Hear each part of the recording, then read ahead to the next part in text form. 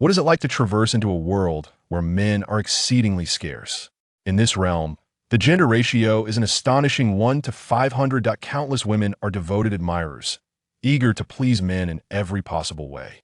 Women wishing to buy a cup of milk tea for a man must stand in line. Those desiring to present gifts to men must also wait in queues. If a woman wishes to propose to a man she admires, she faces the same necessity of patience. And to marry, a woman must prepare a substantial dowry, including a car and a house. Chapter 1. Arriving in Paradise for Men, Activating the Polygamous Blessing System. Handsome, stop right there. I intend to seize you. Hey, behave yourself and do not resist. I shall be gentle with you.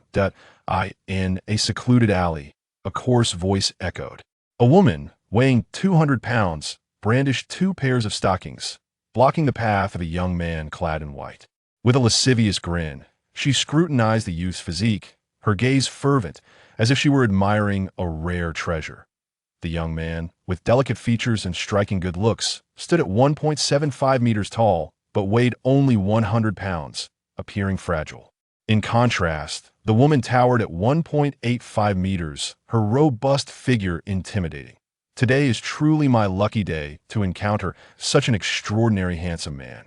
Collecting the undergarments of such a specimen would bring immense satisfaction. With the stockings in hand, she advanced toward the young man, her mouth watering. You, don't come any closer. If you do, I will call for help. Fear glinted in the young man's eyes as he was cornered against a trash bin. Behind him loomed a 5-meter-high wall, leaving him with no escape. The woman licked her lips and laughed maniacally. Go ahead, shout.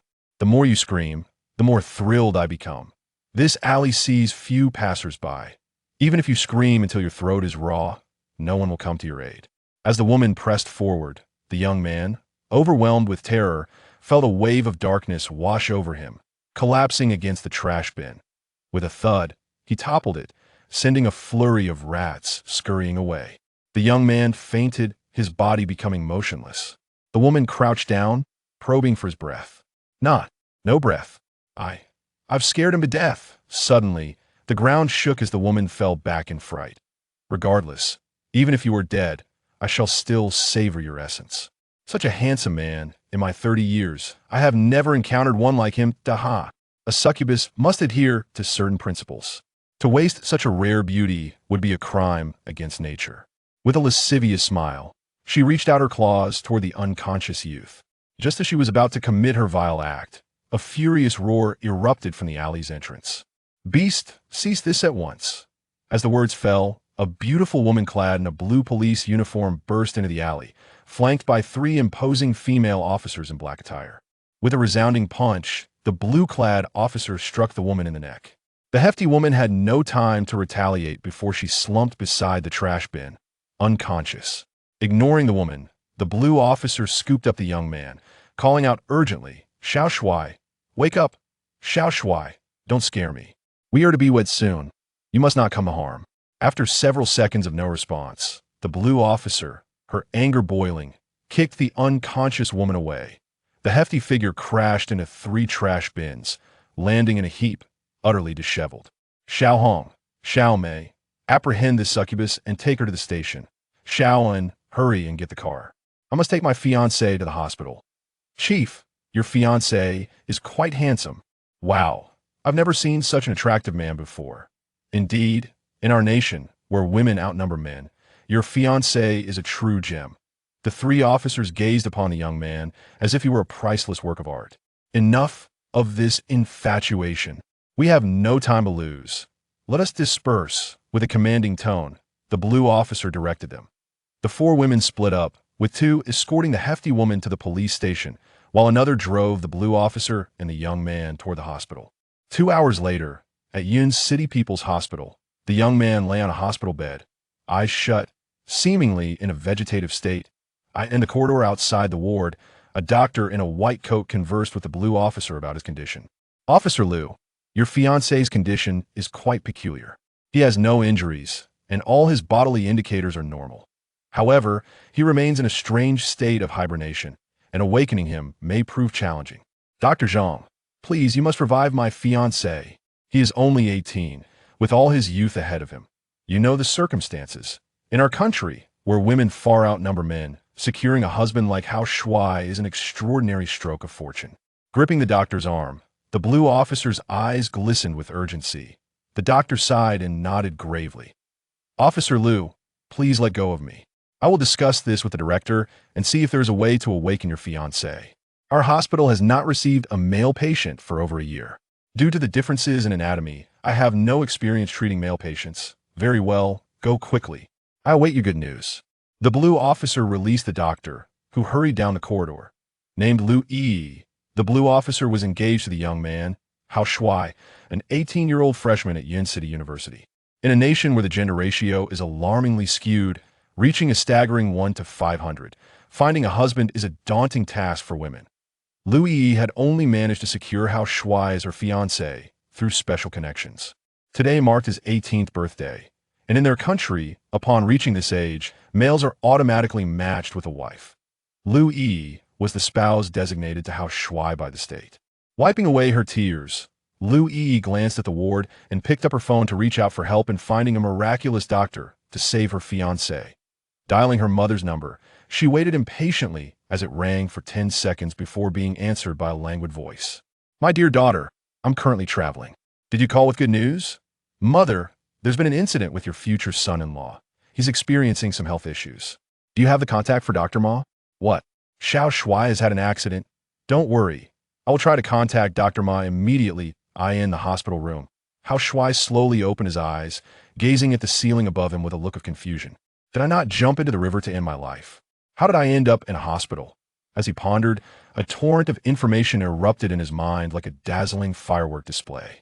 2 minutes later, as he digested his memories, Hao Shuai clenched his fists and let out an exuberant laugh in his heart. Ha ha ha, I have actually transmigrated and been reborn. In this world, the male-to-female ratio is 1 to 500. This realm permits polygamy, and men receive wives upon reaching adulthood. This is indeed a paradise for men. Ha ha ha, in my previous life, I spent 10 years as a sycophant. In this life, I can start off with a beautiful policewoman as my wife. My future will surely be vibrant and full of color. Just moments ago, as he lay in bed, Hao Shuai had exchanged his soul. The new soul, also named Hao Shuai, hailed from Earth. The earthly Hao Shuai had spent a decade as a sycophant, ultimately failing to secure a girlfriend and accumulating a mountain of debt. As a sycophant, he ended up with nothing. The women he admired one after another ran off with wealthy men. The burden of his debts weighed heavily upon him. In a state of utter despair, he chose to leap into the river to end his life. His astonishment. Upon awakening, he found himself in a parallel universe of the Huaxian nation. Hey, in this world, upon turning 18, the state automatically matches wives. My first wife is a stunning and exquisite policewoman. As he searched through his memories, Hao Shuai grew increasingly delighted. Wait, is it not said that all transmigrators possess a system?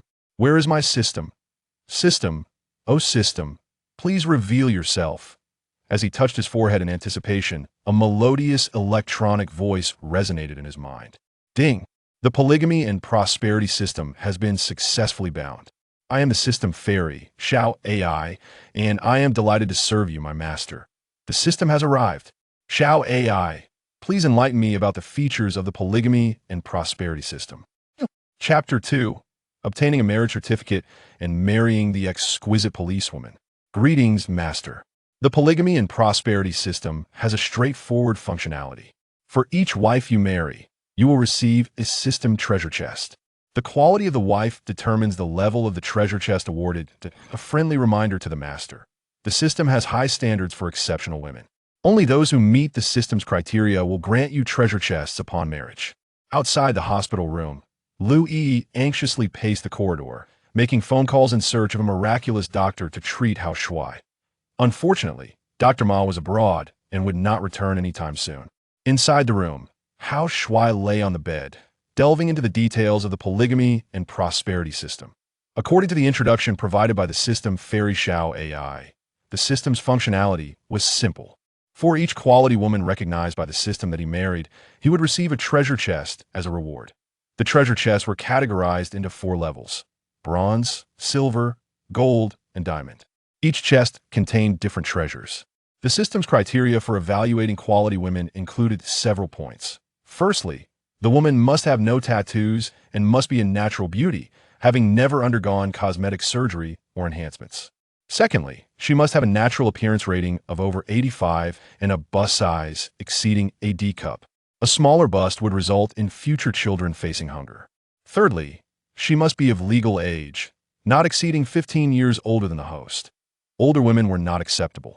Fourthly, she must possess no detrimental habits, be in good health, and be physically and mentally sound. Listening to the stringent standards outlined by the system, Hao Shuai found the rigor reassuring. Xiao AI, what about my new player package? In response, Master, your newcomer benefits are being dispensed. The first benefit unlocks the spiritual eye, allowing the Master to perceive basic information about others and possessing X-ray vision. The second benefit grants the Master an eidetic memory. The third benefit rewards the Master with a bottle of intermediate healing potion, which has been added to the system's inventory. After receiving the newcomer benefits, Hao Shuai grew curious about his own physical condition. Let me see just how weak this body of mine really is. With a thought, Hao Shuai opened his personal attribute panel that a transparent panel appeared before him. Name, Hao Shuai. Age, 18. Appearance, 88 points. Height, 1.75 meters. Weight, 50 kilograms. Physical strength, 5 points. Speed, 8 points. Endurance, 4 points. Defense, 4 points. Combat power, 5 points. Special abilities, spiritual eye, eidetic memory. Xiao AI, is my physical quality truly so poor? A combat power of merely 5 points seems excessively low. In response, Master, in this realm, the roles of men and women are reversed. Men are generally weaker, while women possess great strength. Upon hearing Xiao AI's explanation, Hao Shuai was once again astonished. This world was utterly bizarre, with even the physical attributes of men and women flipped. This cannot stand. I must become powerful and not be a burden. Otherwise, with so many beautiful women in this world, it would be a waste of resources. Rest assured, Master, with this system, you will undoubtedly grow stronger. As Hao Shuai gained a comprehensive understanding of the system's functions, the door to the hospital room swung open. With a click, the door opened. A curvaceous policewoman clad in blue entered his line of sight. She had an oval face, her eyes resembling two black gemstones, and her long eyelashes were particularly captivating. Especially her ample bosom, which held Hao Shuai's gaze captive for an extended moment. The policewoman's alluring figure, complemented by her blue uniform, was visually striking. Wow, what a stunning policewoman! Hao Shuai was taken aback by her beauty, and the policewoman's face lit up with joy upon seeing him. Xiao Shuai, you have finally awakened. With a rush of fragrant air, Lu Yi leaped into Hao Shuai's arms. The beautiful policewoman embraced Hao Shuai's head, tears of joy streaming down her face. Woo woo woo, my husband is safe. Thank the heavens. Her soft bosom pressed against his face, and Hao Shuai inhaled a milky fragrance, feeling his blood pressure soar. Wow, they're truly ample. At least an E-cup. The scene in the hospital room was rather intimate, with the policewoman Lu Yi encircling Hao Shuai's head with her bosom. Breathing became increasingly labored, and Hao Shuai was caught in a whirlwind of pleasure and pain. Beautiful lady, could you please let go of me? I can hardly breathe. Xiao Shuai, I apologize. I was just so overwhelmed with joy that I lost control of my emotions. I am at fault for not seeking your permission before encroaching upon your personal space. I deserve to be punished. I should not have disregarded your will. Please do not report me to the authorities that I am the Blue Star Huaxia Nation. A woman who defies a man's will could be reported for such actions. Both marital and extramarital transgressions are punishable. Depending on the severity of the situation, a woman may face detention for a minimum of 15 days, or worse, a prison sentence exceeding 3 years. As a police officer, Lu Yi was well aware of the law, making her actions all the more grievous. With a thud, Lu Yi knelt on the ground, loudly repenting.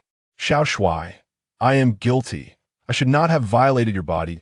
In a moment of impulsiveness, I declared, I shall never dare to do it again. Listening to the astonishing words of the female police officer, Hao Shuai felt his worldview shattered. My goodness, this world is truly twisted. Due to the disparity in gender, men have become rare treasures, and women cannot defy their will. Well then, I shall first have the female officer kneel. I cannot disrupt the customs of this world. Wow. The sight of the female officer kneeling accentuates her figure. From this angle, the view is rather beautiful. With a hum, his spiritual vision activated, revealing the personal information of Liu Yi. Name, Liu Yi. Age, 24 years. Bare-faced beauty score, 85. Height, 1.7 meters. Weight, 51 kilograms. Bust, E-cup. Physical strength, 25 points. Speed, 8 points. Endurance, 8 points. Combat prowess, 25 points. Health status, excellent, suitable for childbirth. This woman's physical attributes were exceptional, acknowledged by the system, indicating that upon marrying her, the master would receive a treasure chest reward. Having browsed Liu Yi's personal information, Hao Shuai felt a mix of shock and delight. The police officer before him surpassed him in every aspect, her combat prowess 5 times greater than his own.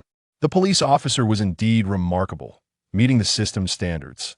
Hao Shuai, please forgive me. I shall never dare to do it again. With a thud, Liu Yi bowed her head to the ground, her face full of remorse. Sensing her intense contrition, Hao Shuai coughed twice, feigning restraint. Ahem, Yi, considering this as your first offense, I shall forgive you this time. Please rise. If there is a next time, prepare to face imprisonment. The original owner had met the female officer a few times, and they were somewhat acquainted, as an orphan. The original owner had a reclusive personality and was not particularly warm toward Liu Yi. Adapting to local customs, Hao Shuai endeavored to shed the mentality of a sycophant. He aimed to embody an aloof and handsome figure. Thank you. Thank you for your magnanimity, Hao Shuai. Please rest here. I will call Dr. Zhang to examine you. An hour later, after a comprehensive examination, it was confirmed that Hao Shuai was in good health. Once the doctor and nurses departed, only Hao Shuai and Liu Yi remained in the ward. During the examination, Hao Shuai noticed that all the medical staff were women. The overall quality of these women was mediocre, both in physique and appearance, with fewer than half meeting minimal standards. Scanning the room, he found none who matched the system's criteria. Hao Shuai, the Civil Affairs Bureau has contacted me. They will bring the marriage certificate shortly. Once we obtain it, we can discharge ourselves. Today was August 28th, coinciding with Hao Shuai's 18th birthday. According to the laws of Huaxia, a man comes of age at 18 and is eligible for marriage. Seeing Liu Yi's anxious demeanor, Hao Shuai teased with a smile. Are you so eager to contact the Civil Affairs Bureau because you fear I might flee? Hao Shuai, you may not realize how sought after you are. Even the doctors and nurses who just examined you were eager to marry you, that I feel incredibly fortunate to find such an excellent husband. As they chatted, a knock echoed at the door of the ward. Knock, knock, knock. Hao Shuai, it must be the Civil Affairs Bureau staff. Liu Yi joyfully opened the door, revealing 2 beautiful women in red uniforms entering the ward. These 2 exquisite women were indeed Civil Affairs Bureau staff.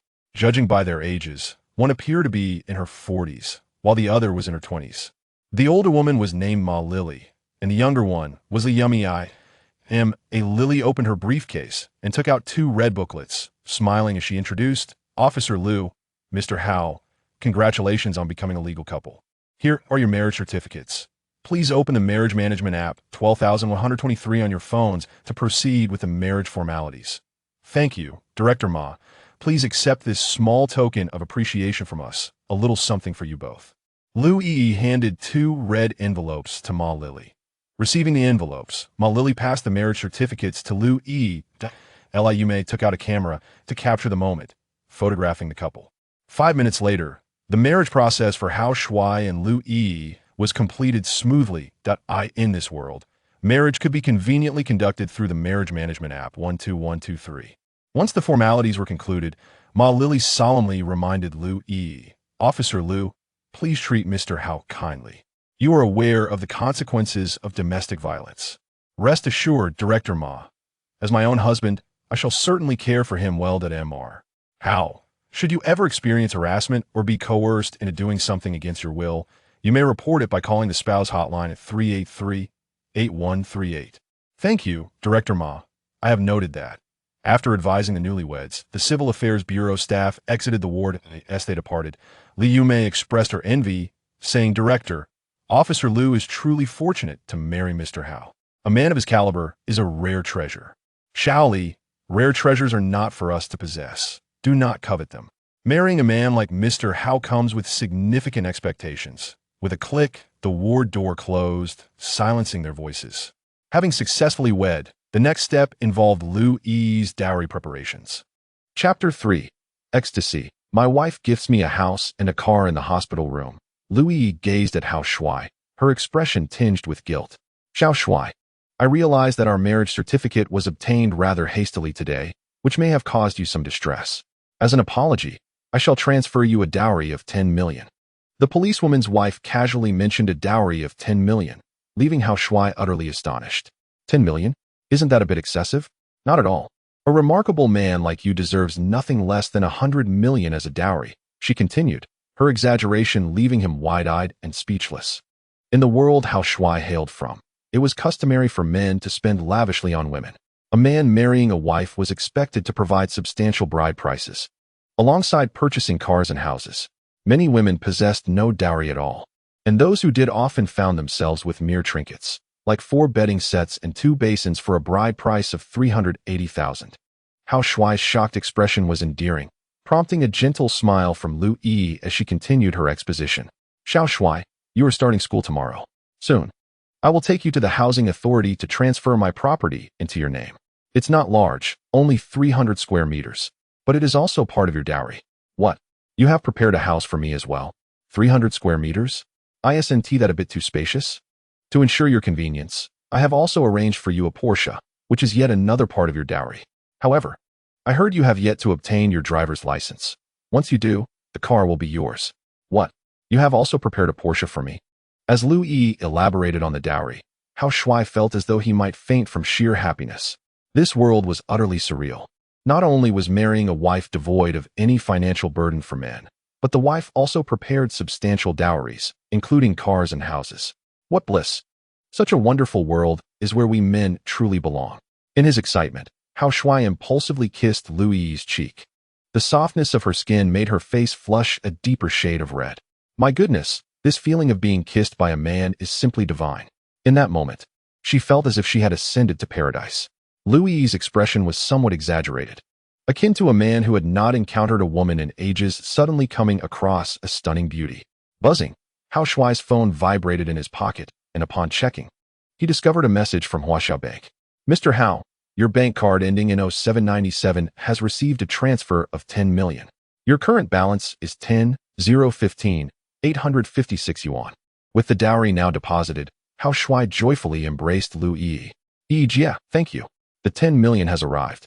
As he enveloped her in his arms, Lu Yi's already flushed cheeks deepened in color. My goodness, a man is finally willing to hold me. In that moment, she felt as though she had been elevated to celestial heights. Xiao Shuai, let us go to the housing authority. I shall bestow upon you a house. An hour later, Hao Shuai and Lu Yi emerged from the housing authority. Hao Shuai held a property certificate in his hand, stepping into a new realm where he possessed a home of his own. The abode, a villa numbered 101 in Area A, spanned 300 square meters and was valued at over 20 million. This lavish residence, worth such a sum, also served as the dowry gifted to Hao Shuai by the beautiful policewoman. Xiao Shuai, it is still quite early. Allow me to take you shopping for some clothes, as your current attire is rather outdated. As Lu Yi experienced the joy of having a husband for the first time, she yearned to present her best self. Being 6 years older than Hao Shuai and having hastily acquired their marriage certificate, Lu Yi often felt a sense of indebtedness toward him. 2 hours later, at the entrance of a grand shopping mall, Lu Yi carried numerous bags while Hao Shuai donned a designer suit. Their shopping excursion culminated in a whirlwind of luxury. The affluent policewoman indulged Hao Shuai with a selection of high-end brands, clothing, shoes, socks, ties, belts, and luxury watches amounted to an expenditure exceeding 4 million within those 2 hours. During their shopping spree, Hao Shuai once again became acutely aware of his allure. As they strolled, he resembled a panda in a zoo, drawing attention from women wherever he went. Clad in designer attire, Hao Shuai appeared even more striking, with his looks and charisma surpassing a score of 90. In a society where men are scarce and women abundant, a man as handsome as Hao Shuai is a rare gem. Women surrounded him, captivated, their eyes glistening with admiration. Had it not been for Lu Yi, clad in her police uniform as his protector, he would have been besieged by countless admirers. Regrettably, despite the throng of women, none met the system's stringent criteria for a wife. The polygamous system demanded exceptionally high standards for quality women. Hao Shuai reflected on the abundance of women in the world, yet recognized the rarity of those with exemplary qualities. Unperturbed by the absence of a second candidate, he remained resolute in his pursuit of only the most exquisite beauties, adhering to the principle of quality over quantity. Observing his policewoman wife struggling with heavy bags, Hao Shuai extended his hand to assist. Carrying all these items must be exhausting. Let me help you with some. Lu Yi shook her head firmly, rejecting his offer. Hao Shuai, a man is like a beautiful flower, meant to be cherished by women. Carrying burdens is a task best suited for us women. From now on, you shall focus on being charming, while I shall take on the responsibility of providing for our household. Her words were increasingly astonishing to Hao Shuai, who found himself somewhat enchanted by this intoxicating dynamic. Often, he questioned whether he was merely dreaming. Thus, the two spent the day in delightful disarray. Only returning to their haven, the villa numbered 101 in Area A, under the cloak of night. Driving the police car into the garage, Lu Yi pointed to a Porsche Cayenne and smiled as she introduced, Hao Shuai, this vehicle is the dowry I present to you. Once you obtain your driver's license, you shall be able to drive it. Until then, I will take you to school every day. In his previous life, Hao Shuai, as a poor lad, had never encountered such opulence. His fingers grazed the surface of the Porsche Cayenne, and a wave of emotions washed over him. My goodness, this world is utterly insane. A woman not only bears the responsibility of earning a living for her husband, but also provides such lavish dowries.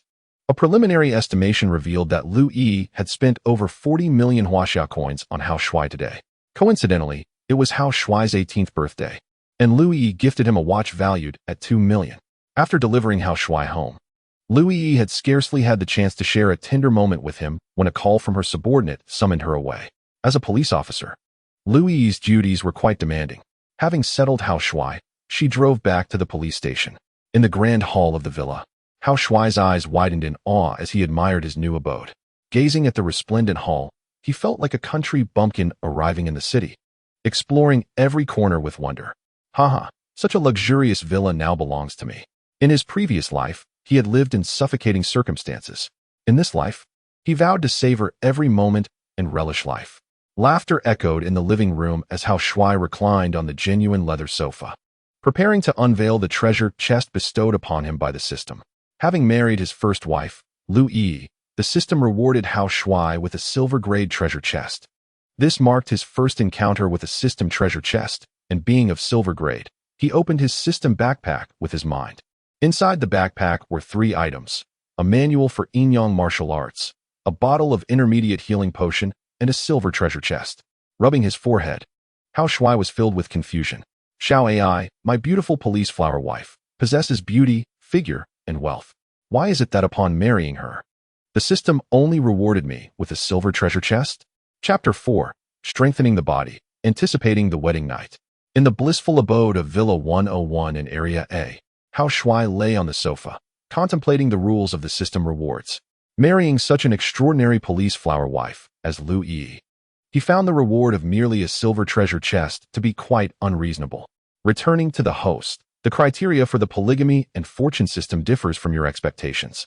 It assesses based on the comprehensive level of life forms.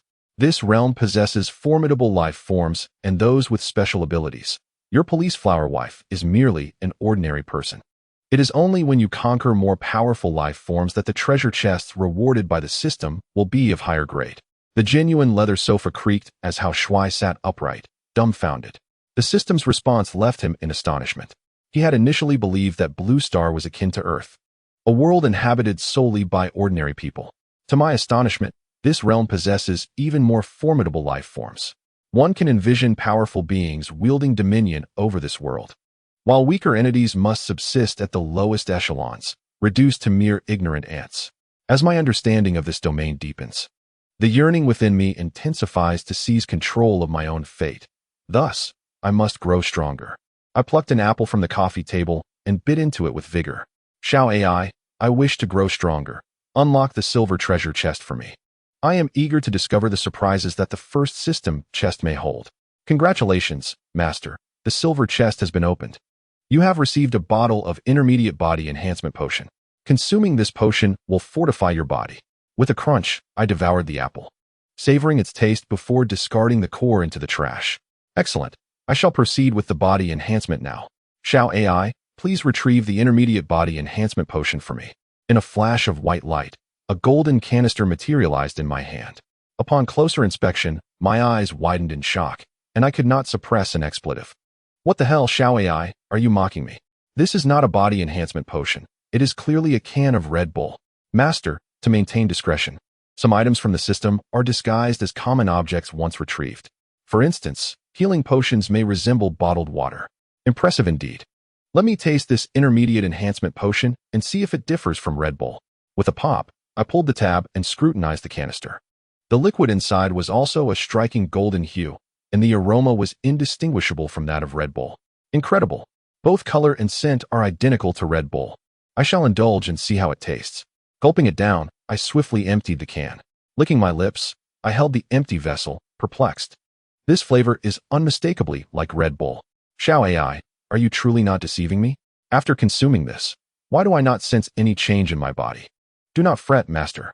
The enhancement occurs from within and requires time. Quickly proceed to the bathroom, for once your body is fortified, it will expel numerous impurities, leading to an unpleasant odor that necessitates immediate cleansing. No sooner had Shao AI finished her explanation than I felt a surge of heat enveloping me. The effects of the intermediate enhancement potion began to manifest. So hot. I'm sweating already. But this sweat, it's black. As beads of sweat appeared on my forehead, I wiped them away, only to find them foul and dark.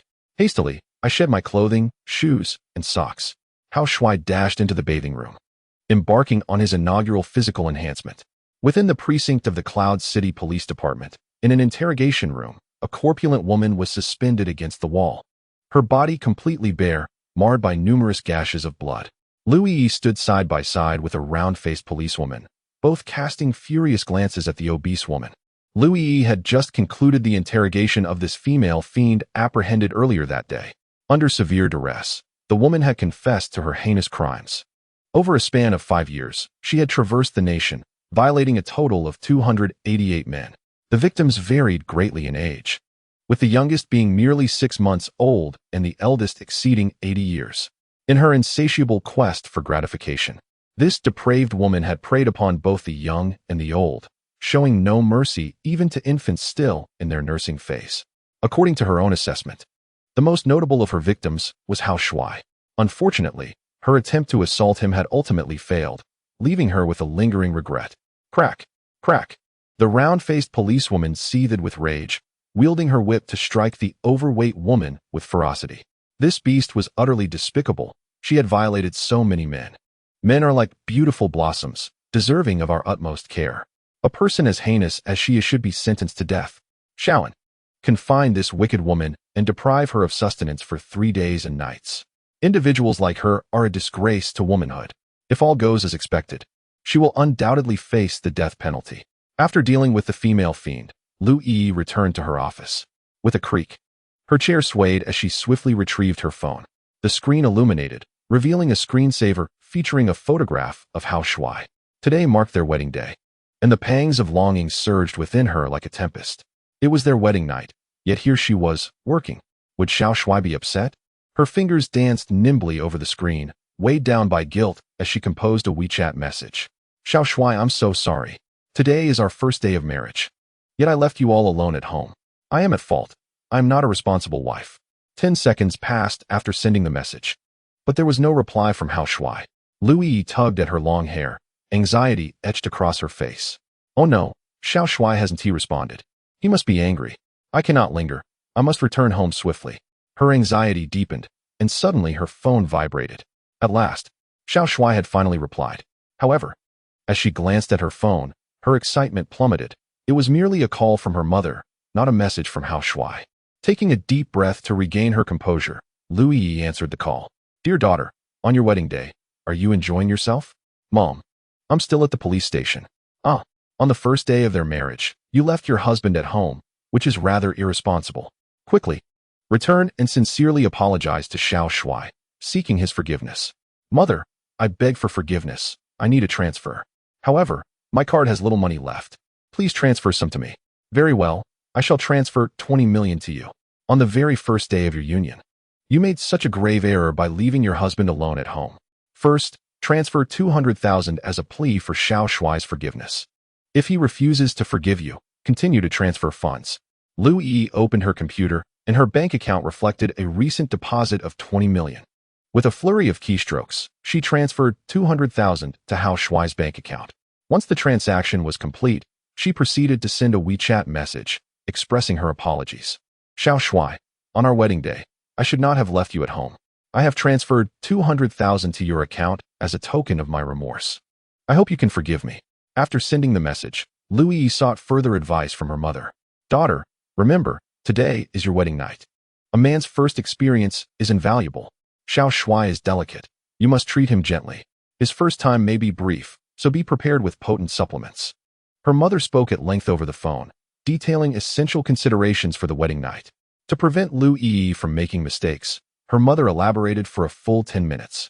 She repeatedly emphasized that men are vulnerable and require a woman's attentive care. A man's first experience is particularly significant. A slight misstep could undermine his confidence. In Huaxia, most men have shorter durations in bed, and if confidence is not established during the first encounter, subsequent experiences may become even briefer. Her mother advised Lu Yi to prepare potent supplements to extend Hao Shuai's first experience and thus bolster his confidence. After ending the call, Lu Yi glanced at her phone.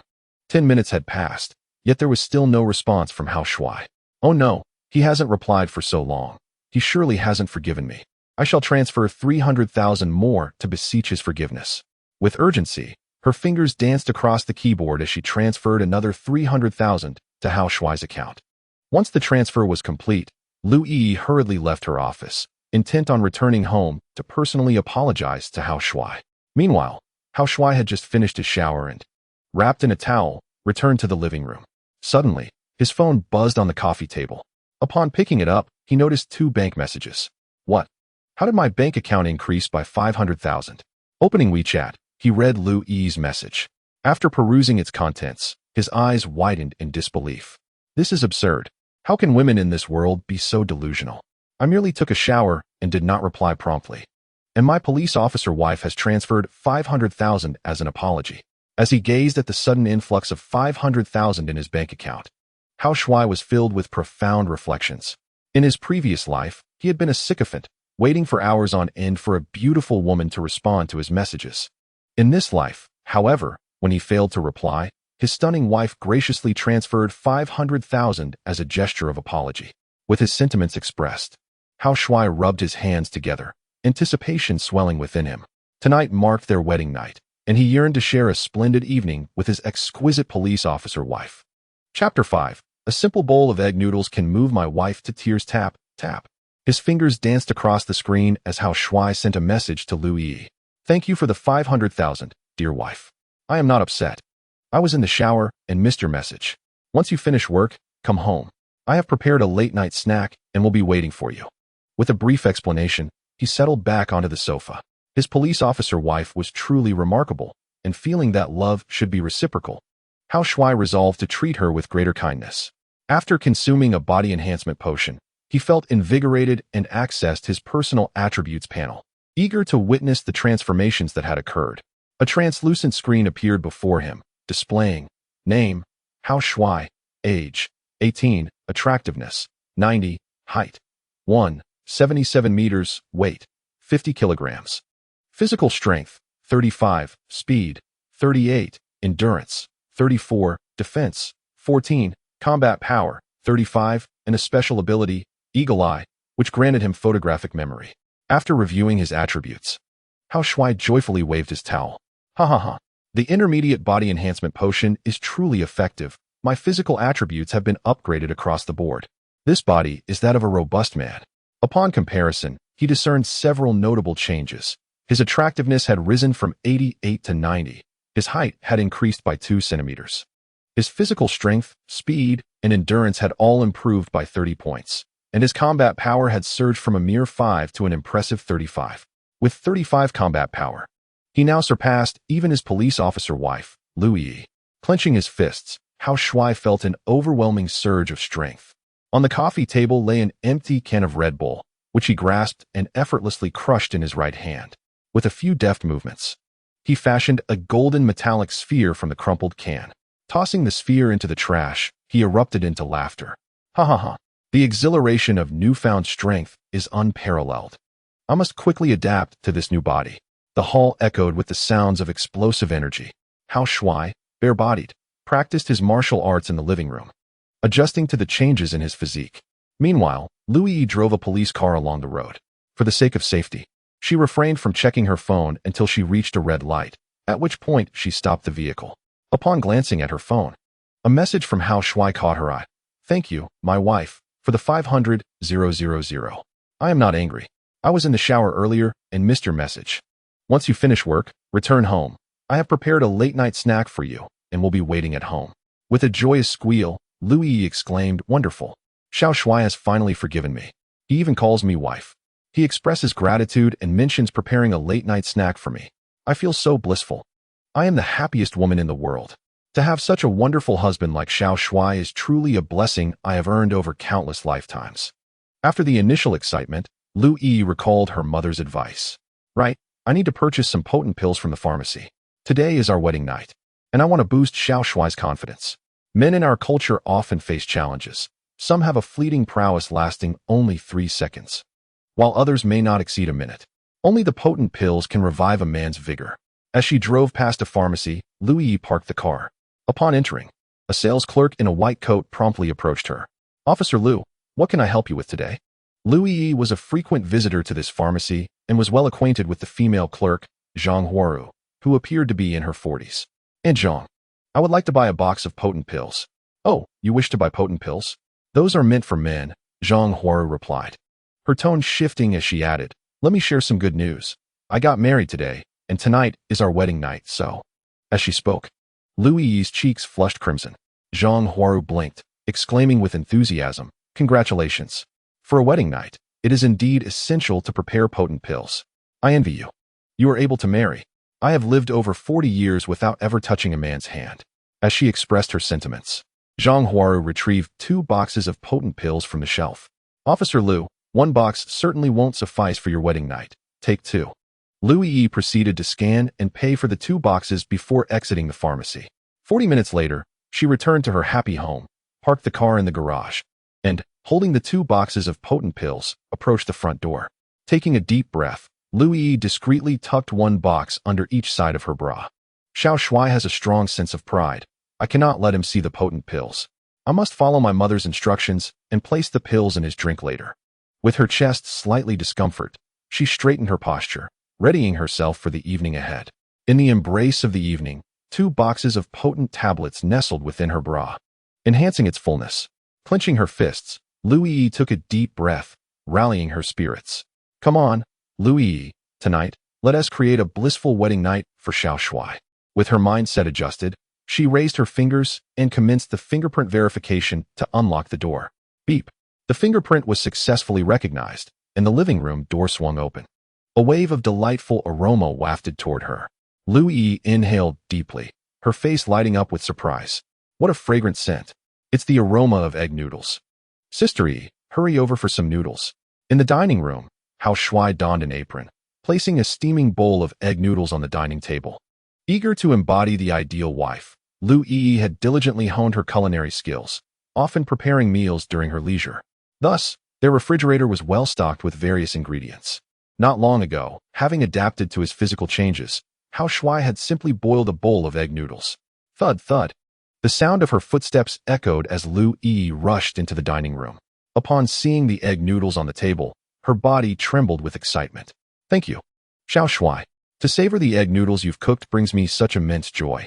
With her eyes glistening with unshed tears, the policewoman could hardly contain her emotions. And Hao Shuai felt a swell of accomplishment within. Huh. Women in this world are truly easy to please. A mere bowl of noodles has stirred her so. In stark contrast to the women of his past life, who remained unmoved by gifts of bags or trinkets, he found this simple comparison revealing. Oh, Hao Shuai, marrying you fills my heart with joy. Overcome by emotion, Lu Yi trembled, tears cascading down her cheeks. I am so blissful. It feels as though I am in paradise. A bowl of egg noodles had brought her to the brink of tears, leaving Hao Shuai in a state of amazement. Really, it's just a bowl of noodles? My policewoman wife is so easily satisfied. With a mental chuckle, Hao Shuai opened his arms and enveloped Lu Yi in an embrace. Don't cry, my love. You treat me so well, and I shall reciprocate. The love between husband and wife is a natural law. When Hao Shuai affectionately called her wife, Lu Yi's heart soared. Xiao Shuai, you just call me wife. I am truly happy. You finally called me that. Today marked their wedding. And this was the first instance Hao Shuai addressed Lu Yi as his wife. Hearing him utter the words sent her into a euphoric spiral. Tears streamed down her face as she clung to him tighter. Feeling a peculiar pressure against his chest, Hao Shuai sensed something amiss.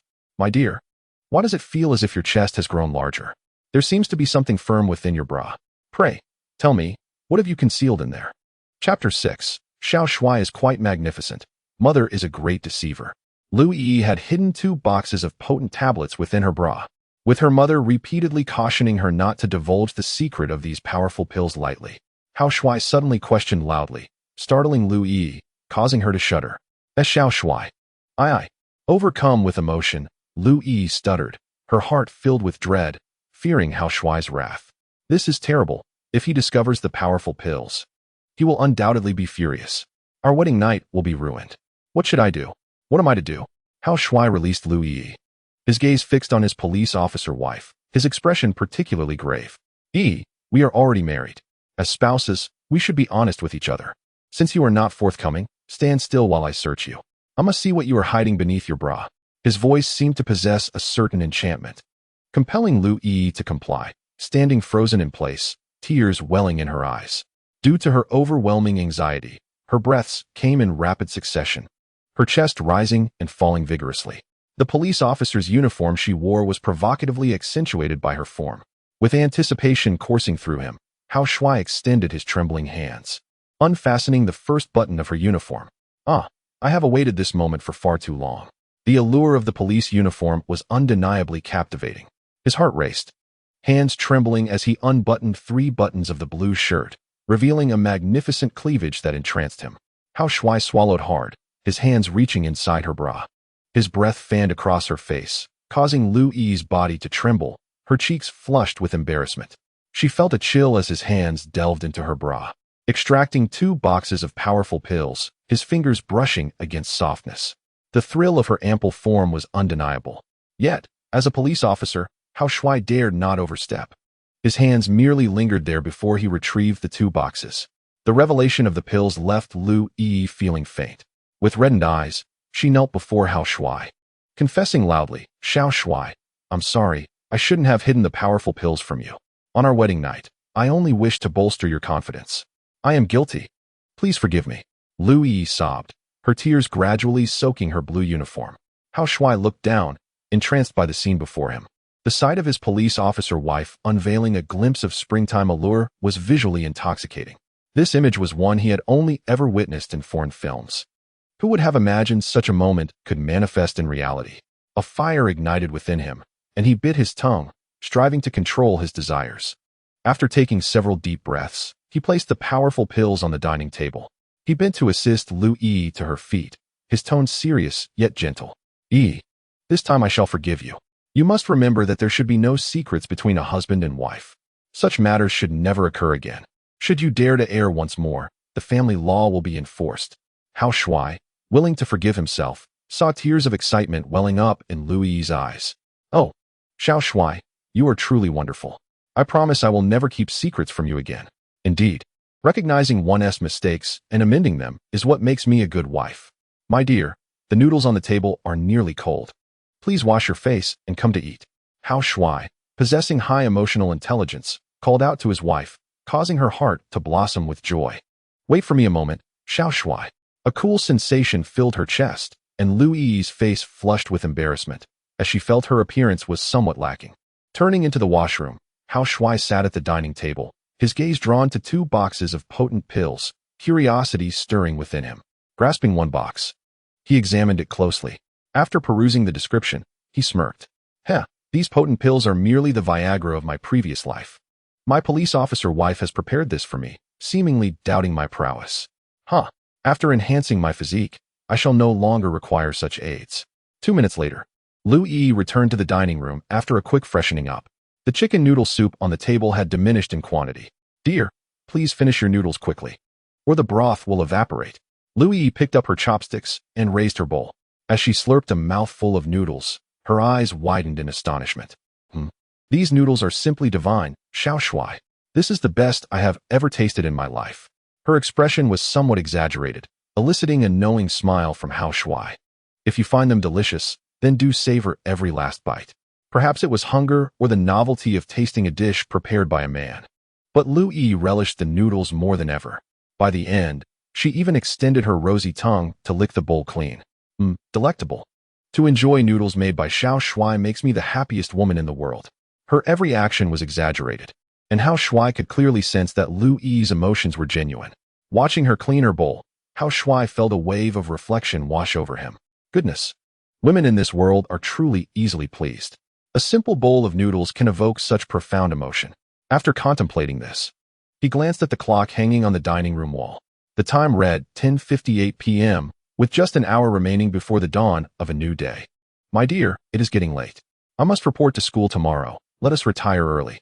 As he spoke, Hao Shuai picked up the 2 boxes of potent pills from the table, heading towards the nearby trash bin. Upon hearing her husband mention sleep, Lu Yi set down her empty bowl, her heart brimming with anticipation. The moment of bliss has finally arrived. Tonight, I shall transition from girlhood to womanhood. The beautiful policewoman is filled with anticipation, yet Hao Shuai carelessly discards the powerful pills into the trash. Xiao Shuai, you cannot throw away those pills. They were specially prepared for you. With a creaking sound, the chair wobbles as Lu Yi rises. She rushes towards the trash can, intent on retrieving the discarded pills. Before she can reach it, a pair of strong arms envelopes her. My dear, you must trust me. The man you have chosen requires no such aids. Tonight, I shall introduce you to the joys of womanhood. A gasp escapes the beautiful policewoman as Hao Shuai lifts her effortlessly. Instinctively, she wraps her arms around his neck. Inhaling his masculine scent, Lu Yi finds herself entranced, brimming with anticipation for what is to come. As her embrace tightens, Hao Shuai feels the soft pressure against his chest. The formidable E-cup figure is anything but ordinary. A fire ignites within him as he carries Lu Yi upstairs, arriving at the threshold of their bedroom. With a resounding thud, the door closes, marking the commencement of their nuptial night. Thunder rumbles ominously outside the villa, heralding an impending storm. Moments later, torrential rain cascades from the heavens. It pours relentlessly throughout the night, subsiding only as dawn breaks the following day. Unbeknownst to them, time marches on until it reaches 9 a.m. With a click, the bedroom door swings open, and Hao Shuai emerges, invigorated and refreshed. Casting a glance back, he notices a striking red flower upon the bed, emblematic of their shared night. My love, you seem unwell today. Rest at home while I head to school for my enrollment. He bids Lu Yi farewell as he descends the stairs. The principal of Yunxing University had called earlier, expressing his desire to personally welcome Hao Shuai for his enrollment. Meanwhile, Lu Yi lies on the bed, feeling utterly drained. As though she might fall apart. Gazing at the closed bedroom door, she reflects on the night's events. He is so strong. Xiao Shuai is truly remarkable. On this wedding night, Lu Yi finally savored the pleasures of womanhood. Hao Shuai's robust physique had thoroughly exhausted the beautiful policewoman. Just as she relishes the memories, her phone, resting on the bedside, vibrates. Upon retrieving it, she discovers it is a call from her mother. Answering, she hears her mother's curious voice. My dear daughter, do tell me, how was your wedding night? Did you give Xiao Shuai any of those powerful pills? Upon hearing her mother's question, Lu Yi's emotions surge, and she exclaims into the phone, Mother, you are such a deceiver. My Xiao Shuai is incredibly potent. He does not require those pills at all. Chapter 7. Enveloped by affluent beauties under the sprawling branches of a grand tree by the roadside, Hao Shuai stood with a black backpack slung over his shoulder. His gaze fixed upon his mobile device as he awaited someone. It was the 29th of August, a day designated for new students across universities to register for the academic year. As a specially recruited athlete at Yunxing University, this marked the commencement of Hao Shuai's journey as a freshman. Merely 10 minutes prior, the president of Yunxing University had personally called, announcing his intention to drive over and welcome Hao Shuai in person. The prospect of such a grand reception for a new student was unexpected and left him pleasantly surprised. A gentle breeze rustled through the air, causing his bangs to dance lightly. He stood approximately 200 meters from the main entrance of the affluent Happy Home Villa district, a neighborhood inhabited by the wealthy, where the morning hour saw few vehicles on the move. The coolness of the morning air was refreshing as he lingered beneath the tree, alternating between fiddling with his phone and anticipating the president's arrival. Suddenly, the sound of tires grinding against the pavement broke the tranquility. A striking red Ferrari came to a halt before him, and the window slid down to reveal a stunning woman clad in a crimson dress who leaned out, her head peering curiously. "Hello there, handsome. Where are you headed? Hop into my car. I'd be delighted to give you a ride." With her bold approach, Hao Shui looked up to assess the woman. Her elegance was unmistakable, a clear indication of her affluent status, classifying her as one of the coveted beauties of wealth. Although undeniably beautiful, her age suggested she was somewhat past her prime. Without uttering a word, Hao Shui politely shook his head and returned to his phone, maintaining a demeanor of aloofness that only seemed to enhance her interest. The woman, known as Lu Mengli, was the chairwoman of Yuxiang Group. With her discerning eye, the moment she laid eyes on Hao Shui, she felt an undeniable surge of affection. His youthful charm and striking features captivated her instantly. In our land, where the ratio of women to men is skewed, encountering such a remarkable young man is an opportunity not to be missed, she mused. With a determined smile, she opened the car door and approached Hao Shui, presenting him with her business card while introducing herself. "Handsome, my name is Lu Mengli. I would like to befriend you, and I hope you will not refuse." "My apologies, but I generally do not make friends with strangers," he replied, dismissively waving his hand, striving to embody the persona of an aloof gentleman. His rejection, however, did not deter the persistent Lu Mengli. With a gentle smile, she pressed the card into his palm. "Oh, come now, having more friends opens more doors. Please do not reject me so hastily." Hao Shui felt a wave of introspection wash over him. In a past life, he had devoted himself to the role of a sycophant, yet not a single affluent beauty had shown him any interest. Now, in this life, simply standing by the roadside had unexpectedly drawn the attention of such a captivating woman. Hao Shui found himself reflecting as a Lamborghini came to a halt by the roadside. With a click, the car door swung open, revealing a pair of long, slender legs clad in stockings. Another affluent beauty had arrived, prompting Hao Shui to turn and survey the scene.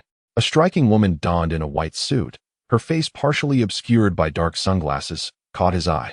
This enchanting figure appeared to be over 30, belonging to a category of sophisticated women that the system did not acknowledge.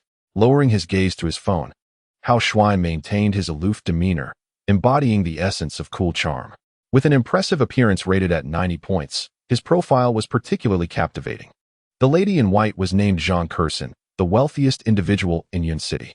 As she beheld Hao Shui's handsome visage, her breath quickened and her heart raced.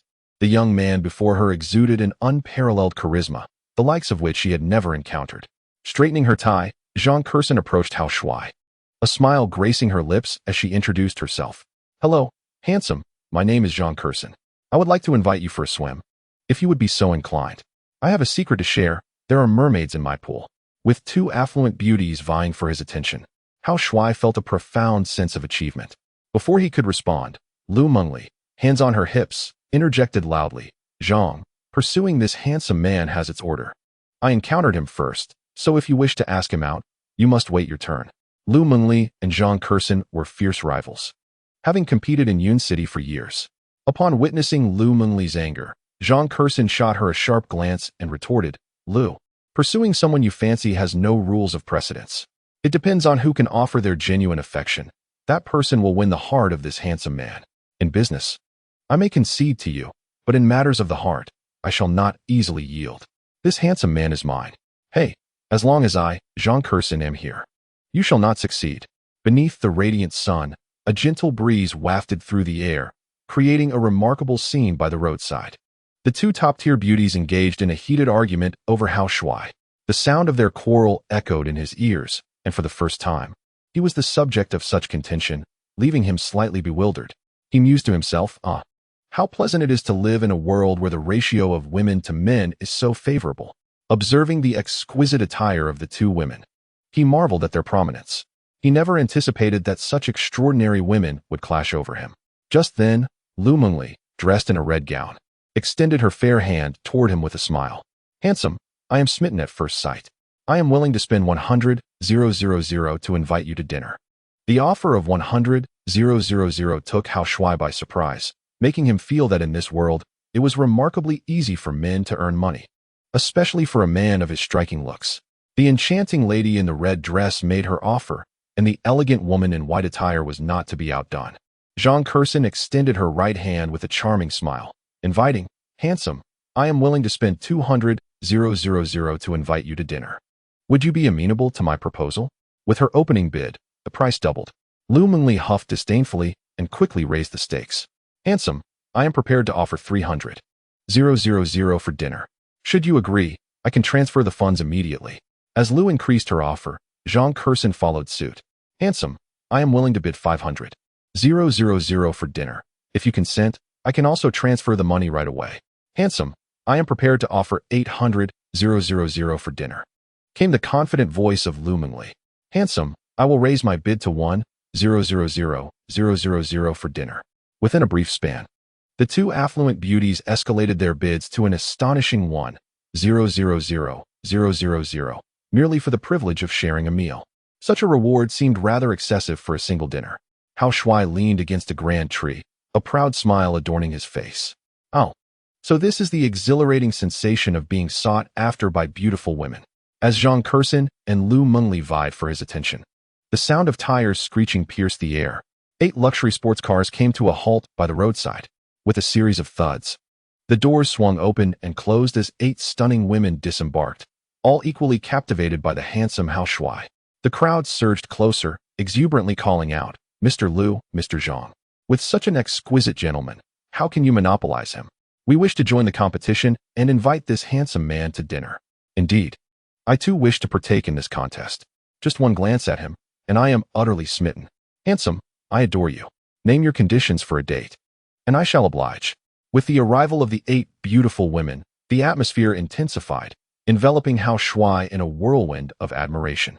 The excitement escalated, drawing even more affluent ladies into the fray. Minutes later, the roadside was lined with prestigious sports cars, and a multitude of stunning women surrounded him. They regarded him with the fervor of admirers, eager to claim his attention. Surrounded by these healthy and vibrant women, Hao Shuai felt a surge of anticipation. He envisioned a time when he would strengthen himself and conquer each of these captivating ladies, allowing them to experience the joys of womanhood. Chapter 8. For me. 2 female CEOs lose their composure. Hao Shuai found himself encircled by dozens of alluring women, and the atmosphere grew increasingly fervent. In their quest to win him over, the 2 proud female CEOs stood at an impasse. Zhang Curson, a date here requires queuing. I was the first to discover this gentleman. You expect me to relinquish my chance for a first date? Not a chance, Lu Mengli retorted. The man I have set my sights on is not for you to claim. In business, you may have bested me, but in matters of the heart, you are no match for me. Typically composed and dignified, the 2 CEOs were not ones to easily lose their rationality. Their long-standing rivalry had always been palpable, with years of competition fueling their animosity. Whenever they crossed paths, tensions ignited effortlessly. Today, yet again, their discord erupted over Hao Shuai.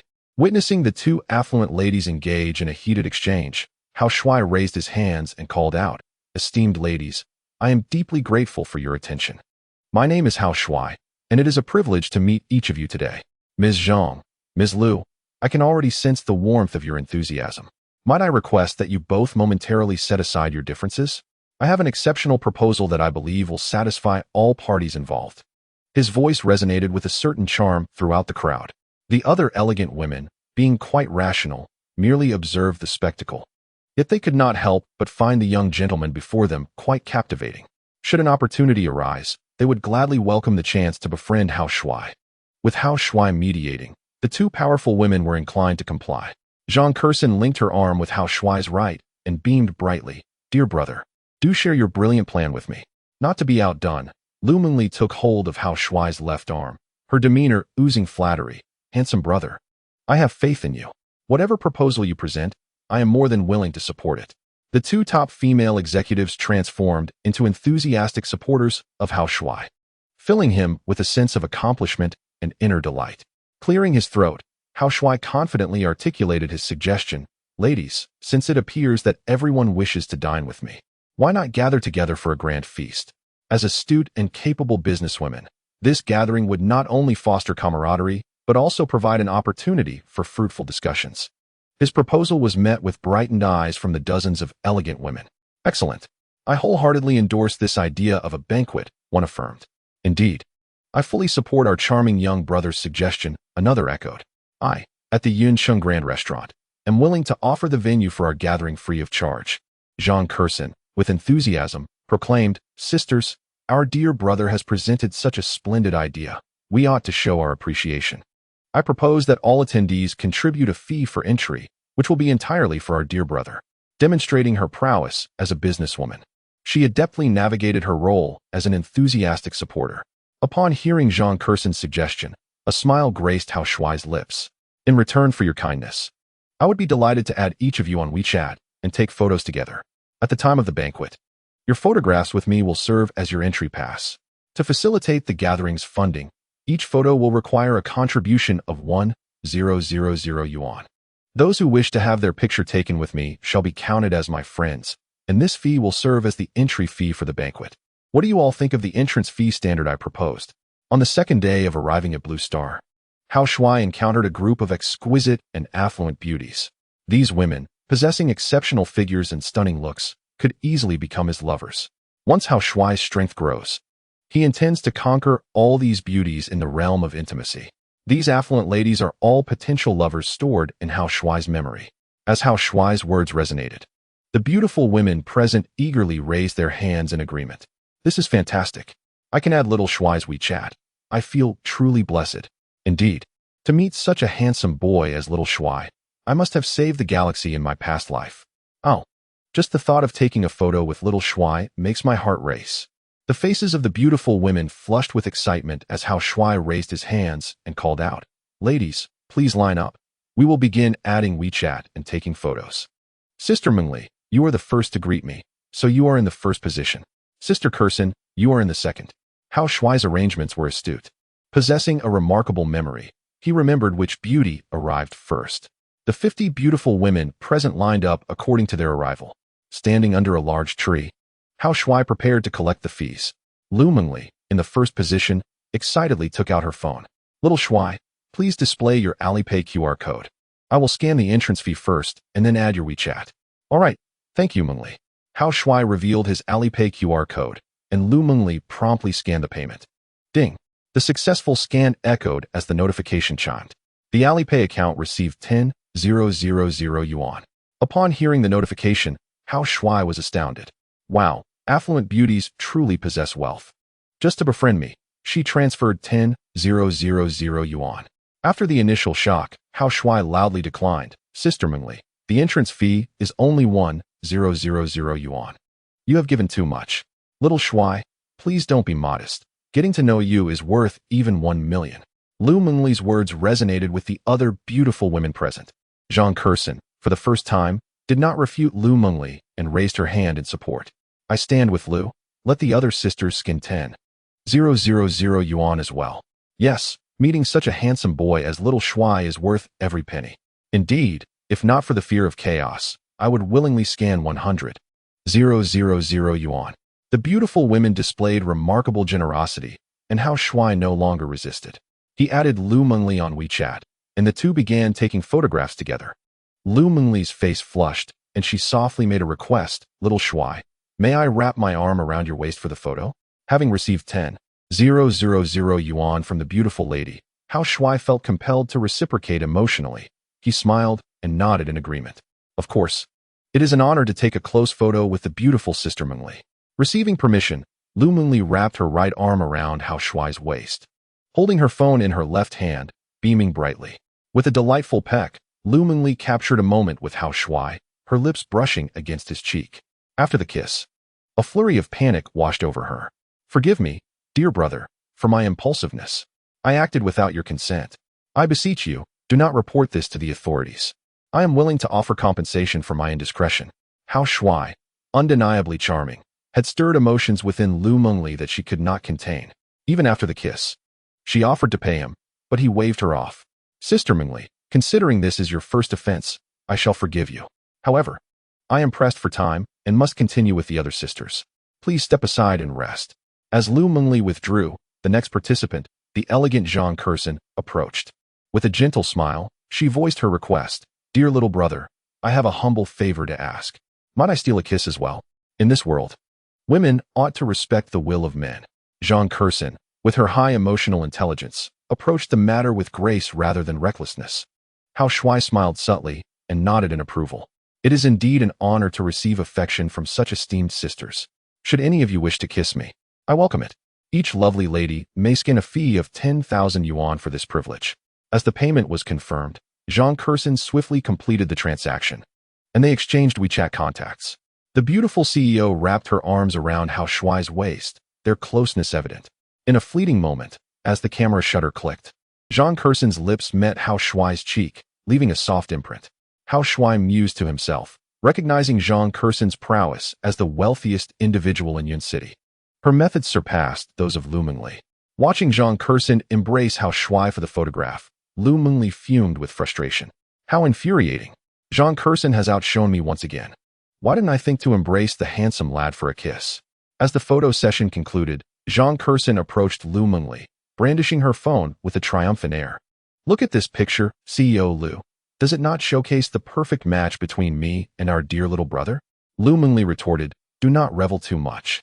I shall have my own opportunities to shine." The scene along the roadside was quite a spectacle. With dozens of luxury sports cars lining the street and a procession of beautiful women eagerly awaiting their turn to capture memories with Hao Shuai. With a warm smile, he graciously engaged with each lady, facilitating the exchange of WeChat contacts, affectionate embraces, and cherished photographs. Following Zhang Kursen's lead, the subsequent ladies eagerly emulated her approach. The persistent chime of incoming payments resonated, echoing along the street. Within less than half an hour, Hao Shuai had acquainted himself with 50 magnificent women, his Alipay account swelling by 500,000 yuan. The speed at which he amassed such wealth was nothing short of astonishing. As he surveyed the gathering of stunning ladies, his heart brimmed with overwhelming emotion. "My goodness, in less than half an hour, I earned 500,000. What a thrill. It turns out that making money is so effortless." One by one, the affluent young women scanned to make payments and posed for photographs with Hao Shuai. After each photo, they left their business cards for future contact.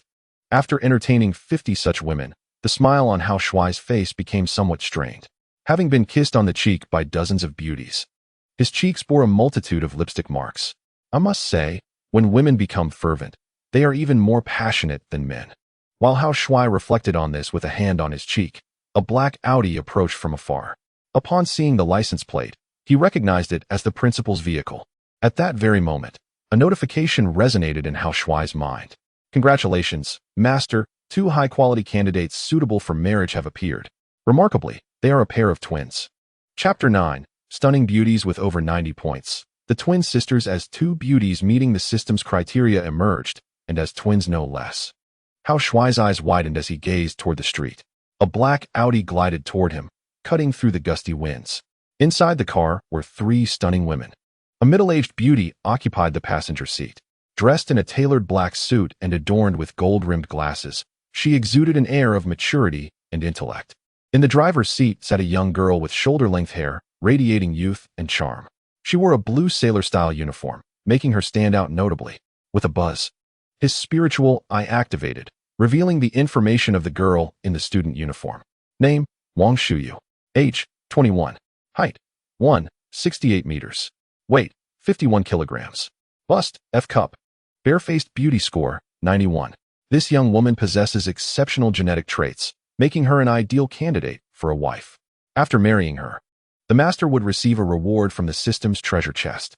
Shifting his gaze, he noticed the 3rd beauty seated in the back, who also wore a sailor-style uniform. Her long, lustrous black hair was striking. As his spiritual eye activated again, the details of the 3rd beauty appeared before him. Name, Wang Mingyao. Age, 21. Height, 168 meters. Weight, 50 kilograms. Bust, J cup. Bare-faced beauty score, 91. This young woman, too, possesses excellent genetic traits, perfectly suited for marriage. With the same treasure chest reward awaiting the master upon their union. This marked the first time Hao Shuai had encountered girls with bare-face scores exceeding 90. And they were twins to boot. Gazing at the two young women from a distance, he felt a profound astonishment. It was his first sighting of these youthful girls. He had seen the middle-aged beauty, known as Wang Mengyu, several times before. She was the principal of Yun City University. In her eagerness to recruit Hao Shuai, Principal Wang had hosted numerous meals. During those dinners, she enthusiastically played matchmaker, promising that once Hao Shuai came of age, she would offer her two daughters in marriage to him. Observing the situation, the short-haired beauty driving the Audi is none other than Principal Wang's daughter, Wang Xiao. Seated in the back is her sister, the long-haired beauty, Wang Mingyao. Wang Xiao is the elder sister, while Wang Mingyao is the younger, and the two are twins. The principal has come to welcome her for enrollment, and Hao Shuai waves towards the Audi, calling out loudly, "Principal Wang, I'm here." A gust of wind carries his voice away. A row of luxurious sports cars lines the roadside, where a group of beautiful women gathers. Hao Shuai is somewhat obscured by the ladies, making it difficult for him to be seen. The sound of tires screeching against the pavement grows louder as the black Audi approaches. At the wheel, Wang Xiao grips the steering wheel tightly, her expression one of reluctance. "Mom, I've told you countless times. I do not want you to find me a husband. I want to do it myself." The eldest daughter's orientation is problematic. She resists her mother's matchmaking. Wang Mingyao, adjusting her glasses, adopts a serious demeanor. "Xiao, heed your mother's advice. Only a man can bring joy to a woman. Mom, women can be happy together too. Relationships between women defy ethical norms. Listen carefully, my dear daughters. The boy I am introducing to you is named Hao Shuai. He is introverted, resilient, and devoted. By the age of 18, he has only had one childhood sweetheart. When you meet him later, both of you must make a good impression. Do not squander the opportunity your mother is providing." As the president of Yunqing University, Wang Mingyao has no need to lower herself to welcome a new student. Her purpose for personally greeting Hao Shuai is straightforward. She wishes to matchmake for her daughters and marry them off to him. Upon hearing her mother's introduction, Wang Xiao's pupils widen in disbelief, and she vigorously shakes her head. "What? He already has a girlfriend, and she is a boy. No way. I will not share a man with another woman. He is a few years younger than me, an immature boy, and I have no time to coddle him." Wang Xiao, known as the top beauty at Yunqing University, possesses outstanding qualities. Her figure and beauty are extraordinary. Throughout her life, she has harbored a certain pride, and her past experiences have led her to reject men. Seeing her daughter's stubbornness, Wang Mingyao removes her glasses and sighs. "Oh dear, why must you be so obstinate? In just a year, you will graduate. Once you leave the university, finding a man will be even more challenging. Heed your mother's counsel and seize the opportunity with Hao Shuai. He is a fine young man chosen by your mother. Marrying him will surely lead to happiness." While the two engage in a heated discussion, Wang Mingyao sits quietly in the back, filled with curiosity about the boy her mother wishes to introduce. "Dear, ahead lies the entrance to the happy home. I arranged to meet Hao Shuai outside the main gate, and you can slowly bring the car to a halt." Wang Mingyu pointed ahead as Wang Shuyu steered the vehicle towards the entrance of Happy Garden. The windows of the car were tightly shut, effectively muffling the outside sounds. So Wang Mingyu did not hear Hao Shuai's calls from the roadside. As the sleek black Audi cruised past, Hao Shuai quickly pulled out his phone. "The principal had not noticed me. I must reach out to her." Surrounded by a group of affluent young women, the person Hao Shuai was waiting for had arrived. While preparing to make a call, he explained to the lovely ladies, "Sisters, our school principal has personally come to escort me for my enrollment. I must take my leave now. My studies have been quite demanding lately. Let's plan a dinner gathering the next time an opportunity arises." As Hao Shuai attempted to depart, Lu Mengli clung to his arm. "Little Shuai, when exactly is our scheduled dinner?" "Mengli Jie, as a freshman, I may have to undergo military training. I will be quite busy this month. Once I have some free time, I will contact everyone via WeChat to finalize a specific date." With that, Hao Shuai dialed Wang Mingyu's number. The phone rang nearly 3 times before being answered, and an anxious voice came through the receiver. "Little Shuai, where are you? I have arrived at the entrance of Happy Garden, but I do not see you." "Principal Wang, I am 200 meters behind you, surrounded by a group of lovely women." Hao Shuai waved his phone toward the entrance of Happy Garden. "Principal Wang, I am over here. You can reverse the car." At her prompt, the black Audi began to back up. Through the rearview mirror, both Wang Shuyu and Wang Mingyu spotted a handsome young man surrounded by beautiful women. some of whom were linking their arms with him, indicating his popularity. Wang Shuyu, with a dissatisfied expression, remarked, "Mother, is this the shy boy you mentioned? Look at him, laughing and chatting with a group of ladies. How is that shy?" Prompted by her daughter, Wang Mingyu focused on the rearview mirror. Gradually, her expression transformed into one of astonishment. "Oh, this cannot be right. I have interacted with Hao Shuai several times, and he indeed seemed to possess a reserved nature. My dear daughter, you can clearly see that the boy I selected is quite popular. Being surrounded by so many beautiful women speaks volumes about his excellence." As the black Audi drew nearer to Hao Shuai, his features became increasingly distinct. In terms of looks and demeanor, he was undeniably a strikingly handsome young man. Upon catching sight of Hao Shuai's face, Wang Shuyu's breath quickened, and she felt a surge of anger. "Mother, take a good look. This is the boy you described as loyal in love. His cheeks are adorned with dozens of lipstick marks. This is utterly excessive. I would never marry someone as fickle as he appears to be." Just moments ago, Hao Shuai had been showered with kisses from numerous affluent young women, the lipstick marks still vivid on his face. Wang Mingyu gazed into the rearview mirror, her eyes brimming with astonishment. How could there be so many lip prints? This is utterly outrageous. My dear, consider it from another perspective. The fact that so many beautiful women are eager to kiss him only highlights that Hao Shuai is indeed an exceptional young man. When you meet him later, seize the opportunity. A boy of such remarkable quality, should you miss this chance, you will undoubtedly regret it for a lifetime. Regardless of how Wang Shuyu attempted to counter with criticisms of Hao Shuai, Wang Mingyu remained resolute, determined to see her daughter wed him. With a creak, the Audi came to a halt. Wang Mingyu flung open the door and dashed to Hao Shuai's side, grasping his right hand with palpable excitement. "Hao Shuai, it's been ages. You've become even more handsome than before." Her compliment was sincere. Hao Shuai truly had grown more attractive. "Haha, Principal Wang, you flatter me. Thank you for coming to pick me up in person. Hey, why do you still call me Principal Wang? I've told you numerous times, from now on. You should call me Mom when you see me. Sooner or later, we will all be family. There's no need for such formality. Hao Shuai, I've brought your 2 wives along. Take a look and see if they please you. I must tell you, my daughters are the epitome of school beauty, both in looks and figure. They are well endowed and possess alluring curves. You all should strive to have a large brood of chubby little ones." Wang Mingyu disregarded the group of affluent beauties surrounding them, her exuberance evident as she insisted that Hao Shuai call her mom and boasted about her daughter's attributes. Seeing her 2 daughters still seated in the car, Wang Mingyu stomped her foot in frustration. "You two, hurry up and get out of the car to greet your husband. If you don't come out soon, I won't hesitate to discipline you." In Chapter 10, the high-stakes wager of 100 million revolves around who will win Hao Shuai's heart first. Inside the Audi, Wang Mingyao sat quietly in the back seat.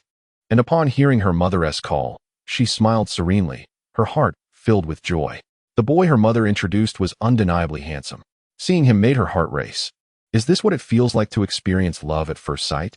With a click, the car door swung open. Wang Mingyao stepped out, and a gentle breeze swept through, causing the shy beauty to politely greet Hao Shuai. "Hello, senior. I'm Wang Mingyao, and it's a pleasure to meet you." As she disembarked, Hao Shuai's eyes lit up. This girl was both gentle and alluring. He extended his right hand, and they exchanged smiles. "Hello, Mingyao, I'm Hao Shuai. It's a pleasure to meet you." Their hands met softly, and the breeze danced through their hair. Observing Hao Shuai up close, Wang Mingyao's cheeks flushed crimson. She was an exceedingly bashful girl. Wang Mingyu stood nearby, watching the two interact, her heart swelling with delight. "Haha, Mingyao and Hao Shuai are truly a match. My younger daughter is such a source of joy. Unlike my eldest daughter, the older she gets, the more troublesome she becomes." A mere glance at the Audi caused Wang Mingyu's blood pressure to surge instantly. "Humph, where's that girl Shuyu?"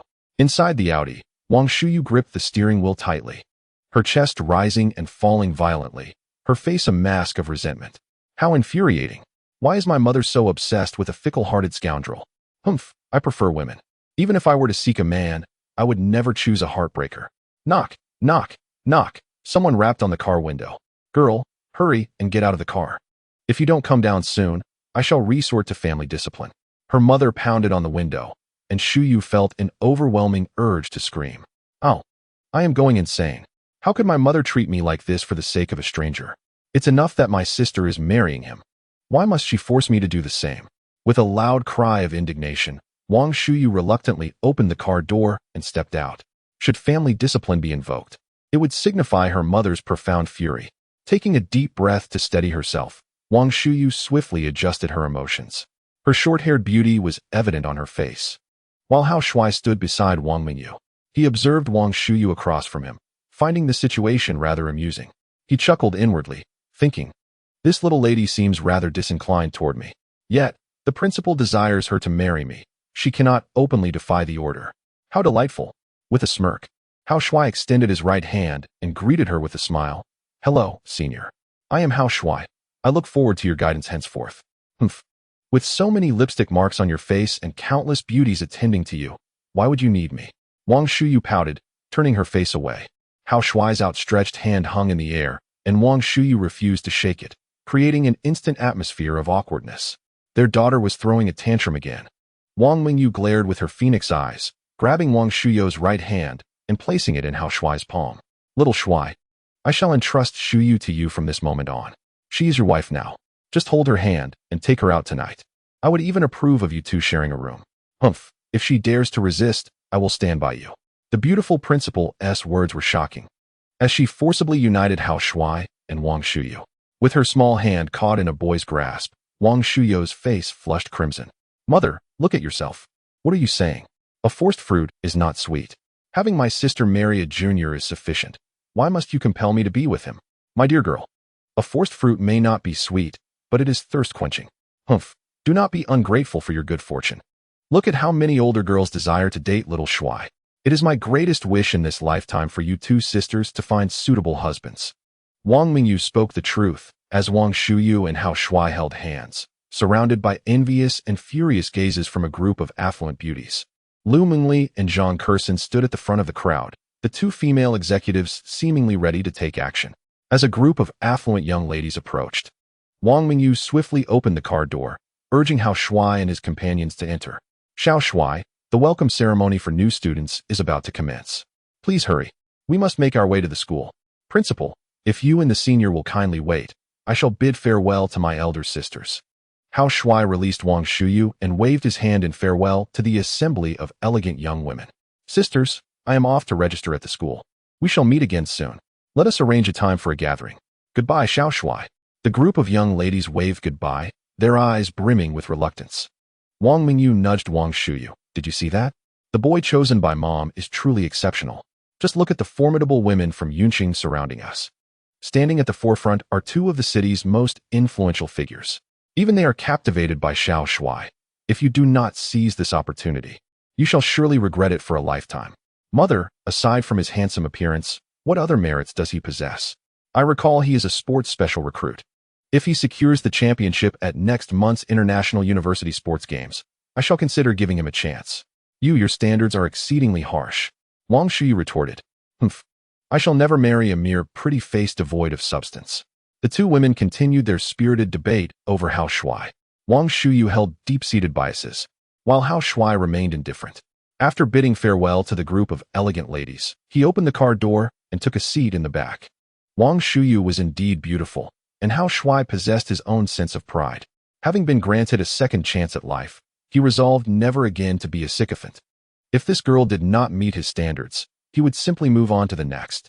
"You two, take your seats in the back," their mother instructed. "I am providing you with an opportunity, so cherish it." Without needing further encouragement, Wang Mingyu eagerly sat beside Hao Shuai in the back seat. Inhaling the scent emanating from him, her heart raced, and her cheeks flushed crimson. Gradually, she leaned against Hao Shuai, under their mother's urging. Wang Shuyu reluctantly took her place in the back. Upon noticing her younger sister's infatuated expression, her heart sank. "Oh no, my sister is enchanted by this charming rogue's appearance. I must devise a plan to rescue her from this predicament. I cannot allow her to descend into despair." With this resolve, Wang Shuyu pulled Wang Mingyu closer to her side. With a decisive thud, Wang Mingyu shut the back door, bidding farewell to the group of elegant ladies. "Sisters, time is of the essence today. Let us meet for tea next time." After offering a polite farewell, Wang Mingyu took the driver's seat, starting the car and driving away. As Hao Shuai departed, the group of young ladies looked on, their eyes filled with longing. A gentle breeze swept through the air. Lu Mingli tucked her bangs behind her ears, fixing her gaze intently on Zhang Kursin as she boldly issued a challenge. Zhang Kursin, since we both have our eyes set on the same gentleman, do you dare to wager with me to see who can win over Hao Shuai first? Lu Mengli and Zhang Kursin, longtime rivals, had been competing against each other in Yun City for years, each achieving a modicum of success through relentless effort. Zhang Kursin reigned as the wealthiest individual in Yun City, while Lu Mengli held the second position. Both esteemed businesswomen boasted fortunes exceeding 20 billion yuan. With a confident smile, Zhang Kursin removed her sunglasses. Heh, Lu Mengli, I find your wager quite intriguing. Let us make it this way. Whoever manages to win over Hao Shuai first and share romantic moments with him will emerge victorious from this bet. The stake shall be a staggering 100 million yuan. Very well, 100 million it is, Lu Mengli replied. Let all present bear witness as Zhang and I engage in this wager of 100 million to see who can capture the heart of our charming young man first. The two formidable female executives of Yun City had initiated a grand gamble for Hao Shuai. The other affluent onlookers were visibly excited, finding the wager utterly captivating. Let us all bear witness to this extravagant bet between our two esteemed sisters, they exclaimed with enthusiasm. A wager of 100 million. How thrilling it sounds. If only my resources were sufficient, I too would wish to join in on this contest. Indeed, I share the same sentiment. Were my finances ample, I would also vie for the attention of our charming young man, another chimed in. As the sun ascended higher in the sky, Hao Shuai's Audi had already traversed several hundred meters. Unbeknownst to him, a momentous wager of 100 million yuan had been sparked between the two top female executives of Yun City, all because of his presence. Inside the Audi, Hao Shuai leaned against the right window, while Wang Shuyu sat beside him at the left window, separated by Wang Mingyao, who occupied the middle seat. Wang Shuyu exuded an air of arrogance, and Hao Shuai maintained his aloof demeanor. Once inside the vehicle, neither acknowledged the other.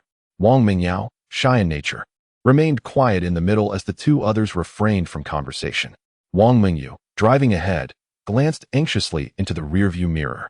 Oh, Shuyu, you truly are so stubborn. The opportunity one created for you is being squandered in vain. Hao Shuai, absorbed in the scenic view outside, felt his phone vibrate in his hand. Upon seeing the caller ID, he recognized it was his beautiful police officer wife calling. Without hesitation, he answered, Wife, have you risen yet? Is that why you're so eager to call me? Do you miss me?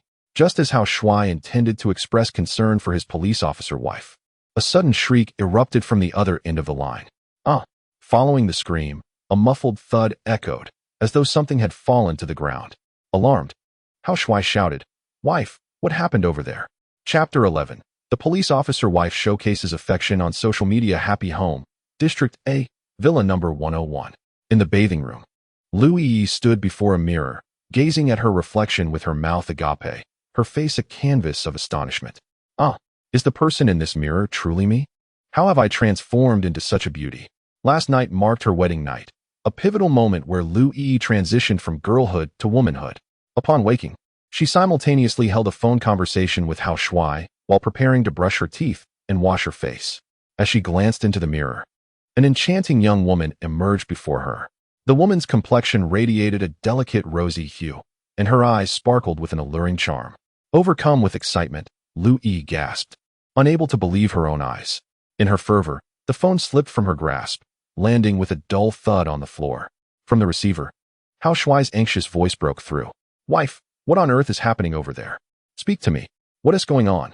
His urgent shouts jolted Lu Yi back to reality. Oh no, my scream must have startled Hao Shuai.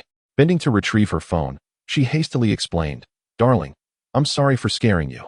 Everything is fine here. I merely dropped my phone. Inside the Audi, Hao Shuai exhaled a sigh of relief, his tension easing. What a false alarm. Honey, I have wonderful news. I've become even more beautiful than before. I am now a stunning young woman. As the phone was on speaker, their conversation reverberated within the car. Wang Shuyu leaned against the window, her heart simmering with anger. This fickle man already has a wife and is still gallivanting around. What kind of enchantment has he cast on my mother? She is determined to have me and my sister marry him. No, I cannot let my sister become ensnared in this foolishness and lose her intellect to infatuation. A protective instinct for her sister surged within Wang Shuyu, prompting her to pull Wang Mingyao closer. Sister, did you hear that? This unfaithful rogue is already married. You must not marry him, otherwise you will weep every day. Sister, I think the junior speaks to his wife with such tenderness. He must be a good husband. You, my dear, are simply blinded by love. This mindset will ruin your life. Have you forgotten our unreliable father? In the driver's seat, Wang Mingyu's gaze was fixed on the road ahead, her heart racing with urgency. Oh no, I am too late. Xiao Shuai has already been claimed by another as his rightful wife. However, I must hurry to ensure that the two girls marry Hao Shuai promptly. In the back seat, Hao Shuai fixated on his phone, his expression one of exhilaration. Moments ago, Lu Yi had sent him a selfie. The selfie is truly exquisite. Lu Yi, adorned in a delicate pink nightgown, has her long hair elegantly pinned up, radiating the charm of a mature woman. My goodness, my police officer wife has become extraordinarily beautiful. With such a stunning partner, I must treasure her dearly. Tap, tap. As fingers dance across the screen, Hao Shuai and Lu Yi exchange messages. Darling, this photo is simply breathtaking. To have such a remarkable wife is indeed my fortune.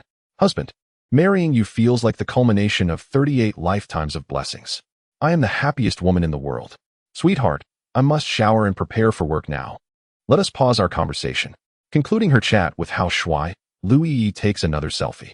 In the image, she appears as a captivating woman dressed in her pink attire, exuding unparalleled beauty. Hee, having transformed into such a beauty, I must flaunt it. Accompanying the photo with a heartfelt message, Lu Yi shares it on her social media.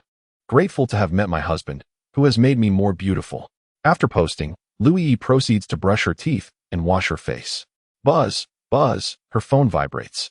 Glancing at it, she finds her WeChat and social media exploding with notifications. Colleagues and friends express their astonishment at Lu Yi's remarkable transformation. As she reads the messages, her vanity swells with pride. How have you become so stunning? Have you been blessed by celestial beings?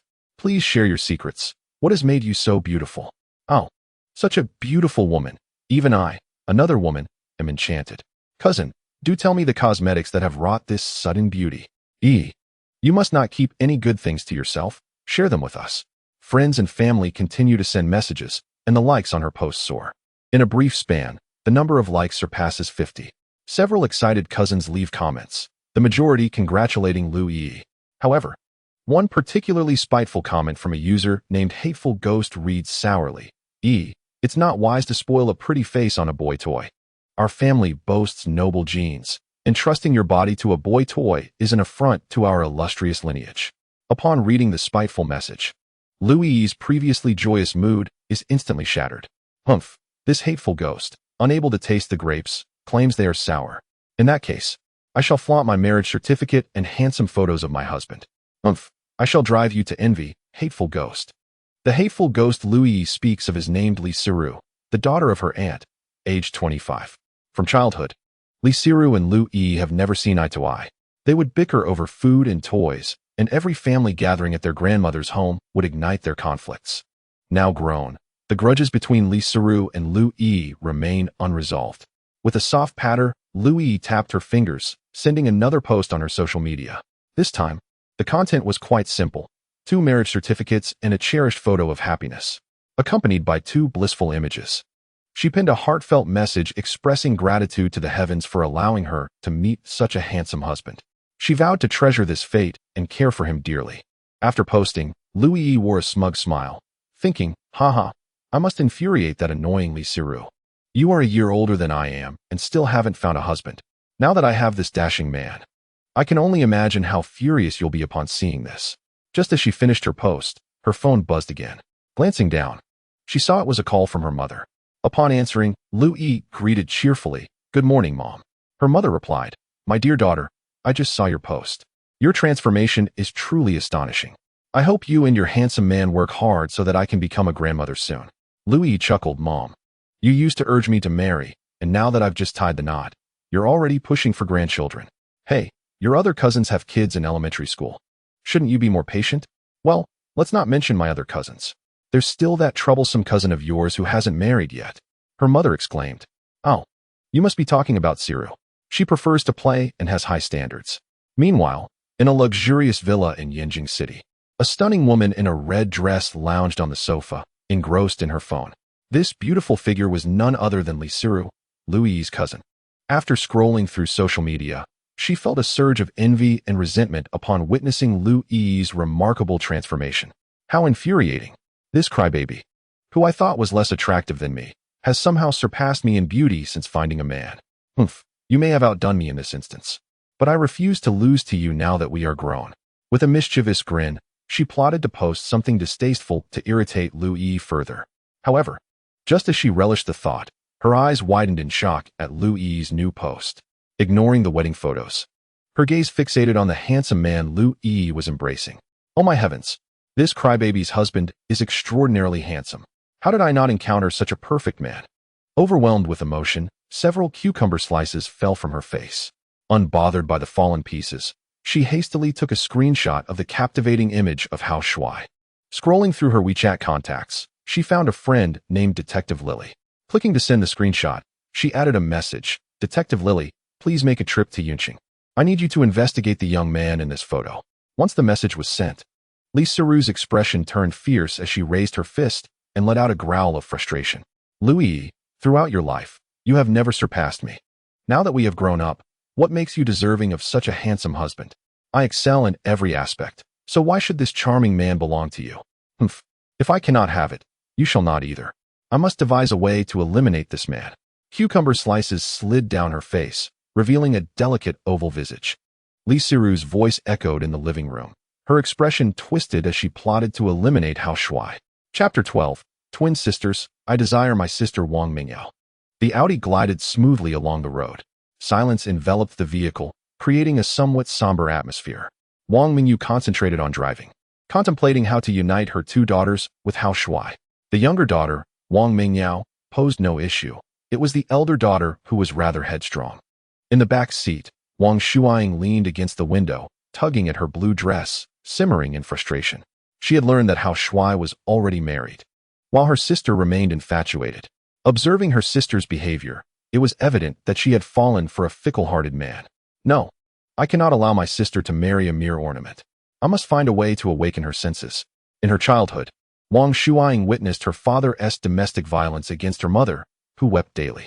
Her father, idling away, relied solely on her mother's earnings while indulging in a life of debauchery.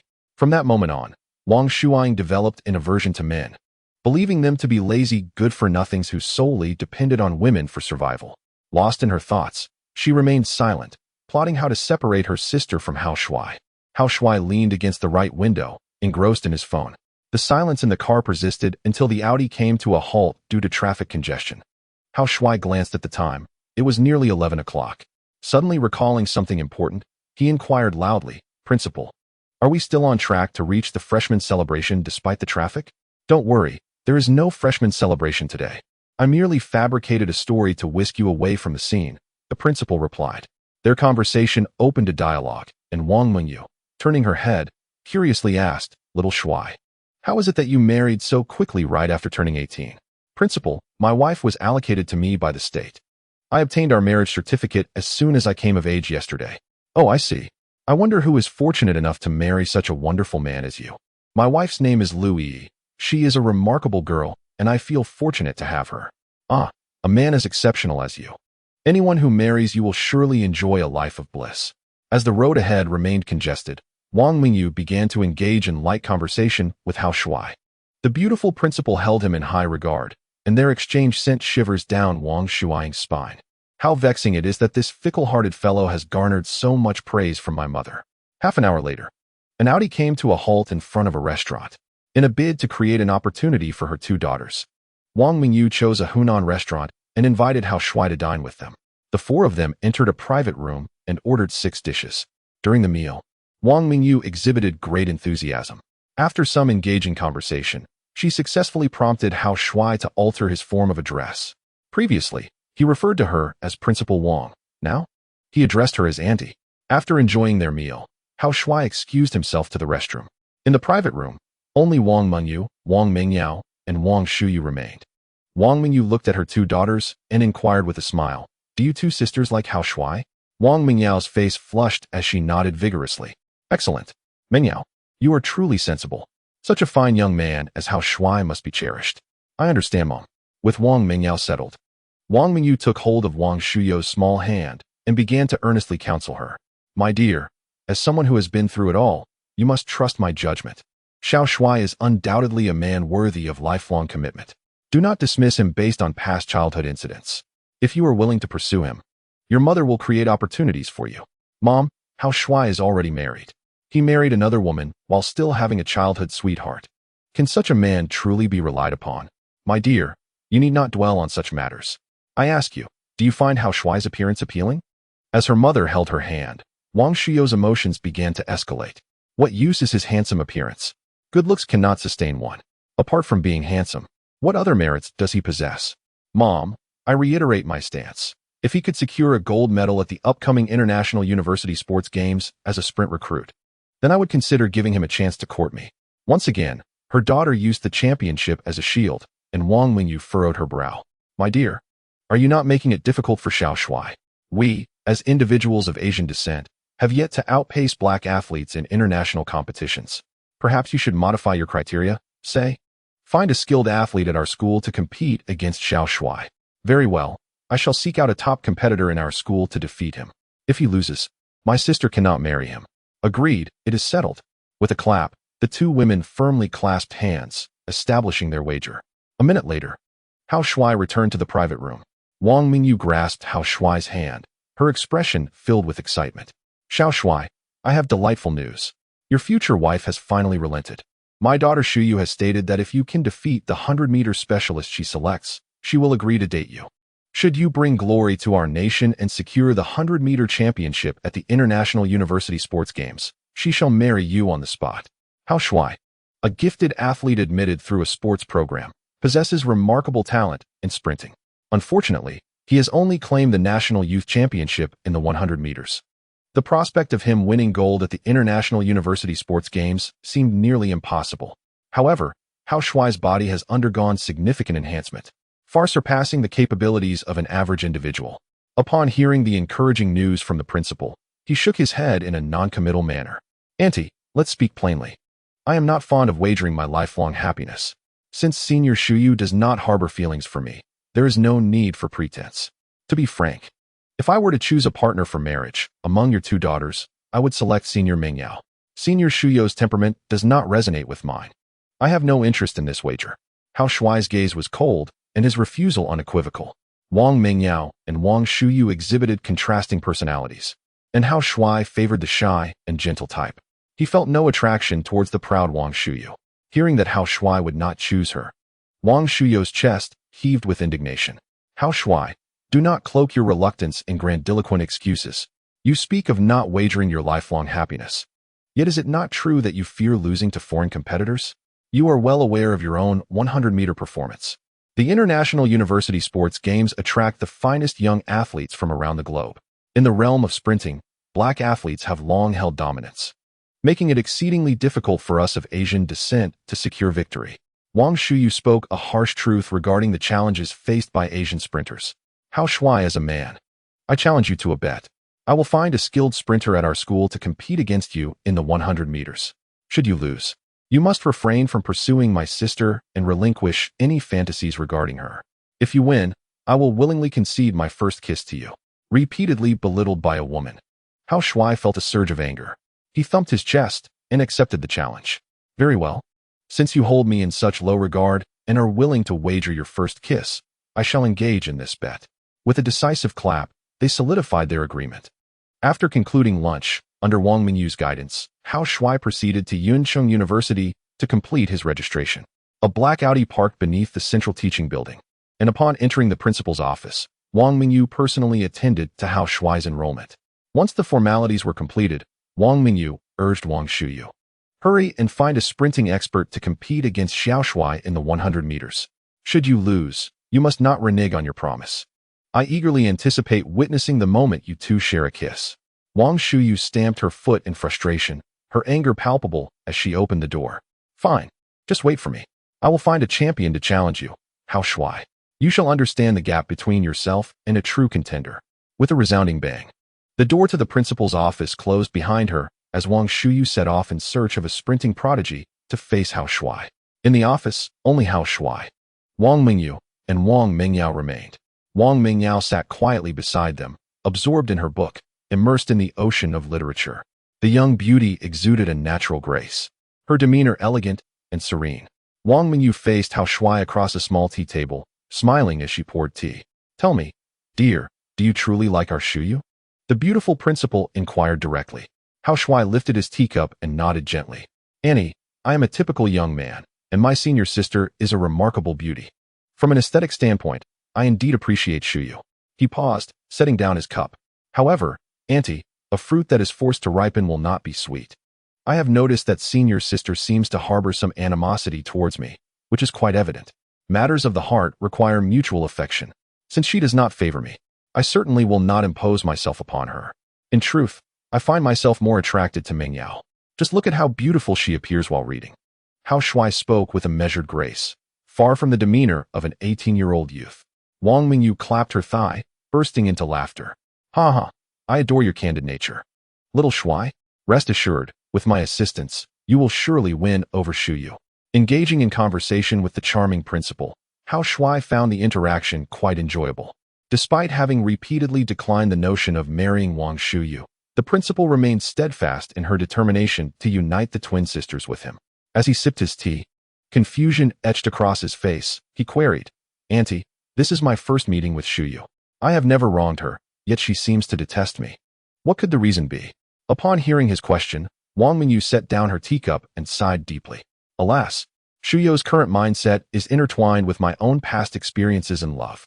I once endured an unhappy marriage. My husband was a lazy gambler. Beyond gambling, he indulged in alcohol. And when intoxicated, he would lash out at us. That man engaged in all manner of vices and led a debauched life. It was during her formative years that Shuyu developed an inner aversion to men, especially those who are unfaithful." The thoughtful voice echoed in the office as Wang Mingyu recounted her romantic tribulations. "It is entirely my fault for lacking discernment and choosing an irresponsible man, which has consequently harmed my daughters." After sharing her story, her eyes glistened with unshed tears, and her glasses became fogged. Hao Shui retrieved a few tissues from the table, offering a comforting smile. "Auntie, let past sorrows remain in the past. Here, wipe your tears." Wang Mingyu removed her glasses and accepted the tissues to dry her eyes. "Little Shui, your Shuyu is a child of misfortune, having never truly known a father's love. I entrust her to you. Please treat her kindly in the future." The aunt's expectations are not particularly high. Regardless of how many women you may pursue in the future, please do not neglect her, nor subject her to any form of domestic violence. Aunt, since Senior Shuyu has her own aspirations and ideals, there is no need for us to impose our will upon her. I would be content to marry Senior Ming Yao. Rest assured, I will treat Senior Ming Yao with kindness. Alas, you are quite different from other men. Most men are fond of twin sisters. Do you not wish to marry a pair of twins simultaneously? Aunt, I am only interested in marrying a girl who is willing to marry me, and my personality does not align with Senior Shuyu's. After an intimate conversation, Hao Shui and Wang Mingyu appeared to grow closer. Donning his glasses once more, Wang Mingyu earnestly inquired, "Hao Shui, tell me the truth. What is your current 100-meter sprint time? If you cannot outrun the expert that Shuyu has found, I will find a way to excuse you." Speaking of the sprint, Hao Shui thumped his chest confidently. "Aunt, I am not boasting. My current 100-meter time is already among the world's elite. Within Yun City University, there is certainly no one who can outrun me."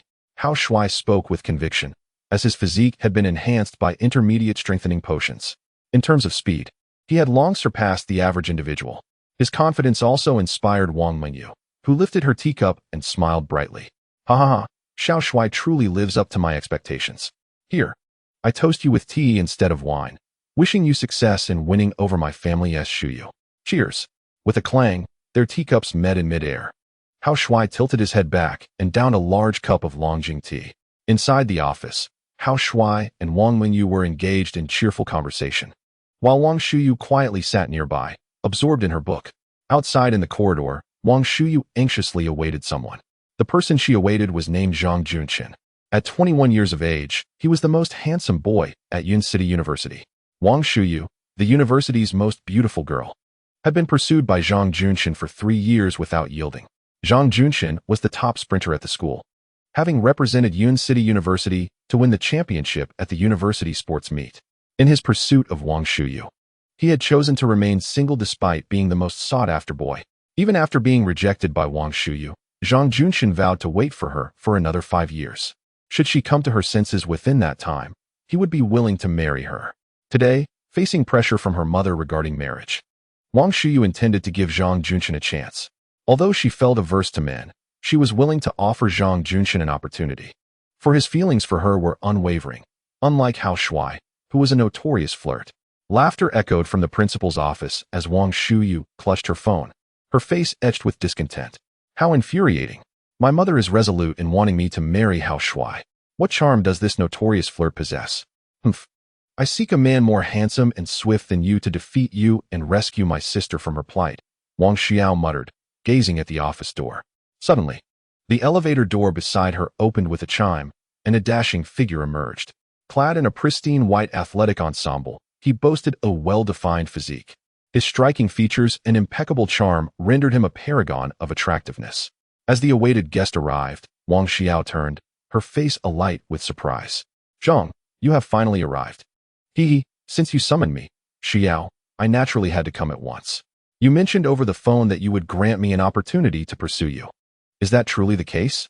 The unexpectedly charming man was none other than Zhang Junqing, the most coveted bachelor at Yunqing University. After 3 years of courtship, Wang Xiao had finally relented. To be candid, Zhang, my mother has set her sights on a notorious flirt, hoping to marry me off to him. Humph. Rather than wed a scoundrel, I would prefer to grant you a chance. At least your affections for me are sincere, and you are willing to cherish me for a lifetime. Wonderful. I will treasure this opportunity you have bestowed upon me, Zhang replied eagerly. Pray, tell me how I may prove myself worthy. That notorious flirt is an athletic recruit specializing in short-distance sprints. I want you to race him in a 100-meter dash. Should you prevail, I shall grant you the chance to pursue my heart. Wang Xiao explained the conditions, and Zhang Junqing rubbed his hands together, brimming with excitement. Fear not, my dear junior. I will seize this opportunity with fervor. In a 100-meter race, I shall surely triumph over him. With all arrangements settled, Wang Xiao and Zhang Junqing made their way to the principal's office. Knocking gently, Wang Xiao opened the door and entered. As they stepped inside, she pointed at Zhang Junqing, announcing loudly, Mother, I have invited Senior Zhang.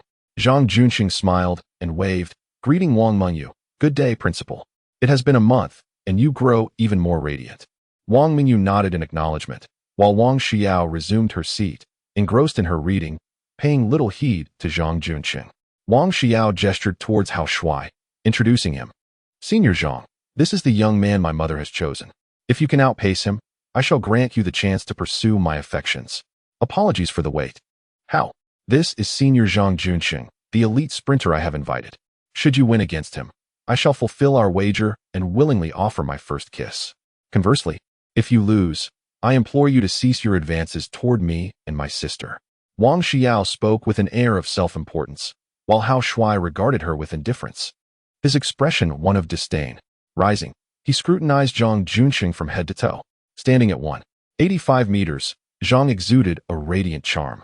His physique was sculpted and muscular, with his well-defined thigh muscles clearly indicating that he was an athlete of considerable prowess. Hao Shuai observed Zhang Junqing, who in turn scrutinized Hao Shuai. Standing at a mere 177 meters and weighing only 50 kilograms, Hao Shuai resembled a slender bamboo pole. Judging by his exposed arms, he did not appear to be a seasoned sportsman. After assessing Hao Shuai's physical state, Zhang Junqing couldn't help but smirk inwardly. This guy looks scrawny and emaciated, lacking any noticeable muscle. Against such an opponent, I could easily outrun him. Filled with a sense of superiority, Zhang Junqing extended his right hand with a slight smile. Welcome, Junior, to Yunqing University. I must thank you for facilitating my connection with junior sister Shuyao. Rest assured, I won't let you lose too embarrassingly in the upcoming 100-meter race. The confident opponent, Hao Shuai, reciprocated the handshake. If you're willing to take it easy on me, I shall not complain. But if you happen to lose while holding back, do not resort to excuses for a rematch. Standing in the center of the office, the two clasped hands firmly, their words sharp and pointed. Hao Shuai agreed to the challenge not only to prove himself, but also to publicly humiliate Wang Shuyao. You, so full of pride, will witness me triumph over the one you admire, compelling you to offer your first kiss before everyone. Chapter 14, A Stunning Turnaround. The crowd of beauties goes wild for me breaking news. The most handsome student is about to propose to the most beautiful student. An audacious and scrawny challenger wishes to contest Senior Junshin. Everyone, hurry to field number 5 to witness the spectacle. The countdown is at 5 minutes. Everyone to field no. 5. As Senior Junshin is set to race the 100 meters. According to reliable sources, should the senior triumph over the scrawny challenger, he will propose to senior sister Shu Yao on the spot. Oh, our beloved Senior Junshin is about to propose to someone else. The countdown dwindles to 4 minutes. Hurry to field number 5 to witness this heartbreaking moment. On the Yuncheng University Student Forum, posts sprang up like mushrooms after rain, fervently discussing the impending proposal by the dashing Zhang Junshin to the enchanting Wang Shuyao. As the most sought-after male figure at Yuncheng University, countless girls admired him. Upon hearing the news, they rushed in despair toward field number 5. The university campus was vast, boasting 5 sports fields. Field number 5 featured multiple tracks dedicated to racing. Under a sky adorned with fluffy clouds and brilliant sunshine, the crowd at field number 5 was immense, with spectators gathered at the track's periphery, pointing and whispering. Look, it's that scrawny bamboo pole preparing to challenge Senior Junshin. Bah, just look at him, so thin and malnourished. He has no right to compete against Senior Junshin in the 100 meters. Indeed, that scrawny pole seems fragile enough to be swept away by a mere gust of wind. How could he possibly hope to surpass the senior? It is nothing but the ramblings of a dreamer. The atmosphere is filled with noise as the female students divide into 2 factions. One faction consists of Zhang Junqing's ardent admirers, who relentlessly mock Hao Shuai. The other group, more rational in their approach, supports Hao Shuai, asserting that he possesses considerable charm. Ladies, take a good look. This newcomer, the junior, is quite handsome. His looks and demeanor are certainly on par with Zhang Junqing. Does anyone know his name? Xiao Mei. I just inquired, and true to his name, he is called Hao Shuai. I stand with Hao Shuai, urging him to triumph over Zhang Junqing. Yes, Zhang Junqing is arrogant and proud. I prefer this junior. Supporting him to outshine Zhang Junqing. Hao Shuai is indeed dashing. I shall back him to become the most admired student at Yuncheng University. Are you all blind? This skinny twig is nowhere near as handsome as my senior Zhang. Exactly. How could he aspire to be the most admired student? He is so thin that a gust of wind could carry him away. The rivalry between Zhang Junqing and Hao Shuai has stirred the crowd of girls into an uproar. Many believe that in terms of looks and charisma, Hao Shuai surpasses the reigning heartthrob, Zhang Junqing. To maintain order, the school security has dispatched several female guards.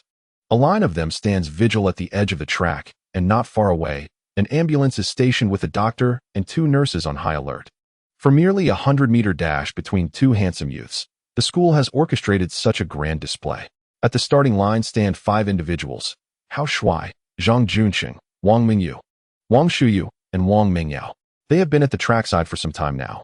In a bid to create a spectacle, Zhang Junqing has arranged for their race to commence at 2 o'clock this afternoon, intending to have the numerous girls witness his proposal to Wang Shuyu. He is determined to win against Hao Shuai. Amidst the surrounding mockery and jeers, these female admirers deride Hao Shuai for his overreaching ambition. Meanwhile, Hao Shuai remains unfazed, casually engaged with his phone. He chuckles to himself, noting the presence of so many fervent admirers. The allure of the top heartthrob is indeed formidable. Go ahead and cheer now. Shortly, I shall leave you in astonishment. To avoid drawing undue attention, I plan to regulate my speed during the race, narrowly clinching victory over Zhang Junqing. Despite the jeers, there are also many who support Hao Shuai. Regardless of the uproar surrounding him, he maintains a tranquil demeanor. Wang Mingyu stands nearby, her gaze fixed on Hao Shuai, filled with admiration. This charming boy is indeed worthy of my attention. Faced with the scorn and ridicule from the crowd, he remains composed and unflustered. Such poise is rare among young men. Conversely, Zhang Junqing, buoyed by the praise of the crowd, stands tall and proud. As the 100-meter race approaches, Wang Mingyu pulls Wang Shuyu aside and whispers, "Pay close attention to the differences in character between Hao Shuai and Zhang Junqing. Marrying a man necessitates choosing someone as composed as Hao Shuai. Yet, mother, what use is this calm facade? The 100-meter race is about to commence, and only the victor shall revel in the celebration of triumph." As the 2 women engaged in idle conversation, Zhang Junqing raised his hands and proclaimed loudly, "Greetings, esteemed fellow students. Good afternoon. I extend a warm welcome to all who have gathered to witness my 100-meter race. This contest holds the key to my future happiness. If I can outpace this junior beside me, I shall seize the moment to propose to junior sister Xiao. I ask you all to bear witness to this moment of joy. As his words echoed, a wave of sobs enveloped the surroundings. Oh no! My beloved idol is proposing to another girl. My heart aches, lamented one voice. Please, I cannot bear the thought of Junshin proposing to someone else. The air was thick with weeping, and Hao Shuai set aside his phone, turning his gaze towards Zhang Junshin. Senior Zhang, the time has come. Our duel should commence. Indeed, let us have junior sister Xiao sound the signal. As soon as the starting gun fires, our contest will officially begin. At 2 p.m., Hao Shuai and Zhang Junshin stood at the starting line, poised for a face-off. This was a duel between two, with Hao Shuai on lane 4 and Zhang Junshin on lane 5. The competition was meticulously organized, with starting blocks set on both tracks. To facilitate their run, they entrusted their phones to Wang Mingyao. As she accepted the devices, her cheeks flushed, and she whispered a heartfelt encouragement to Hao Shuai. Junior, run with confidence. If you win, I shall publicly bestow my first kiss upon you. If you lose, I shall continue to be by your side. The exquisite campus beauty, Wang Mingyao, was both shy and gentle, endearing herself to Hao Shuai.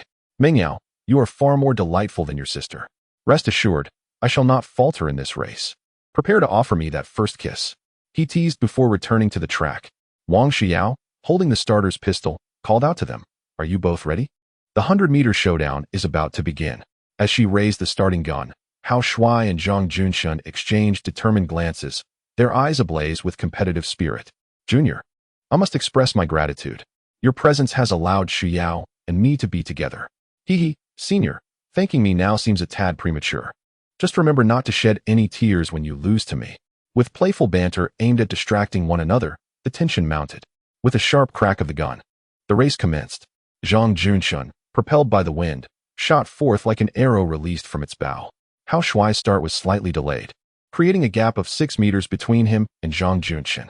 By the time they reached the 20-meter mark, Zhang Junshin had forged ahead by 7 meters.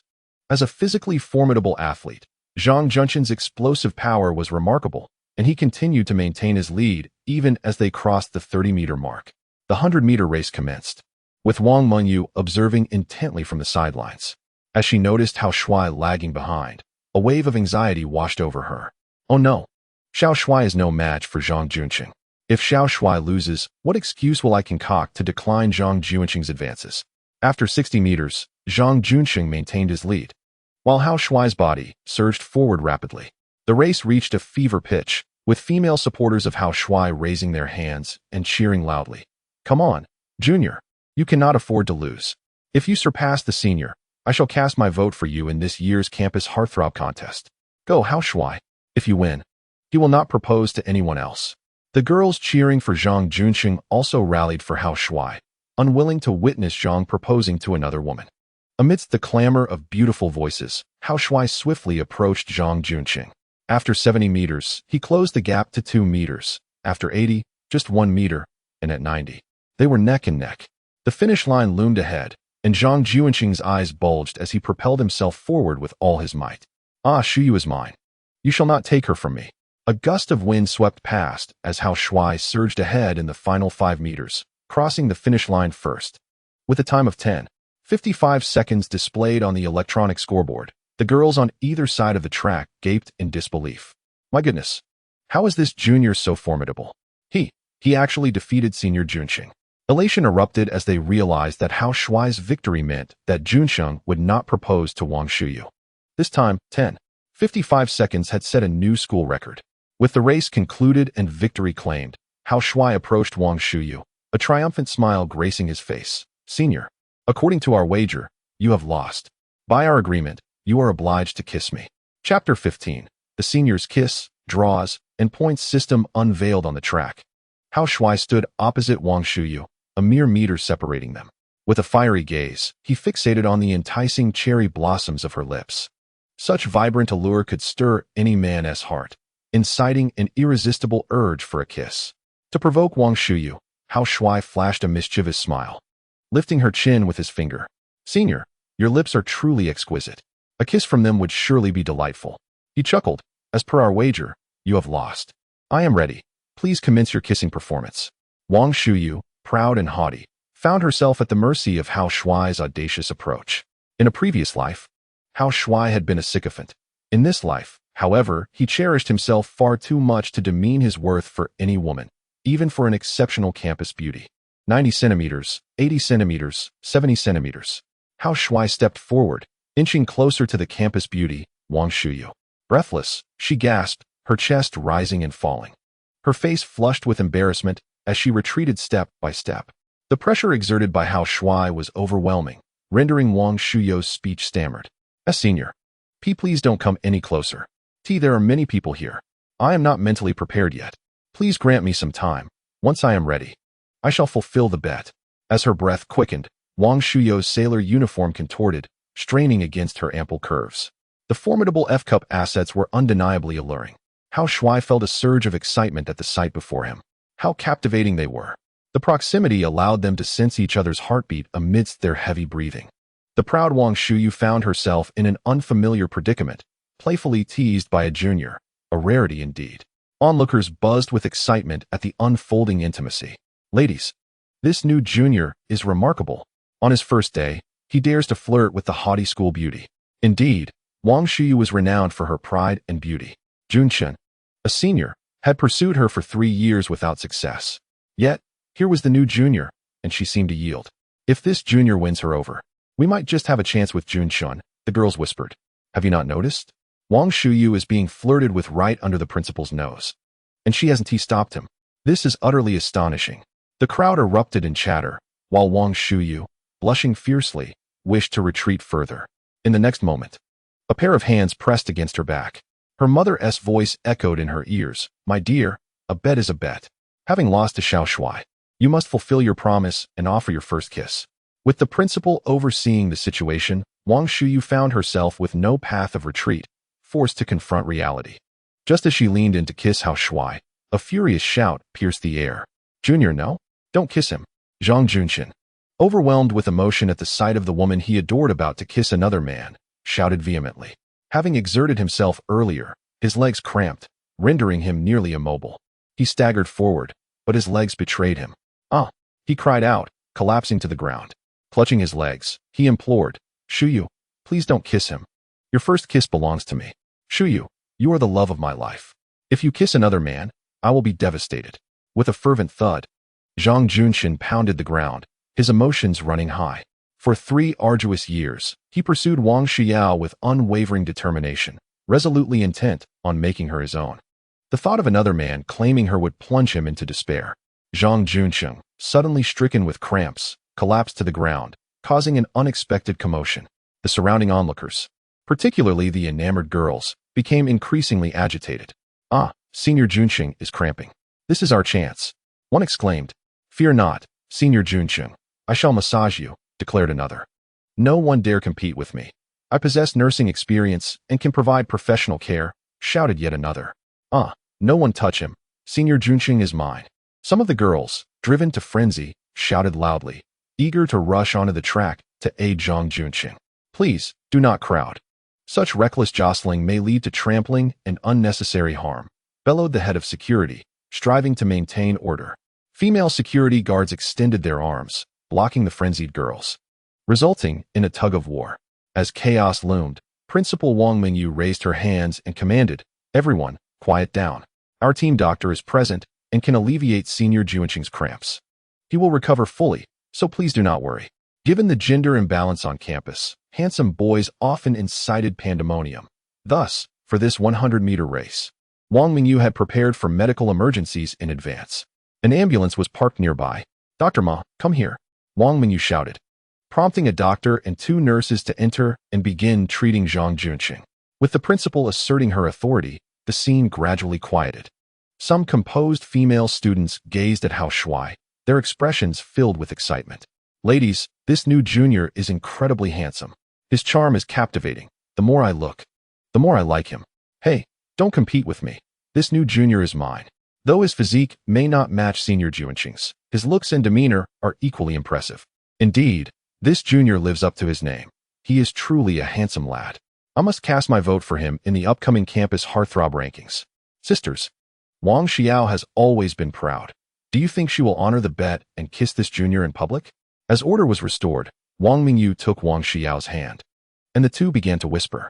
Darling, a bet is a bet. You must fulfill your promise and give your first kiss to the handsome lad. Mom, there are too many people here. I feel embarrassed. Oh, what is there to be embarrassed about? Kissing in front of so many people is exhilarating. With such an exceptional handsome boy available for a kiss, you should feel fortunate. All right, fine. Having successfully persuaded Wang Xiao, Wang Mingyu stepped aside. Handsome lad, stand still. My Xiao is about to kiss you. Wang Mingyu was wholly intent on marrying her daughter to Hao Shuai. Witnessing the inevitable, Wang Xiao sighed helplessly. Alas, what sins have I committed to have such an extraordinary mother? Since we must embrace this situation, I shall bring this farce to an early conclusion. Having come to terms with her thoughts, Wang Xiao gazed directly into Hao Shuai's eyes. Junior, this kiss is merely a fulfillment of our wager. Do not presume that by kissing you, I shall become your bride. The proud campus belle stood tall, while Hao Shuai, filled with anticipation, replied, Senior, I am ready. Please commence your performance. Wang Xiao closed her eyes, her lips inching closer to Hao Shuai's face. 10 centimeters, 9 centimeters, 8 centimeters. In the presence of countless classmates, Wang Xiao's cherry lips met Hao Shuai's. The soft sensation captivated him, prompting him to wrap his arms around the slender waist of the beautiful senior. Initially intending to merely peck and flee, Wang Xiao found herself ensnared by Hao Shuai's fervent embrace, leading to a passionate kiss. You rogue, release me. She struggled, her ample bosom pressing against his chest. The softness against him brought an unparalleled thrill to Hao Shuai. In that fleeting moment of their successful kiss, an electronic voice resonated in Hao Shuai's mind. Congratulations, master.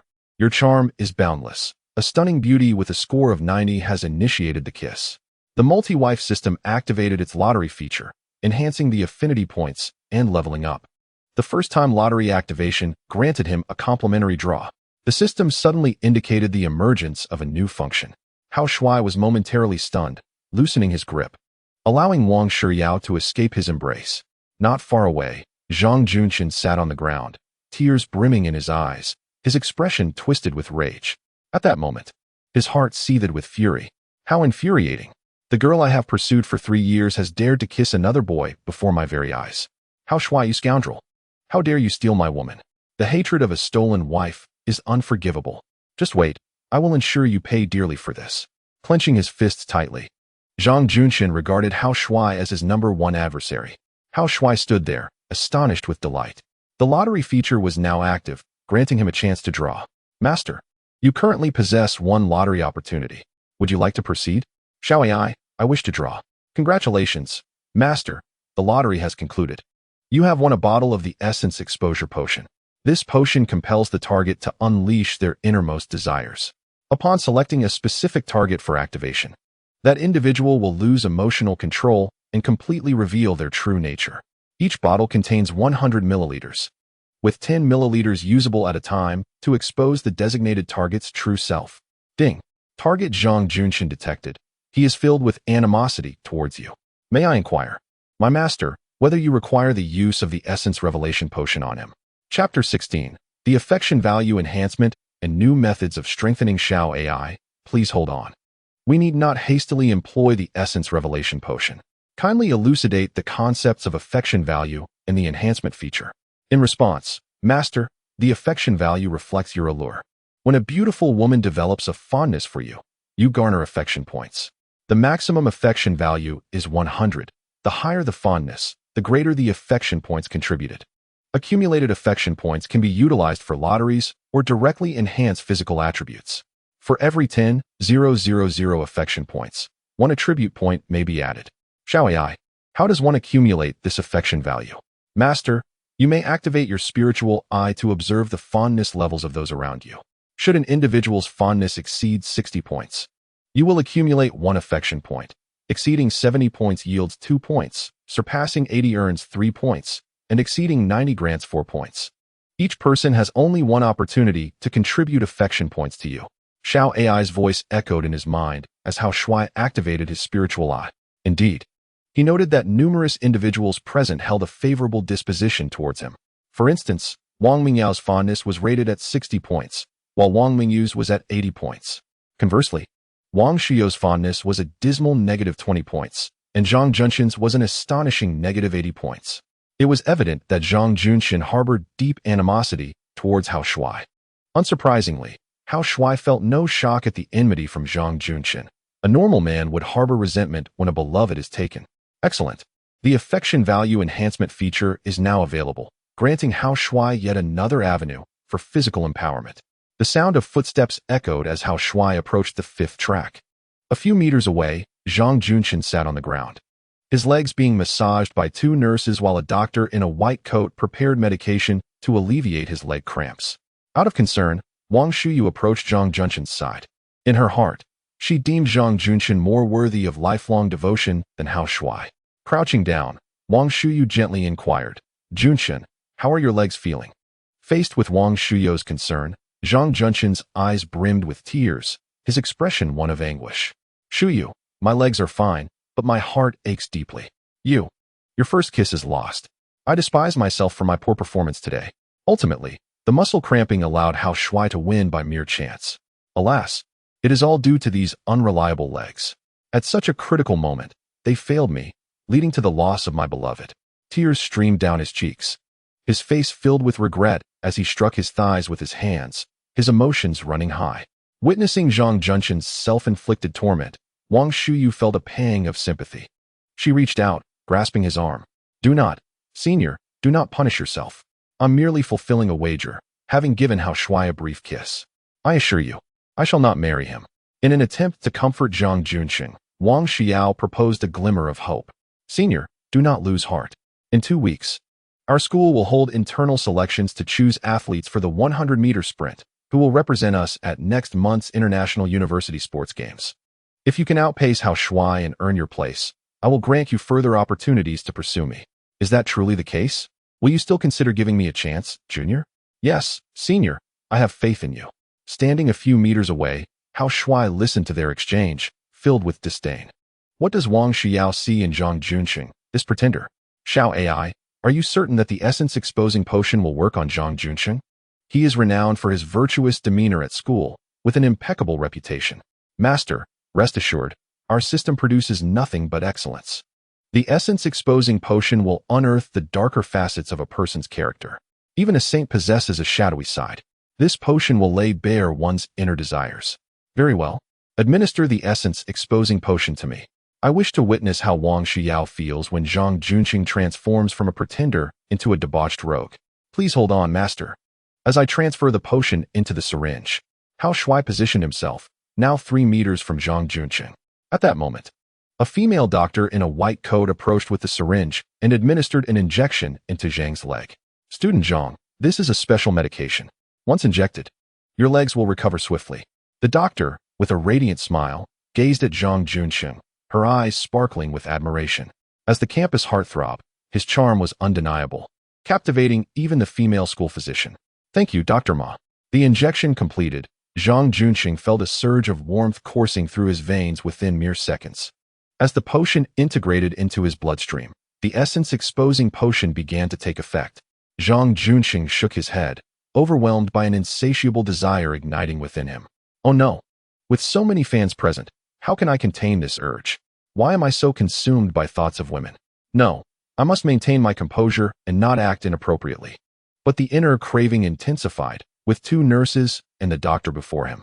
His gaze reddened as he suddenly exclaimed, "Dr. Ma, your uniform is so enticing. I cannot resist the urge to kiss you. Student Zhang, you must let go of me. This is not the infirmary." Caught off guard by his embrace, Dr. Ma struggled vigorously.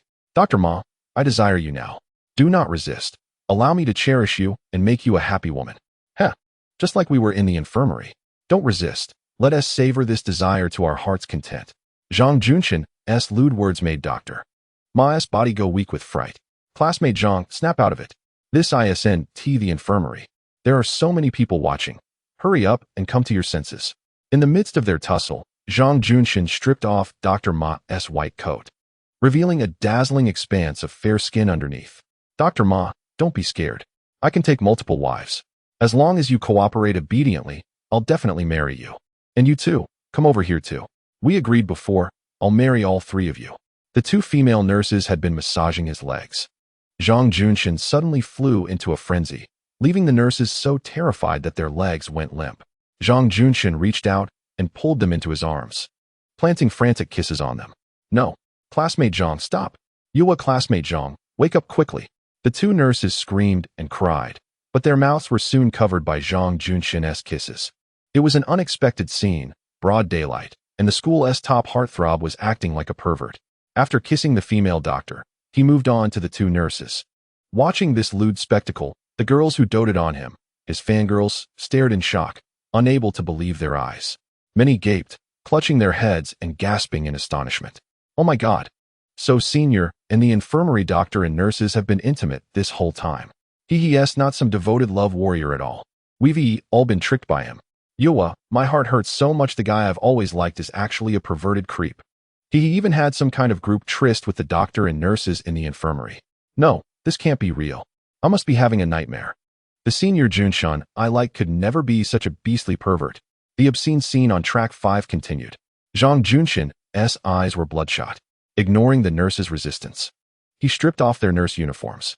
Not far away, Wang Shuyao sat huddled on the ground. Tears streamed down her face as she refused to believe what her eyes were seeing. No, this isn't true. The Senior Junshin I admire couldn't be such a womanizer. No, I must be dreaming. Senior Junshin promised me he'd wait for me for 5 years. He wouldn't look for other women. A short distance off, Wang Mingyu stood with the head of campus security.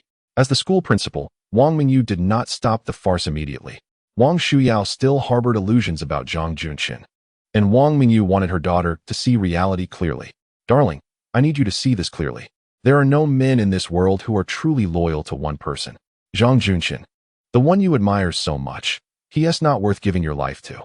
The farce went on for several minutes, and sobs echoed all around. There were many girls who doted on Zhang Junshin, watching their beloved heartthrob act like a pervert. Their hearts were filled with agony. Besides these infatuated girls, there were also some female students who had come just to gawk. They fervently captured the scene with their mobile phones, eager to immortalize the moment. Among the crowd, a few male classmates stood, their eyes wide as they beheld such a tantalizing spectacle for the first time. One notably large fellow, towering at 2 meters, drew particular attention. He caressed his ample belly, a look of sheer excitement on his face. My goodness, the figures of the 2 female nurses were quite commendable. Indeed, Dr. Ma also possessed an admirable physique. Laughter echoed as the new semester's popularity contest approached. Following Zhang Junshin's scandal, his standing as a campus heartthrob was undoubtedly doomed. Just as the female doctor and nurse were on the verge of disrobing, Wang Mingyu finally commanded several female security guards to separate Zhang Junshin and his companions. Hao Shuai stood nearby, arms crossed over his chest. Observing Zhang Junshin's true nature being unveiled brought him a sense of satisfaction. How delightful it was to witness the exposure of one's true self. Men are inherently drawn to beauty. It is instinctual. I had genuinely believed that Zhang Junshin would become a paragon of pure love for Wang Shuyue. How naive. This fellow was even more debauched than I. He dared to frolic in the infirmary with the female doctor and nurses. After voicing his internal grievances, Hao Shuai turned his gaze to Wang Shuyue. At that moment, her eyes were red, filled with despair. She shook her head repeatedly, murmuring, "Why? Even Zhang Junshin is a fickle-hearted scoundrel. Where, then, can one find a good man in this world?" As Wang Shuyue wallowed in her sorrow, Wang Mingyu approached her side. Embracing her gently, Wang Mingyu offered soft words of comfort. "Dear, one can never truly know another's heart. The Zhang Junshin you admired is nothing but a hypocrite, outwardly charming, yet inwardly flawed. Trust in your mother's judgment. Xiao Shuai is undoubtedly a good boy, worthy of your lifelong devotion. Mother, my heart is in turmoil. I wish to avoid romantic matters for now. I do not wish to remain at school these days. I will return when the semester officially begins." Wiping her tears, Wang Shuyue ran towards the outskirts of the crowd. Hao Shuai watched her leave, his fists clenched, feeling an overwhelming sense of triumph. This proud girl can indeed shed tears. Wang Mingyu, however, was a different story, graceful and gentle.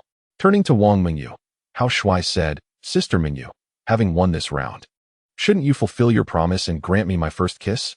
Junior, there are too many people here. I will definitely give you my first kiss when the opportunity arises." The young beauty blushed, and Hao Shuai remained patient. "Sister, It is my first day here, and I am unfamiliar with the campus. Would you show me to the dormitory? Of course. Let us go at once. Under the envious gazes of countless female students, Wang Mengyu led Hao Shuai away. Chapter 17. A surprise. Childhood friend is a beautiful nurse. An hour later, Wang Mengyu drove Hao Shuai home. On the first day of the new academic year, under the guidance of Wang Mengyao, Hao Shuai briefly inspected the dormitory. He would only move in after the official commencement of classes. Following their tour of the dormitory, Hao Shuai and Wang Mengyao exchanged WeChat contacts, agreeing that after classes began, he would find an opportunity to treat her to dinner. Thus, on the very first day of school registration, Hao Shuai became a prominent figure at Yunqing University. He competed in a 100-meter dash against the campus heartthrob at the No. 5 sports ground. In a sudden fit of madness, Zhang Junqing acted inappropriately towards the school doctor and nurse, becoming a sensational topic at Yunqing University, even drawing attention from nearby institutions. In an instant, Hao Shuai gained celebrity status within the university. As they drove along the road, Wang Mengyu was at the wheel while Hao Shuai occupied the front passenger seat. Their conversation flowed casually. According to the introduction from the beautiful principal, Hao Shuai was a special sports recruit, exempting him from participating in military training after the semester commenced. In 2 weeks, on September 13th, Yunqing University would hold an internal selection competition to choose athletes for the International University Sports Games. Hao Shuai's primary events were the 100-meter and 200-meter sprints. Should he secure victory in the internal selection, he would earn the honor of representing Yunqing University at the International University Sports Games on September 29th. Half an hour later, the car arrived at the entrance of the Happy Home Villa district. Approaching their destination, Wang Mengyu slowed the vehicle and shifted the topic to her daughter, Wang Shuyu. Hao Shuai, my daughter Shuyu has been affected today. Please give her some time. I will ensure she receives proper psychological support to willingly accept marrying you. Wang Mengyu yearned to see her daughter wed to Hao Shuai, yet unfortunately, Wang Shuyu was rather stubborn and did not harbor feelings for him. The incident involving Zhang Junqing had deeply saddened her, leaving a significant emotional impact. The beautiful principal continued to play matchmaker, but Hao Shuai promptly shook his head in refusal. Auntie, I am only interested in Senior Mengyao.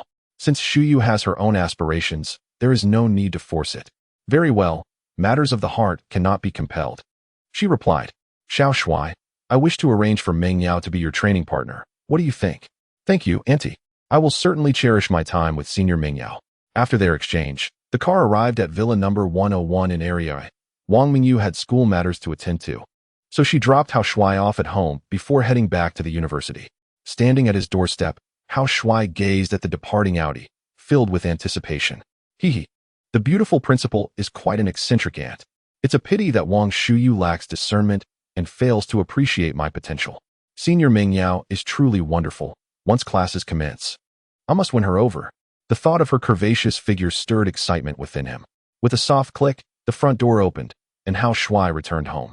As he settled onto the sofa, Hao Shuai gently rubbed his brow and inquired loudly of Xiao AI, please provide me with a detailed introduction to the newly launched lottery feature of the system.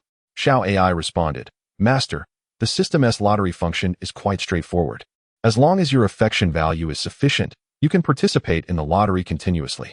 Reclining on the sofa, Hao Shuai began to comprehend the intricacies of this new feature. According to the system sprite, Xiao AI, the lottery requires affection value. To accumulate this affection value, Hao Shuai merely needs to exude personal charm, thereby engendering fondness among those around him. The varying degrees of affection from those nearby will yield different amounts of affection value for him. Only when his affection level surpasses 60 points will he automatically receive a modicum of affection value. If the affection level exceeds 70 points, he will be granted 2 points, and so forth, culminating in 5 points for a perfect score of 100. Affection value can be utilized in 2 distinct ways, one for participating in the system lottery and the other for enhancing personal physical attributes. For every 10,000 points of affection value, 1 point can be allocated to physical attributes. The lottery also possesses various tiers, classified into 4 levels: bronze, silver, gold, and diamond. A bronze lottery requires 1,000 affection points per attempt, while the silver level necessitates 10,000 points, the gold level 100,000 points, and the diamond level 1,000,000 points. Each level offers differing probabilities of winning and varying prizes. As the genuine leather sofa creaked, Hao Shuai rolled with excitement, relishing the prospects of the system's lottery function. The methods to garner affection value appeared simple, especially in a world where women outnumber men, and he, a strikingly handsome gentleman, possessed confidence in his ability to naturally attract admiration from the ladies. According to the system's display, he had amassed an impressive 518 points of affection value, a reward for his triumph in the 100-meter sprint at the stadium. After familiarizing himself with the system's features, he retrieved his phone. On his way back, it had vibrated persistently, indicating that he had received messages. Opening WeChat, he found a multitude of unread messages from numerous women. Each one shared delightful photos of gourmet food and scenic views, all eager to invite him out for an outing. The 50 affluent ladies he had met that morning had even formed a group, aptly named Guardians of Little Shuai. The group was led by Zhang Kersen, with Lu Mengli as the deputy leader. With 99 unread messages in the group, curiosity piqued. Hao Shuai clicked to view them. The conversation was lively, predominantly centered around him. Ladies, why hasn't T Little Shuai made an appearance yet? I'm so eager to see his picture. Mr. Wang, simply log onto the Yunqing University forum, and you will find photographs of the charming young lad. I must inform you that on his very first day, he became a figure of great renown, surpassing the university's most handsome student. His remarkable sprint time of 10:55 seconds for the 100 meters has set a new record for Yunqing University. Such thrilling news. Why has Mr. Su not shared it yet? Quickly, send the link to the group.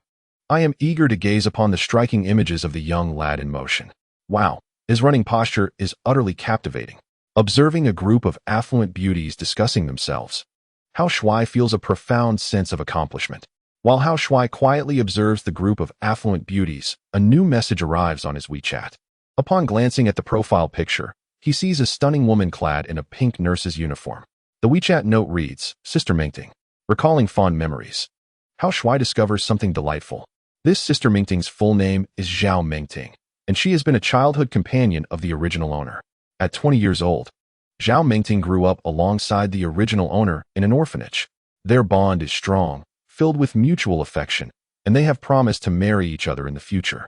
Opening the message from Sister Mingting, Hao Shuai is greeted by several photographs. Each image showcases her adorable selfies in various nurse uniforms, blue, pink, and white. Wow, Sister Mingting looks stunning in her nurse attire. Buzz, his phone vibrates. Sister Mingting has sent another message. Hao Shuai, do I look beautiful in my work uniform? With a hint of desire, Hao Shuai replies, Sister Mingting, you look exquisite in your work attire. It truly captivates me. Buzz, his phone vibrates again. Zhao Mingting responds instantaneously. Hao Shuai, I miss you dearly. Tomorrow is my 20th birthday. Will you come to see me? Chapter 18. Preparing dinner together. A couple unveils their hearts. Tomorrow is August 30th, Zhao Mingting's 20th birthday. The beautiful nurse has extended an invitation, which Hao Shuai cannot decline. With a flurry of fingers, he swiftly replies, Sister Mingting, my official classes commence on September 1st. I will come to Yinchuan City to celebrate your birthday. Zhao Mingting resides in Yinchuan City, where she works as a nurse at the People's Hospital. The two cities are adjacent, separated by a distance of 160 kilometers, easily traversed by high-speed train in approximately 40 minutes. After sending the message, he receives a cascade of joyful emojis in response. His phone buzzes incessantly as Zhao Mingting sends over a dozen hugging emojis. Even through the screen, Hao Shuai can sense her excitement. Hao Shuai, what time will you arrive tomorrow? I will pick you up at the train station. Sister Mingting, I will inform you once I purchase my ticket. All right. I have a surgery to attend to, so I must pause our conversation for now. Hao Shuai sat up straight, having made a pact with his beautiful childhood friend.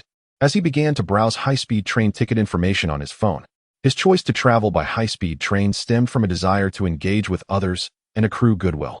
Zhao Mingting's birthday was tomorrow, and an idea struck him. He should visit her today. Before heading to Yinchuan City, he felt it necessary to inform his wife, Lu Yi. As a married man, he believed it was prudent to notify her of his meeting with another woman. He dialed Lu Yi's number.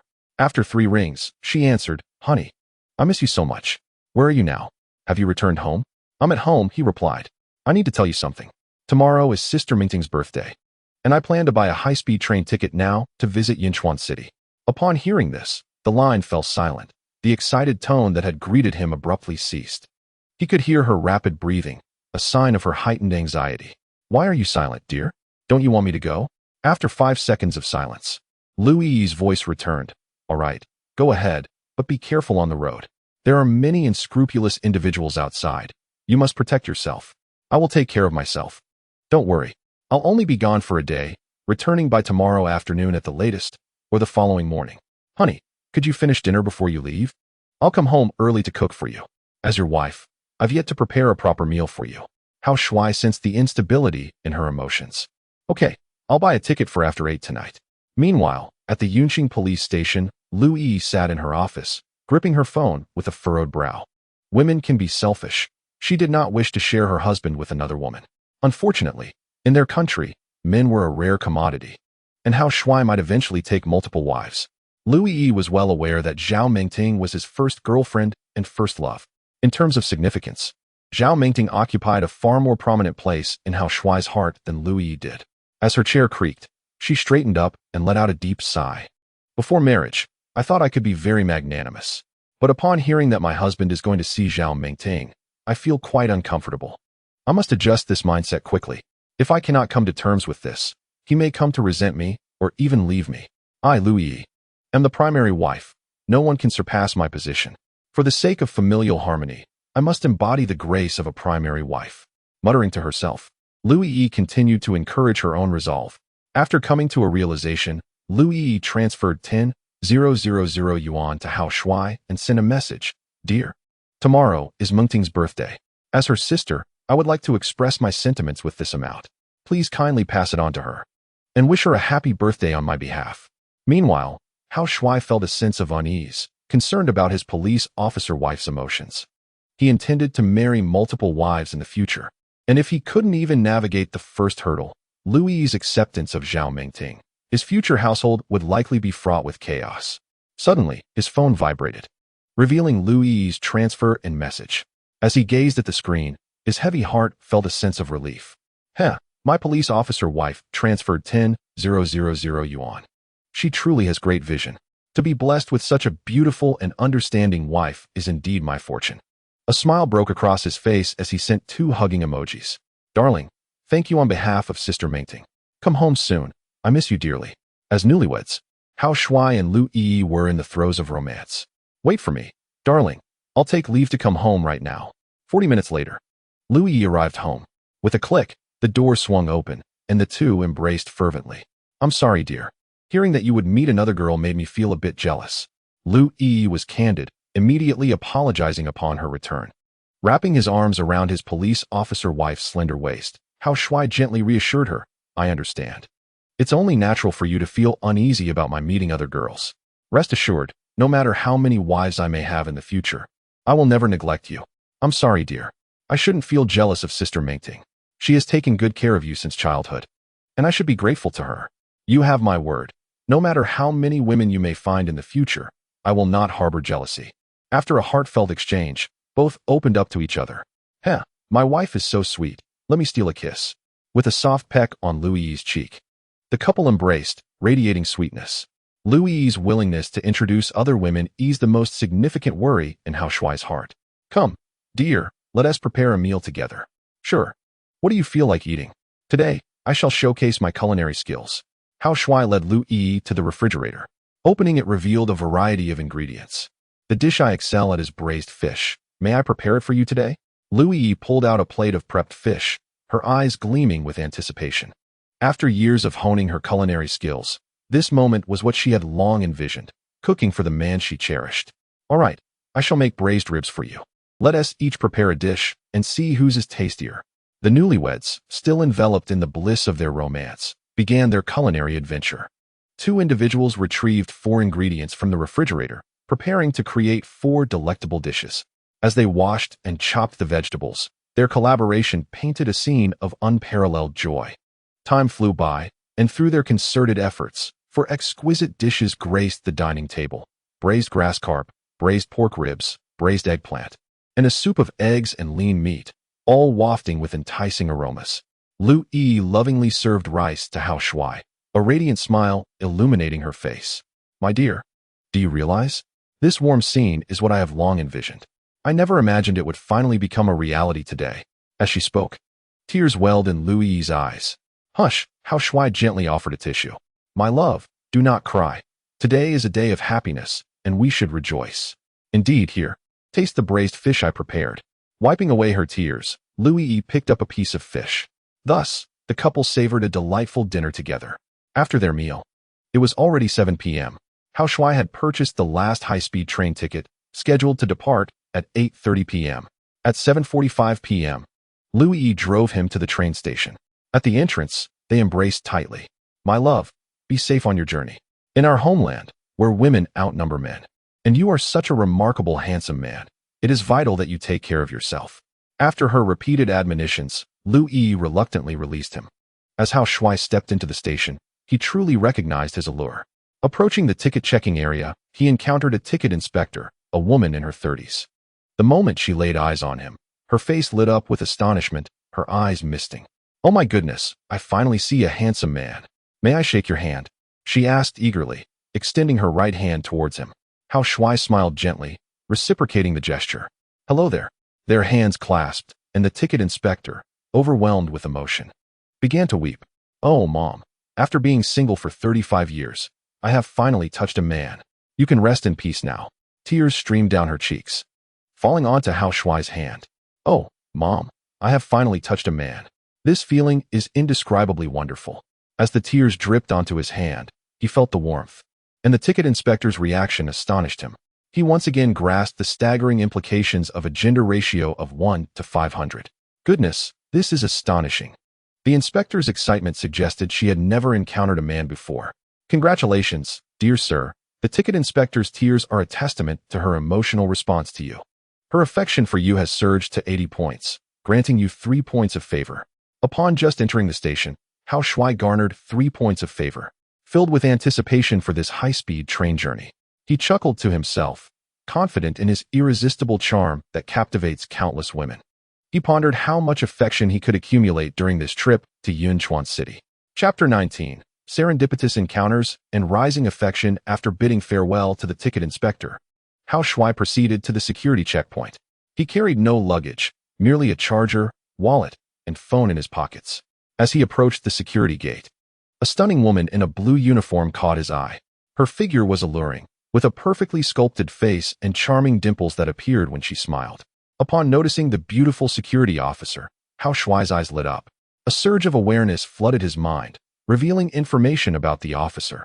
Her name was Xiao Wanting, age 25. Standing at 1.67 meters tall, weighing 55 kilograms, with a natural beauty score of 81.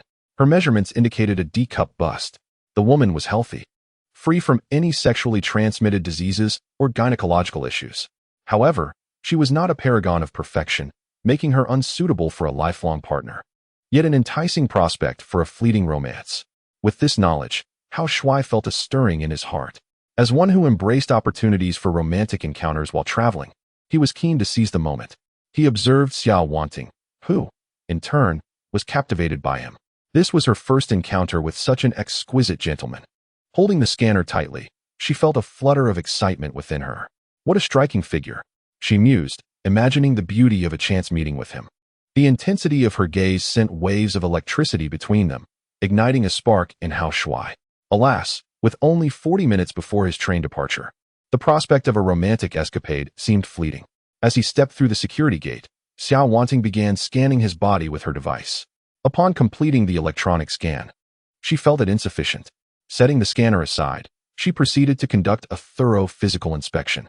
Sir, for safety reasons, I must conduct a meticulous examination, so please remain still, she said with a flirtatious smile. The scent of her perfume enveloped Hao Shuai as he stood motionless. The examination was deliberate. Her fingers glided over his body inch by inch. When checking his back, she did not request him to turn around, but instead approached him directly from the front. With arms outstretched, she explored his back, her posture mimicking an embrace. The softness of her chest pressed against Hao Shuai's own, igniting a fire within him. To stoke the flames further, Xiao Wanting whispered softly into his ear, "Dear, you are rather slender. You must ensure you nourish yourself properly." In the lounge, there are vitamin tablets. You and your sister decide to make a brief visit, as I wish to supplement your nutrition. The sultry voice of a beautiful woman caresses the ear, and Xia Wanting embodies sheer temptation. Gao Shui gently nods and replies, "Thank you for your kind offer, but regrettably, I have a mere 40 minutes before I must board, and you are still on duty. Visiting the lounge would disrupt your work. Do not worry, little brother. 40 minutes is ample time. Come with your sister. I shall provide you with the nourishment you need." Xia Wanting gestures to a nearby colleague, and a round-faced girl hurries over, her eyes lighting up upon seeing Gao Shui. Xia Wanting waves her right hand in front of the girl, exclaiming, "Xiao Yuan. This brother requires assistance. Please cover for me." As she speaks, she winks at the round-faced girl, a silent understanding passing between them. "Wanting, I truly envy you for being able to assist such a handsome guy.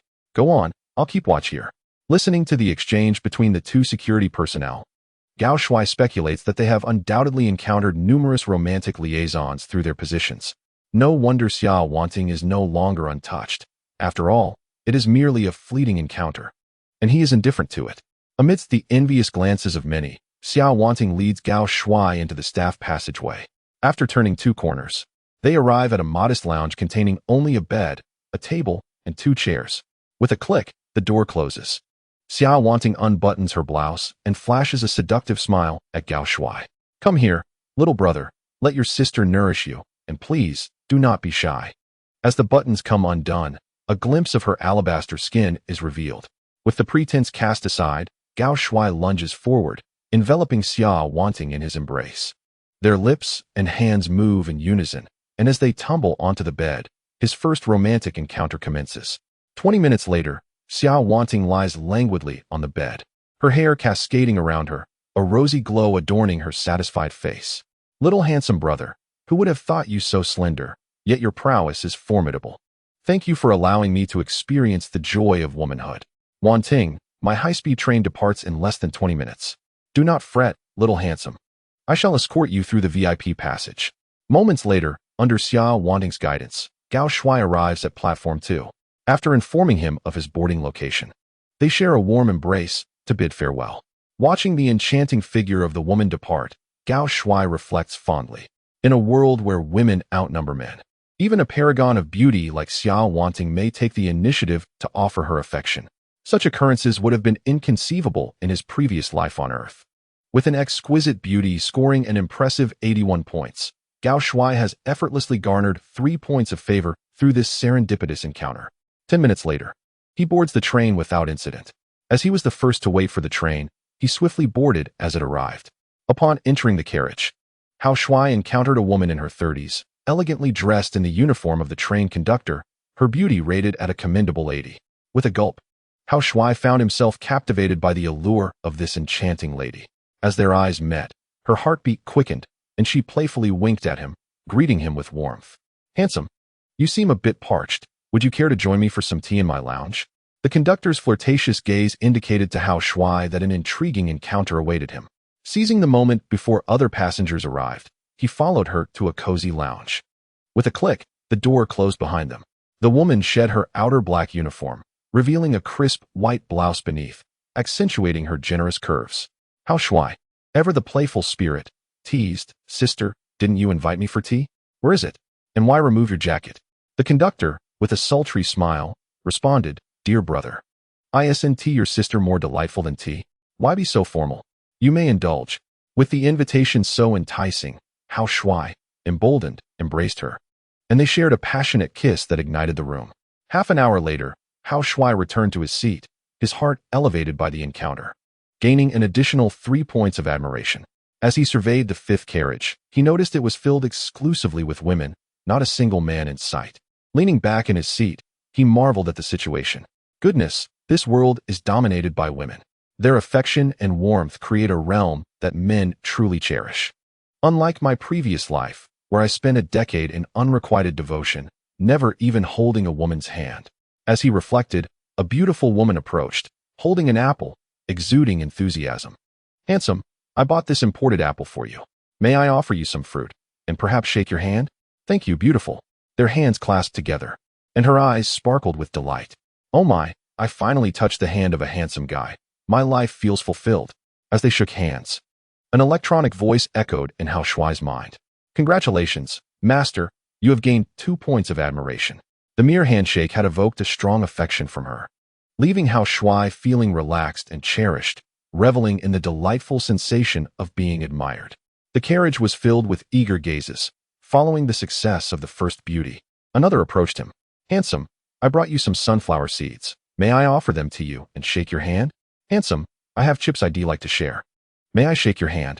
One by one, excited women came forth to engage with Hao Shuai. With a smile, he graciously reciprocated each handshake. As time progresses, Hao Shuai's charm continues to ascend. Chapter 20. Unbearable Charisma, attracting beauties wherever he goes. The fifth carriage has become quite lively, drawing the attention of beauties from other compartments. A long line of enchanting women forms, each holding snacks, eagerly anticipating a glimpse of the handsome man. To maintain order, the train conductor personally oversees the scene. This conductor, named Wang Ximei, had recently engaged in a physical exchange with Hao Shuai. Standing beside him, she holds a large bag as the beauties line up to deposit their treats. Once they have contributed their snacks, they are granted the opportunity to shake hands with Hao Shuai, experiencing his allure up close. As a bespectacled girl departs, Hao Shuai's accumulated charm value surpasses 1,000 points for the first time. With an unending stream of beauties offering snacks and seeking closeness, Hao Shuai feels a profound sense of satisfaction within. He gleefully muses, "Ah, how delightful it is to thrive in a world where women outnumber men. In this realm, I am a national treasure, the center of attention wherever I go. In my past life, I was a mere admirer, overlooked by every beauty. In this life, I am adored by ladies, with queues forming to be near me." Lost in his thoughts of triumph, an announcement from the train staff reverberates through the carriage. "Attention passengers, the train will soon arrive at Yinchuan Station. Those disembarking at Yinchuan, please prepare accordingly." Upon hearing the announcement, Hao Shuai suddenly recalls an important matter. He has yet to call Zhao Mingting to inform her of his arrival in Yinchuan City. Time is of the essence, and rising to his feet, he calls out to the line of beauties, "Ladies, I am grateful for your warmth today. I will be disembarking shortly, so I kindly ask you to return to your seats. Perhaps we shall meet again in the future." No longer accepting snacks, the expressions of the beauties reveal their disappointment. Some even shed tears, reluctant to leave. "Woe is me. The unparalleled handsome man is right before me, yet I cannot shake his hand. This will be my greatest regret in this lifetime." The sound of weeping fills the carriage as Wang Ximei gestures for two train attendants to assist in dispersing the crying girls. Listening to their sorrowful cries, Hao Shuai reflects on his past as an admirer. However, he feels no pity. In this world of surplus women and scarce men, he intends for these girls to accept reality. With the two attendants maintaining order, the fifth carriage returns to normalcy. With no further disturbances, Hao Shuai retrieves his phone and dials Zhao Mingting's number. The phone rings for a full 20 seconds before being answered. A cacophony of car horns echoes through the receiver, indicating that Zhao Mingting is on the road. "Hao Shuai, it's so late, and you're still awake?" Zhao Mingting's voice rises above the blaring horns. Hao Shuai, fearing that Zhao Mingting might not hear him, shouted loudly, "Sister Mingting, I have wonderful news to share with you. I am on my way to see you now, and I will arrive at Yinchuan Station in approximately 5 minutes." "What? You are almost at Yinchuan?" Zhao Mingting exclaimed. "All right, once I finish this delivery, I will rush to the station to meet you. We will stay in touch over the phone." The sound of car horns blared from the microphone, clearly indicating that a driver was urging Zhao Mingting, who was occupied with her food delivery. "Sister Mingting, please be careful," Hao Shuai said. "I will hang up now and wait for you at the exit." After ending the call, Hao Shuai felt a wave of emotion wash over him. In the memories of his original self, Zhao Mingting had always taken care of him since childhood. As they grew older, she continued to support him financially by sending him living expenses regularly after starting her job. Zhao Mingting harbored a dream since she was young, to save enough for a dowry of 500,000 so that she could marry Hao Shuai. In the land of Huaxiao, a woman who could not provide a dowry was deemed unworthy of marriage. Zhao Mingting was a remarkable girl, known for her frugality. She worked 2 jobs daily, all in pursuit of her dream to save that dowry and become Hao Shuai's wife. With these memories flooding his mind, Hao Shuai clenched his fists, vowing to cherish the extraordinary girl, Zhao Mingting. Moments later, the train arrived at Yinchuan Station. As Hao Shuai disembarked, he attracted the attention of numerous beautiful women. Fortunately, these admirers maintained their composure and kept their distance.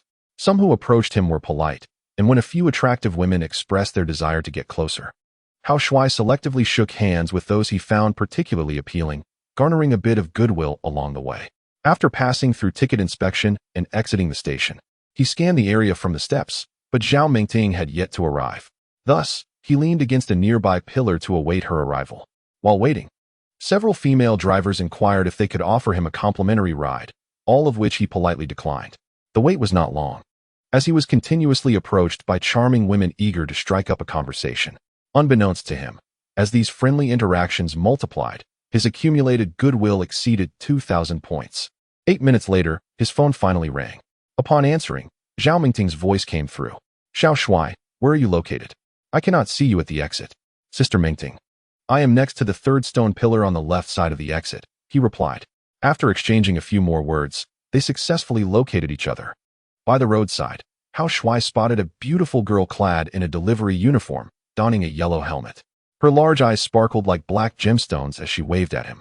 "Xiao Shuai, hurry over. Parking here for too long is not allowed." Hao Shuai, carrying 2 large bags, made his way to Zhao Mingting. 2 large bags filled with snacks gifted by admirers lay before them. "Xiao Shuai, why have you bought so many treats?" Mingting asked. "Sister Mingting, these are all gifts from beautiful ladies," he replied. "Ah, this is not like you at all. In the past, whenever you visited, you would refuse the advances and gifts of these beauties. Why have you accepted their offerings this time?" Previously, Hao Shuai was introverted, shunning social interactions. Now, however, he exuded an outgoing and warm demeanor. "Xiao Shuai, stay still.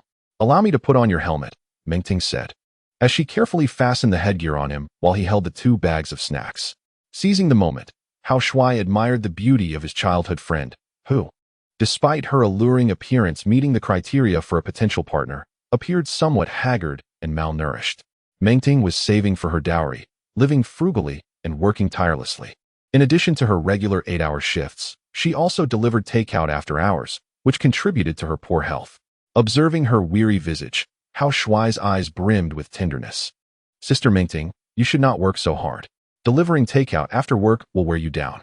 Xiao Shuai, a boy as exceptional as you deserves a bride with a dowry. 500,000 is my minimum target. Once I save that amount, I will marry you," she declared. Upon hearing her words, Hao Shuai could no longer contain his emotions, tears spilling from his eyes. In that moment, memories of a decade spent as an unrequited admirer flooded back to him, recalling the times when he juggled multiple jobs, often working 2 or even 3 at a time. "Xiao Shuai, don't cry. Come, let's go home," Mingting said, wiping away his tears and patting the seat of the electric scooter. Holding the 2 bags of snacks, Hao Shuai felt a twinge of regret. Without them, he could have wrapped his arms around Mingting's slender waist. A gust of wind swept past them as Mingting maneuvered the electric scooter through the bustling traffic. While admiring the vibrant nightscape, Hao Shuai boldly asked, "Sister Mingting, in the past, I always slept on the sofa when visiting. May I sleep in your bed tonight?" Chapter 21. A shocking revelation. Encountering a supernatural being previously. Hao Shuai was exceedingly shy and reserved. Whenever he stayed at Mingting's home, he would insist on sleeping on the sofa, even feigning ignorance to her subtle hints. Yet now, he seemed transformed, boldly requesting to sleep in her bed before they had even arrived home. Sensing something amiss, Mingting felt a jolt of surprise. Her hands trembled, causing the scooter to sway. With a sudden screech, the tires skidded against the pavement as she hit the brakes, abruptly halting the vehicle and sending Hao Shuai's body lurching forward. With a clatter, 2 bags of snacks fell to the ground, and Hao Shuai, unable to steady himself, tilted and collapsed by the roadside. "Xiao Shuai, are you hurt?" Zhao Mingting asked anxiously as she parked her electric bike. She bent down to help Hao Shuai up, tears streaming down her face. "Oh no, Xiao Shuai, I'm so sorry. I shouldn't have braked suddenly. Are you bleeding? Let's go to the hospital to check if you're injured." Drop by drop, her tears fell onto Hao Shuai's face.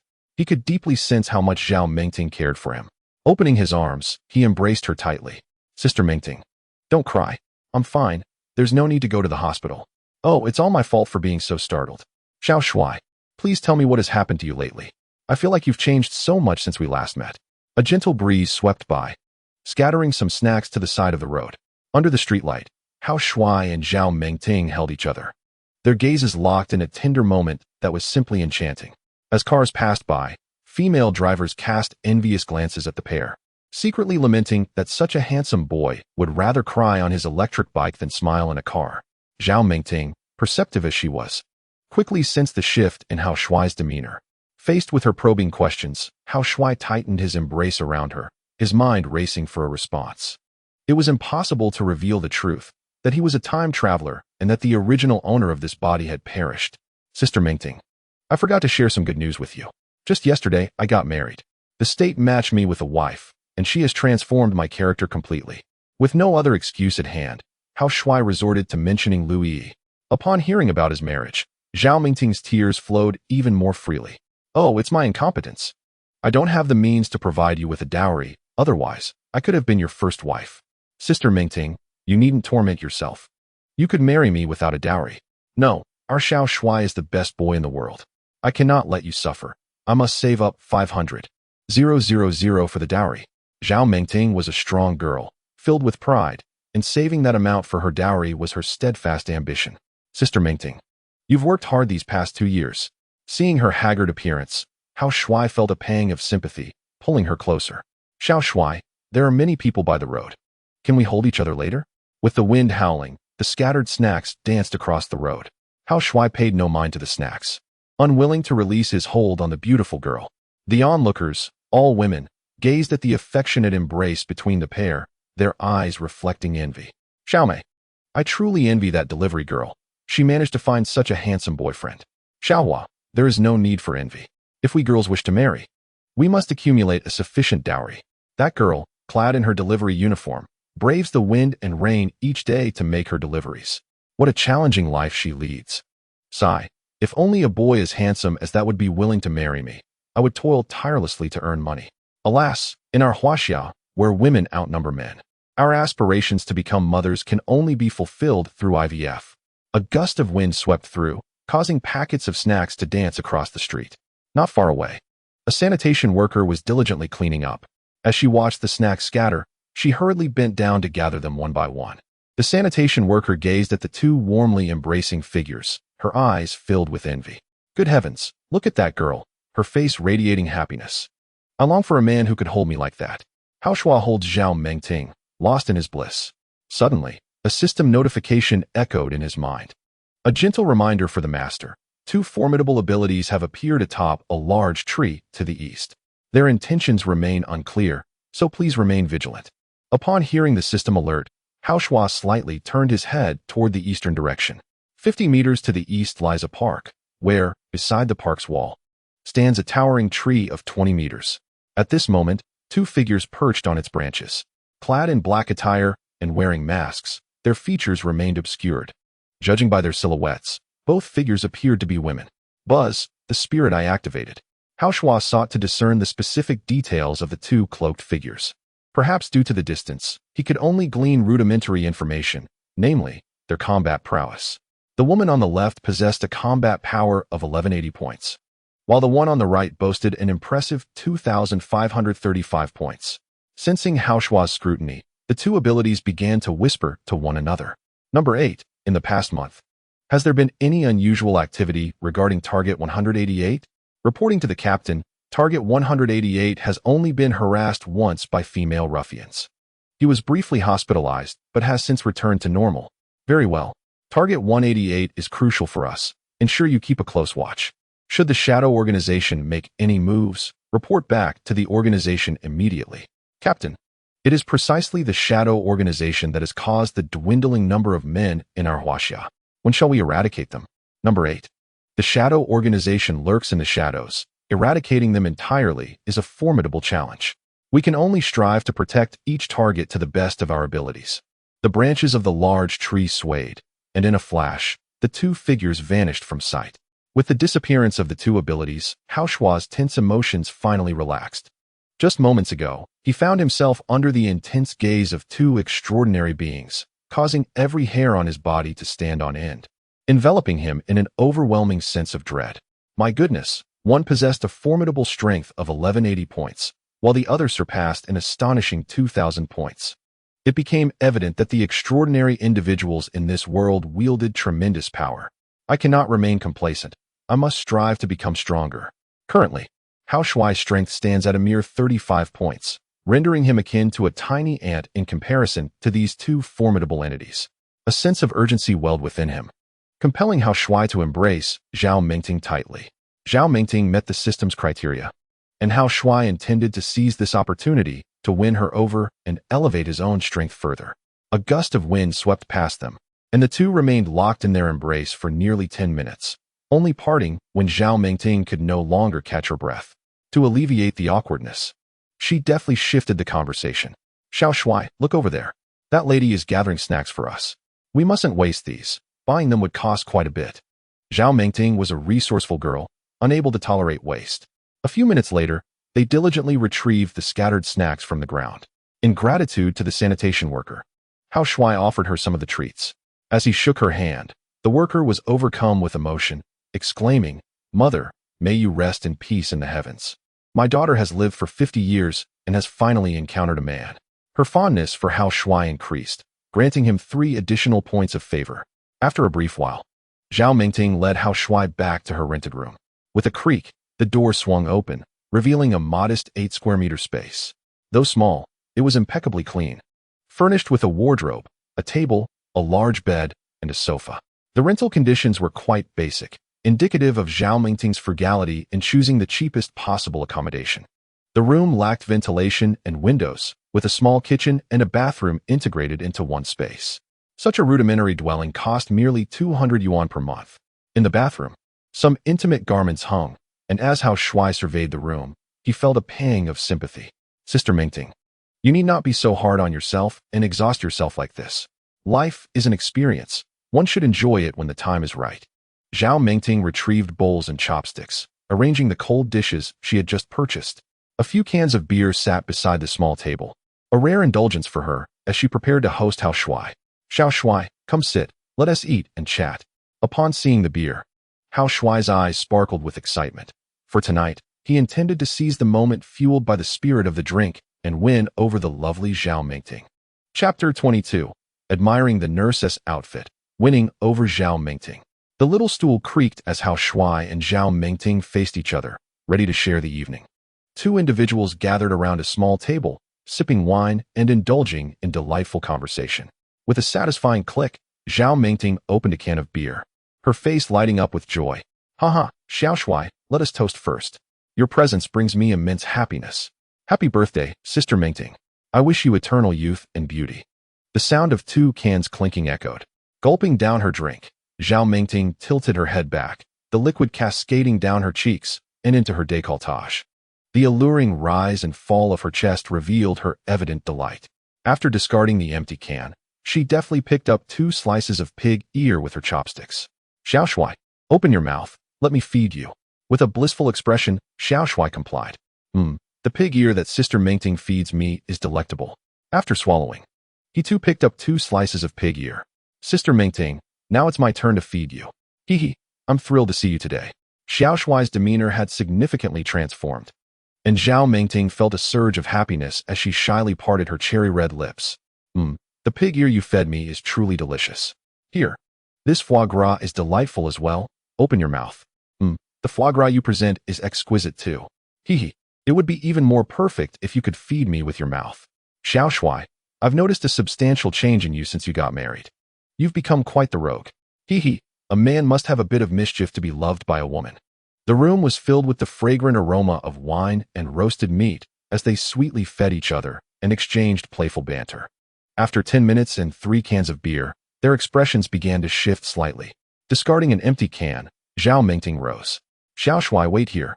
I have something wonderful to show you. She retrieved a savings book from the bedside table, shaking it with excitement as she proclaimed, let me share some good news. After 2 years of hard work, I've finally saved up 200,000 for my dowry. Just 300,000 more, and I can marry you. After 2 years of juggling 2 jobs and living frugally, she had managed to amass this sum. For an average person, saving money is an arduous task. Handing the savings book to Hao Shuai, she revealed her aspirations. Hao Shuai, just wait 3 more years. I am certain I can save up 500,000. Hao Shuai took the red savings book, his heart aching at the sight of the amount. Sister Mengting, seeing you work so hard every day truly pains me. As long as we love one another, Marrying you without a dowry would be perfectly fine. No, our Xiao Shuai is too exceptional. I cannot let you suffer. Other men receive dowries of at least 1,000,000 from their wives. Giving you only 500,000 would be a considerable injustice. The beautiful childhood friend is resolute in her determination to save enough for her dowry before considering marriage. Hao Shuai, with a resigned smile, takes a generous gulp of his drink. Today, encountering a formidable psychic has ignited a fervent desire within him to gain strength. Upon entering this new world, Hao Shuai realizes it differs significantly from Earth, inhabited by powerful beings. He yearns to become strong and seize control of his own destiny, unwilling to be casually crushed by these formidable entities. By winning over his beautiful childhood friend, he can unlock a treasure chest from the system, which will grant him items to enhance his power. Time is of the essence. He cannot afford to wait 3 years. His plan is to secure Zhao Mengting tonight. Since his beautiful childhood friend is so fervently devoted, he decides to take the initiative. After all, she is eager to marry him, so he might as well take the plunge first. With this thought in mind, Hao Shuai begins to encourage her to drink. Sister Mengting, let us continue our revelry, he exclaims, laughter ringing in the air. Cheers. Go ahead, Xiao Shuai, drink freely. Tomorrow, I'll take a day off for my birthday, so we can indulge tonight. Zhao Mengting downs another half-can of beer, her chest rising and falling rhythmically. Hao Shuai, seated across from her, notices she is still clad in her delivery uniform. Feeling a spark of inspiration, he makes a request. Sister Mengting, I truly enjoy seeing you in a nurse's outfit. Would you wear one and join me for a drink? With a playful grin, Zhao Mengting unzips her delivery uniform, revealing a pair of ample curves beneath. No problem, if little Shuai wants to see. I'll change into a nurse's outfit right now, she replies, her cheeks flushed. She stands, shedding her delivery uniform, which falls to the floor with a soft thud. In the next instant, a flawless figure is unveiled before Hao Shuai. Curvaceous breasts, a pert backside, and a slender waist create an enchanting silhouette. Unfazed, the beautiful childhood friend begins to change clothes in front of him. Zhao Mengting's figure is astonishing, despite her slender appearance. Her proportions are impeccable, ample where needed and delicate elsewhere. Now clad only in a bra and panties after removing her delivery uniform, the alluring beauty stands before him in minimal attire. Hao Shuai licks his lips as a fire ignites within him. Observing his mesmerized expression, Zhao Mengting smiles alluringly at him. Xiao Shuai, do you think my figure is good? She teases. Indeed, Sister Mengting, your figure is truly captivating. Though, you could afford to eat more nutritious food. You seem a bit too slender. Wait for me a moment. I'll go change into a nurse's outfit, she replies, turning towards the wardrobe. Opening it reveals several nurse uniforms in various colors: white, pink, blue, and red. Xiao Shuai, which color of nurse's outfit would you like to see me wear?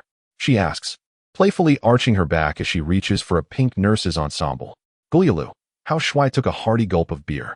As he gazed at the enticing scene before him, a surge of impulse washed over him. My goodness, from this angle, Sister Mengting's figure is simply breathtaking. Such an exquisite girl, I deserve to possess her. Immersed in admiration of the beauty, Hao Shuai momentarily forgot to respond, as Zhao Mengting picked up a set of blue nurse attire. Xiao Shuai, do you prefer pink or blue? Sister Mengting, I wish to see you in pink. All right, pink is quite romantic. Zhao Mengting agreed and retrieved a pink nurse outfit from the wardrobe. With a swift motion, she unzipped the zipper and donned the pink ensemble right before Hao Shuai's eyes. Once clad in the nurse's uniform, Zhao Mengting approached Hao Shuai, arms outstretched, twirling in place twice. Xiao Shuai, does your sister look beautiful? A fragrant breeze enveloped him, and the sight before him was utterly captivating. Gulialu, Hao Shuai swallowed hard, his eyes wide with admiration, nodding fervently. So beautiful, Sister Mengting looks stunning in the nurse's outfit. I wish to hold you. Xiao Shuai wants to hold me? Then come here.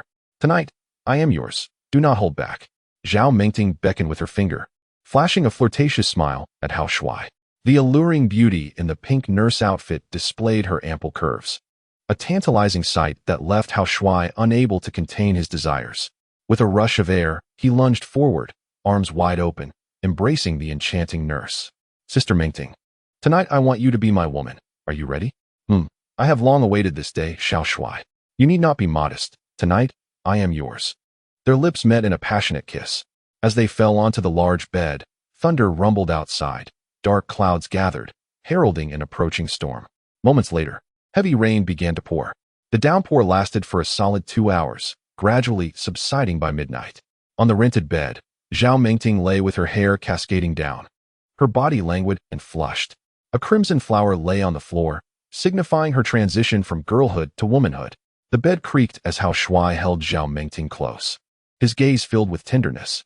Sister Mengting, tomorrow is your 20th birthday. You are now my woman. Shall we register our marriage? Xiao Shuai, I have yet to save enough dowry. Please wait for me for 3 more years. No, I do not wish to wait any longer. Hee, since sister is disobedient, I shall need to train her further. The nurse wife's reluctance only fueled Hao Shuai's determination to conquer her heart. With a gentle inclination, Hao Shuai leaned down to kiss Zhao Mengting's cherry lips, igniting yet another round in their playful skirmish. An hour later, Zhao Mengting felt as though her body might unravel, and she cried out in surrender, Xiao Shuai, your prowess is overwhelming. I promise to marry you. Please, I beg you, spare me. Ah, that is more like it. He chuckled. Tomorrow marks Mengting Jia's birthday, and I shall present you with a marriage certificate as a birthday gift. How do you feel about such a present? Xiao Shuai, to become your wife has long been my aspiration. Thank you for agreeing to marry me. A marriage certificate is indeed the finest gift I could receive on my 20th birthday. Having successfully won Zhao Mengting's heart, Hao Shuai felt a surge of anticipation. Once they officially registered their marriage, he would be rewarded with a treasure chest from the system. In Chapter 23, Strengthening the Body, unveiling the secrets of the powerful.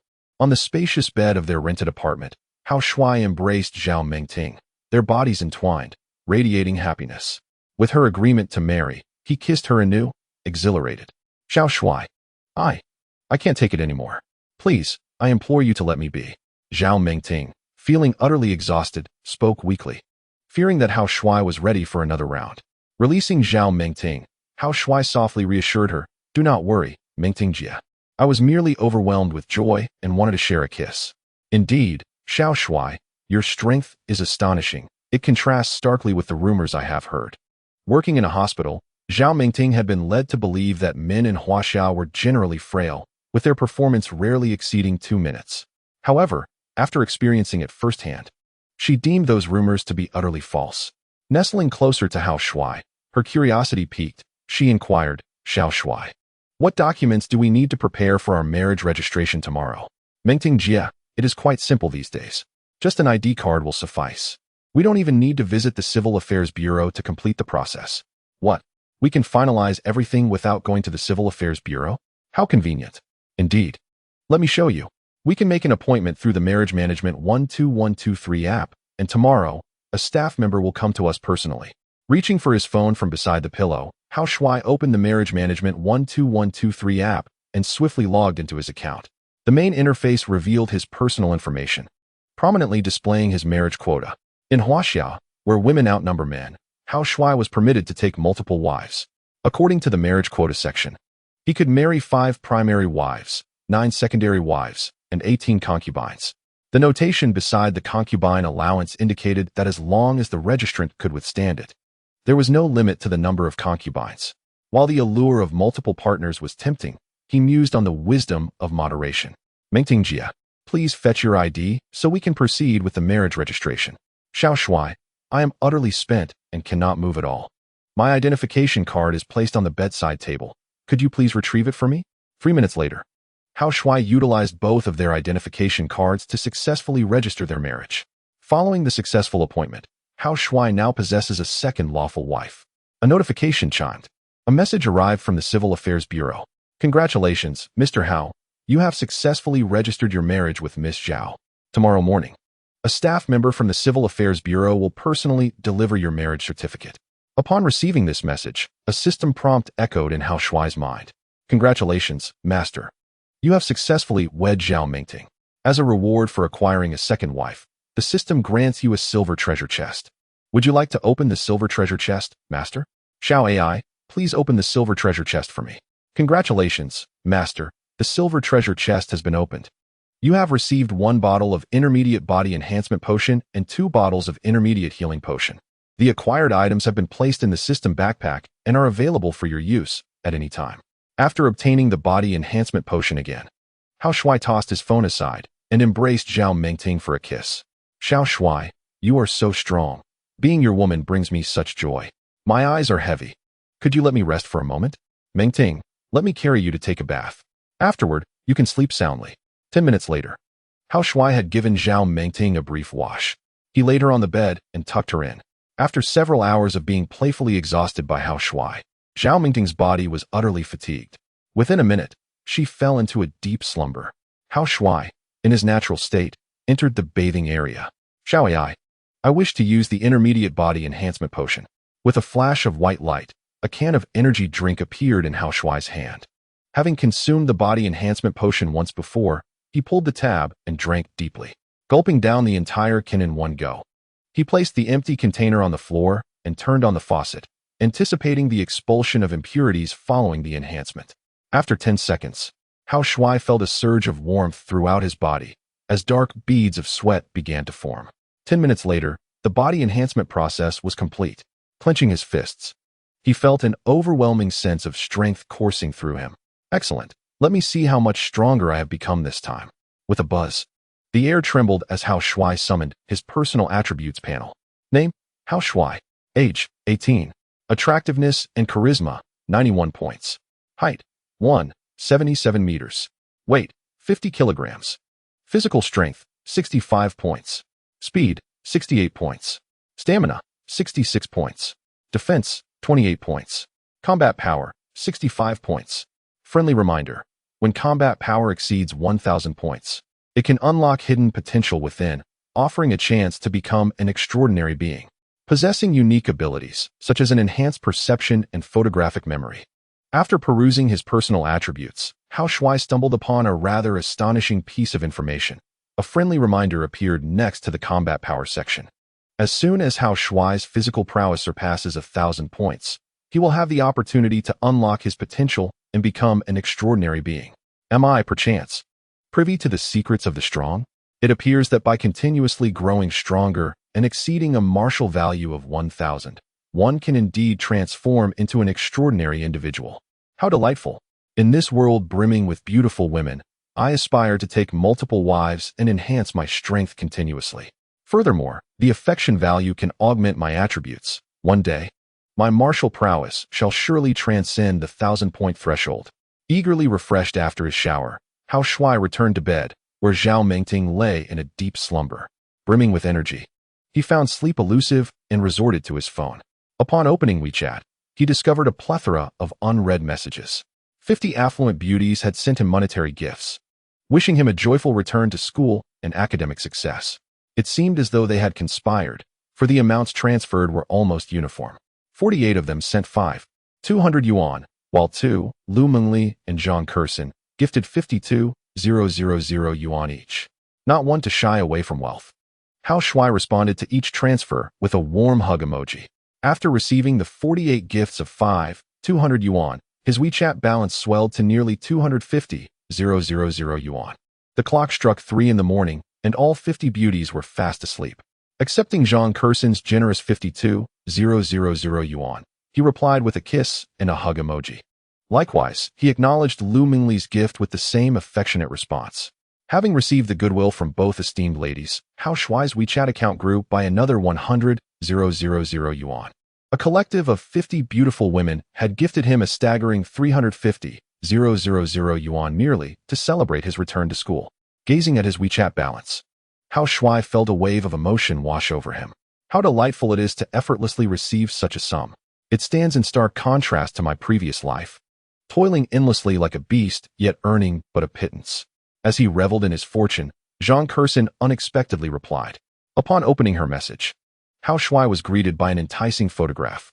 She adorned a sheer nightgown, reclining on her bed in a state of alluring vulnerability, her captivating figure subtly revealed. Little Shuai, you finally thought of your sister. I've been unable to sleep, longing for you. When you have the chance, you are most welcome to visit me. My home boasts a swimming pool, with mermaids, no less. Zhang Kersen sent several messages in quick succession, and as Hao Shuai beheld the exquisite beauty of the mature woman, a fire ignited within him. Thank you for the generous gift, Kersen. I am currently in Yunchuan City. When I return, I shall make a point to visit you. Splendid. It is settled then. Kisses. Curson, it's rather late. I must sleep now. Good night. Jean Curson sent a few more intimate photos, leaving Hao Shuai parched with desire. The allure of the mature woman was overwhelming, and he feared that he might succumb to temptation and stir up trouble with Zhao Mengting once more. It was inevitable. He forcefully shut down his phone and hurried to the bathroom for a cold shower. Meanwhile, in a luxurious villa within Yun City, Jean Curson lay on her bed, her heart racing with excitement as she read the reply from Hao Shuai, unable to sleep. Lumingly, oh lumingly. Little Shuai has promised to visit my home. Our wager is surely in my favor. As an exquisite woman, Jean Curson knew precisely how to please a man. Once Hao Shuai set foot in her abode, she would ensure he experienced a bliss akin to divine ecstasy. Click. She swiftly captured a screenshot of their conversation and sent it to Lu Mingli. CEO Lu, please prepare 100 million Huaxia coins. Little Shuai has agreed to come over for a swim and admire the mermaid. Chapter 24. Obtaining a marriage license and marrying the beautiful nurse. Ding dong, the doorbell rang, startling Hao Shuai and Zhao Mengting from their slumber. Mr. Hao, Miss Zhao, pardon the intrusion. We are officials from the Civil Affairs Bureau, came a voice from outside. Hao Shuai rubbed his eyes, gradually regaining consciousness. After a night of revelry, he had slept until the following morning. Oh no, little Shuai, it's 10 o'clock. I'm 2 hours late for work. Zhao Mengting exclaimed, glancing at her phone. Her shock causing her to sit upright. The alarm of his wife jolted Hao Shuai awake. He reached out and pulled Zhao Mengting into his embrace. Mengting, take the day off. You don't need to work today. Little Shuai, there are officials from the Civil Affairs Bureau outside. We must hurry and get dressed. Ding dong, ding dong. The doorbell continued to chime. Mengting, are you excited about us obtaining our marriage license today? Of course. Marrying you is the greatest wish of my life. Hee. To marry you, Mengting, is my utmost fortune. He offered. Come, let me help you get dressed. The couple, deeply affectionate, assisted each other in donning their attire. 2 minutes later, Hao Shuai opened the door to find 2 beautiful women in red uniforms awaiting him, both around a score of 75 in attractiveness. Upon catching sight of Hao Shuai, their eyes sparkled with delight. Mr. Hao, pardon the interruption. It's a pleasure to meet you. Mr. Hao, you are truly handsome. May I shake your hand? The 2 women eagerly vied for the chance to greet him. With his perceptive insight, Hao Shuai discerned that their fondness for him had reached a score of 70. Just from their initial encounter, he had garnered an additional 4 points of goodwill. The civil affairs officials were exceedingly warm and welcoming. Hao Shuai smiled gently, extending his right hand in a cordial response. It's a pleasure to meet both of you. Thank you for your assistance today. Not at all. Congratulations to the newlyweds. Wishing you a lifetime of happiness and early blessings. Thank you, thank you. After exchanging pleasantries, one of the curly-haired officials produced a camera. Mr. Hao and Miss Zhao, please take a seat together. I shall capture a photograph of you both. Once the picture is taken, I will promptly upload it to the 12,123 marriage management application, and you shall soon receive your marriage certificate.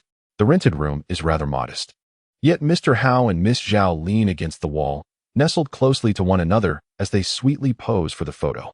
Mr. Hao and Miss Zhao, direct your gaze towards my lens and display your most blissful smiles. The staff member, armed with a camera, encourages the couple to engage in some affectionate gestures. Click, click. The staff member captures several sets of images. Beep. The photographs are instantly available. Another staff member, seated on the bed with a computer, swiftly records the couple's information. After 3 minutes, the marriage formalities are completed, and Mr. Hao bids farewell to the civil affairs workers. Holding 2 marriage certificates in hand, Mr. Hao presents one to Miss Zhao. Gently caressing the certificate, Miss Zhao's eyes glisten with emotion. Little Hao, I have finally married you. I am eternally grateful to the heavens for allowing me to meet you.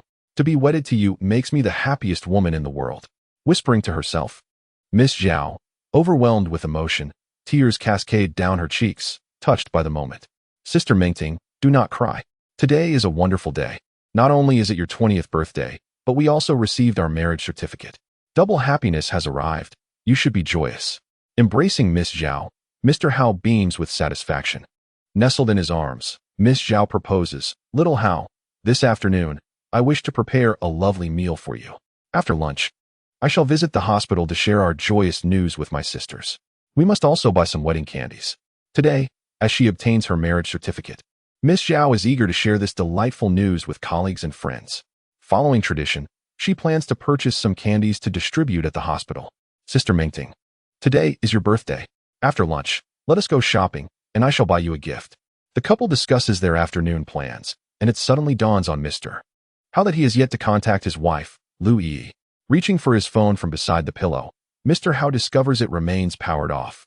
It is often said that a gentle embrace can ensnare even the mightiest of heroes, and Mr. How now fully understands this sentiment. Since last night, he has been enveloped in a tender reverie, nearly losing track of time. Oh no, I have not turned my phone on. He must be quite anxious. Once the phone powers on, Mr. How notices numerous unread WeChat messages from Lu Yi, expressing her concern for him. The earliest message timestamps at 5:12 a.m., while the most recent was sent just 2 minutes ago. As Mr. How prepares to reply, a call from Lu Yi comes through. Pressing the answer button, he hears her anxious voice on the other end. Little How, you've finally turned your phone on. I was so worried without any news from you. Sister Yi, I am well here. I apologize for forgetting to charge my phone last night. I hope I did not cause you any worry. I have delightful news to share. Sister Mingting and I have tied the knot, and you now have a new sister. Ah, that is splendid. Please put your phone on speaker. I wish to converse with Sister Mingting. 5 minutes later, Lu Yi ended the call. Lu Yi and Zhao Mingting engaged in lively conversation, and they added each other on WeChat. To welcome her new sister, Lu Yi transferred 300,000 to Zhao Mingting. Hao Shuai pointed at Zhao Mingting's phone, where her WeChat balance displayed 303,588 yuan. Sister Mingting, with this additional 300,000, you have saved enough for a dowry of 500,000. From now on, you must not work 2 jobs. It could be detrimental to your health. Xiao Shuai, this money is not earned by me. I feel utterly inadequate for not being able to provide you with a dowry of 500,000. I must continue to work hard to contribute to your dowry. The beautiful childhood friend is somewhat fixated on the dowry amount, and Hao Shuai gently embraced Zhao Mingting, offering soft reassurances. Sister Mingting, from this moment forth, we are family. Money is merely a material possession. As long as we have enough, that suffices. You must not exhaust yourself in the pursuit of wealth, only to compromise your health. Xiao Shuai, I feel indebted for not being able to present you with a sufficient dowry. Ah, we are now family, and families do not speak of such matters. By the way, now that you are my wife, we shall return to Yun City together and live our lives side by side. The couple shared sweet conversations as they ventured out to purchase groceries, preparing a delightful meal for lunch. Time flew by, and before long, it was 1 in the afternoon. After enjoying their meal, Hao Shuai took Zhao Mingting out for a shopping excursion. To celebrate, Hao Shuai bought Zhao Mingting a birthday gift. Though she hesitated at the thought of him spending extravagantly, he chose to purchase her a new phone. As they strolled through the shopping district, Hao Shuai became the center of attention. Along their path, numerous beautiful women approached him, expressing interest. Unbeknownst to him, he garnered quite a bit of admiration. With his charm, he effortlessly attracted affection wherever he went. 2.5 hours later, the couple emerged from the mall, each carrying 2 large bags of wedding candies. Today is Zhao Mingting's wedding, and she intends to share the joy with her colleagues. Xiao Shuai, let us go to the hospital to spread our happiness. Yes, let us show your colleagues just how blissful you are. Half an hour later, they arrived at the entrance of Yunchuan City People's Hospital by taxi. Upon entering the hospital, they distributed wedding candies and soon found themselves at the department where Zhao Mingting worked. Having received word in advance, the nurses in the internal medicine department lined up, eagerly awaiting their arrival at the 5th floor elevator. Ding! The elevator doors opened, and Hao Shuai and Zhao Mingting stepped out. Dozens of nurses stood in a row, their eyes fixed on Hao Shuai with intense admiration.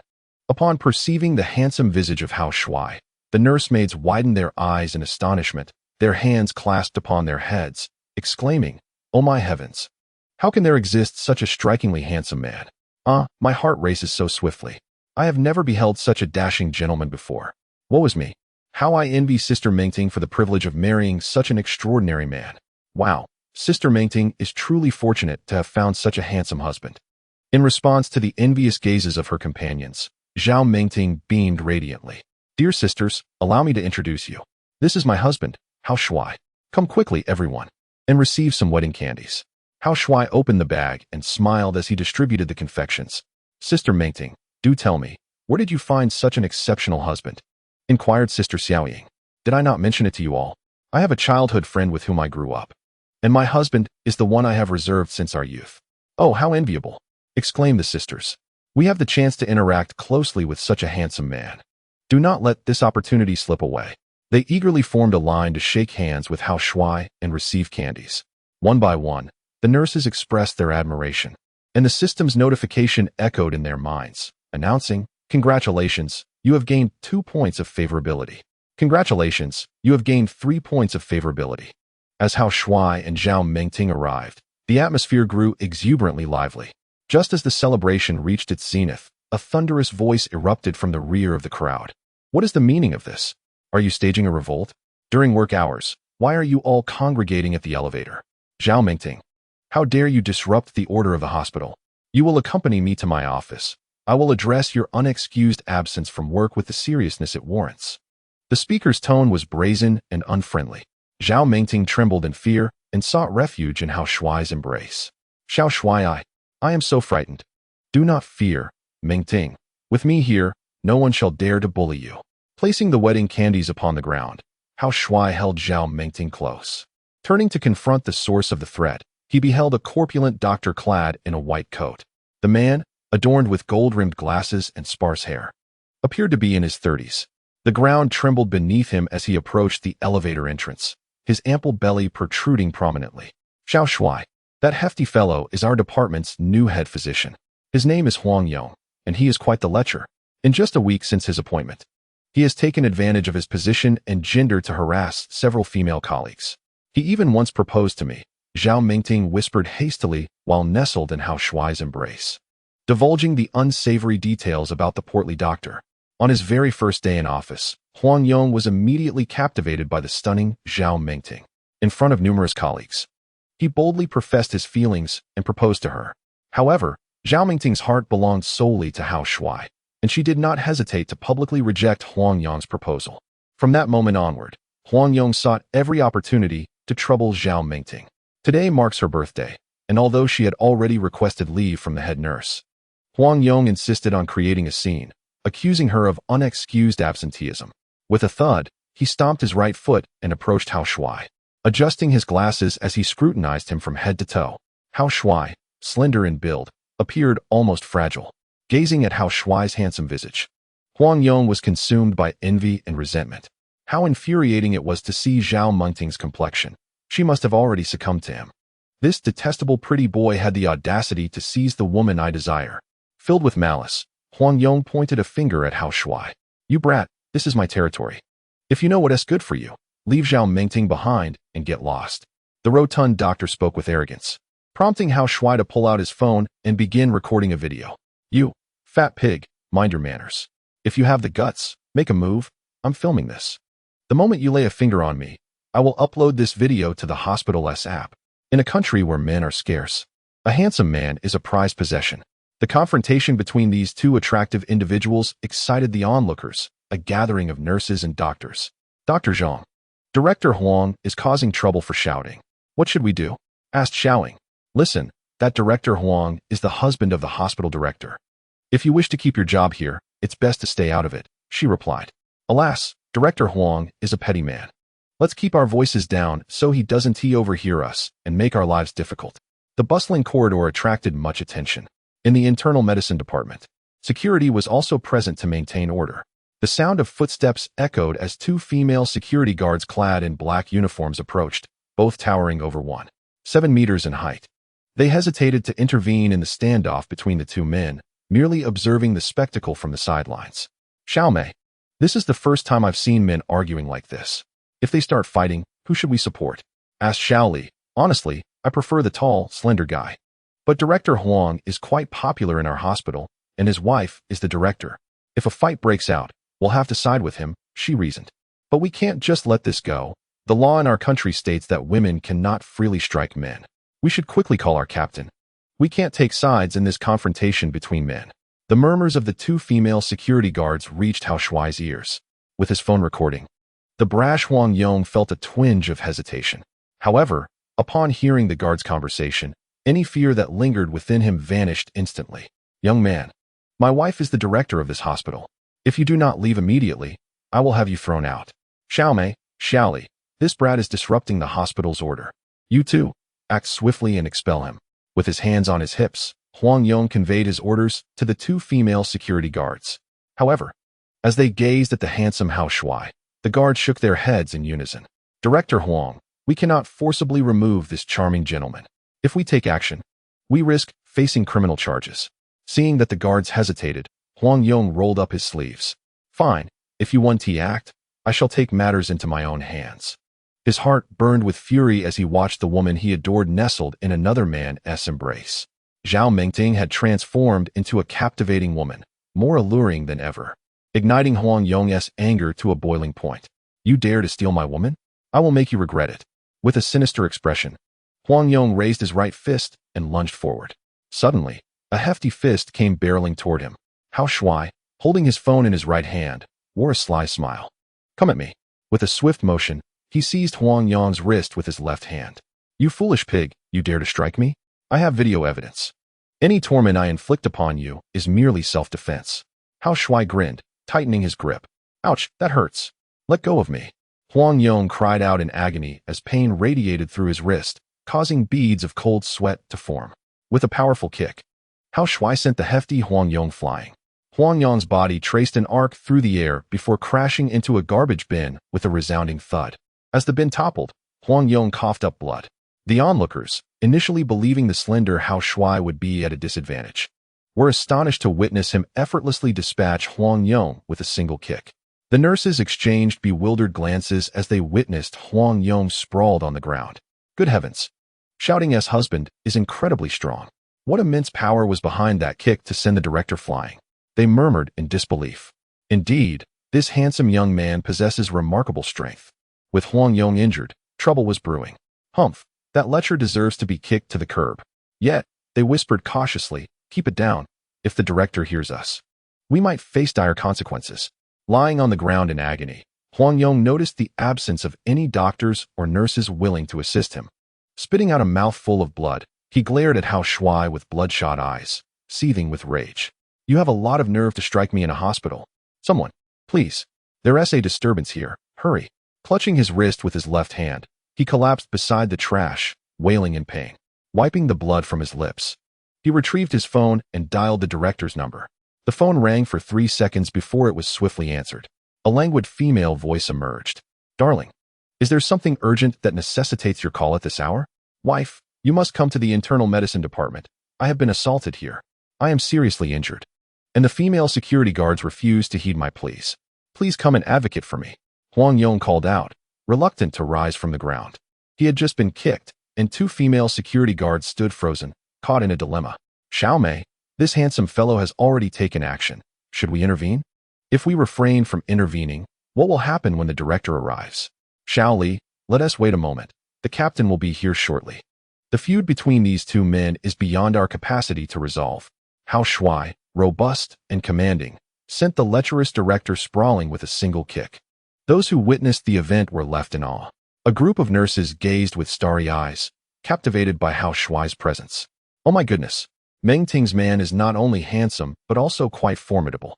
Marrying him would indeed provide a sense of security. Ladies, take a closer look. Meng Ting's complexion and vitality have improved significantly. Is this the result of having a man in her life? Oh, what is so surprising about that? A woman flourishes under a man's care, enhancing her skin and grace. A throng of doctors and nurses gathered to witness the spectacle as Hao Shuai embraced Zhao Mengting and approached Huang Yong. Towering above him, Hao Shuai glared down. You gluttonous swine, I have recorded your assault on me. My strike is simply an act of self-defense. Now lie still and do not move. With a swift motion, Hao Shuai delivered a series of forceful kicks. He would not easily let go of Huang Yong, the brazen lecher who dared to covet his woman. Stop. My wife will be here shortly. When she arrives, you're finished. Hao Shuai disregarded Huang Yong's threats and continued his assault. The corridor echoed with anguished cries, drawing patients and their families out of their rooms to witness the commotion. For many, it was their first encounter with such a display of violence between men, eliciting astonished glances. Mother, look, that detestable lecherous director is sprawled on the ground, wailing. Truly, justice is served. He too can be humbled. Ajou, you were tormented by this director yesterday. Finally, someone has taught him a lesson. Wow, that striking young man exudes such charisma. Even I, an older lady, feel a stirring in my heart. I know this director Huang. He has influential connections. This young man's boldness in confronting him will surely lead to trouble. Everyone look. The hospital director is approaching. Amidst the fervent discussions, a tall, elegant woman in stockings stepped forward. Listening to the sound of footsteps, Huang Yong lifted his head, a look of surprise illuminating his face as he beheld the newcomer. "Ah, my dear wife, you have finally arrived. Please, come to my rescue. This ruffian is utterly lawless. Have him apprehended at once." Chapter 26. The Dean's Arrogance. How Shuai faces off with the rhythmic sound of footsteps echoing. A young female doctor clad in a white coat approached. Upon her arrival, the crowd began to murmur. "The dean is here. Everyone, step aside." It turned out she was indeed the dean, appearing remarkably youthful. Wow, the dean is stunningly beautiful, yet something about her face seems rather unnatural. Aju speaks softly. Some truths are best left unspoken. Oh no, the dean is notoriously protective of her own. After her arrival, this charming young man is in for trouble. Indeed, I have heard that those who offend her seldom meet with good fortune. The crowd buzzed with trepidation towards the beautiful doctor.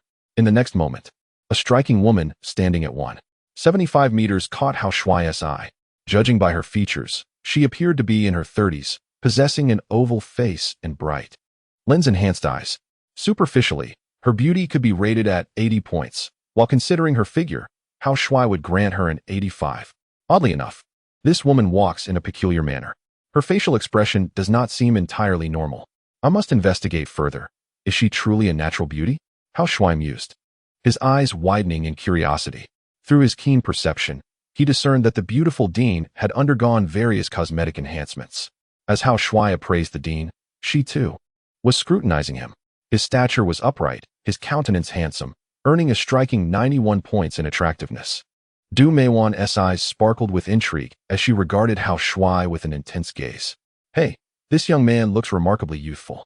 Does he possess some significant background to create a disturbance in my hospital? Their eyes locked, creating an oddly charged atmosphere. Suddenly, a shriek shattered the moment. "Ah, dear wife. My stomach is in agony.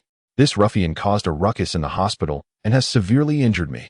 Quickly, have security apprehend him and take him to the police station." The loud voice belonged to Huang Yong, who lay on the ground. Du Meiwan helped him to his feet, feigning concern. "Husband, please tell me, where do you feel unwell? My stomach and back are both uncomfortable, and my arm is scratched. Look, it is still bleeding." Huang Yong raised his arm to show his wounds. Having been kicked by Hao Shuai and landing hard on his right shoulder, the impact left several abrasions where he had made contact with the ground. "Someone, quickly bandage my husband," Du Meiwan shouted, and several nurses hurried over. In reality, Huang Yong's injuries were superficial. After a simple treatment, he was perfectly fine. While the nurses tended to him, Huang Yong shot a defiant glare at Hao Shuai. "My dear wife, it was this scoundrel who sent me flying with a kick, leaving me severely injured. You must not let him escape justice. You must take charge and have him imprisoned." As Huang Yong's words echoed, the elevator beside them chimed open. In the next moment, 6 stunning women clad in security uniforms emerged from the elevator. The leader, dressed in a sleek black uniform, was the head of the security team, while the other 5 donned white uniforms. The head of security approached Du Meiwan, her expression one of sincere apology. "Director, I am truly sorry for my tardiness." Du Meiwan waved her hand dismissively, her gaze icy. "Xiaoying, surround them with your team. How dare this scoundrel cause a ruckus in my territory? He must possess the audacity of a bear and the courage of a leopard." "Understood, Director," the head of security responded, leading her team to encircle Hao Shuai and Zhao Mengting. Near the elevator, the 2 factions stood in a tense standoff.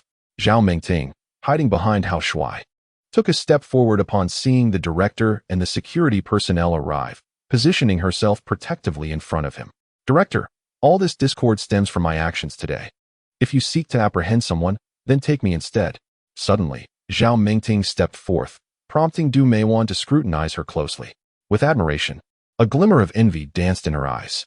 In just a day, Zhao Mengting had transformed, her beauty and poise markedly enhanced. The former striking beauty had evolved into an alluring young woman, her looks and figure significantly improved. Licking her lips, Du Meiwan smiled teasingly. "Oh, is that you shouting? After just a few days apart, how have you become so exquisite? Hee hee, if you tell me the secret behind your newfound beauty." I might consider letting you off the hook. Du Meiwan gazed at Zhao Mengting with envy. Zhao Mengting gritted her teeth, unwilling to divulge anything. Sister Mengting, you need not waste your breath on this older woman. With me here, you need not fear.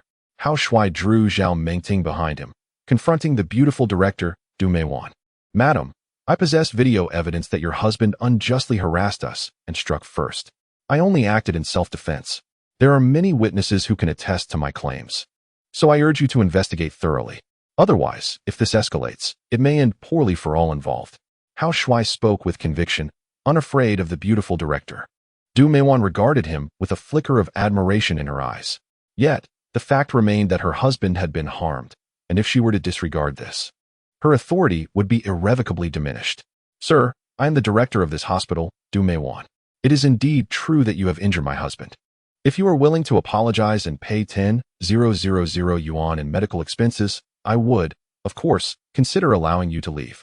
Du Meiwan's demand for 10,000 yuan in medical fees and an apology from Hao Shuai was a condition he would not acquiesce to. Director Du, we must engage in a reasoned dialogue. It was he who initiated the unreasonable disturbance. Not only did he harass my wife, but he also struck me first. Even if this matter escalates to the police, I stand as the aggrieved party. With a pause in his tone, Hao Shuai made his demand. Due to your husband's actions, my wife has been traumatized, and I request a compensation of 5,000 yuan for emotional distress. Director Du's demeanor was quite arrogant, yet Hao Shuai was no coward. The two faced off against each other, and the onlookers were thoroughly entertained. Did you hear that? This young man is truly remarkable. He confronts Director Du for the sake of his beloved. The more I observe him, the more I admire him. He dares to face Director Du, which already sets him apart from many timid men. Indeed, I envy that young nurse for having found such a commendable partner. If I could find such a man, I would cherish him like a treasure. The crowd buzzed with chatter, while Huang Yong, wearing a frustrated expression, continued to report to Director Du, raising his injured arm. Wife, I believe my right arm is fractured.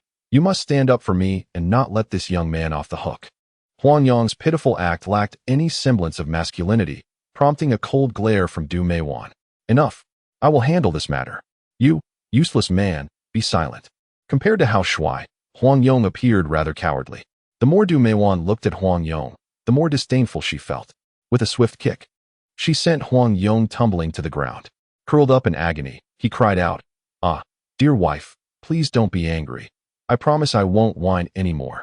The beauty of the director's cruel action diminished her standing in Hao Shuai's eyes once more. Director Du, since you wish to discipline your husband, I shall take it as your apology. Sister Mengting, let us depart. Hao Shuai took Zhao Mengting's hand, preparing to leave. Young man, our director has yet to speak. You cannot leave. The female security captain intervened, leading several other female guards to block Hao Shuai's path. Hao Shuai turned, casting a cold gaze at Du Meiwan. Madam, do you truly wish to escalate this matter? At the mention of Madam, Du Meiwan's previously smiling countenance darkened instantly. You insolent boy. How dare you call me Madam at such a young age? Well, you are 22 years my senior. Should I not address you as Madam? All right, you are quite sharp-tongued. Let me ask you this. After you injured my husband severely, do you believe you can simply walk away? Ha ha ha. Your useless husband struck me first. And I have video evidence to prove it. Even if this reaches the police, I am unafraid. As Hao Shuai and Du Meiwan faced off, the atmosphere grew tense. Du Meiwan puffed out her chest, her expression grim. Young man, two paths lie before you. The first path, you must apologize to my husband and compensate for emotional distress and medical expenses. On the second path, I shall summon the authorities to apprehend you. At that moment, you will truly grasp the anguish of losing your freedom. Young man, those who discern the times are indeed wise. I urge you to choose the first path. Du Meiwan exuded confidence, for this was her domain, and she believed that Hao Shuai, being merely a boy, would inevitably capitulate. In the face of Du Meiwan's threats, Hao Shuai displayed a look of disdain. Humph, old lady, I shall select neither of the paths you offer. I have a third option. I demand an apology from your husband, as well as compensation for the emotional distress inflicted upon my wife. Ah, you are audacious indeed. Since you refuse a cordial invitation and prefer punishment, I will now call the police to apprehend you. Xiaoying, lead your subordinates to encircle this boy. Do not let him escape. With a single command from Du Meiwan, several security guards surrounded Hao Shuai and Zhao Mengting. leaving them no avenue of escape. Chapter 27. Mobilizing allies. The wealthy ladies go wild as negotiations collapsed. Hao Shuai and Zhao Mengting found themselves encircled by a throng of security personnel. With no means of retreat, Zhao Mengting grasped Hao Shuai's arm, tears of regret streaming down her cheeks. "Oh, Hao Shuai, I am so sorry. It is my fault. I should not have brought you to the hospital. You are still a student, and if you are taken to the police station, your future will be ruined. Do not weep, Mengting. You are my wife now. Together, we shall weather this storm. This minor predicament is inconsequential. Trust me, I can handle this easily."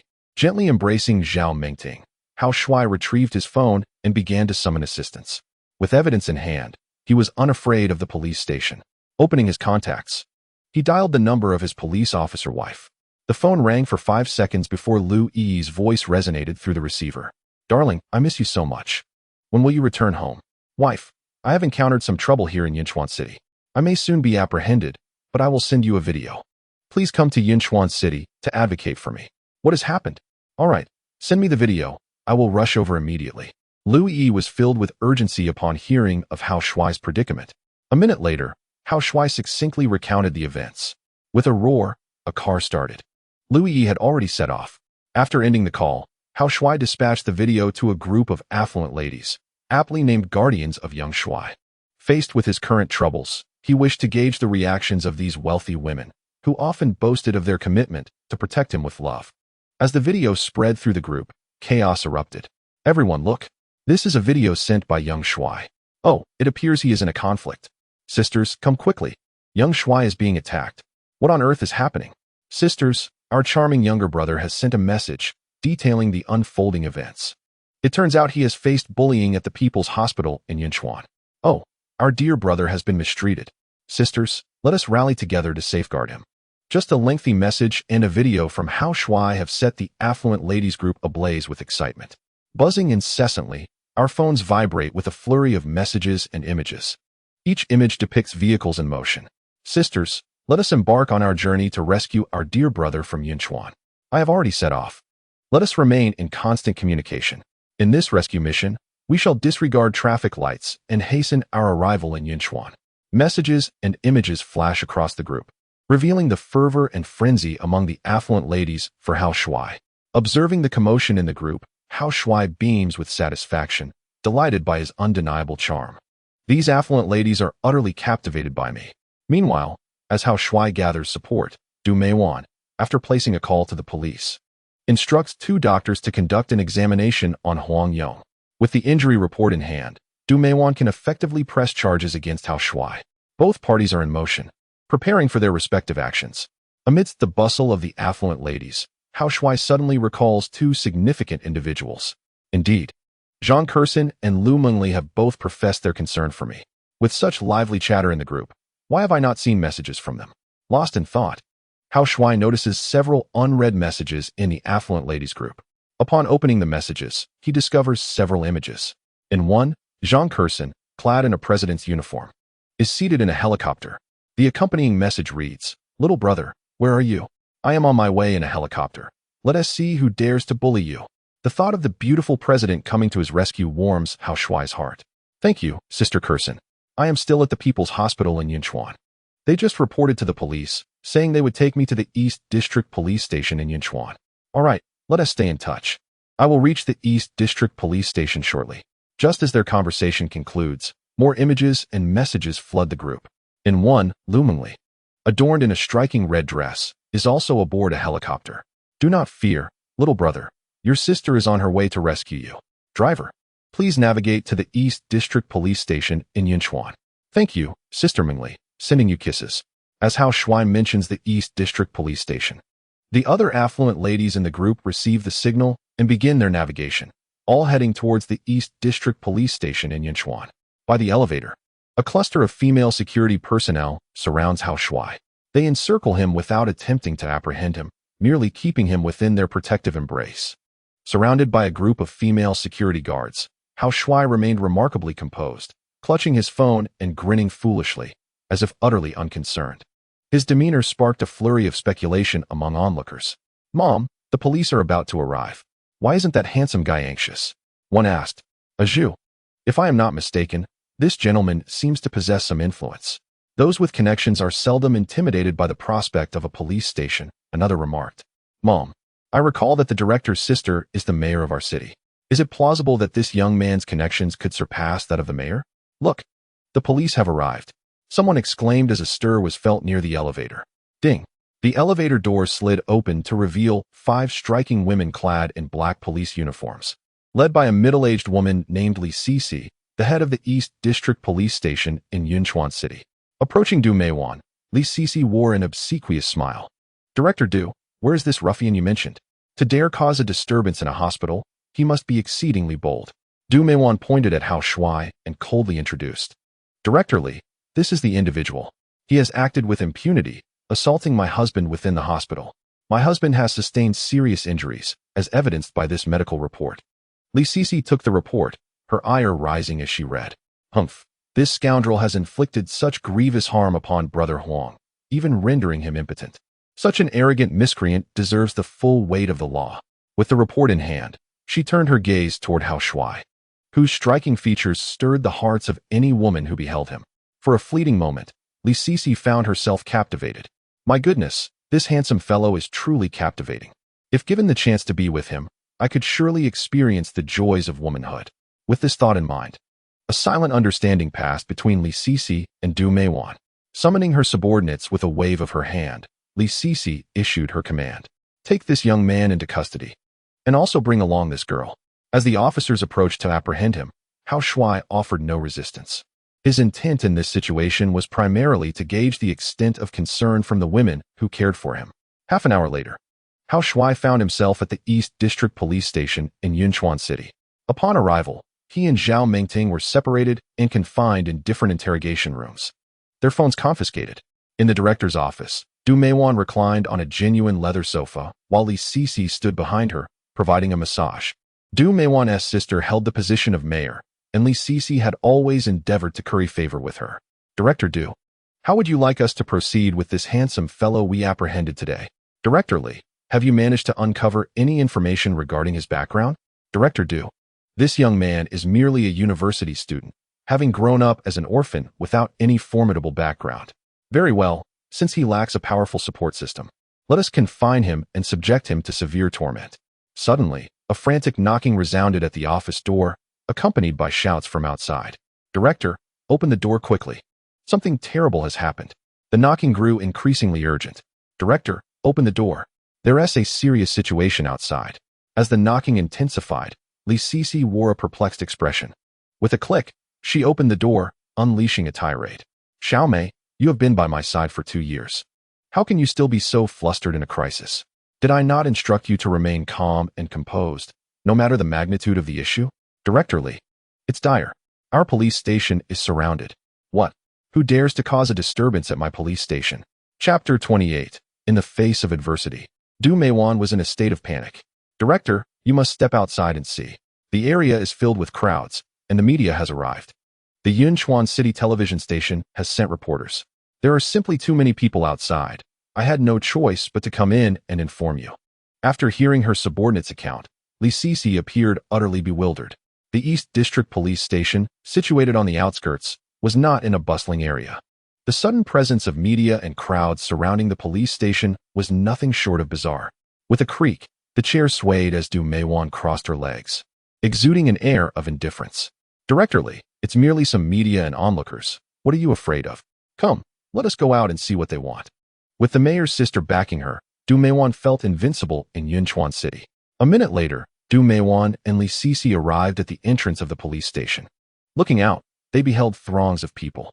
In front of the crowd were reporters, while behind them stood curious onlookers, many capturing the spectacle on their phones. Upon the appearance of Li Sisi and Du Meiwan, the media reporters were elated, rushing forward with microphones in hand. Director Li, I am a reporter from the Yunchuan Daily. We have received a tip-off alleging that you have abused your power, leading to the demise of several men. What do you have to say about this? Director Li, I am a reporter from Yunchuan Television. We have received reports from several concerned citizens. They claim that numerous men have encountered misfortune at your police station in recent years, alleging that you have abused your authority, resulting in loss of life. How do you respond? Director Li, I am a reporter from the People's Daily. We have received intelligence indicating that you have unlawfully detained a male student from Yunqing University. This student is quite handsome. Is there any truth to this matter? The reporter's inquiries echoed in her ears, causing Li Sisi to break into a cold sweat. In recent years, she has exploited her position to collude with Du Meiwan, infringing upon and detaining numerous men. Some unsuspecting individuals, lacking any connections, have been imprisoned by them, subjected to a slow demise. Even those with influence are not spared. They are lured into their snares to satiate their own desires. Du Meiwan, emboldened by her sister's status as mayor, has committed numerous transgressions against men, leveraging her position as the director of the People's Hospital. As a throng of reporters pressed her with inquiries, Li Sisi stood resolutely, her chest lifted in denial. Esteemed journalists, I am unaware of the origins of your fabricated information.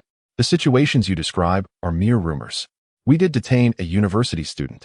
This student assaulted someone at the People's Hospital, and we acted in accordance with standard law enforcement procedures to bring him in for questioning. While Li Sisi was articulating her defense, a commotion erupted in the sky. A low hum filled the air as two helicopters approached from the distance, their blades cutting through the wind with a fierce howl. The aircraft hovered above, carrying two glamorous women, in a daring mission to rescue Hao Shuai.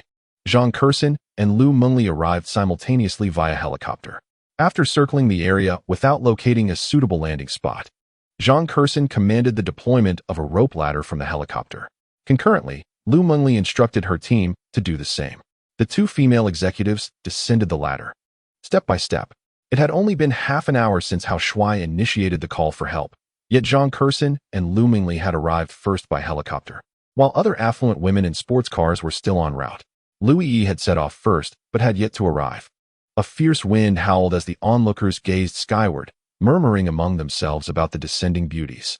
Look, two stunning women are arriving by helicopter. Wow, these two ladies exude elegance. Their arrival must be significant. Sisters, I recognize them. They are prominent figures in Yunqing. The one on the right is the wealthiest person in Yunqing, Zhang Kersen.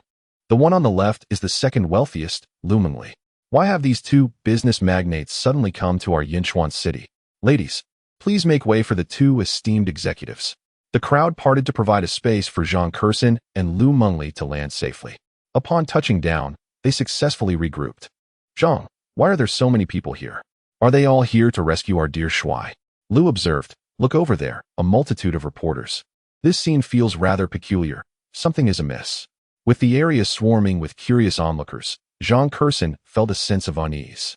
Logically, their swift arrival by helicopter should have been sufficient, yet the gathering of so many spectators and journalists raised questions about who might be orchestrating events behind the scenes. As renowned figures, the sudden appearance of the two women sparked intrigue among the crowd. A group of journalists, their eyes gleaming with excitement, immediately surrounded them. The reporter from Yunchuan City Television, microphone in hand, was the first to conduct an interview. Mr. Zhang, Mr. Lu, I have heard that a student from Yunqing University has been detained here. Did you arrive by helicopter from Yuncheng to rescue him? In response to the reporter's inquiry, Zhang Kersen nodded. Indeed, both Mr. Lu and I are here to rescue someone. My boyfriend was assaulted at the People's Hospital in Yunchuan City.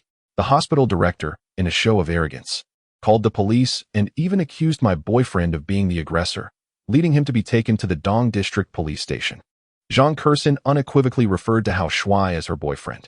Lu Mengli, not wanting to be outdone, interjected, Dear reporters, I have video evidence. My boyfriend was also assaulted at the People's Hospital. The assailant is named Huang Yong, the husband of the hospital's director. The director is shielding her husband and has unlawfully detained my boyfriend. I am here today to seek justice, with both women asserting their intentions to rescue their boyfriends. The journalist's eyes sparkled with intrigue. Zhang Kersen and Lu Mengli had both been single for many years, and although rumors occasionally circulated about them, they had never publicly acknowledged having boyfriends. Mr. Zhang, Mr. Lu, could you share your boyfriends' names with us? And may we see the videos you possess? The vicinity of the Dong District Police Station buzzed with activity as the crowd continued to swell. Du Meiwan and Li Sisi stood among the onlookers, listening to the interview. Li Sisi pulled Du Meiwan aside. Director Du, have we stumbled upon a formidable opponent? That Hao Shuai seems to have significant connections. What shall we do now that both Zhang Kersen and Lu Mengli are here to rescue him? Director Li, Zhang Kersen and Lu Mengli are both from Yuncheng. But this is Yunchuan City. This is our territory. With my sister backing me, what is there to fear? The two women had committed numerous misdeeds over the years. Their guilty consciences made them anxious about the situation being exposed. Du Meiwan took out her phone and dialed her sister. The phone rang only 3 times before being answered.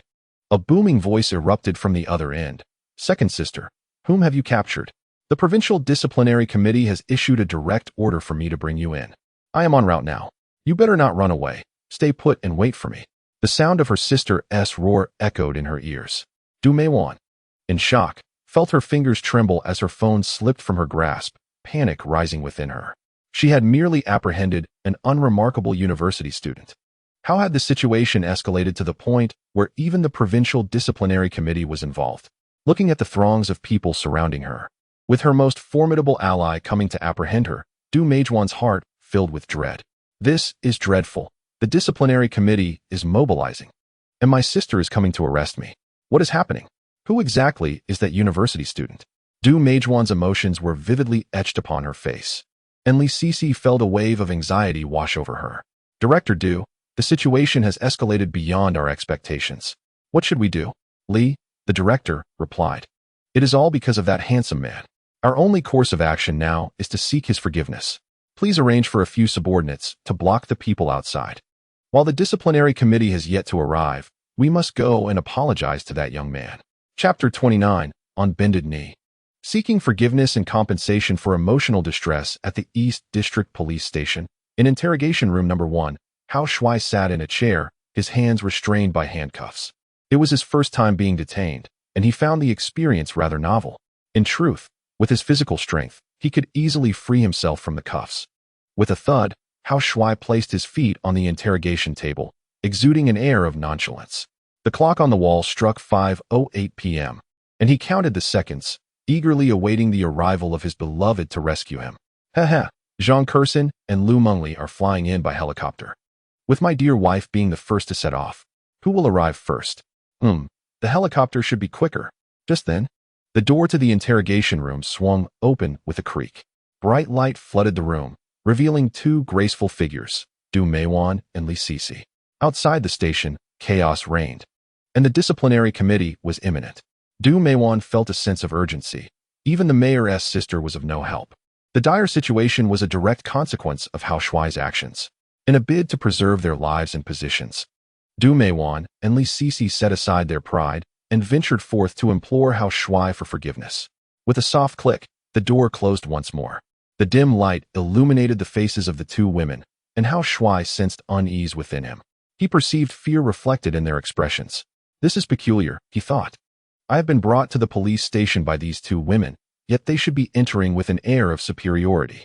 Noticing their hesitant gazes, he wondered if something had transpired outside. Hao Shuai lounged comfortably, crossing his legs, and with a playful smile, he teased, "Ladies, I advise against resorting to vigilante justice. Otherwise, the situation may spiral out of control." Unfazed, he was met with the palpable anxiety of Li Sisi and Du Meiwan.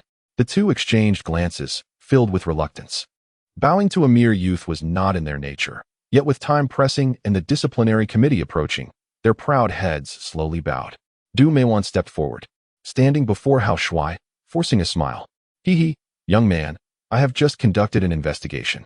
Your actions at the hospital were in self-defense. All blame lies with my inept husband. As the saying goes, one cannot truly know another without experiencing conflict. We shall now allow you to depart. I kindly ask that you do not hold today's events against us. Perhaps we can forge a friendship. Du Meiwan's demeanor shifted, her words delicately phrased.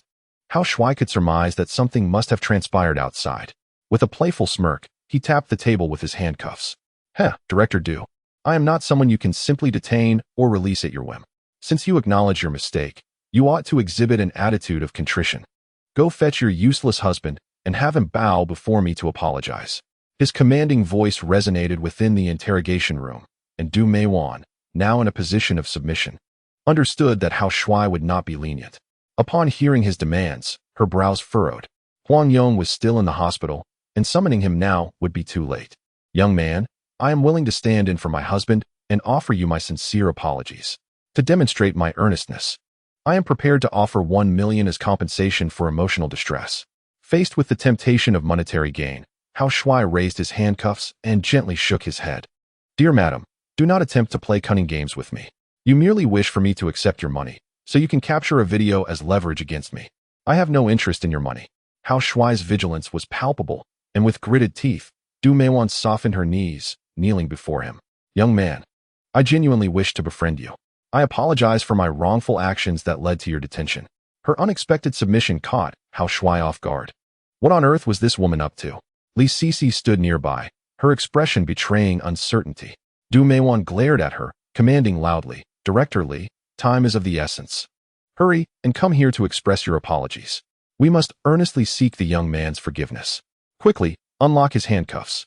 Du Meiwan urged, and Li Sisi, holding the keys, rushed to unlock them. With a click, the handcuffs fell away. Gritting her teeth, Li Sisi also knelt before Hao Shui. Young man, I am sorry. I did not recognize your worth. Please, may you forgive my ingratitude. If you choose to spare me, I can offer 1 million as compensation for emotional distress. The sight of two older women kneeling in supplication was unexpected for Hao Shui. What was unfolding here? What incident outside could have brought these proud women to such humility? Faced with the allure of 2 million, Hao Shui resolutely shook his head. It was not a lack of funds that guided him, but a refusal to accept tainted money.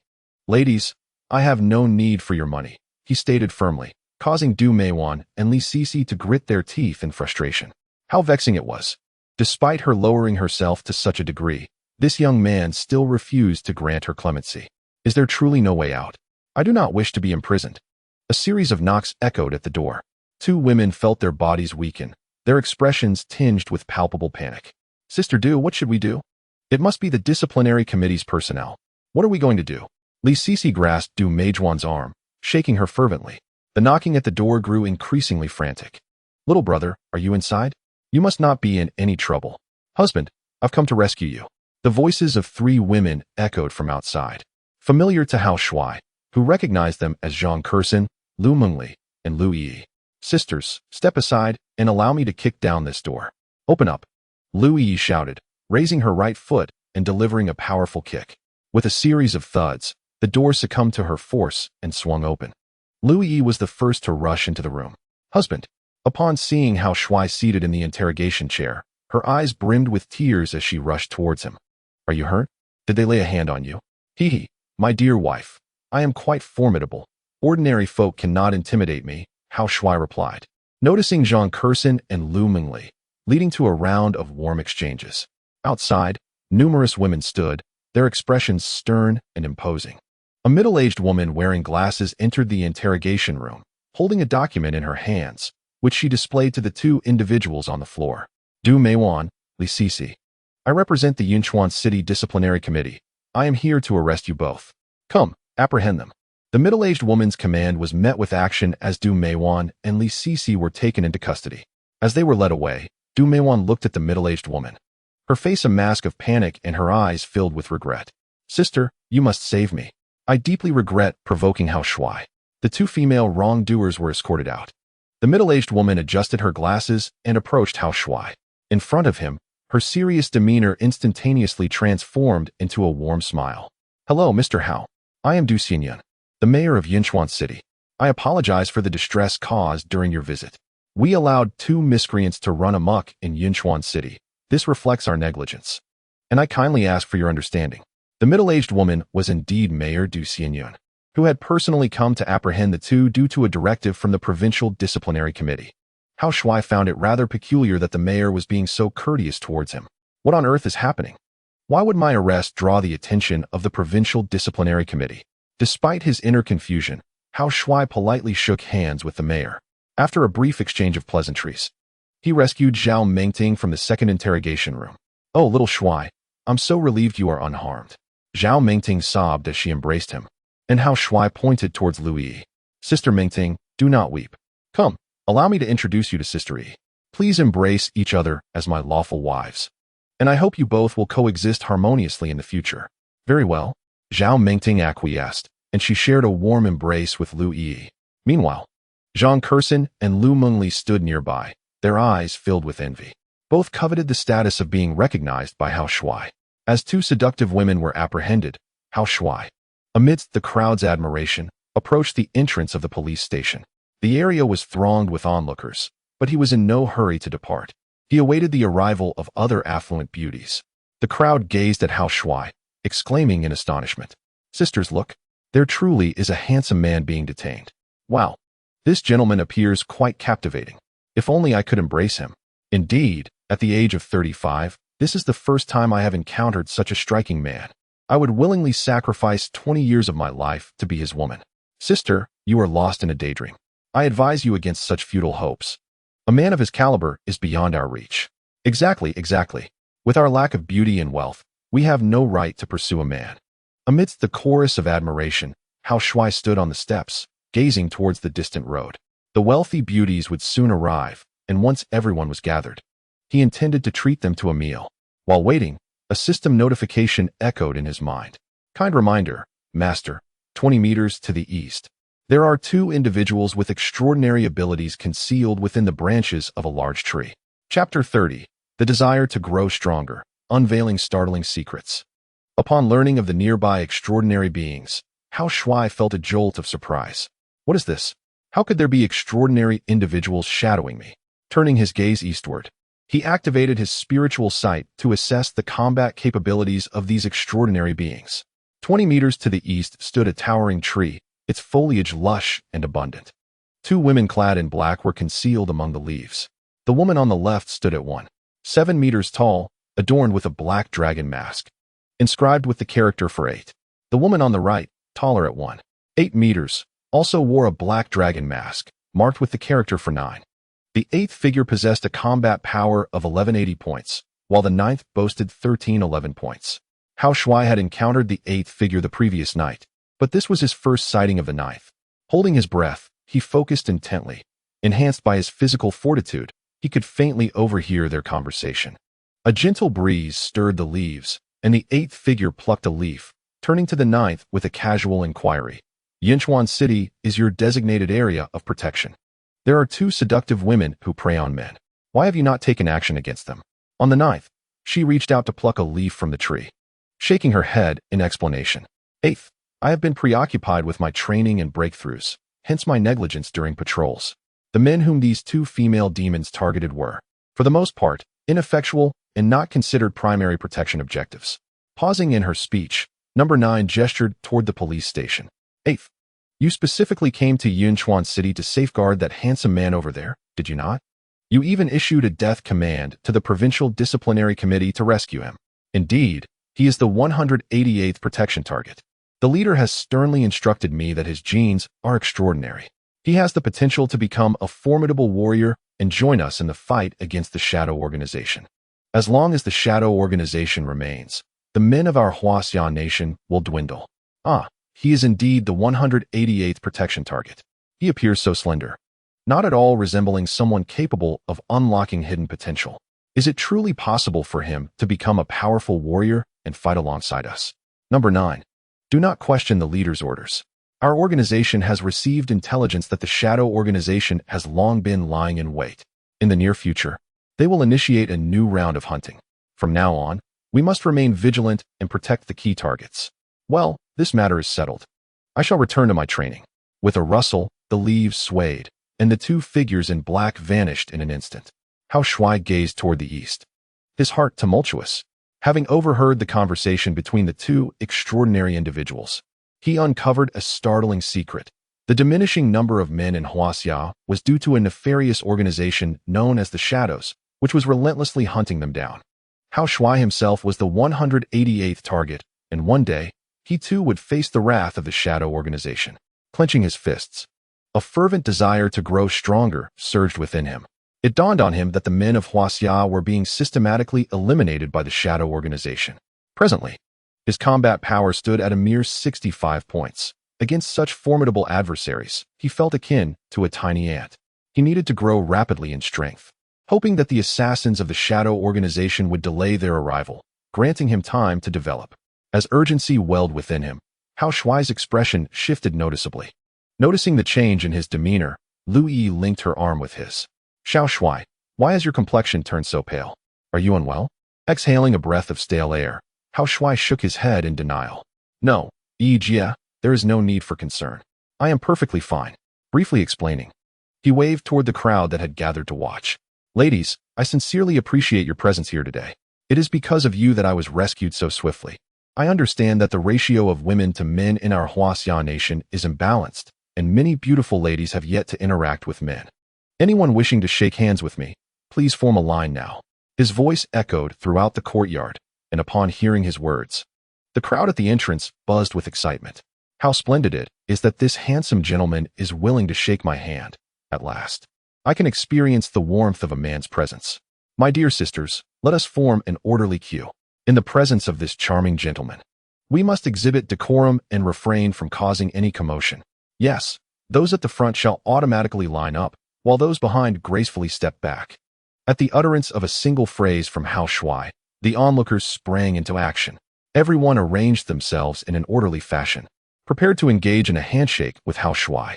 In the courtyard stood several journalists and photographers, who, witnessing this extraordinary scene, recognized that significant news material was at hand. A reporter from Yunchuan City Television approached Hao Shuai, raising her microphone with a smile, and inquired, "Mr. Hao, you are unfamiliar with these beautiful ladies outside. What compels you to connect with them?" Chuckling, he replied, "As a responsible young man, it is my duty to contribute to societal stability. Many of my female compatriots have never encountered a man. They might resort to extreme actions. By offering them this opportunity for connection, I can alleviate the bitterness within their hearts." Hao Shuai stood tall, his words imbued with passion. The women in line erupted in applause, cheering enthusiastically. This gentleman is akin to a male bodhisattva, here to save us. Indeed, he truly embodies a living bodhisattva. The thought of shaking his hand fills me with excitement. May heaven bless this noble gentleman with a lifetime of safety and good health. Upon concluding his speech, numerous lovely ladies joined their hands in prayer for him. Standing upon the steps, Hao Shuai surveyed the exhilarated crowd, feeling a twinge of reflection. The women of this world are in dire need of men. Hao Shuai's desire to connect with the lovely ladies in attendance is primarily motivated by the accumulation of goodwill points. In his quest for strength, he has two methods. The first is to gather goodwill points for a systematic lottery or directly enhance his attributes with them. The second is to marry a beauty that meets the system's criteria, thereby earning a treasure chest reward. However, the system's standards are exceedingly high, making it difficult for him to encounter a suitable beauty. Just as the crowd had lined up, a fleet of luxury sports cars appeared on the road. The affluent protectors of Hao Shuai had finally arrived. He waved to the lined-up ladies. "Please hold on a moment. I must greet my friends first." Hao Shuai navigated through the crowd, welcoming each elegant lady. As he opened the doors of the sports cars, each beauty embraced him warmly.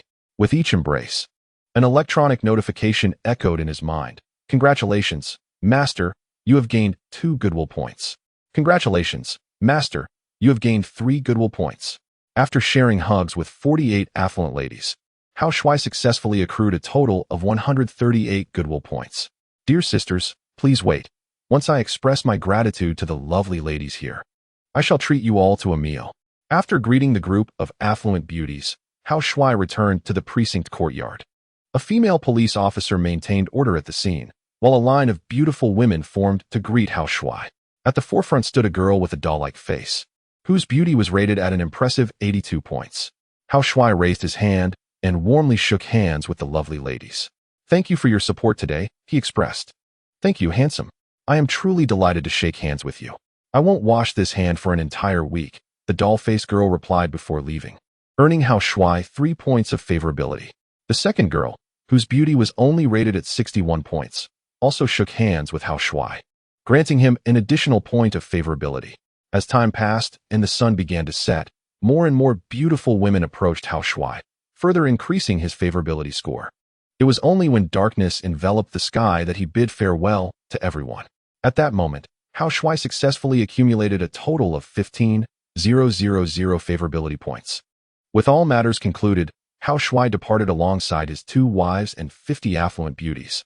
The mayor of Yunchuan City personally invited them to dinner, and Hao Shuai graciously accepted the warm invitation.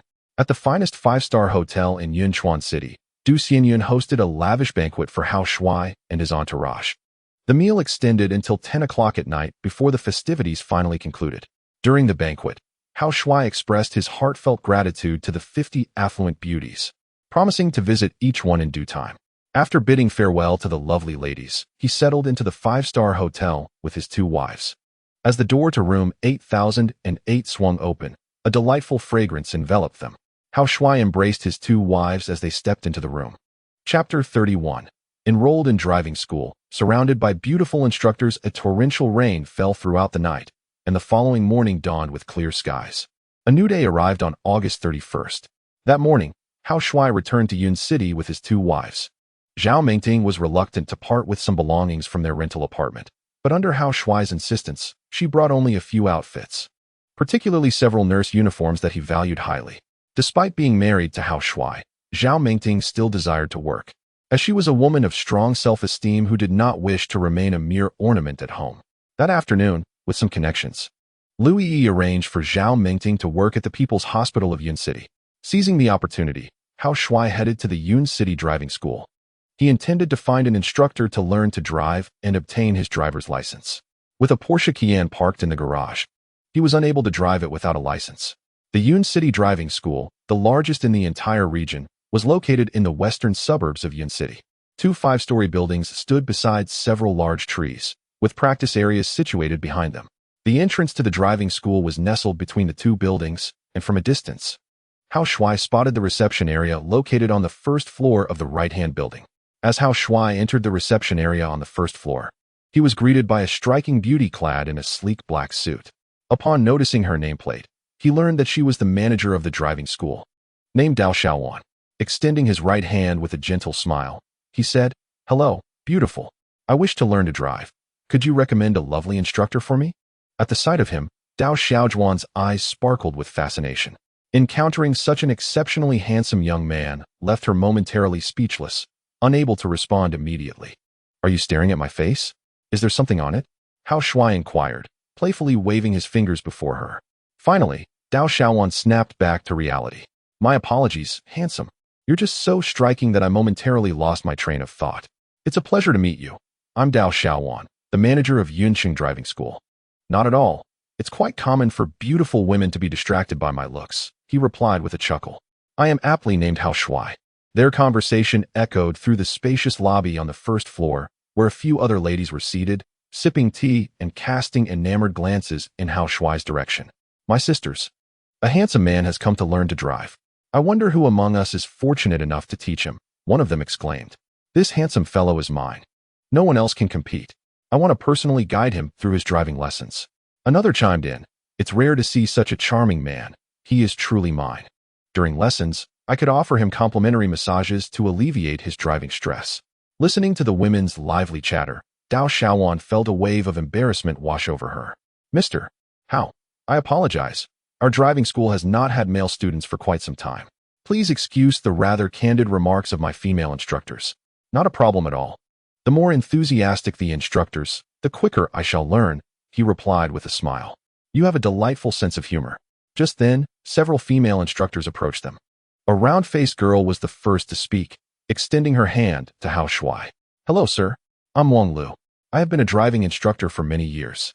I would like to recommend myself as your instructor and hope you grant me this opportunity." Following her, a girl with glasses also extended her hand. "Hello, sir. I'm Zhao Yu. It's a pleasure to meet you. I am the school's top instructor, having guided over 100 students to graduation. If you choose me as your coach, you will surely obtain your license in no time." The enthusiasm of the female instructors was palpable, and Hao Shuai reciprocated their gestures graciously. "Thank you all for your kind offers." With each handshake, his likability quotient continued to rise. As more female instructors emerged from the lounge upon seeing the handsome newcomer, their eyes glimmered with excitement. "Hello, sir. If you become my student, I would be delighted to bring you meals daily." Another chimed in, "Hello, sir. Should you choose me as your student, I can provide complimentary services." The conditions for the dismissal of the beautiful coaches surrounded Mr. Hao. As the situation began to spiral out of control, Dao Xiaowan let out a fierce shout. "Everyone, return to your places. Such disputes are utterly unbecoming." With great authority, her commanding voice quelled the group of beautiful coaches. As they retreated, Dao Xiaowan gestured for Mr. Hao to follow her.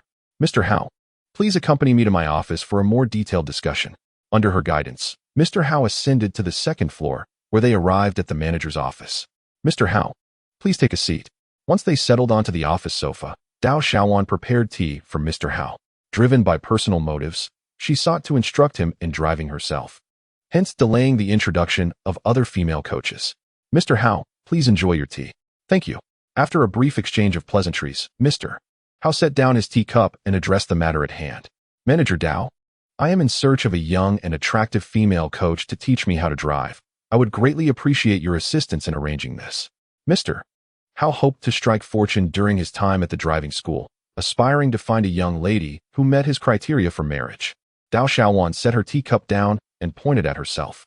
Mr. Hao, what do you think of me? I possess over 8 years of coaching experience, and I assure you that I will teach you to drive proficiently. If you select me as your coach, I will even cover your tuition fees. With a slight shift, she leaned closer to Mr. Hao. As long as you choose me as your coach, feel free to voice any demands you may have. Taking the initiative, Dao Xiaowan inched closer, and Mr. Hao, embracing her, made his request. Sister Xiaowan, I would like you to call in the young and beautiful girls from the driving school. I wish to choose one of them as my personal coach. Complying with his request, Dao Xiaowan opened the door to arrange for the beautiful coaches. With a relaxed posture, Mr. Hao leaned back on the sofa, crossing his legs with a look of satisfaction. Ah, how proactive women can be. This is only our first meeting, and the beautiful manager is eager to serve me for free. In his previous life, Mr. Hao had been a submissive admirer, never even holding a woman's hand, living a stifled existence. In this life, however, he found himself surrounded by women vying for his attention, which was quite exhilarating. Dao Xiaowan is off to find exceptional female coaches. Hopefully, this time, I will encounter a beauty that meets the system's requirements. A few minutes later, the office door creaked open, and Dao Xiaowan entered, leading 5 stunning women. A wave of fragrance enveloped Mr. Hao as he looked up to admire them. The 5 beauties, adorned in professional attire, short skirts paired with crisp white blouses, exuded elegance and poise, each possessing an allure rated above 80. These 5 were set to compete for the position of Mr. Hao's personal driving instructor. Chapter 32. Selecting the beautiful coach, Morong Ryue. In the office, the 5 beauties stood in a line, while Mr. Hao remained seated on the sofa. Upon encountering Hao Shuai, 5 beautiful women simultaneously bowed in greeting. Hello, handsome. It is a pleasure to meet you. The 5 ladies gracefully acknowledged Hao Shuai. Greetings, ladies. After a brief exchange of pleasantries, Dao Xiaojun pointed at Hao Shuai and grandly introduced, Sisters, allow me to present to you this charming gentleman, Hao Shuai. He seeks a beautiful coach to instruct him in driving. It is indeed an honor for us to teach such a dashing young man. I have gathered you all here to compete for the position of personal coach. Now, I invite each of you to express the benefits you will offer in this competition. Mr. Hao will ultimately make his choice based on what you present. This is a singular opportunity. Please seize it with both hands. With a pause for emphasis, Dao Xiaojun turned to Hao Shuai and explained, Mr. Hao, these 5 ladies are the most qualified instructors at our driving school. Each possesses considerable teaching experience. May I inquire if you are satisfied with this selection? Manager Dao, I appreciate your efforts. These 5 sisters are indeed stunning. Hao Shuai gazed at the 5 beauties, curious about what sacrifices they might make to vie for the role of personal coach. Dao Xiaojun straightened up and looked towards the beauty on the far left. Sisters, the competition begins now. We shall introduce ourselves from left to right. Ahua, you are first. Please share your competitive benefits with Mr. Hao. Certainly, Sister Wan.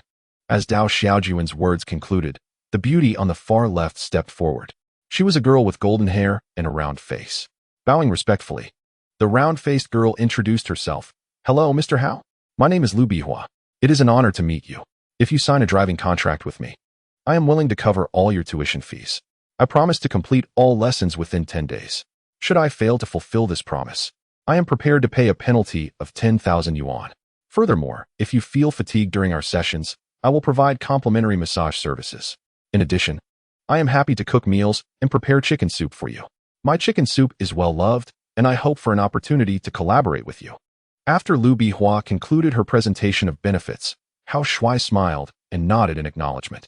Thank you, Miss Lu. Your offer is quite sincere. Please step aside and allow me to hear what the other ladies have to offer. Lu Bihua stepped back, and it was now the turn of the second beauty. With a click of her high heels against the floor, the second beauty advanced. She had an oval face framed by curly hair. Bowing gracefully, the curly-haired beauty introduced herself with a smile. Hello, Mr. Hao. My name is Fong Sisi, and it is a pleasure to meet you. If you sign a driving contract with me, I will cover all of your tuition fees. Upon signing the contract, I pledge to complete all lessons within 7 days. Should I fail to fulfill this commitment, I am willing to pay a penalty of 20,000. Furthermore, I shall bear all expenses incurred during our driving practice, including meals and accommodation. During our sessions, I will also provide complimentary massage services. Having trained in pole dancing, I would be delighted to perform for you, should Mr. How express interest. The conditions offered by the enchanting Miss Fong Cici are equally tempting, and Mr. How graciously nods in acknowledgement. Thank you, Miss Fong. Your proposal is quite appealing.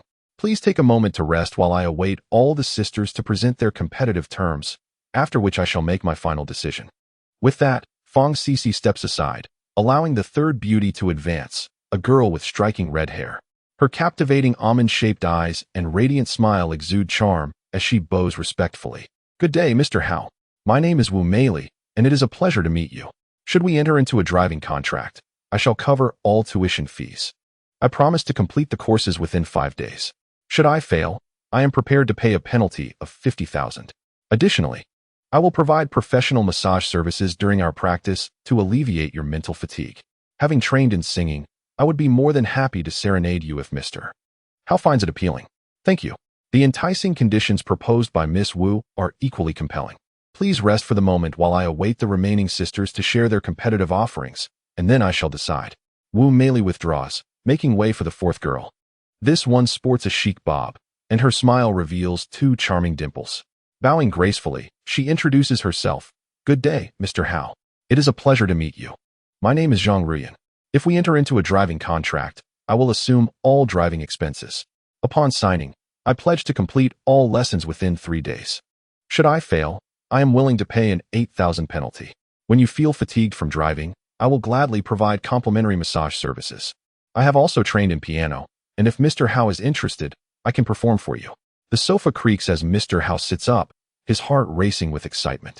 After hearing the competitive offerings from these 4 lovely instructors, he is genuinely captivated.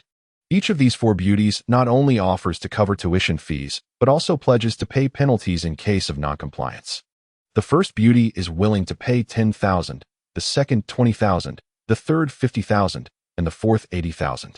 In addition to their willingness to compensate for any breaches, each possesses a unique talent. The first can cook exquisite meals, the second excels in pole dancing.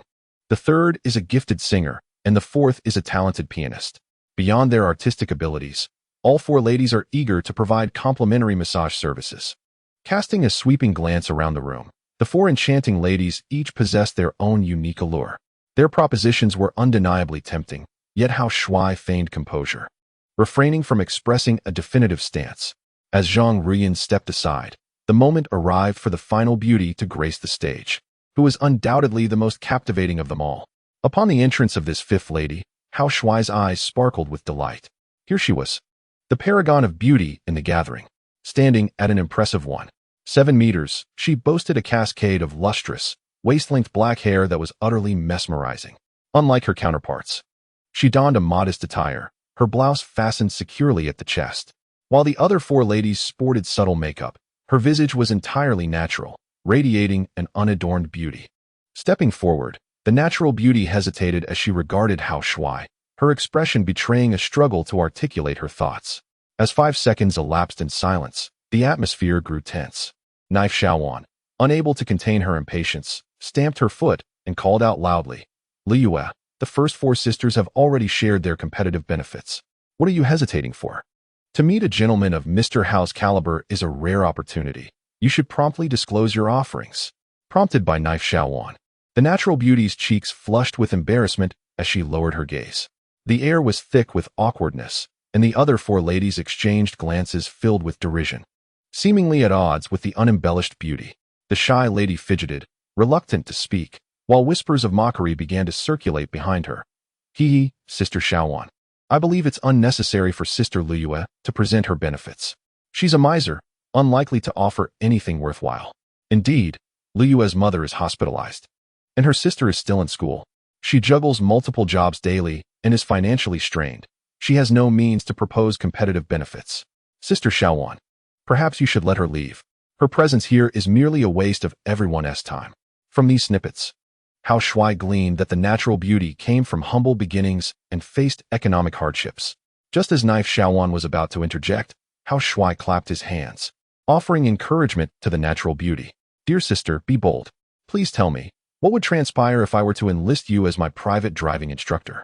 Encouraged by his words, the natural beauty lifted her gaze, locking eyes with Hao Shuai, and replied with conviction, Hello, Mr. Hao. My name is Murong Luyue, and it is a pleasure to meet you. If you were to sign a contract with me for driving instruction, I would not only waive the fees for the lessons. I would require you to cover certain expenses during our time together. I promise to complete all courses within 7 days. Upon conclusion, I would request a payment of 5,000 yuan for private driving instruction. Additionally, I am willing to offer massage services during our sessions, for which I would charge 300 yuan per session. My culinary skills are quite commendable, and I can also prepare meals for you during our driving lessons. However, for each meal, I must charge 50 yuan. Murong Ryue's voice echoed in the room. The competitive terms she articulated left several beautiful women present utterly astonished.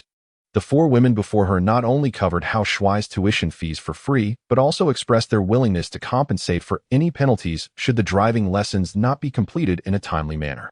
In stark contrast, when it came to Murong Ryue, she offered no complimentary services, only paid options. After stating her competitive terms, Murong Ryue's face flushed with embarrassment, and she lowered her gaze. She felt that her demands were somewhat excessive, rendering her chances of securing the position of private instructor bleak. Yet, she found herself in dire financial straits. Upon hearing her terms, Dao Shaowan placed her hands on her hips, her expression filled with indignation. Ryue, you have gone too far. It is our privilege to personally instruct Mr. Hao in driving. How could you impose so many charging conditions? Manager Dao, there is no other option. I am in need of money. Tears streamed down her cheeks as Murong Ryue dared not meet anyone's eyes. Your financial troubles should not warrant asking Mr. Hao for such conditions. Step back. As Murong Ryue retreated, Dao Shaowan turned to Hao Shuai, bowing her head apologetically. Mr. Hao, I sincerely apologize.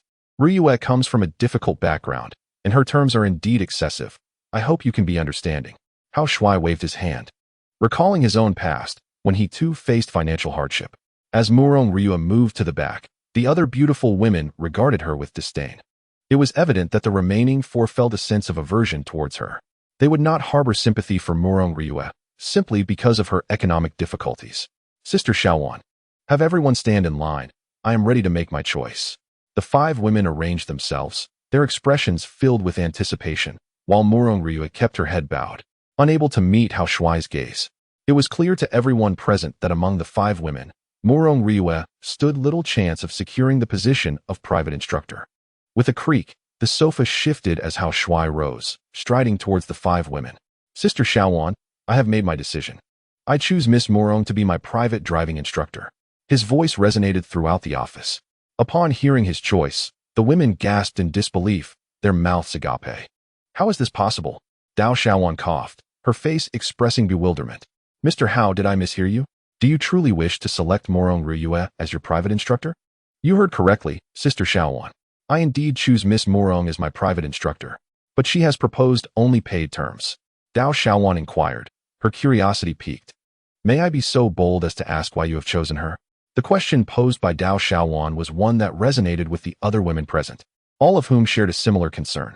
Everyone's gaze was intense, ears perked up, ready to hear Hao Shuai's explanation. With his hands clasped behind his back, Hao Shuai paced the office. Just moments ago, he had gleaned the details of several lovely ladies through his keen insight. The other 4 women possessed admirable figures and beauty. However, they bore certain shortcomings that did not meet the system's criteria for a spouse.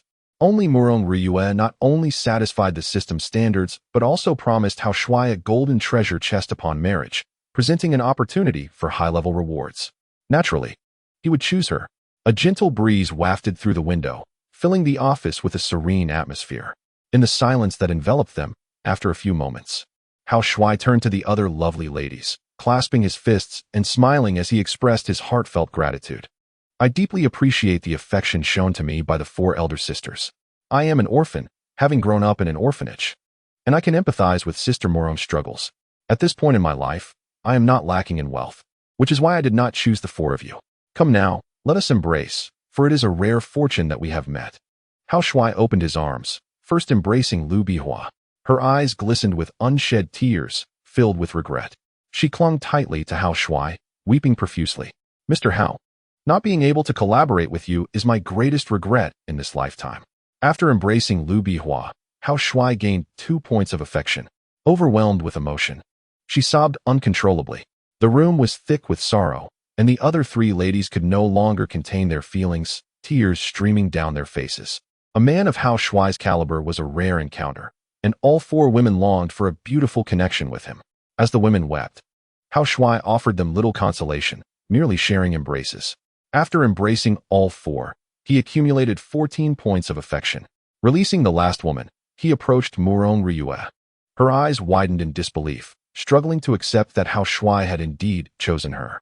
"Mr. Hao, do you truly wish to select me as your personal trainer?" She stammered.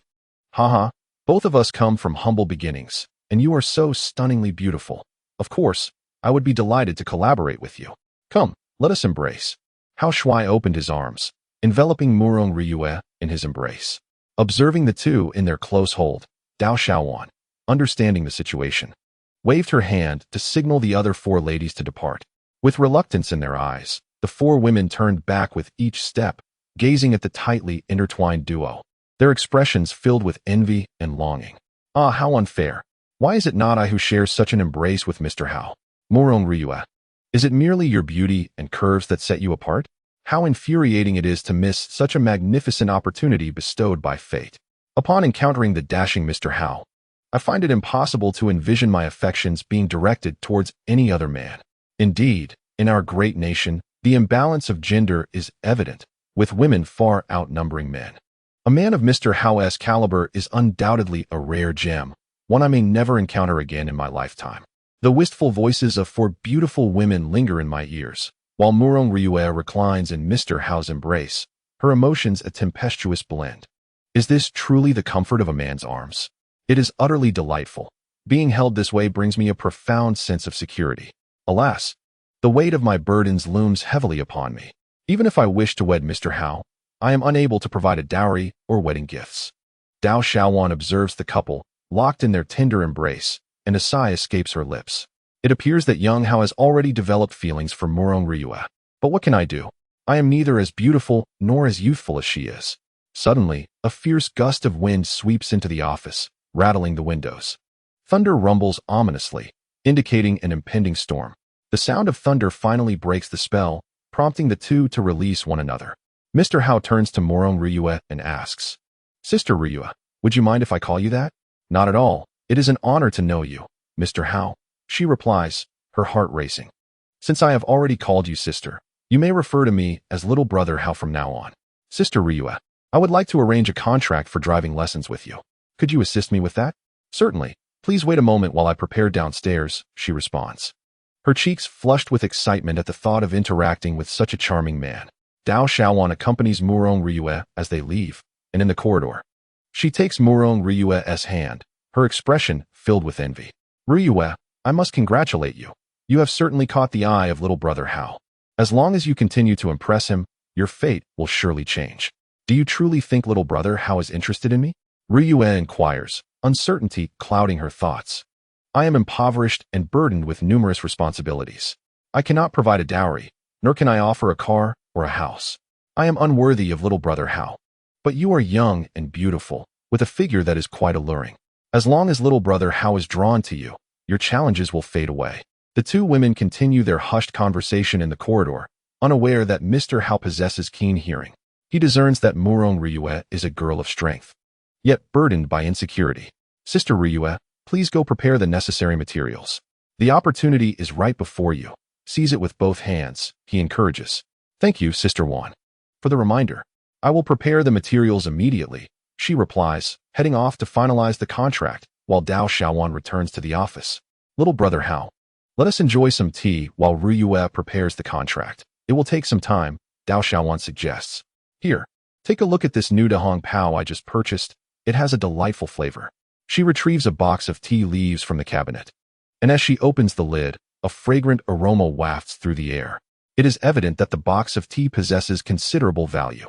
"Sister Xiaowan, Your generosity in treating me to such an exquisite tea is truly remarkable. Young Master Xiao, it is but a small token to share tea with a gentleman as charming as yourself. As the water reaches a boil, Xiaowan demonstrates her adeptness in brewing tea. Seizing the moment, she inquires about Hao Shuai's circumstances. Young Master Xiao, may I ask if you are married? Sister Xiaowan, I am indeed married. And my wife is quite wonderful. Ah, I truly envy your wife for having the fortune to marry such a fine young man. How delightful it would be if I were so fortunate. Sister Xiaowan's destiny has not yet aligned. Undoubtedly, you shall find your beloved man in due time. Since Xiaowan does not meet the criteria set by the system to become a wife, Hao Shuai tactfully declines her advances. The aroma of tea wafts through the office as the two engage in light banter. Before long, footsteps echo from outside the door. Young Master Xiao, Ryu should have the contract ready. If you encounter any issues regarding your driving test in the future, feel free to reach out to me. Thank you. Sister Xiaowan.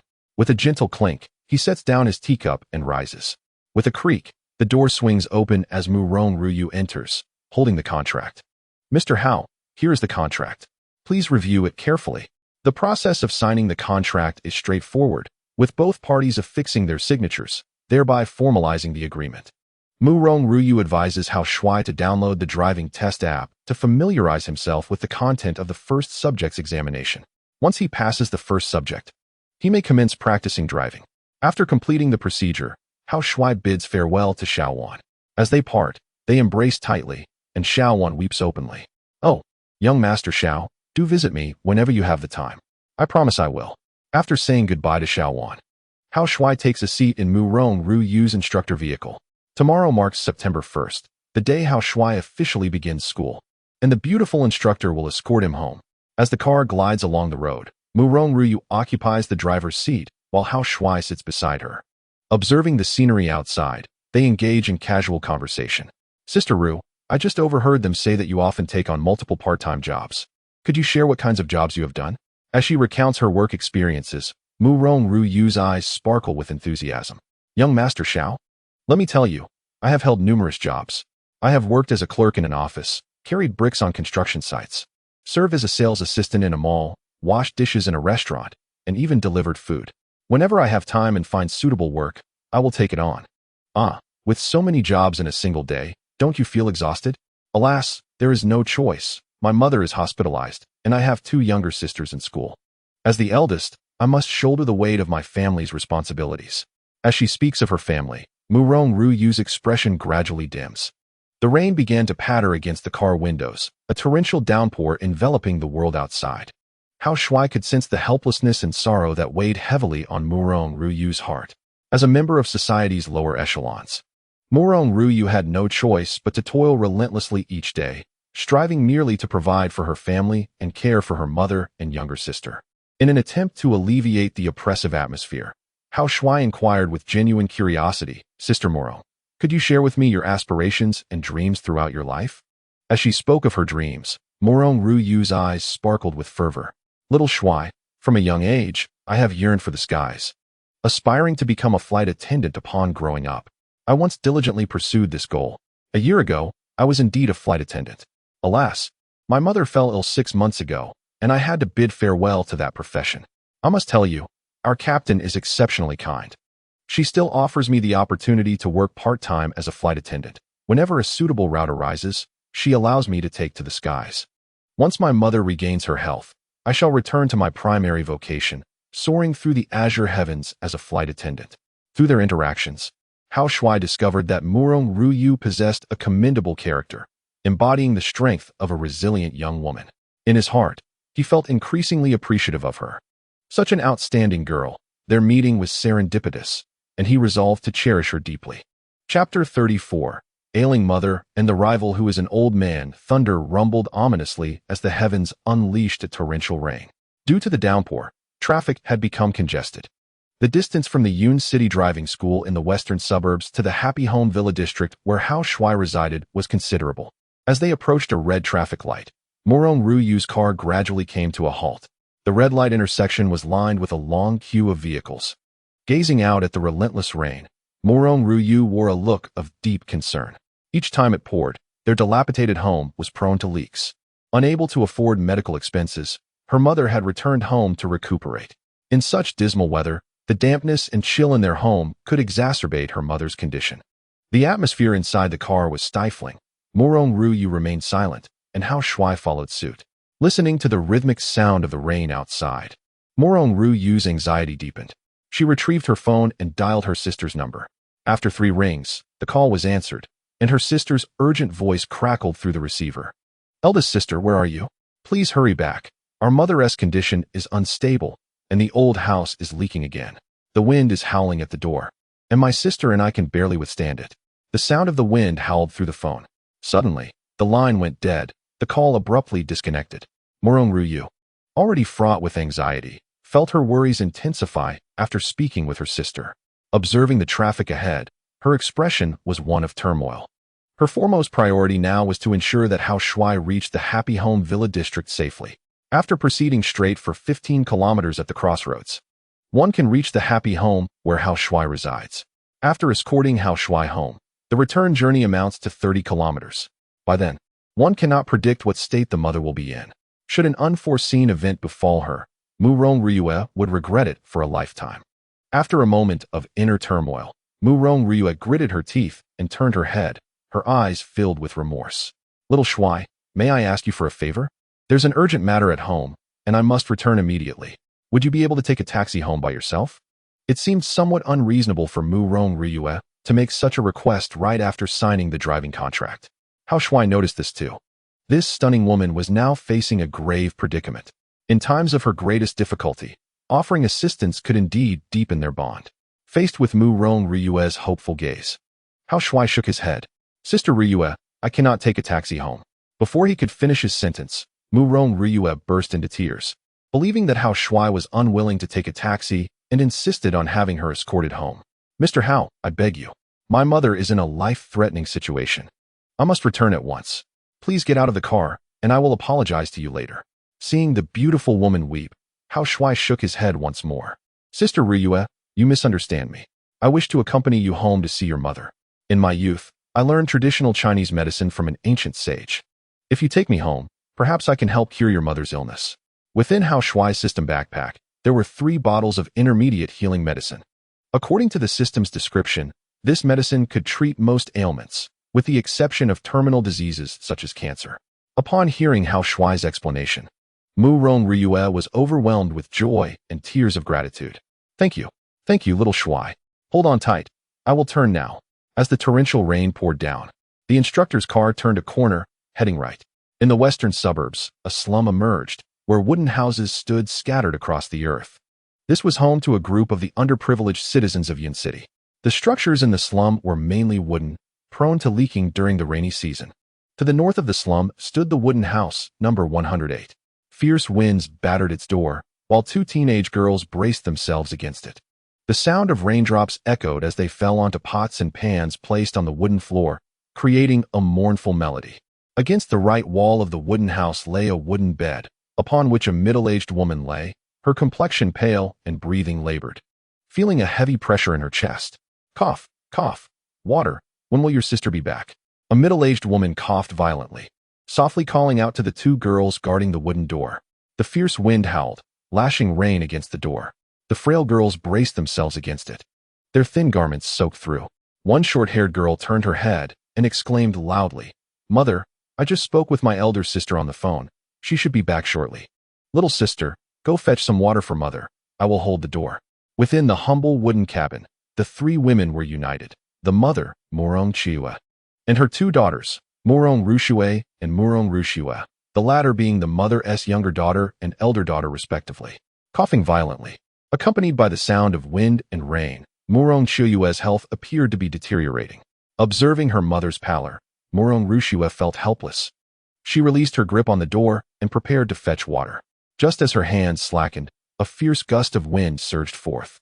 The wooden doors flung open, sending Murong Rushue and Murong Rushue tumbling to the ground, the tempestuous wind invading the cabin, toppling pots and pans, while rainwater splashed everywhere. The 2 girls were drenched, looking utterly disheveled.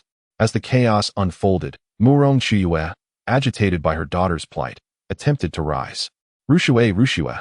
With a thud, she fell from the bed. Perhaps the heavens took pity on the trio. After a tumultuous gust, the torrential rain began to subside, and the winds gradually calmed. The wooden door creaked gently in the breeze. The two girls crawled towards their mother. "Mother, are you hurt? Mother, lie still. I am coming to help you." As they reached their mother, footsteps echoed from outside the cabin. "Mother, wonderful. It must be elder sister returning." Morong Rushue's eyes gleamed with delight as she gazed towards the door. "Little sister, look closely. It is that wretched old man. He wouldn't dare take advantage of us again, would he?" Under the watchful eyes of the three women, a thin old man clad in a gray robe, standing at approximately 165 meters, entered the cabin. His face was etched with wrinkles, suggesting he was over 60 years of age. This old man was notorious in the slums, known as the divine physician Juga. When the impoverished residents suffered minor ailments and lacked the funds for a hospital, they would seek his aid. However, he was also a notorious lecher, having violated many of his patients. In her youth, Morong Chiuyue had been one of his victims. Now, in her ailing state, Juga had set his sights on the stunningly beautiful Morong Yu. He claimed he possessed the means to cure Morong Chiuyue's illness. But his terms were simple. He demanded that the Morong sisters spend the night with him. Morong Chiuyue had 3 daughters. Her eldest, Morong Ruyue, was 24 years old. Her second daughter, Morong Rushue, was 18, and her youngest, Morong Rushue, was 16. All 3 were in the prime of their youth. Morong Chiuyue would rather die than agree to the unreasonable demand from Old Man Juga. Taking advantage of the heavy rain today, Old Man Juga had come to Morong Chiuyue's house again. The mother and her 3 daughters lay on the ground, in a sorry state.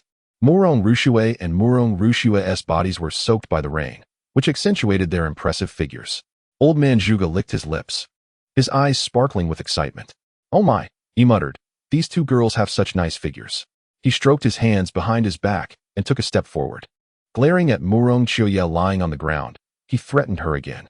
"Morong Chiuyue, if you want to live, agree to my request. Let your 3 daughters sleep with me." As Old Man Juga drew closer, Morong Chiuyue struggled to get up. Coughing violently, she spat, "You old rascal Juga. Get out of my house right now." "Ha ha ha," Old Man Juga sneered. "We've had our intimate moments before. Why must you be so heartless? You're seriously ill now, and I'm kind enough to want to save you. How can you let my kindness go to waste? You old villain," Morong Chiuyue retorted. "When I was younger, I had no choice but to let you violate me for the sake of my daughters. But now, if you want to defile my 3 girls, it'll be over my dead body." With a thud, Morong Chiuyue, who had barely managed to stand, felt her legs give way and collapsed back to the ground. "Mom." Morong Rushue and Morong Rushue hurried to help her up, supporting her together.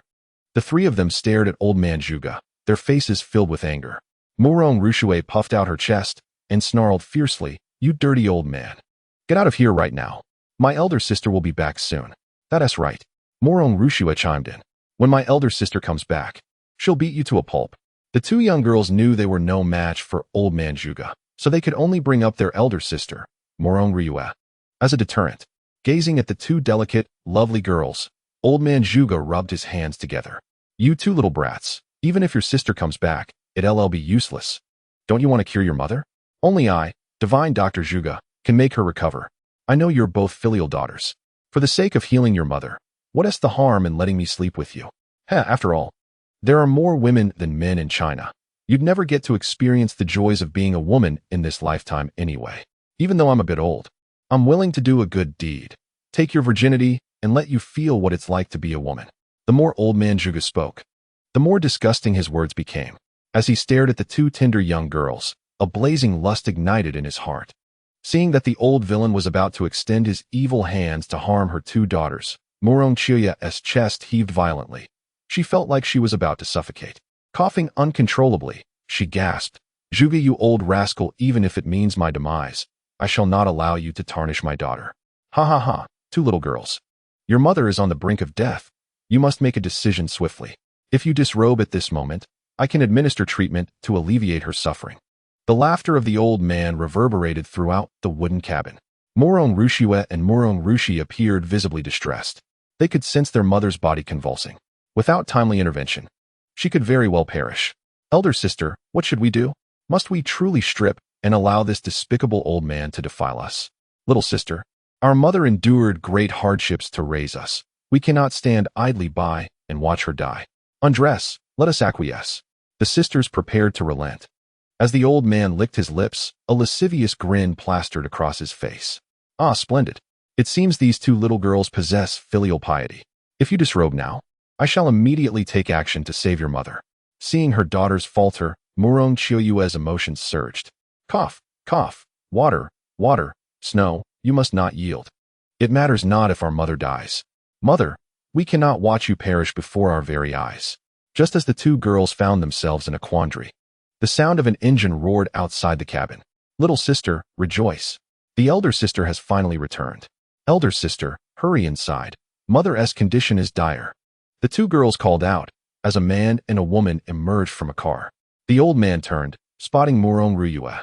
The two who had suddenly alighted from the vehicle were Hao Shuai and Murong Ryue. On their way, Murong Ryue had recounted the dire situation at home, even mentioning the old man. Pitter-patter, the rain fell in torrents. As they approached, Murong Ryue continued her introduction. Young brother. The despicable old man standing near the door is none other than the notorious Zhuge. It is he who, threatening my mother's life, coerced me into his bed. Upon seeing the old man, a murderous glint flashed in Hao Shuai's eyes. Humph, daring to vie with me for a woman. This wretched old man is courting death. Realizing his rival was an elderly man, Hao Shuai quickened his pace and entered the wooden cabin. Inside, Zhuge's brow furrowed deeply. Hao Shuai and Murong Ryue had descended from the car together, their closeness not escaping his notice. Hao Shuai, with his striking appearance and designer attire, clearly hailed from a notable background. As a humble village doctor from the slums, Zhuge dared not offend someone of such stature. Creak, the wooden door swung open. Hao Shuai entered, a bottle of mineral water in hand. Confronted by Hao Shuai, Zhuge took a step back, clasping his hands in a respectful gesture. He inquired politely, "May I ask, young sir, of your origins? I kindly request that you refrain from meddling in matters concerning the Murong family." Despite discovering the extraordinary origins of Hao Shuai, the old man Zhuge was reluctant to easily relinquish the Murong sisters. "Old fellow, who am I? You are not worthy to know. If you are wise, you will leave immediately. Otherwise, when I take action, you shall not face a favorable outcome." Hao Shuai and the old man Zhuge stood in opposition, with Zhuge in a position of disadvantage. Upon seeing her daughter return, Murong Chiuyue's emotional turmoil began to ease. Murong Ryue entered the room, approaching her sister and mother. "Mother, how do you feel?" "Your return is all I need. I feel much better now." With her mother's condition stabilizing, the anxiety that had weighed heavily on Murong Ryue's heart finally lifted. Murong Ryue grabbed her sister's arm and playfully winked. "Sister, is this handsome guy your boyfriend?" "Sister, you finally see the light. Your future brother-in-law is truly handsome." Blushing at the teasing of her younger sisters, Murong Ryue felt a rush of emotions. Truth be told, she was captivated by Hao Shuai the moment she first laid eyes on him. Alas, her humble background rendered her incapable of providing a dowry, and she dared not dream of marrying someone like Hao Shuai. Casting a glance at Hao Shuai, Murong Ryue shook her head. "You two have misunderstood. This handsome young man is my driving student. He is not my boyfriend." "Ah, he is not our brother-in-law? What a pity. Indeed, how wonderful it would be if I had such a dashing brother-in-law." The two sisters were quite fond of Hao Shuai, leaving Murong Ryue feeling helpless. "You must be cautious in your words, sisters. Young Shuai has an extraordinary background, and I am not worthy of him. Please do not let him misunderstand." "Sister, look quickly. The old man Zhuge is being lifted by our brother-in-law." "Wow, brother-in-law is so manly. He has grabbed old man Zhuge with just one hand." The two little girls exclaimed, prompting Murong Ryue to turn her gaze. At the entrance, Hao Shuai held Zhuge by the neck with one hand. The old man dangled in the air, gasping for breath, coughing violently. "Cough, cough, let me go, you brat. Only I can save Murong Chiuyue. If you do not release me, you will only witness her condition deteriorate and slowly perish." Zhuge kicked violently, grasping Hao Shuai's right arm with both hands. Hao Shuai's eyes were icy. With a mere exertion of his right hand, he could easily crush the old man. Yet, he deemed it unworthy to entangle himself in a case of manslaughter for the sake of an old fool. "You old man, do not assume you are the only one capable of curing Auntie's ailment. With just a slight effort, I can restore her health." "Cough, that is impossible. You, a mere youth without any medical experience, cannot heal Murong Chiuyue." "Ha ha ha, then let us see. If I successfully heal Auntie, you must bow and apologize to her." "Cough. And what if you fail? What then?" There is no possibility of an incurable condition. Just wait for my bowing and apology. As these words fell, Hao Shui loosened his right hand. With a dull thud, the old man Zhuge collapsed to the ground. With his future mother-in-law's health in jeopardy, Hao Shui cast aside the old man Zhuge, prioritizing the assessment of his mother-in-law's condition. Cough, cough, cough. The old man Zhuge clutched his throat and coughed loudly. Glaring at Hao Shui's retreating figure, his eyes ablaze with fury. How dare this brat thwart my plans? The vendetta of a stolen wife is unforgivable. Just you wait. I will exact my revenge. Upon seeing Hao Shui approach, Morong Ryue quickly expressed her gratitude. Thank you, little brother Shui, for stepping in to teach that old rogue Zhuge a lesson. No need for formality, Sister Ryue. As Hao Shui drew closer, the two young ladies exchanged excited glances. Morong Ryue tugged at Hao Shui's sleeve, curiously asking, Are you truly not my brother-in-law? You dispatched the old man Zhuge with a single move. Do you possess martial arts skills? Little sister, I lack martial prowess. I merely possess greater strength and speed than that old man. After all, he is aged, while I am youthful. Oh, I see. Regardless, I find you quite impressive. Noticing her younger sister's infatuation, Morong Ryue shot a disapproving glance. Sister, little brother Shui is an esteemed guest. You must not act inappropriately. Morong Ryue, supported by her three daughters, gazed at Hao Shui with a heart full of longing. This boy possesses a radiant and handsome appearance. How wonderful it would be if Ryue could marry him. Alas, our family is too impoverished. Such an admirable young man will undoubtedly demand a high dowry. We are destitute and cannot afford such a sum. As these sorrowful thoughts crossed her mind, Morong Ryue broke into another fit of coughs. Auntie, I have studied medicine. Allow me to examine you, Hao Shui said, holding a bottle of mineral water in his left hand while grasping Morong Ryue's left hand with his right. With a serious demeanor, he feigned taking her pulse. His spiritual eyes activated, and he began scanning Morong Ryue's body, lying on the ground. The old man Zhuge watched in disdain as Hao Shui pretended to take her pulse. Huh, this brat is taking the pulse in the wrong place, yet dares to call himself a divine physician? What nonsense. You are no different from me. Coveting the Morong sisters and wishing to seduce them. After a few moments, Hao Shui reached a conclusion. His spiritual eyes revealed that Morong Ryue was afflicted with a respiratory ailment, chronic bronchitis. This condition is quite debilitating. Xiaoai, can the intermediate healing potion in my backpack treat bronchitis? Yes, master. This respiratory illness is not terminal. The intermediate healing potion can indeed provide treatment. Hao Shui released Morong Ryue's hand. Morong Ryue quickly inquired, Little brother Shui, do you have a way to cure my mother's ailment? Haha, indeed I do. I am but a skilled healer. The trifling matter of chronic bronchitis is well within my grasp. With confidence swelling in his chest, Hao Shui stood before four enchanting ladies, their eyes sparkling with anticipation. Morong Ryue, too, yearned for her mother's recovery, hoping to alleviate the burdens upon her family. The other three girls shared an even deeper desire for their mother's health to be restored. After the initial excitement, Morong Ryue pondered a pressing thought. Fidgeting with the hem of her garment, she timidly inquired, Dear Hao Shui, how much would it cost to treat my mother? Although Morong Ryue found herself devoid of funds, she could not escape the harsh reality of the situation. No one would offer their services to heal without compensation. Hao Shui tightened his grip on the bottle of mineral water in his hand. This very bottle was akin to a mid-tier healing potion. After a brief moment of contemplation, he spoke, Sister Morong, what I hold is indeed a miraculous elixir capable of curing your mother's ailment. However, such a remedy does not come cheaply. If I were to heal your mother, I would require a payment of 10,000 yuan. Morong Ryue, possessing a strong sense of pride, would likely refuse any offer of free assistance. The sum Hao Shui proposed seemed to fall within her acceptable range. Very well, I am willing to pay 10,000 yuan for your miraculous elixir. However, I currently lack the funds. May I issue an IOU? As the two were on the verge of finalizing their agreement, the elder Zhuge, lying on the ground, burst into loud laughter. Ha ha ha, Morong Ryue, are your eyes deceiving you?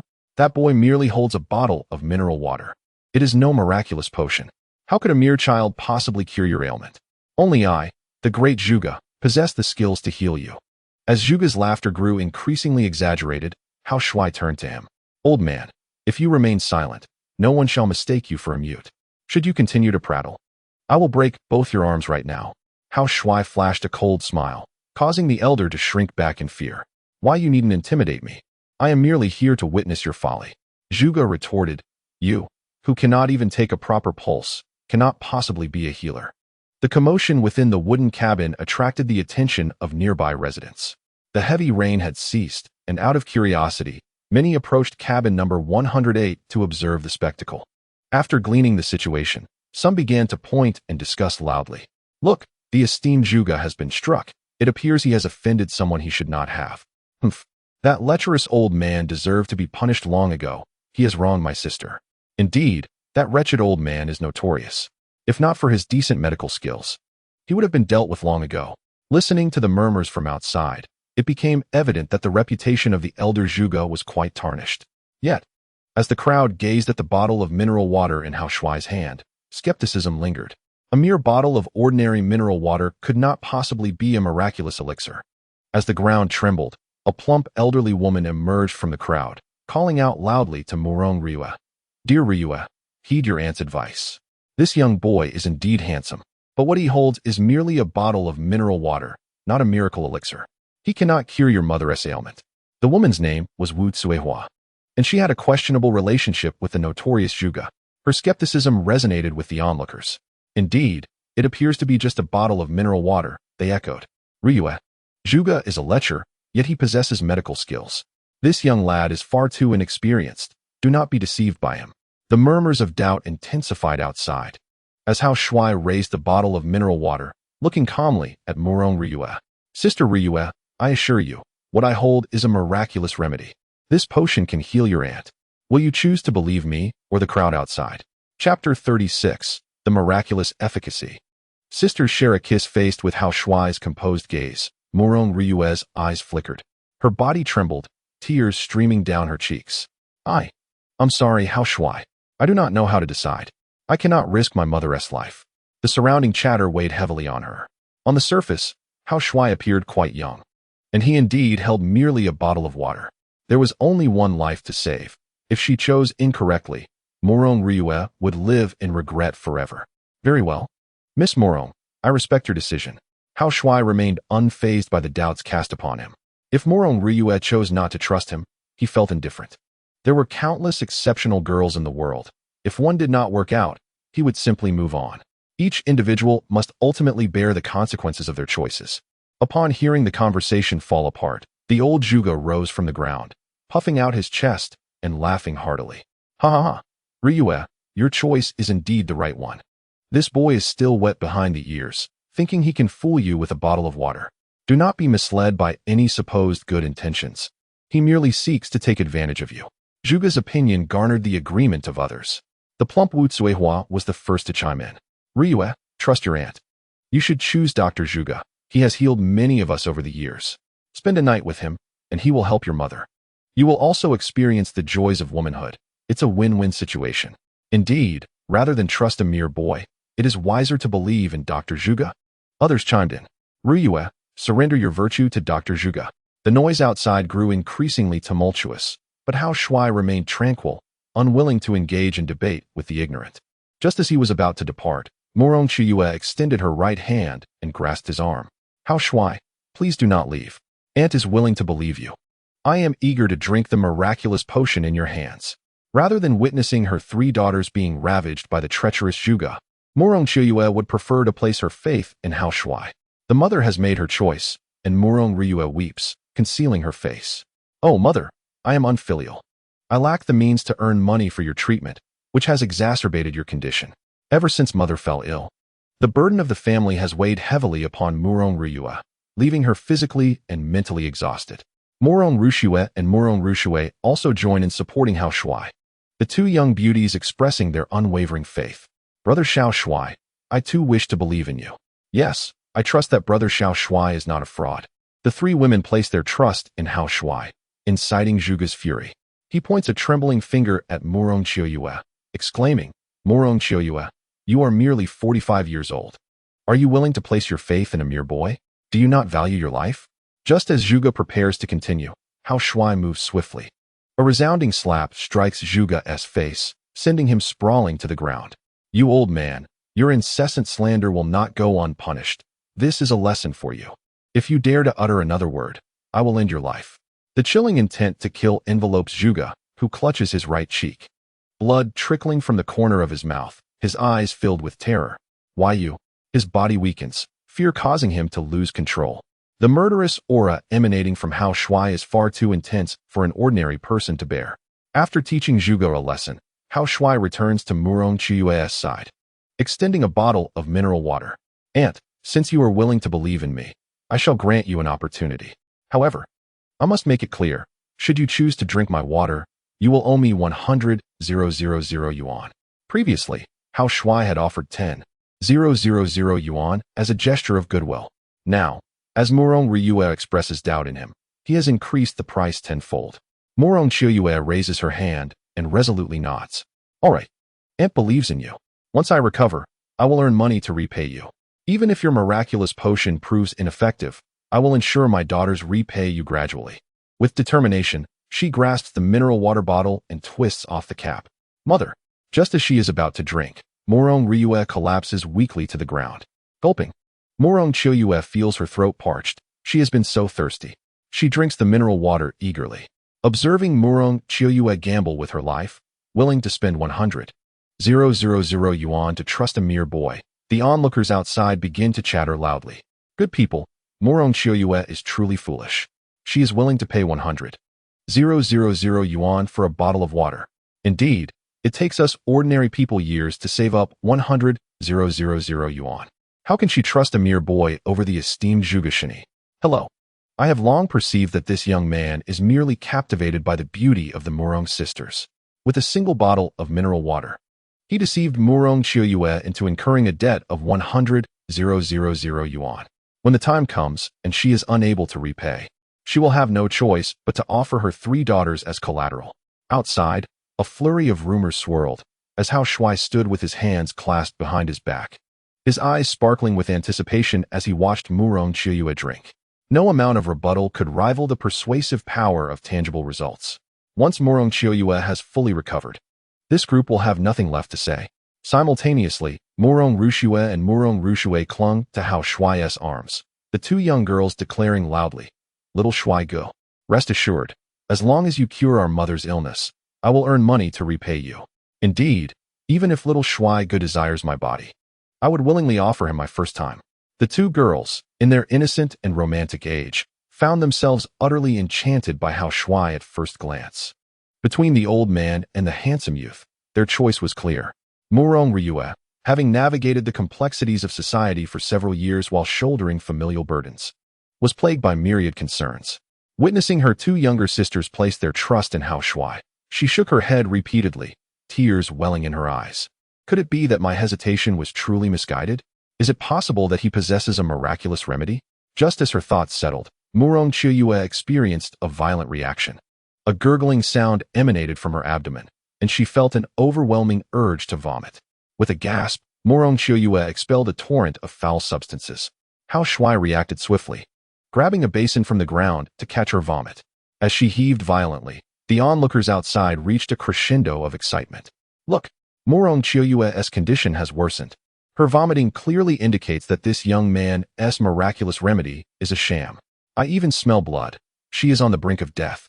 Alas, if Murong Chiyue were to pass, her 3 daughters would suffer the consequences, falling prey to this young man's schemes. A group of gossipers shouted from outside, prompting Murong Chiyue to lift her head, wiping the blood from her lips as she strode to the entrance. Silence, all of you. Who says I am on the verge of death? I merely expelled some toxins from my body. I feel invigorated now. My health is restored. Little Shuai is not a fraud. If you dare to speak ill of him again, I shall not let this matter rest. Her fierce roar resonated with vitality. She bore no semblance of a patient. Her complexion was rosy, her spirit vibrant, and her health evidently robust. The onlookers outside stood in astonished disbelief at this spectacle. How could this be? A mere bottle of mineral water has cured Murong Chiyue? No, this cannot be real. If a bottle of mineral water could heal, why would we spend money on hospital visits? Heaven above, this is truly a remarkable phenomenon. A bottle of ordinary mineral water possesses the astonishing ability to heal and save lives. Within the wooden cabin, the venerable Zhuge lay sprawled on the ground. gazing in disbelief at the spirited Murong Chiwa, his eyes filled with astonishment. How is this even possible? What sorcery has this young man employed? A mere bottle of water cannot yield such miraculous effects. Zhuge shook his head repeatedly, while Hao Shuai approached with his hands clasped behind his back, raising his right foot. Hao Shuai looked down upon Zhuge with an icy gaze. Old man, my divine remedy has proven effective. This sufficiently demonstrates that you have slandered me. It would be entirely justified for me to render you powerless. As Zhuge raised his gaze to Hao Shuai, a large foot filled his vision. Realizing his life was in imminent peril, terror flooded his eyes. Kneeling forward, Zhuge fervently pleaded for mercy. Divine healer, spare my life. I was blind to your greatness. I should not have defamed you, and I am willing to offer my sincerest apologies. Please show mercy and refrain from crippling me. Zhuge was nothing but a coward who feared the strong. Thud, thud, thud. His head repeatedly struck the ground as he begged pitifully. Very well, I shall grant you a chance. That overweight woman over there, I find her most displeasing. Go and teach her a lesson. The more brutally you strike, the more lenient I shall be with you. Hao Shuai commanded Zhuge while pointing at Wu Zuihua, who stood at the doorway. Having heard Wu Zuihua's earlier fierce remarks, Hao Shuai was unwilling to dirty his own hands. Thank you, divine healer, for your mercy. Upon hearing Hao Shuai's willingness to forgive him, Zhuge hastily climbed to his feet. Revitalized, he approached Wu Zuihua. Zuihua, how dare you speak ill of the divine healer? Stand still while I teach you a proper lesson. No, don't come any closer. I spoke up for you earlier. Why would you strike me? Wu Zuihua protested, her voice laced with disbelief. You heartless wretch, you would harm me for the sake of a stranger. As she retreated, she stumbled into a muddy pit behind her. Wu Zuihua, who prompted you to speak so recklessly and offend someone you shouldn't have? With a resounding thud, Zhuge kicked Wu Zuihua in the abdomen. Ah! She cried out in agony, clutching her head and struggling in the mire. Zhuge's expression darkened as he unleashed all the frustrations he had endured at Hao Shuai's hands upon Wu Zuihua. Ah! Zhuge, after sharing a bed with me. How could you treat me this way? You will meet a terrible fate. Her cries echoed outside, her figure a pitiful sight, covered in mud. A crowd of onlookers beheld Wu Zuihua's plight, instilling within them a profound fear of Hao Shuai. A mere youth, capable of deftly managing emotions and effortlessly controlling the situation. Commanding Zhuge to inflict harm, such a feat was utterly unfathomable. Meanwhile, Murong Chiuyue approached Murong Riyue's side. She reached out to lift her eldest daughter, and the two embraced each other, weeping profusely. Yue, you have endured so much these past 6 months. Now that I have recovered, you need not bear such burdens anymore. Wu, my unfilial daughter, I nearly jeopardized your life just now. I should have placed my trust in young Shuai. Ah, my child, you are simply too dutiful. Life and death are fated, and wealth is determined by the heavens. Sometimes, we must follow our hearts. Even if we meet our end, we shall have no regrets. As Murong Chiuyue regained her health, the family embraced each other, overwhelmed with joy and tears. Hao Shuai stood in the room, observing the poignant scene of mother and daughter embracing, and his heart stirred with emotion. Alas, those at the bottom toil daily for mere coins, only to suffer from ailments in the end. While Hao Shuai was lost in thought, Murong Rushua dashed over. Little Shuai, thank you for healing my mother. To show my gratitude, I shall bestow my first kiss upon you. With that, the young beauty rose onto her toes and pressed her cherry lips against Hao Shuai's face. The soft sensation lingered on his skin as he savored the moment. Murong Ruashue quickly followed suit. Little Shuai, thank you for saving my mother. To express my gratitude, I too shall give you my first kiss. She, too, rose onto her toes and kissed Hao Shuai's face. Witnessing her younger sister's bold gestures, Murong Riyue stood aside, her expression awkward, unsure of how to face Hao Shuai. Noticing her discomfort, Murong Chiuyue leaned in closer to her ear. Child, little Shuai is the boy you brought back, yet you hesitate to trust him. It is evident that he feels disappointed in you now. To win back his heart, perhaps you should offer him your first time tonight. Bestowing such a precious gift upon such an exceptional boy is indeed a blessing. At her mother's suggestion, Murong Riyue's face flushed crimson. Mother, I just hurt his feelings. Even if I am willing to offer myself to seek his forgiveness, would he still grant me a chance? My dear, how will you know if you do not try? Go, first write a promissory note for 100,000. Just as the two were deliberating over the matter of offering themselves, a horrifying scream echoed from outside. Ah! A cry resounded as Wu Zuihua was struck unconscious by the old man Zhuge. Covered in mud, the old man approached the wooden house. He bowed respectfully to Hao Shuai, his expression tense. Divine Doctor, Wu Zuihua has sustained multiple fractures from my blows and has fainted. Are you satisfied with my performance? Hao Shuai glanced over. The old man's fists were bleeding, revealing the severity of his strikes. Humph, this old man is ruthless. I must find an opportunity to eliminate him, or he will surely seek revenge. Given the presence of others, Hao Shuai found it unwise to take action at that moment. Hao Shuai waved his hand, and with the assistance of the crowd, the elderly Zhuge was helped to carry Wu Zuihua away. With no spectacle left to behold, the crowd began to disperse. Inside the wooden cabin, Murong Ryue pinned a promissory note for 100,000 yuan. Holding the note, the beauty approached Hao Shuai, her head bowed. Unable to meet his gaze, "Mr. Hao," she began, "thank you for saving my mother. I was blind to your worth earlier, and I beg your forgiveness.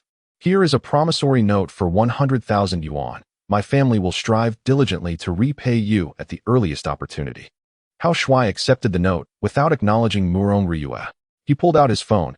It was now 5:30 in the afternoon. "Auntie, you have just recovered from a serious illness and require nourishment. I must take my leave." As he turned to exit, Murong Ryue's expression turned anxious.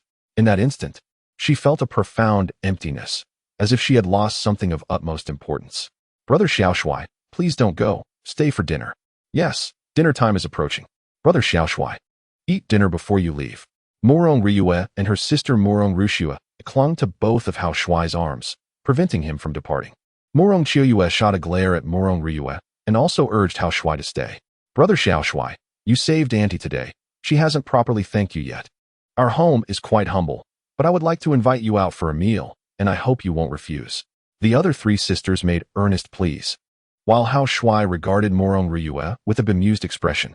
She had doubted him earlier, and he still felt a sense of indignation. Taking a deep breath, Murong Ryue summoned her courage. With a thud, she knelt before Hao Shuai, her forehead touching the ground. "Mr. Hao, I was blind to your greatness. I should not have doubted you. I am at fault.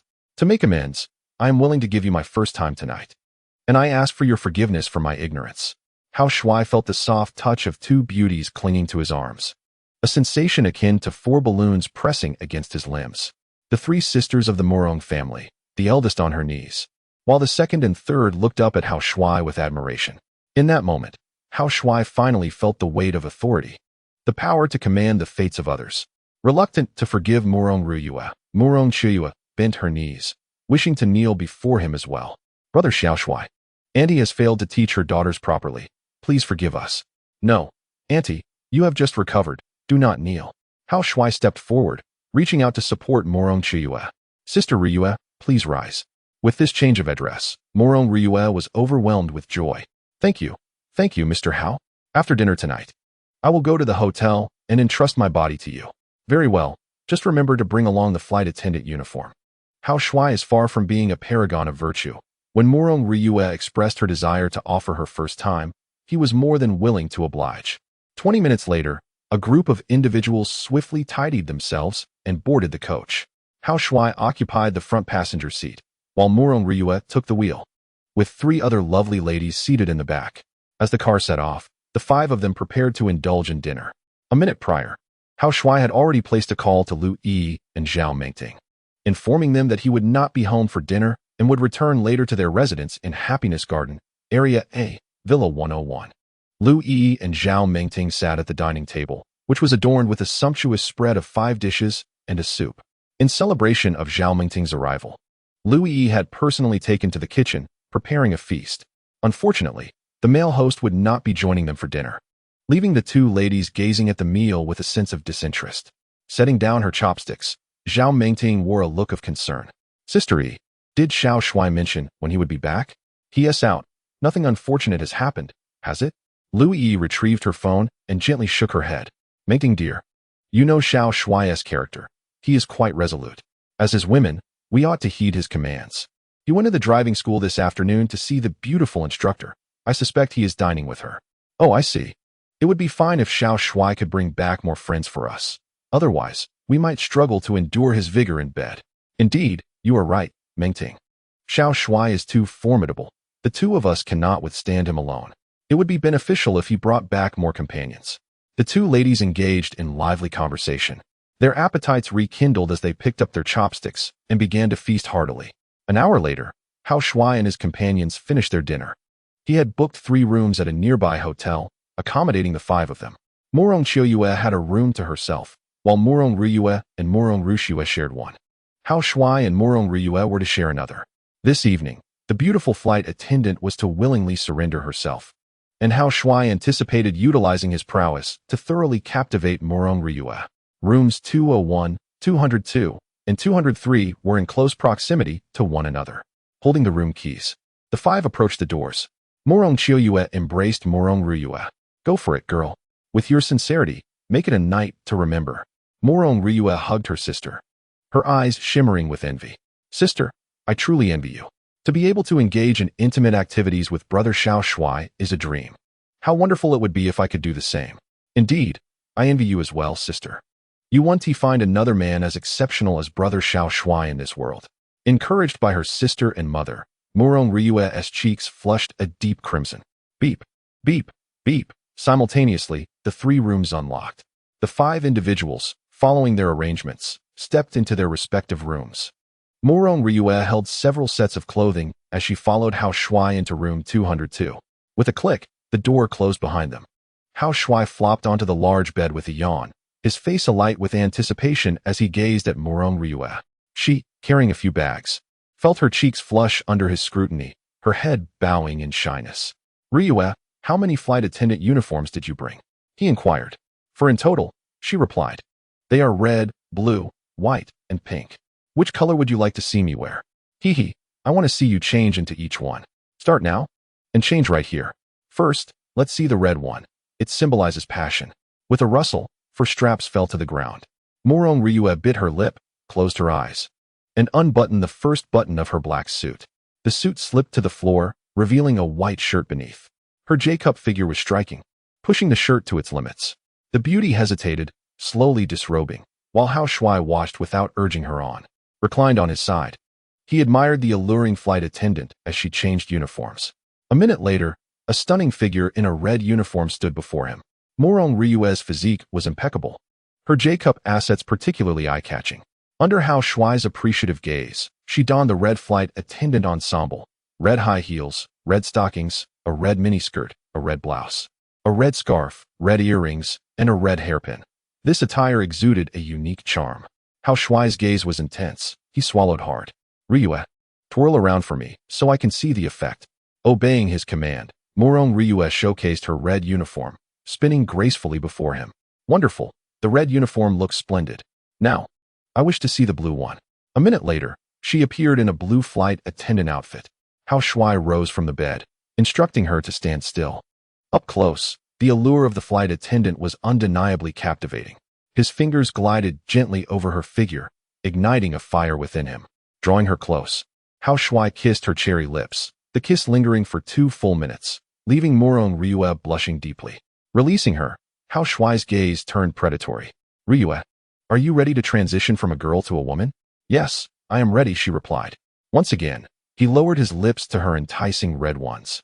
Intent on conquering the exquisite beauty before him and claiming a high-level treasure chest from the system. This time, he might just secure the coveted diamond chest. The bed creaked as Hao Shuai playfully pushed Murong Riyue down onto the mattress. Chapter 38. Capturing Murong Riyue and acquiring the golden treasure chest. Thunder rumbled ominously outside, accompanied by a fierce wind howling through the air. Raindrops pattered against the window, heralding the arrival of a torrential downpour. In room 202, the bed continued to sway, and within those 4 walls, a tempest unfolded. The dim light cast a soft glow over the room, while the couple remained oblivious to the storm outside, lost in their shared ecstasy. An hour later, as the wind subsided and the rain ceased, the floor was strewn with discarded garments. On the bed, Hao Shuai held Murong Riyue close, both of them completely bare, revealing their unguarded selves. Gazing at the alluring Murong Riyue, Hao Shuai felt a surge of contentment. How delightful it is to possess such exquisite beauty. In this world, being a man brings unparalleled joy. With her spirit refreshed, Murong Riyue radiated a mature charm, her overall attractiveness soaring to a score of 94. Coupled with her stunning figure, any normal man who laid eyes on her would instinctively desire to claim her. Their skin touched intimately, faces mere inches apart, as Hao Shuai flashed a playful grin. Hey there, Ryue. Is the experience of being a woman joyful? Murong Ryue nestled her head against his chest, her cheeks flushed with embarrassment. At first, it was a bit painful, but afterwards, it truly was delightful. I'm sorry, little Shuai. Today I was in the wrong. When others doubted you, I should not have hesitated. I should have trusted you. Earlier that day, amidst the skepticism surrounding Hao Shuai's claims about a bottle of water not being a miraculous potion, Murong Ryue regretted her silence when it mattered most, feeling remorseful afterwards. Embracing her tightly, Hao Shuai's hands began to wander. My lovely beauty, mere words of apology won't suffice. Apologies must be demonstrated through actions. Come, let us indulge in a romantic bath, and I shall let you experience the joys of womanhood once more. Ah, not again. My body feels like it's falling apart. Please, spare me. The blanket slipped away as Murong Ryue was swept into his arms. No way. To be my woman, you must obediently heed my words. From now on, you are not to question anything I say. I was wrong. I truly see my mistake. With footsteps echoing, Hao Shuai carried Murong Ryue into the bathing area. The bathroom housed a grand tub, already filled with water and adorned with floating rose petals. With a splash, he lowered her into the tub, sending ripples across the surface. Half an hour later, Hao Shuai emerged from the tub, cradling Murong Ryue in his arms. She felt utterly exhausted, as if her body had been disassembled. The charming young lad, it seems, cannot continue. I long to sleep. With a gentle motion, Hao Shuai lifted Murong Ryue and placed her onto the bed. Sister Ryue, from this day forth, you shall be my woman, he declared. Be obedient, and I shall arrange our marriage registration now, ensuring you a life filled with happiness. Ah, dear young lad, you wish to marry me? My family is destitute, and I owe you 100,000. I cannot provide a dowry. In the realm of Huaxiao, a man of Hao Shuai's caliber typically requires a dowry starting from 1 million. No need for that. As long as you promise to be obedient, he reassured her. Marrying me without a dowry, I will ensure you live a blissful life. Murong Ryue, not only beautiful but also possessing a captivating figure, had untapped potential within her. As indicated by the system, a woman of her caliber was one Hao Shuai was determined to claim. Do you not desire to marry me? He pressed. The absence of a dowry filled Murong Ryue with joy. No, it's not that. I am willing to marry you, dear young lad. I just feel inadequate for not being able to provide you with a dowry. I will strive to earn money so that you can be a joyful husband, she promised.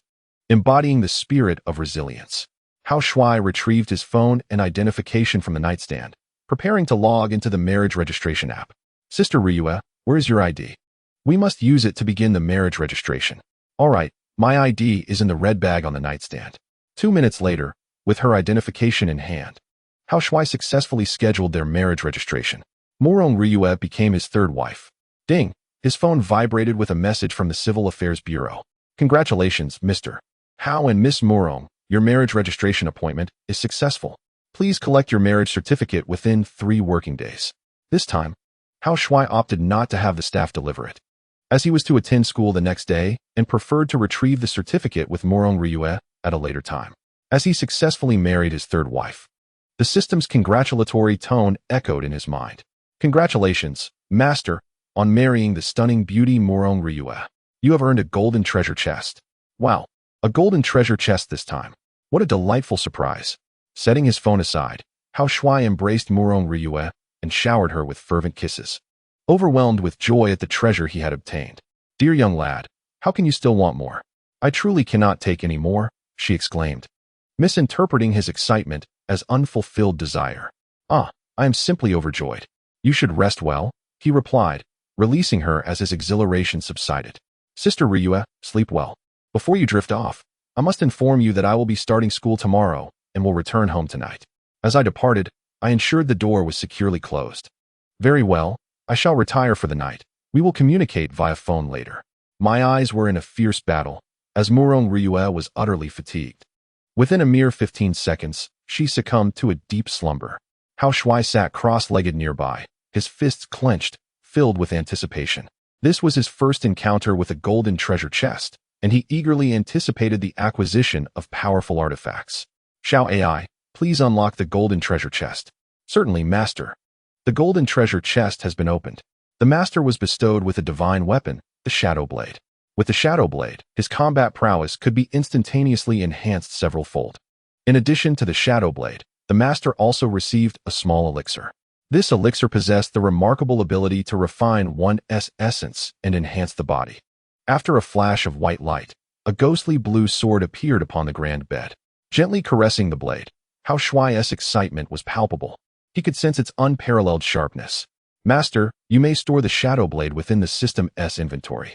When confronting foes, if you draw it unexpectedly, it will yield a surprising effect. After admiring the Shadow Blade, Hao Shuai retrieved the small elixir from his inventory. In a moment of inspiration, a green elixir bottle materialized upon the covers. With a pop, he uncorked the bottle, and a fragrant aroma wafted forth. The scent invigorates my spirit. This elixir surely held extraordinary properties. He inverted the bottle, and a yellow-brown pill rolled into his palm. The pill resembled a peanut. Consuming it, one could only wonder how much stronger his body might become. After placing the pill back into the bottle, Hao Shuai secured the Shadow Blade and grasped the green elixir bottle, making his way to the bathroom. He intended to consume the small elixir to further enhance his physique. Chapter 39. Stabilizing the Harem, Harmonious Family, A Blissful Home, Villa Number 101, District A. The myriad lights of the outside world had dimmed. Yet, the living room of Villa Number 101 remained aglow. On the plush sofa, two enchanting figures reclined. Dressed in pink pajamas, Lu Yi occupied the left side of the sofa. Her eyes half closed, her consciousness somewhat hazy. On the right, Zhao Mengting, clad in red pajamas, clutched her phone, her eyes also battling fatigue. Her 4 alabaster thighs rested upon the coffee table, her ample bosom causing the silk pajamas to rise high.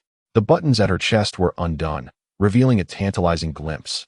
As both stunning beauties appeared invitingly unadorned, such a picturesque scene would undoubtedly stir the blood of any man who beheld it. Tick-tock, tick-tock. The wall clock measured each passing second. The two delicate beauties awaited Hao Shuai's return. Today marked Zhao Mengting's inaugural day in the villa. During dinner, the family had intended to celebrate this occasion. Regrettably, Hao Shuai has not returned home. Lu Yi and Zhao Mengting are aware that their dashing husband has set his sights on a new target. As the clock approaches midnight, Hao Shuai remains absent, leaving the two beauties with a tinge of resentment. They are reluctant to retire for the night, choosing instead to wait in the living room for his return. Fatigue soon overcomes them, and their consciousness begins to blur. The hall is enveloped in silence, interrupted only by the rhythmic ticking of the clock. Suddenly, the clock chimes, shattering the tranquility with its resonant tolls. A thud signals Zhao Mengting's phone slipping from her grasp, startling her awake with the sound of the chimes. Oh no, it's already midnight, and Hao Shuai has yet to return. Lu Yi exclaims, jolted from her daze as she glances at the clock. It is indeed midnight. And a deep sigh escapes her lips, her expression one of sorrow. How could he neglect two stunning beauties at home?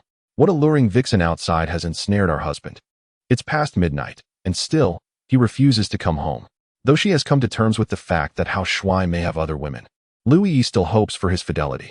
He had promised to return by 10 o'clock, yet now, it is far past midnight, and he is still missing.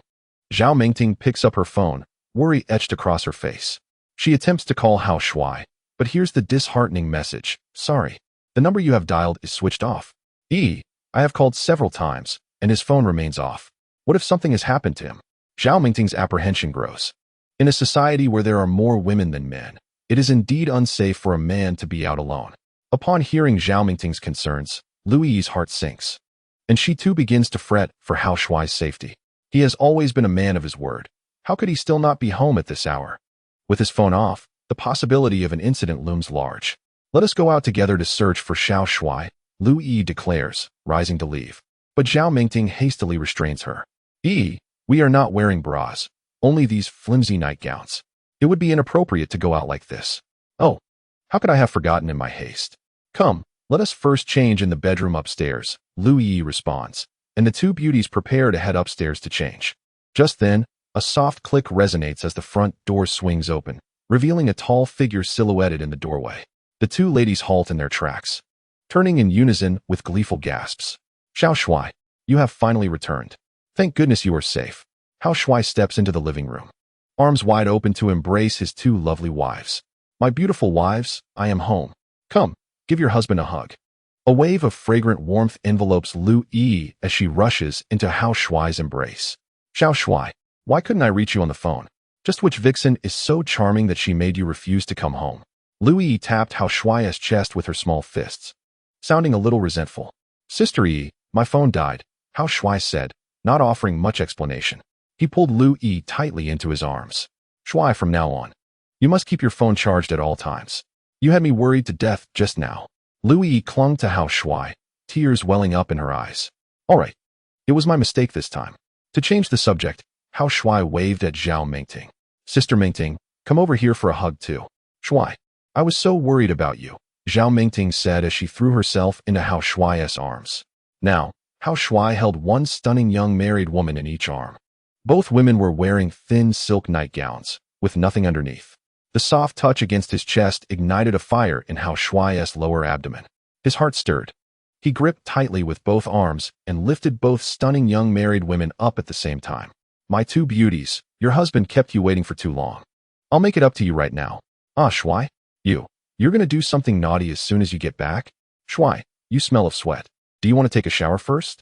The two stunning young women squirmed their bodies, trying to struggle a little, but Hao Shuai held their bodies tightly against him. Thump, thump, thump, footsteps echoed. Hao Shuai took the two beauties and ran quickly up to the second floor. The second floor was the bedroom area, with a total of 6 rooms. Click. The door to the master bedroom, room 1, opened. Coming into view was a large pink bed, 2 meters wide and 2 meters long. Thud, thud, Hao Shuai tossed the two delicate beauties onto the big bed. Here I come, my beauties. Without even turning on the lights in the room, Hao Shuai pounced on them. Rumble, rumble, lightning flashed outside the window, illuminating the intimate scene on the big bed. The violent storm outside raged for a full 2 hours, only gradually dying down a bit by 2 o'clock in the morning. From the dark room came Zhao Mengting's weak pleas for mercy. Shuai, I can't take it anymore. Please let me go. Go to Sister Yi instead. My body is falling apart. Squeak. The bed creaked and shook for another half an hour. Then, Lu Yi's weak pleas rang out in the dark. Shuai, how did you get so strong? Even with my trained body, I can't hold on anymore. Please, have mercy on me. After 2.5 hours of this, both of his wives were completely worn out. Ever since taking the Xiaohuan Dan, a type of medicinal pill, Hao Shuai's body had become much stronger. Click. Hao Shuai turned on the bedside lamp. Looking at Lu Yi and Zhao Mengting, his gaze was full of aggression. My two beauties. Do you still hold any resentment? If you do, I can keep making you happy. Staring at the energetic Hao Shuai, Lu Yi and Zhao Mengting's eyes were filled with shock. Shuai, I sense that since your return, you have grown immensely stronger. We both acknowledge your prowess. So please refrain from tormenting us any further. Indeed, we harbor no resentment in our hearts. I hope you strive diligently to bring more sisters back to us. After enduring over 2 hours of a tempest, Zhao Mengting and Lu Yi have been utterly captivated by Hao Shuai. Excellent. Your awareness is commendable. The hour is late. You should rest well while I take a shower. Cover the two wives with the quilt, and with his body unclothed, Hao Shuai strides into the bathing area. The sound of water cascading fills the space as he rinses his body, feeling no fatigue whatsoever. After consuming the minor returning pill, he has taken a step closer to becoming an extraordinary being. 10 minutes later, Hao Shuai finishes his shower. Holding a towel, he stands before the mirror, gazing at the handsome young man reflected back at him, his eyes filled with astonishment. Could it be that I am imagining things? Why do I feel even more handsome? With a heart full of curiosity, he uses his mind to access his personal attribute panel, eager to discover the extent of his transformation after consuming the minor returning pill. Chapter 40. Embracing the beautiful senior sister, becoming the adored rival of all. Buzzing, the transparent attribute panel appears. Name, Hao Shuai. Age, 18 years. Attractiveness and charisma, 93 points. Height, 1.77 meters. Weight, 55 kilograms. Possessing a unique ability, keen eye, photographic memory. Wielding a weapon, shadow blade. Physical strength, 205 points. Speed, 205 points.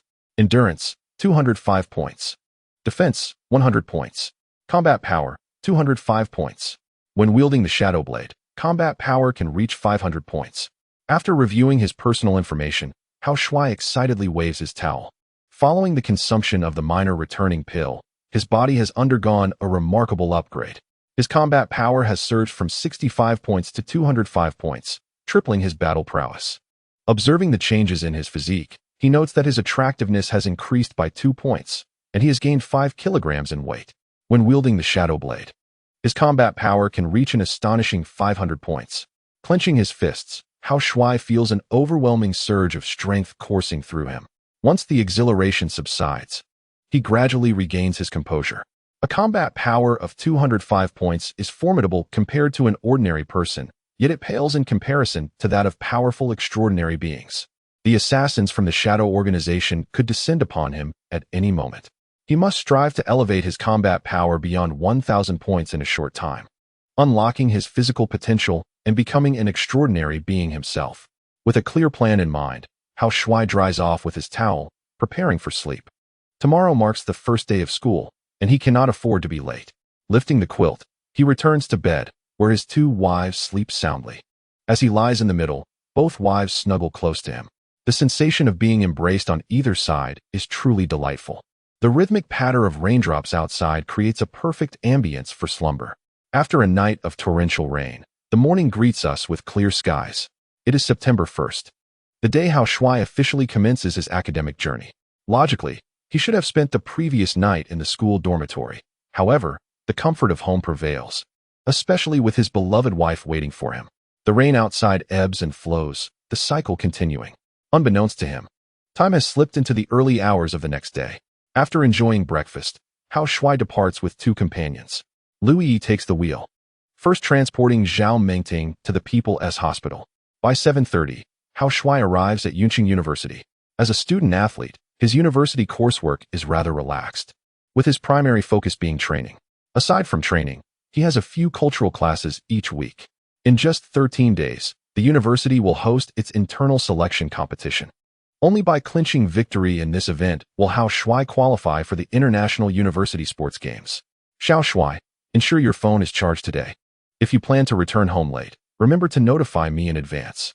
All right, he replies, waving goodbye to Lu Yi as he steps through the university gates. As he enters the campus, he is enveloped in the essence of youth. Young women abound, their beauty perhaps modest, yet their skin radiates youthful vitality. As he walks, upperclassmen and freshmen alike greet him warmly. Hao Shuai is quite a well-known figure, and many recognize him. A group of female students points him out, engaging in lively discussion. Hey, look at that boy. Isn't he handsome? Indeed, though he is a bit slender, his aura is captivating. But I don't think I've seen him before. Is he a freshman? Yes, he is a freshman this year. Just days ago, he had a 100-meter race with the campus heartthrob, an event that stirred the entire school. Oh, now that you mention it, I remember. He is the one who defeated the top heartthrob. Listening to the chatter, Hao Shuai feels a surge of pride. Being strikingly handsome has its burdens. Everywhere I go, I become the center of attention, making it impossible to remain low-key. As he strolls, he inadvertently collects goodwill from those around him. His amiable demeanor and gentle nature attract many female students who eagerly initiate conversation. A few minutes later, he jogs towards Stadium Number 5, where he is scheduled for a training session this morning. Wang Mingyao had informed him the day prior to arrive at the stadium before 8 o'clock. Stadium Number 5 is a familiar place for him. Just 3 days ago, he raced 100 meters there with Zhang Junqing.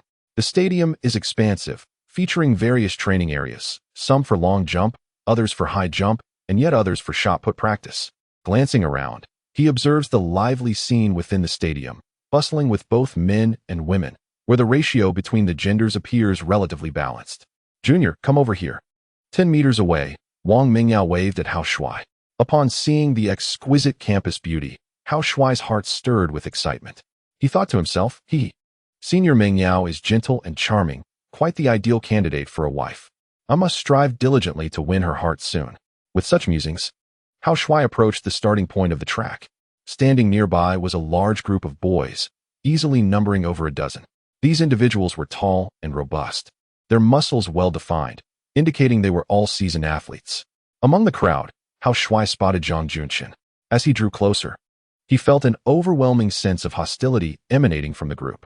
The muscular men glared at him with malice, as if he had stolen their beloveds. How peculiar. It seems these fellows harbor animosity towards me.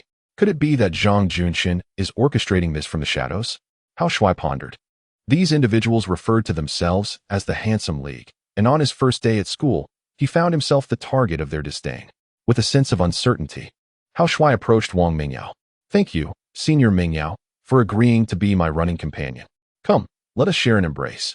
As they met, Hao Shuai opened his arms wide, enveloping the beautiful Wang Mingyao in his embrace. Her long hair was styled into 2 braids, paired with white shoes and socks, and she donned a white tracksuit that radiated youthful vibrance. Senior, you smell delightful. What shampoo do you use? Junior, please let me go. There are so many people around. Wang Mingyao protested, feeling the warmth of his embrace and her heart racing, her cheeks flushing with embarrassment. Don't be shy, Senior. My mother has long since promised you to me. You will inevitably become my wife. I can embrace my own wife without fear of judgment. Hao Shuai held Wang Mingyao tightly, casting a challenging glance at the group of boys nearby. Since these fellows cannot tolerate my presence, I shall infuriate you all. He continued to hold Wang Mingyao, provoking the ire of the muscular men surrounding them. Hao Shuai let go of Mingyao. Zhang Junshin shouted, hands on his hips. His voice filled with fury. With him leading the charge, the other muscular boys echoed his outrage. Hao Shuai, on your first day of school, you take advantage of the senior. What kind of man does that make you? Hao Shuai, release the senior. I challenge you. With a thud, the ground trembled as a burly man beckoned Hao Shuai to accept his challenge. Hao Shuai, you, a fickle heart. What right do you have to claim Senior Mingyao?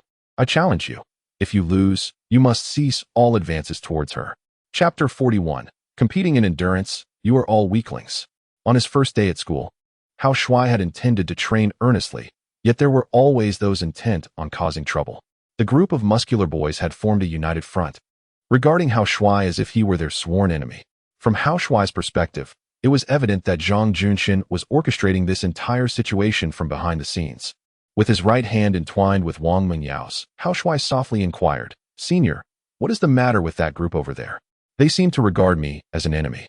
Junior, my mother has assigned me as your personal running assistant, and they harbor grievances against you.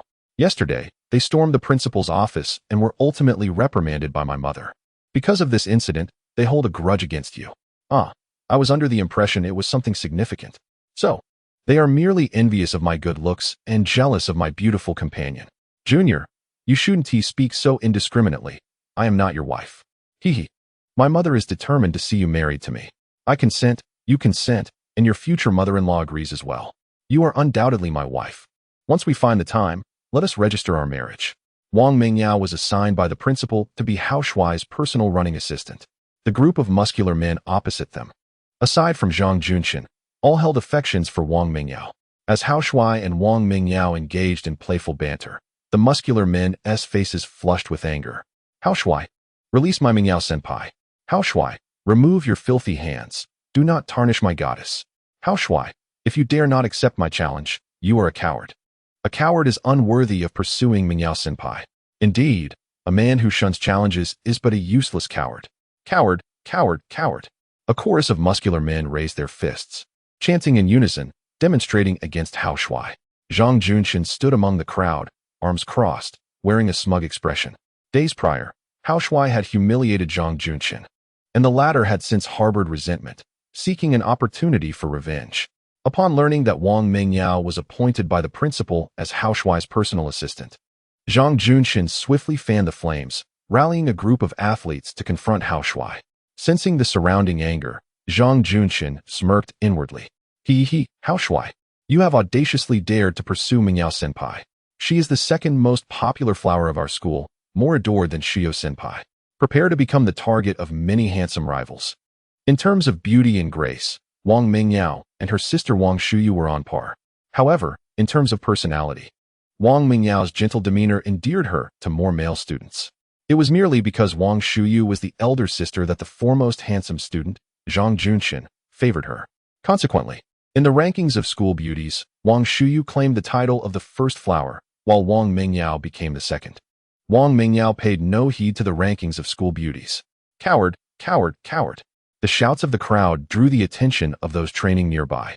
A few meters away, Wang Shuyu, who had been practicing high jump, paused her training upon noticing Hao Shuai's arrival. Humph, This fickle heartbreaker has come again to deceive my sister. No, I cannot allow my sister to wed this cad. With a towel in hand to wipe away her perspiration, Wang Shuyao quickly approached Wang Mingyao. Sister, Hao Shuai dares not accept the challenges posed by others. A coward like him is utterly unworthy of pursuing you. Dear sister, the junior is not a coward. You must trust our mother's discernment. As the two sisters engaged in their spirited debate, Zhang Junxing strode over. Mingyao, Hao Shuai resembles a mere slender reed. He is simply not deserving of you. Only the juniors behind me possess the right to pursue you. Pausing for emphasis, Zhang Junxing turned to Hao Shuai. Hao Shuai, as a man, you ought to give a clear answer. Do you dare accept the challenge? Should you lose, you shall forfeit your claim on Mingyao. From this moment forth, you are forbidden from harassing her. Leading the charge, Zhang Junxing and Wang Shuyao were soon surrounded by a dozen muscular men, creating a rather imposing scene. Hao Shuai, I challenge you to a 400-meter race.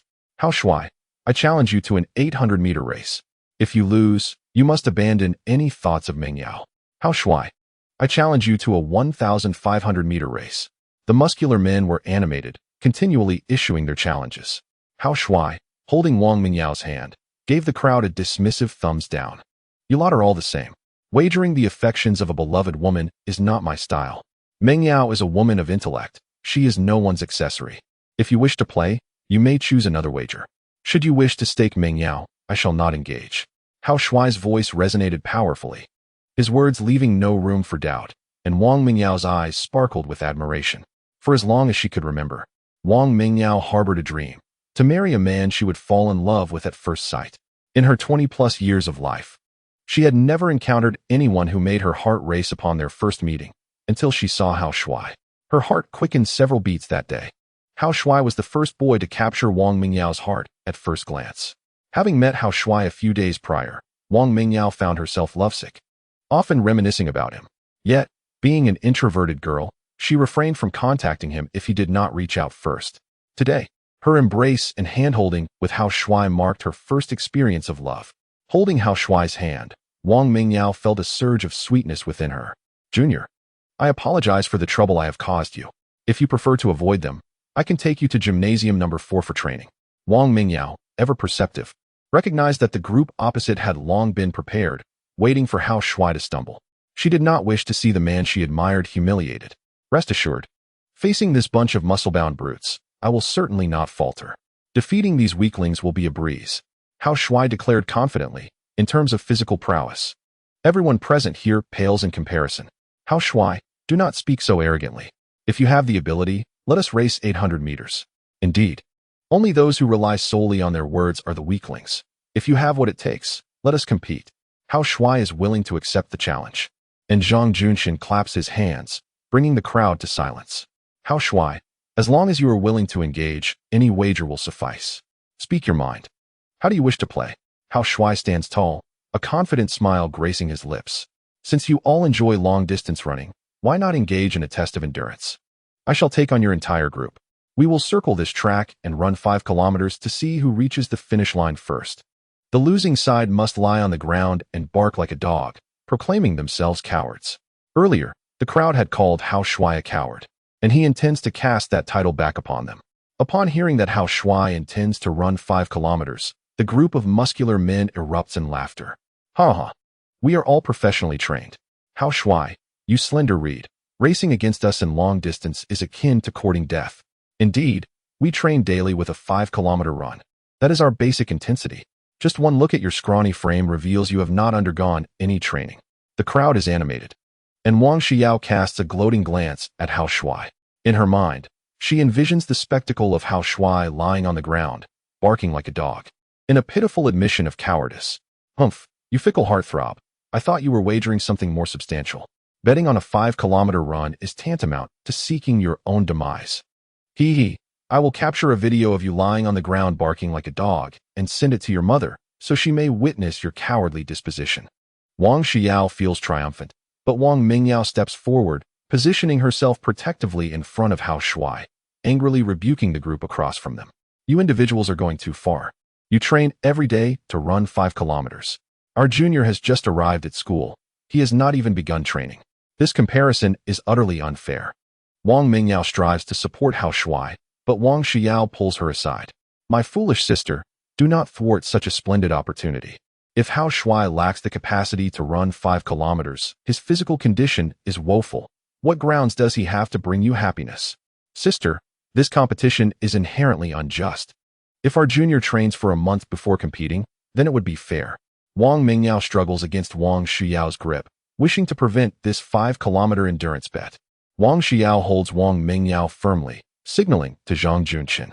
Zhang Junxin comprehends the cue and immediately steps forward, vocally challenging Hao Shuai on behalf of the crowd. Hao Shuai, the 5-kilometer race is a game you yourself have set the rules for. Give us a clear answer. Do you dare to compete? Chapter 42, a shocking scene. One against a group of muscle men. Hao Shuai stands with his hands behind his back, resolute and proud. He casts a challenging gaze at Zhang Junxin. Zhang Junxin, I accept your challenge. However, I have an additional request. I require you to participate in this competition as well. Should you lose, you will not only kneel and bark like a dog, confessing your cowardice, but you will also have to crawl beneath my legs. Hee hee. Do you have any objections to my stipulation? Zhang Junxin is the mastermind behind this, and Hao Shuai will not let him off easily. The terms of the wager proposed by Hao Shuai are deeply humiliating. Upon hearing them, Zhang Junxin furrowed his brow, feeling a twinge of hesitation. This fellow speaks with such arrogance. Could he truly possess the ability to outrun us all? No, that is impossible. He is scrawny and could never outpace our group. Since he wishes for me to crawl beneath him, I shall repay him in kind. Resolute in his decision, Zhang Junxin nodded in agreement. Hao Shuai, I accept your terms. However, I have an additional stipulation. There will be 9 participants in this race, and you must outpace all 8 of us alone. If any one of us secures first place, you shall lose.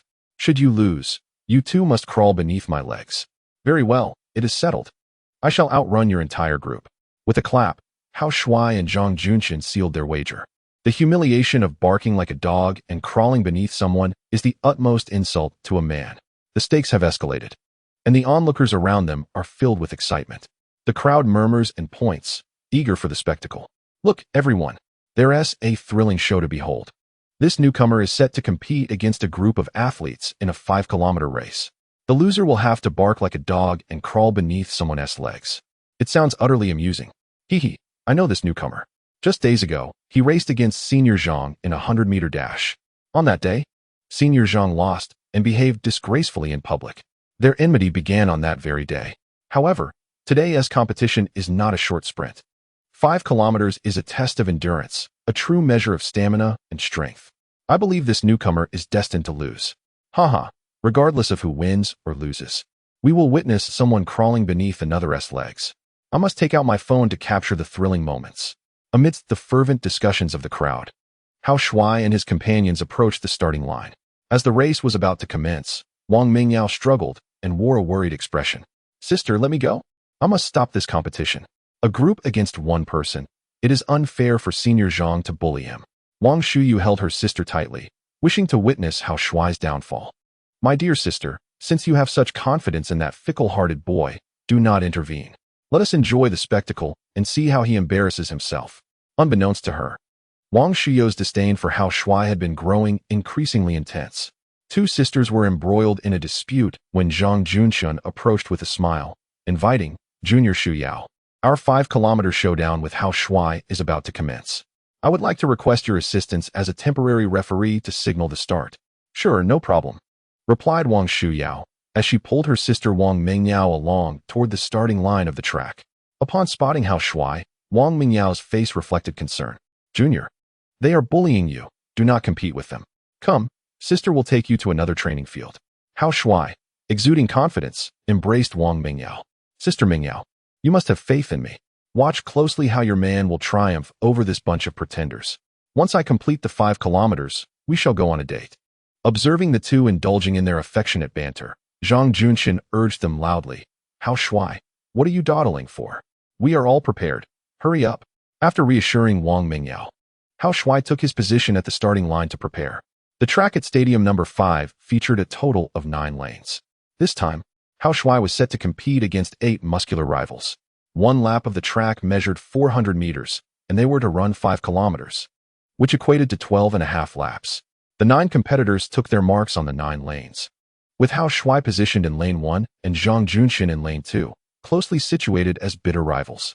As the 9 athletes readied themselves, Wang Shuyao raised the starting pistol. With a bang, the gun fired. Hao Shuai was the first to dash forward. Zhang Junxin followed closely behind, securing the second position. A robust man clad in an 88 sports jersey sprinted in third. The rest of the competitors trailed closely, commencing the 5-kilometer challenge. With the sound of rushing wind in their ears, the 9 athletes propelled themselves forward, exerting their utmost effort. A crowd of spectators gathered along the sidelines, fervently cheering for their favorites. Go, Senior Zhang. I will always support you. Go, Senior Li. You are my admired idol. Go, Senior Ma. Defeat everyone. A considerable number of female admirers among the sports students had chosen to forego classes to support the boys they favored at the stadium. The exhilarating shouts of encouragement invigorated the athletes, propelling them forward. After 200 meters, the distance between them was minimal.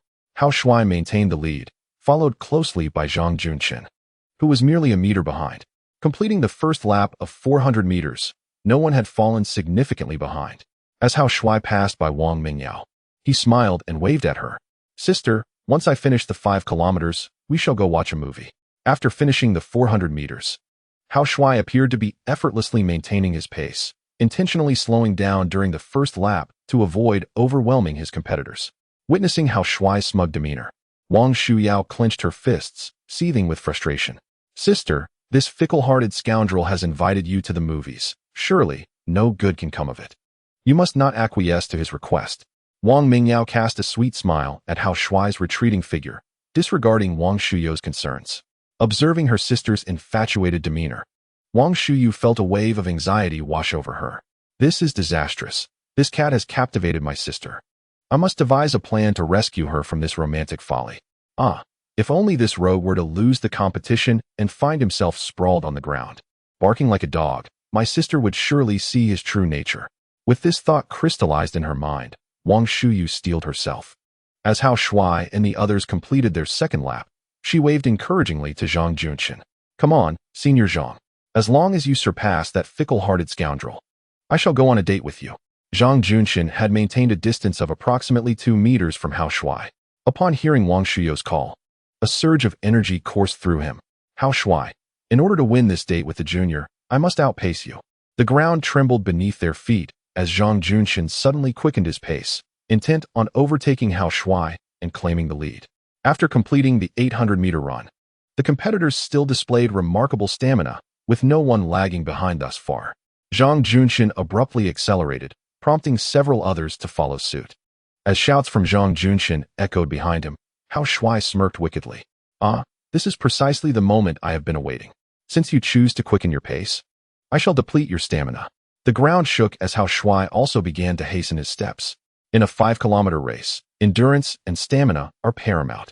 Runners must regulate their breathing and reserves of energy. It is impossible to complete such a distance at the speed of a 100-meter sprint. Completing the 2 laps in 3 minutes, Hao Shuai and his companions had maintained a rather leisurely pace. Now, with both Hao Shuai and Zhang Junxin accelerating, the atmosphere of the competition became electrifying. As the 3rd lap commenced, the 9 runners altered their rhythm. Observing the surge in speed, a crowd of onlookers erupted in excited cheers. Look, everyone, they are picking up the pace. In just over 1,000 meters, their speed intensified. At this rate, it was only a matter of time before someone would cramp up.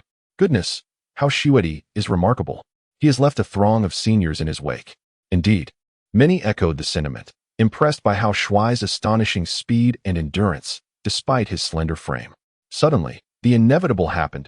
Cramping began to afflict the runners. Amidst the gasps of the crowd, a competitor, number 66, crumpled to the track. It seemed to trigger a domino effect, as one by one, others began to experience cramps. Huff, huff, huff. Gusts of wind rushed past. Zhang Junxin, gazing at the swift Hao Shuai ahead, was filled with disbelief. Damn it, how can this fellow run so fast? I am on the verge of unleashing all my strength, yet I still cannot catch up to him. Chapter 43, Taking the Senior Sister on a Date. Infuriating a host of rivals. Humph, you brat, at this pace, you will surely exhaust your stamina and cramp your legs. Hao Shuai, enjoy your moment of glory. When your legs give way and you collapse to the ground, I shall laugh at you without restraint. With such thoughts swirling in his mind, Zhang Junshin pressed on, striving to close the gap with Hao Shuai. As the race progressed, Hao Shuai's advantage became increasingly apparent, and Wang Mingyao, standing at the edge of the track, applauded enthusiastically. Excellent. Junior Hao Shuai is far ahead. He is outpacing the entire group on his own. Sister, what do you think? The junior I have my eye on is surely more formidable than your Junshin senior. Wang Mingyao, typically a reserved girl, was exhilarated today upon witnessing the boy she admired displaying his prowess, shaking Wang Shuyo's arm in excitement. Sister, why are you so anxious? We are all athletes. We understand a fundamental truth. Running 5 kilometers tests endurance and stamina, and the latter stages grow increasingly difficult. With a running style like Hao Shuai's, he will inevitably exhaust himself. Watching Hao Shuai from a distance, Wang Shuyu felt a surge of displeasure. Fickle-hearted fool, collapse already. I need to show my mother that you are not worthy of lifelong commitment. Alas, fate does not align with one's wishes. After completing the 4th lap, Hao Shuai remained significantly ahead, showing no signs of faltering. Completing 4 laps equates to 1,600 meters, while others had long since fallen behind. Due to the excessive speed, the rhythm of the race was disrupted, and several competitors began to experience cramps. As Hao Shuai passed by, he jested with those sprawled on the track. Come on, brother. How can a man not keep going? Rise, rise, let us run together. Hearing Hao Shuai's taunts, his rival's eyes burned with rage. Unfortunately, they were unable to rise, their legs cramping, and could only watch as Hao Shuai mocked them. Thus, Hao Shuai outpaced each opponent with his speed, leaving only Zhang Junshin to struggle on. After 2,000 meters, Hao Shuai led Zhang Junshin by 80 meters. After 2,400 meters, he extended his lead to 120 meters. Approaching the halfway mark, only 2 athletes remained in the race. Hao Shuai was far ahead, while Zhang Junshin gritted his teeth, enduring the pain. He was drenched in sweat, breathing heavily, his body nearing its limit. Gazing at the slender figure racing ahead, he was filled with astonishment. Impossible. Hao Shuai cannot sustain this pace indefinitely. I refuse to believe you can run to the finish. I must hold on. I must endure until the moment you fall. Zhang Junshin sensed his physical condition deteriorating, aware he could not complete the 5 kilometers. Yet, he was driven by a singular obsession, determined to outlast Hao Shuai, believing that if he could endure until Hao Shuai fell, victory would be his. As long as he triumphs over Hao Shuai, he shall earn an opportunity to rendezvous with Wang Shuyao. At the starting line, Wang Mingyao and Wang Shuyao stood side by side, each championing a different suitor. Wang Mingyao supported Hao Shuai, while Wang Shuyao backed Zhang Junshin. On the track, Hao Shuai maintained a considerable lead, leaving Zhang Junshin struggling to keep pace. Wang Mingyao beamed at her sister. Sister, did you see that? The man I chose with Mom is truly remarkable. I am dating a junior. You mustn't interfere in the future. In response to her sister's triumphant boasting, Wang Shuyao raised her fist, unwilling to concede defeat. Sister, that fickle-hearted lad is bound to exhaust his stamina. It won't be long before he collapses in a fit. The ultimate victor of this contest will undoubtedly be Senior Zhang. Go, Senior Zhang. As long as you outpace Hao Shuai, I shall consider marrying you. As Zhang Junshin approached, Wang Shuyao administered a potent encouragement. Indeed, her promise proved effective. With reddened eyes, Zhang Junshin, spurred by formidable resolve, suddenly surged forward. Hao Shuai, I must defeat you. I want to marry Xiao. Hearing footsteps behind him, Hao Shuai glanced back to see Zhang Junshin charging like a wild bull. Very well, if you disregard your physical limits, I shall ensure you spend some time recovering in bed. A cold smirk crossed Hao Shuai's lips as he quickened his pace. After completing 3,200 meters, Zhang Junshin still lagged 100 meters behind. A throng of students had gathered along the sidelines, including Principal Wang Mengyu, who had arrived at the scene. Due to the occurrence of cramps among the athletes, the school physician promptly rushed in to provide assistance. Wang Mengyu approached her 2 daughters, and Wang Mingyao quickly recounted the unfolding events. Mom, Senior Zhang and his friends are bullying a junior. Now, only Zhang Junshin remains, struggling to hold on. Indeed, Hao Shuai is extraordinary. He truly lives up to my expectations. His speed over 100 meters is impressive, and I never anticipated his prowess in long-distance running. His capabilities are of a standard worthy of international competition. Listening to her mother and sister extolling Hao Shuai, Wang Xiao stood by, feeling quite dejected. How infuriating. That fickle-hearted lad is so scrawny, yet his stamina is remarkable.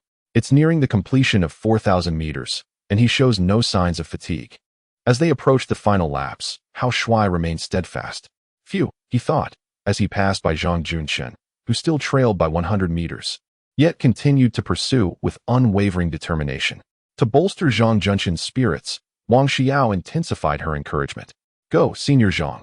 If you surpass that fickle-hearted lad, we shall go and register our marriage today. The words getting married reverberated in Zhang Junshen's ears, causing his blood pressure to surge instantaneously. He felt darkness encroach upon his vision, and his legs betrayed him. With a thud, Zhang Junxing tumbled forward, collapsing onto the track. His fall directed him right in front of Wang Shuyao, who watched in horror as he crumpled before her, his legs seemingly fractured. Wang Shuyao's eyes widened, her mouth forming a perfect O.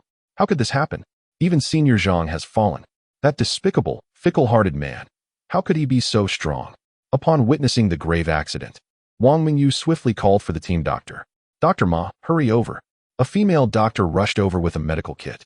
After conducting a preliminary examination of Zhang Junqing, her brows furrowed deeply. Principal, this student is in dire condition. His legs are broken, and he has sustained severe muscle strains. Our medical facilities are inadequate. We must transfer him to the People's Hospital for treatment. Hao Shuai continued to run at a steady pace, and from a distance, he saw Zhang Junqing being lifted onto an ambulance. Hey, Zhang Junqing took quite a nasty fall. Serves you right. Once you're discharged, I'll make sure you fulfill our wager. Hao Shuai had no intention of letting Zhang Junqing off lightly. After the ambulance took Zhang Junqing away, Hao Shuai completed his 5,000 meters with ease. To maintain appearances, he worked up a bit of sweat. Reaching Wang Mingyu's side, he panted, Sister Mingyu, how was my performance? Wang Mingyu pulled out a pink towel, gently wiping the sweat from Hao Shuai's brow. Junior, you were amazing, outpacing everyone on your own. Hee, I won. Don't you think I deserve a kiss as a reward? The two stood aside, playfully bantering, while Wang Shuyao seethed with anger, her chest heaving. How infuriating. That fickle-hearted man is getting too much attention. With her cheeks puffed in indignation, she turned to leave. Wang Mingyu stood by, her expression full of satisfaction. Xiao Shuai, while you two are flirting, you seem to have forgotten about me, your matchmaker. Auntie, it's been a few days, and you look even more beautiful. Hey, shouldn't you be calling me mom now? After a brief exchange with the principal, Hao Shuai took Wang Mingyu's hand, and they approached a group of muscular men. Among them, several were experiencing cramps in their legs. Hey, you all should fulfill your wager. I outran every single one of you just now. According to our agreement, you ought to get down on the ground and bark like dogs, acknowledging your cowardice. The group of muscular men faced Hao Shuai without fear. One burly man, adorned with a black dragon tattoo on his shoulder, stepped forward and pointed at Hao Shuai, threatening loudly, Hao Shuai, don't get too arrogant. We all attend the same school, and we all suffered cramps because of you. Senior Zhang has even fractured his bones. If you continue to act so brazenly, beware of being hit by a car on your way home. The robust man clearly emanated the aura of someone who had navigated the complexities of society. Yet, Hao Shuai harbored no fear of his counterpart. He was no ordinary individual. Very well, you all refuse to honor your commitments. By this alone, you have revealed yourselves to be cowards. The strong never waste words on the weak. Mingyao, let us depart for our date. With a dismissive remark, Hao Shuai took Wang Mingyao's hand and strode confidently out of the stadium. As they disappeared from sight, the group of muscular men seethed with rage, their eyes ablaze. Brother Long, one exclaimed, this fellow is far too arrogant. We must devise a means of retribution. Indeed, Brother Long, seek out some assistance. We are willing to pay. Comrades, let us pool our resources to hire someone to incapacitate Hao Shuai. A collective of muscular men congregated, plotting to employ someone against Hao Shuai. Among them was Zhao Long, a man adorned with a dragon tattoo, who was also one of Wang Mingyao's admirers. Witnessing the girl he fancied being led away by another, Zhao Long's eyes blazed with fury. Hao Shuai, you shall pay dearly for this. Chapter 44, Classroom Registration. I am the sole male student. Hao Shuai had just completed a 5-kilometer run and was eager to take Wang Mingyao out on a date. Senior, where shall we go to enjoy ourselves? Junior, today marks the first day of school. You can't leave so soon after arriving. Look, my mother is coming. Wang Mingyao, standing beside a great tree, watched as Principal Wang Mengyu approached with a warm smile. With her mother arriving, Wang Mingyao released Hao Shuai's hand, her expression tense. They had planned to skip class for their date, but the principal caught them in the act. Under the watchful gaze of the beautiful principal, Hao Shuai quickly smiled and explained, "Auntie, we are not attempting to skip class. We merely wish to train in a different location." Wang Mingyao's cheeks flushed, and she dared not meet her mother's eyes. "Mother, what my junior said is true. We just wanted to change our training venue." Wang Mingyao seldom lied, and her face betrayed her with a blush. Principal Wang Mingyu shot her daughter a stern look and then patted Hao Shuai's shoulder. "Little Shuai, today is the first day of school. You must report to your classroom before 9 a.m. Once you've registered, you may spend the afternoon with Mingyao." "Understood, mother." With no reprimand from the principal, the pair exchanged amused glances and turned to leave. Watching them depart, Wang Mingyu felt a wave of contentment wash over her. Oh, Mingyao is obedient. She knows how to cherish little Shuai. Unlike Shuyu, who is so single-minded. She will undoubtedly regret losing such a fine boy for the rest of her life. Alas, a forced choice bears no sweetness. It is her own decision. With a sigh and a shake of her head, Wang Mingyu returned to her office. On the woodland path, Hao Shuai held Wang Mingyao's hand as they strolled leisurely, enjoying the gentle breeze. "Senior sister, why is your face still so flushed?" "Junior brother, I seldom tell lies. I just saw my mother, and my emotions were too tense. I have yet to recover." "Hee, you are a quintessential example of someone who, upon acquiring a husband, forgets her mother." "Junior brother, I have not yet decided to marry you. So how can you already refer to yourself as my husband?" "Hee, marrying me is merely a matter of time." A gentle breeze wafted past as the two shared laughter, making their way toward the first teaching building. Hao Shuai's classroom is located in the first teaching building, room 101. The campus is quite expansive, and by the time they arrived at the first teaching building, it was already 8:35. "Junior brother, you may enter now. We will connect via phone later." Having seen Hao Shuai to the door of the classroom, Wang Mingyao turned to leave. Inside the classroom, a cacophony of voices filled the air, with dozens of students, all female, seated within. Standing outside the classroom, Hao Shuai could hear a group of girls animatedly discussing him. "Girls, I have heard that in our freshman class 101, there is a handsome young man. Why is it nearly 9 o'clock, and he has yet to check in? Indeed, I have heard he is quite dashing. I even cast my vote for him in the school's handsome boy poll. Girls, this handsome lad goes by the name of Hao Shuai. I have had a crush on him for quite some time. Xiaoyu, this handsome guy is mine. You mustn't try to steal him. Hey, Xiaoong, are you feeling feisty? How dare you vie for my handsome boy? Hey, can you two settle down? The teacher will be here soon." The classroom was abuzz, the girls embroiled in a spirited debate over Hao Shuai. Listening to their chatter, Hao Shuai felt a surge of pride. "Hee, wherever I go, I am the center of attention. I shall make my grand entrance and allow you all to feast your eyes on my charm." As he prepared to enter the classroom, footsteps approached from behind. "Excuse me, why aren't you entering the classroom?" A melodious voice echoed in his ears, prompting Hao Shuai to turn around. A beautiful woman clad in a blue suit came into view. She possessed an oval face, with a beauty mark above her left eye, and her subtle makeup elevated her appearance to an impressive score of over 80. Adorned with gold-rimmed glasses and holding a folder, she bore an air of a teacher. While Hao Shuai scrutinized the beautiful teacher, she too assessed him. "You must be Hao Shuai, correct?" "Hello, teacher. How do you know me?" "Hee, Hao Shuai. You have become quite the figure of notoriety. Your name and videos have gone viral on the school forum." The teacher exuded a friendly demeanor as Hao Shuai took the initiative to open the classroom door. "Please, after you, teacher." With a creak, the classroom door swung open, and the beautiful teacher stepped inside first, followed closely by Hao Shuai, who positioned himself beside the podium. Two individuals entered the classroom, and after a brief silence of 2 seconds, an eruption of exclamations ensued. "Oh my goodness, the handsome guy has finally arrived. Oh, Hao Shuai truly lives up to his name. He captivates my very heart. Oh dear, my heart races so fast. Mother, I think I have fallen in love. Wow, my heavens, to be in the same class as such an exquisite handsome man. I am truly overjoyed. Mother, your daughter has finally encountered a man, and a remarkably handsome one at that." The classroom was filled with a cacophony as a group of female students went wild over Hao Shuai. The beautiful teacher stood at the podium, observing the chaotic scene with a glimmer of helplessness in her eyes. Alas, in our nation, there are many girls but few boys. It is understandable why these students are behaving this way. The teacher did not intervene, allowing the fervent outburst of emotions to continue. Hao Shuai stood beside the podium, gazing calmly at the frenzy of female classmates. Goodness, among a class of over 50, I am the only male student. No wonder they are so enthusiastic. Clap, clap, clap. The beautiful teacher clapped her hands. Everyone, please settle down. My name is Liang Jing, and I am your class advisor for Class 101. After introducing herself, Teacher Liang turned her attention to Hao Shuai. Since everyone is so fond of Hao Shuai, let us give him a warm round of applause to welcome him to introduce himself and greet you all. As her words concluded, a flurry of applause erupted from the female students. Clap, clap, clap. Amidst the enthusiastic applause, Hao Shuai approached the beautiful teacher. Hao Shuai, please write your name on the blackboard and introduce yourself. The teacher handed him a piece of chalk. Hao Shuai accepted the chalk and turned towards the blackboard. The blackboard creaked as he wrote. The two characters Hao Shuai appeared, bold and vigorous, showcasing an impressive flair. Clap, clap, clap.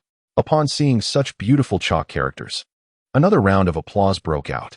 Hao Shuai turned to face the group of female students, calming them with a gesture of his hands, and the room fell silent. Good morning, everyone. I am delighted to be in the same class and classroom with you all. My name is Hao Shuai. I am 18 years old, male, and I have a fondness for women. I look forward to spending the next 4 years of university together, and I hope for your kind guidance.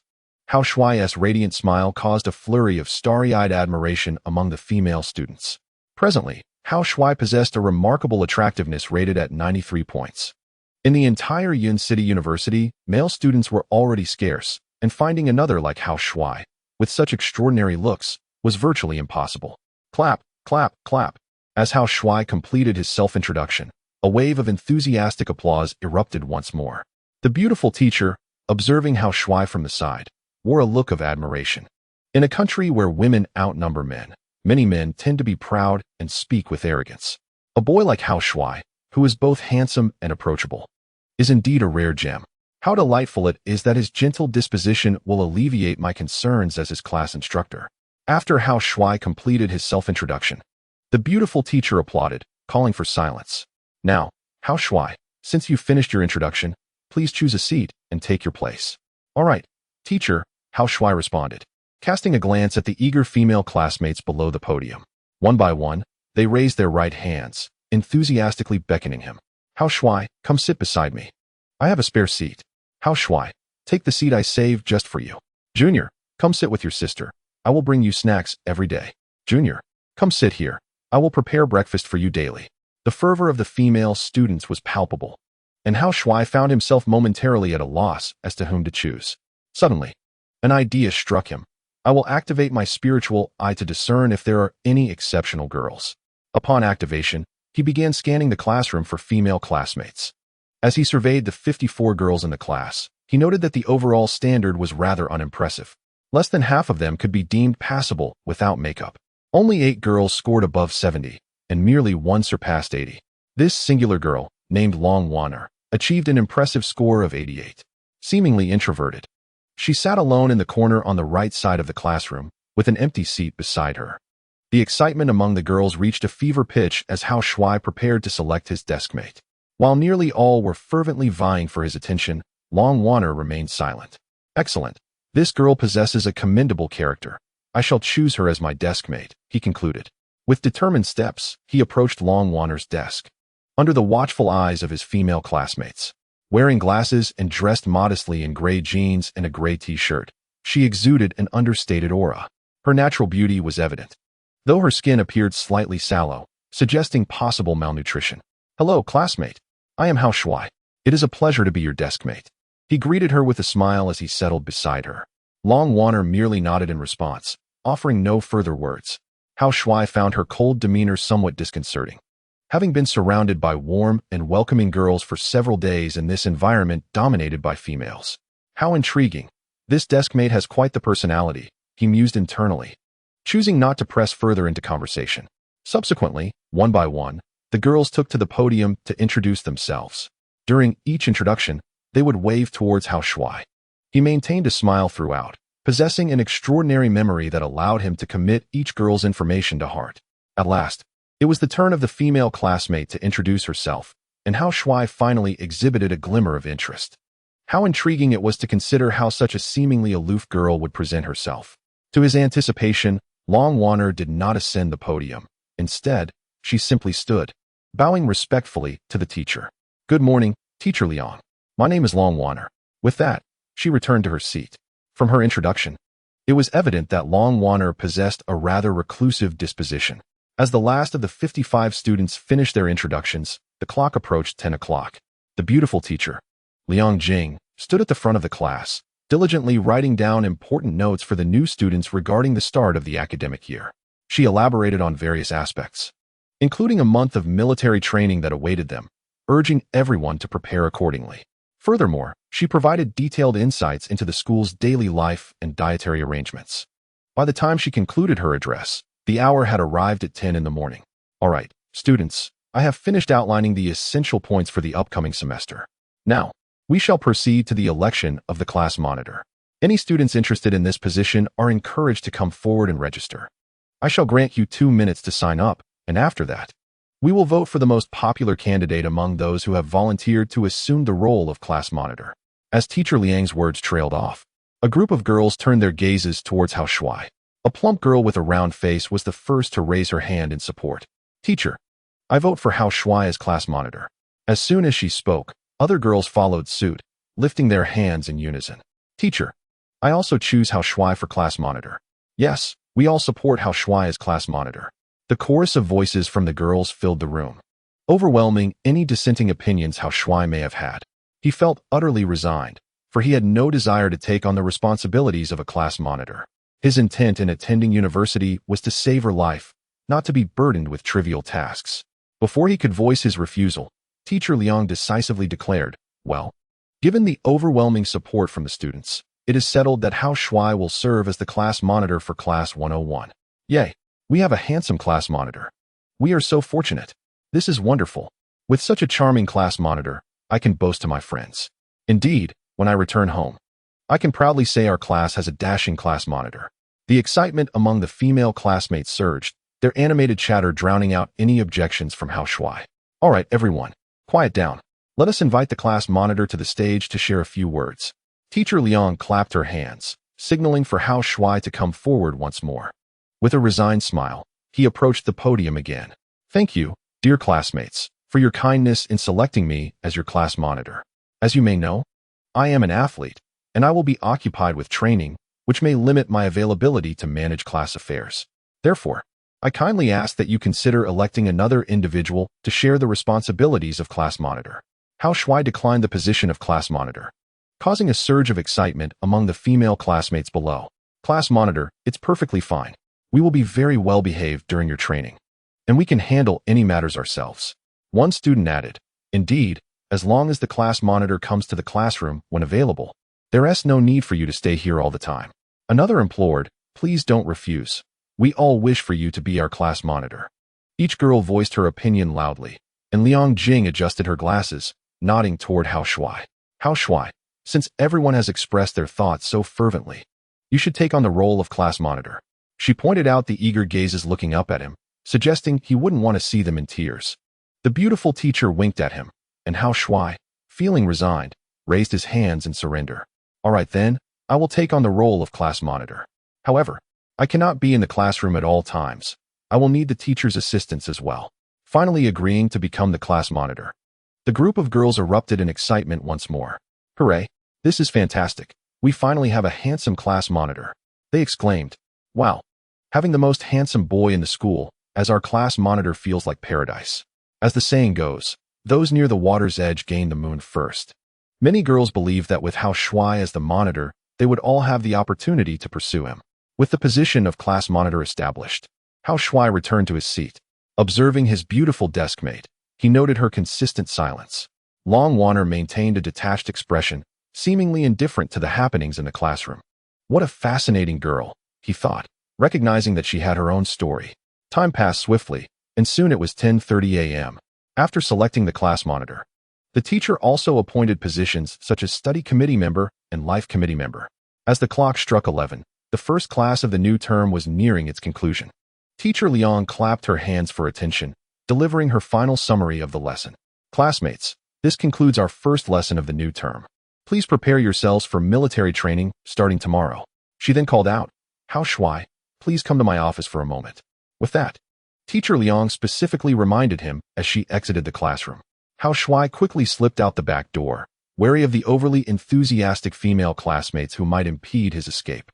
Teacher Liang, wait for me, he called out, quickening his pace to catch up with Liang Jing. The class advisor's office was not far away. It was a spacious room, exceeding 50 square meters, filled with numerous bookshelves and wooden racks, all adorned with various books. The books were primarily related to the study of Chinese history, which aligned with the cultural course Hao Shuai had enrolled in. Hao Shuai, please take a seat on the sofa. I will fetch you a bottle of mineral water, Teacher Liang said, gesturing for him to sit. He settled onto the sofa as she handed him a bottle of water. Thank you, teacher, he replied gratefully. Two individuals sat across from each other on the sofa. Liang Jing removed her glasses and directly addressed the matter at hand. Hao Shuai, the teacher summoned you today to inquire whether you wish to participate in military training. Tomorrow marks the commencement of the training, which will last from September 2nd to September 30th, spanning a full month. As a special sports student, Hao Shuai is set to partake in an internal selection competition on September 13th. Hence, Liang Jing posed the question regarding his attendance at the military training. Hao Shuai grasped a bottle of mineral water and gently shook his head. Teacher, I will be occupied with training and will not participate in military training. As you are aware, I have the internal selection competition on September 13th. Hao Shuai, this situation is not unprecedented for you. Our school annually enrolls special sports students, many of whom opt out of military training. Some, however, are curious and choose to participate. Regardless of your decision, I will respect it. The school's arrangements are quite considerate, prompting Hao Shuai to nod in agreement. Suddenly, he recalled his indifferent female classmate, Long Wanner. Teacher Liang, are you familiar with my deskmate, Long Wanner? I sense that her demeanor is quite reclusive. Has she perhaps encountered some difficulties? Chapter 46. The most beautiful woman in the university town, Sister Qingqing. Hao Shuai, I do not possess much information regarding Long Wanner. I only know that she hails from a rural background and her family's circumstances are not favorable. Hao Shuai wished to gather intel on her. As Long Wanner met the criteria he sought in a partner. With no useful information obtained from the teacher, he resolved to explore the narrative of his beautiful deskmate on his own. Thank you, teacher. As lunchtime approaches, I shall not impose further. Hao Shuai rose to take his leave, but Liang Jing raised her hand to stop him. Hao Shuai, let us exchange contact information. Please provide me with your mobile number. As class monitor, this will facilitate our communication. With a beep, they both scanned each other's WeChat and exchanged phone numbers. A click echoed as Hao Shuai opened the door and stepped outside. The time was now 11:25 a.m., an opportune moment to head to the cafeteria. He had long memorized the location of the cafeteria and, while walking, sent a WeChat message to Wang Mingyao. Senior Mingyao, I have no classes this afternoon. Please come to the cafeteria to eat. Afterward, we can go out and have some fun. As he made his way to the cafeteria, notifications echoed in Hao Shuai's mind. Congratulations, Master, you have gained 1 point of favorability. Congratulations, Master, you have gained 2 points of favorability. Congratulations, Master, you have gained 3 points of favorability. As he walked, Hao Shuai cherished the attention he received from his female classmates, who held him in high regard. Their eyes sparkled with admiration as they paused to observe him. Their fondness for him naturally contributed to his growing favorability points. Upon reaching the cafeteria, he found even more admirers among his female classmates. Look over there. That is our school's most handsome student. His name is Hao Shuai. Shaoli, isn't the voting still ongoing? Why are you so certain that this junior will become the campus heartthrob? Xiao Fong, Hao is indeed as charming as his name suggests. He possesses a uniquely captivating aura. Compared to senior Zhang Junxin, I find myself more drawn to this handsome junior. Hee. My efforts have certainly contributed to Hao's rise as the foremost heartthrob. Wow, Hao is smiling at me. I feel as though my heart is melting. Oh my goodness. I think I am falling in love. As more female classmates become enamored with the charming Hao, his affection points continue to rise. The sensation of effortlessly accumulating affection points is truly exhilarating. Hao stands at the entrance of the cafeteria, waiting for someone, and several bold girls approach him, offering to treat him to a meal. With a smile, Hao graciously declines, even turning down his classmates. His aloof demeanor only serves to increase his allure among the ladies. As time passes, his affection points steadily increase. Congratulations, dear master. You have successfully accumulated over 25,000 affection points. After the system announces the good news, Wang Mingyao arrives at the cafeteria entrance. Junior, I apologize for making you wait. Come, let me take you to get some food. Today it's my treat. I want you to experience the culinary offerings of our school cafeteria. Having collected their meals, the two find a cozy corner to dine together. They make quite a charming pair, a handsome young man and a beautiful young woman sitting side by side. Senior, I want you to feed me some vegetables. Hao opens his mouth, gazing at Wang Mingyao with eager eyes. Junior, there are so many people around. I feel embarrassed. Hee, you'll eventually become my wife. So let us practice feeding each other. Come on, open your mouth. I'll feed you a piece of braised pork. Hao takes the initiative to feed her, and shyly, Wang Mingyao parts her lips, closing her eyes in embarrassment, unable to look around. The atmosphere is thick with romantic tension as onlookers watch the couple feed each other. Their eyes filled with envy. Oh my, Wang Mingyao is so lucky. She gets to be fed braised pork by the top heartthrob. Oh, how I wish I could experience such treatment. Sister, just look at your 200-pound figure. What right do you have to dream? If you want to become beautiful, start by losing some weight. Throughout the meal, discussions about Hao and Wang Mingyao have been incessant. Half an hour later, Wang Mingyao leads Hao out of the cafeteria. They stroll through the campus, and Wang Mingyao introduces him to some of the school's unique landmarks. The reason for not leaving the school promptly is that Hao wishes to continue accumulating affection points. Currently, a voting event for the campus heartthrob is taking place on the Yunqing University Forum. Hao has faced off against Zhang Junxin twice and emerged victorious both times. So far, Hao's votes for the title of top heartthrob far exceed those of Zhang Junxin. As they meander through the campus, Hao encounters numerous female classmates, many of whom are infatuated with him, further contributing to his growing affection points. As the two individuals exited the school gates, Hao Shuai had already accumulated over 27,000 points of affection. Standing at the entrance, he gazed towards the bustling pedestrian street nearby. Senior, that pedestrian street appears quite lively. Should we venture over? Junior, even if you hadn't suggested it, I would have taken you there. Moreover, I intend to introduce you to an exquisite beauty, renowned as the first beauty of our university town. She is an esteemed figure admired by female students from numerous nearby universities. Ah, you're introducing me to another beauty. Aren't you concerned she might fall for me? Not at all. This stunning beauty is notoriously aloof. I have heard she only prefers women. My intention in introducing you to her is to ensure your protection. With her safeguarding you, you will feel secure in Yun City University Town. This territory is hers. As they conversed while walking, Hao Shuai developed a keen interest in the illustrious beauty mentioned by Wang Mingyao. Just as he stepped out of the school, he noticed 4 individuals trailing closely behind him. He recognized them as the very same group he had raced against in the 5-kilometer run that morning. The leader bore a black dragon tattoo on his left shoulder. Through his spiritual insight, Hao Shuai discerned that this individual was named Zhao Long Jr. That nuisance has arrived. Let us hasten our steps. I will take you to meet the first beauty of Yun City University Town. Wang Mingyao also spotted Zhao Long and hurriedly pulled Hao Shuai into the pedestrian street. The bustling crowd seemed to intimidate her a bit. Senior, why do I sense that you are quite fearful of Zhao Long? What has he done to you? Junior, this fellow is like an adhesive plaster. The moment I step out of the school gates, he clings to me. Let me tell you, he has a formidable underworld background. We should not provoke him lightly. As they navigated through the throngs of people, they arrived at the entrance of a lottery shop. Quickly, let us enter the lottery shop. The first beauty of Yun City University Town, whom I mentioned, is inside this very establishment. Once we step in, we shall be safe. No matter how arrogant Zhao Long is, he wouldn't dare cause a scene here. Oh, why is it that the owner of a lottery shop commands such respect from Zhao Long? Let me explain. Sister Qingqing is someone I greatly admire. Not only is she beautiful, but she is also a martial arts expert. I have heard she is a veteran who has retired from the military, and she employs several of her comrades in her shop. Those formidable women would not hesitate to defend their territory. Zhao Long would be beaten to a pulp if he dared to stir trouble in the lottery shop. After their brief exchange, the two stepped confidently into the lottery shop.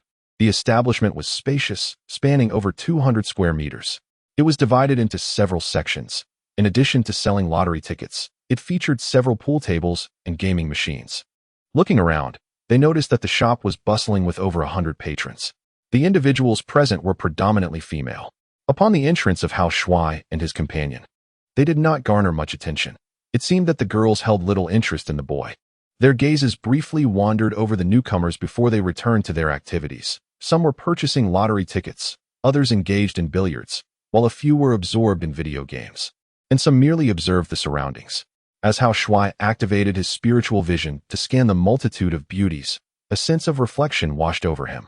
It appeared that his appeal among this crowd was rather limited, and judging by the circumstances, most were inclined towards same-sex relationships. This indeed was a haven for such inclinations. Junior, come, let me introduce you to Sister Qingqing. She is exceptionally kind and treats me like a sister.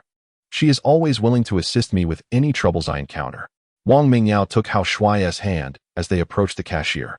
Sister Xiaoyu, is Sister Qingqing here today? Wang Mingyao released Hao Shuai and inquired of the cashier. Oh, it's Mingyao. And today you've brought along a handsome gentleman. Tell me, is this dashing fellow your boyfriend? The cashier's question caused Wang Mingyao's cheeks to flush instantly. She clasped Hao Shuai's hand, tacitly affirming the inquiry. This is my junior who just enrolled today. I wanted to bring him to meet Sister Qingqing, in case he encounters any difficulties in the vicinity in the future. I hope to ask Sister Qingqing to look after him. Mingyao, Sister Qingqing is currently taking a nap. Why don't you enjoy yourselves here for a while? Once she awakens, you can visit her. The cashier's response brought a fleeting look of disappointment to Wang Mingyao's face. Junior, Sister Qingqing is still asleep. Let us amuse ourselves here for a moment. There are arcade games and billiards. What would you like to play? Although Hao Shuai felt a tinge of regret at not meeting the university's most beautiful girl, he reassured her, we will surely meet Sister Qingqing soon. Let us indulge in some fun first. Wang Mingyao glanced at Hao Shuai, who pointed toward a nearby counter. Sister, I noticed those scratch-off tickets seem intriguing. Would you care to try them? Just as Hao Shuai and his companion entered the lottery shop, Zhao Long and 3 of his subordinates also made their entrance. From afar, the quartet spotted Hao Shuai and Wang Mingyao. One of the burly henchmen, towering at nearly 2 meters, cast a worried glance toward the cashier. Brother Long, Mingyao has brought Hao Shuai into the lottery shop. She must want Sister Qingqing to protect him. If Sister Qingqing is safeguarding him, we cannot act against him recklessly. Adong, do not be hasty. We need not resort to violence to deal with Hao Shuai. We can outsmart him. Outsmart him. How do we achieve that? Look, they are purchasing scratch-off tickets. We can join them and watch the spectacle. By the counter, Hao Shuai surveyed the array of scratch-off tickets, his eyes gleaming with excitement. With the ability to see through illusions, he pondered whether he could test this skill while playing the scratch-off tickets. Chapter 47. Engaging in Scratch-Offs. You are just seeking misery. How delightful it is that my spiritual eye can indeed see through these scratch-off tickets. Hao Shuai stood before the counter, his fists clenched, exhilaration coursing through him. Through experimentation, he discovered that his spiritual eye could penetrate the facade of the scratch-offs. He chuckled to himself, thinking, with such a marvelous ability, I am destined for fortune. Despite the thrill bubbling within, Hao Shuai maintained an outward facade of calm. Junior, the odds of winning with these scratch-offs are rather low. Let us pursue other amusements. Wang Mingyao grasped Hao Shuai's arm, having noticed Zhao Long and his companions approaching. Hao Shuai had sensed Zhao Long's arrival beforehand. Do not worry, senior. With me here, there is little for you to fear from Zhao Long and his crew. Besides, did you not mention that this is Sister Qingqing's territory? Zhao Long would not dare to act recklessly. Come now, senior, grant me a kiss on my cheek for good luck. I wish to play the scratch-offs.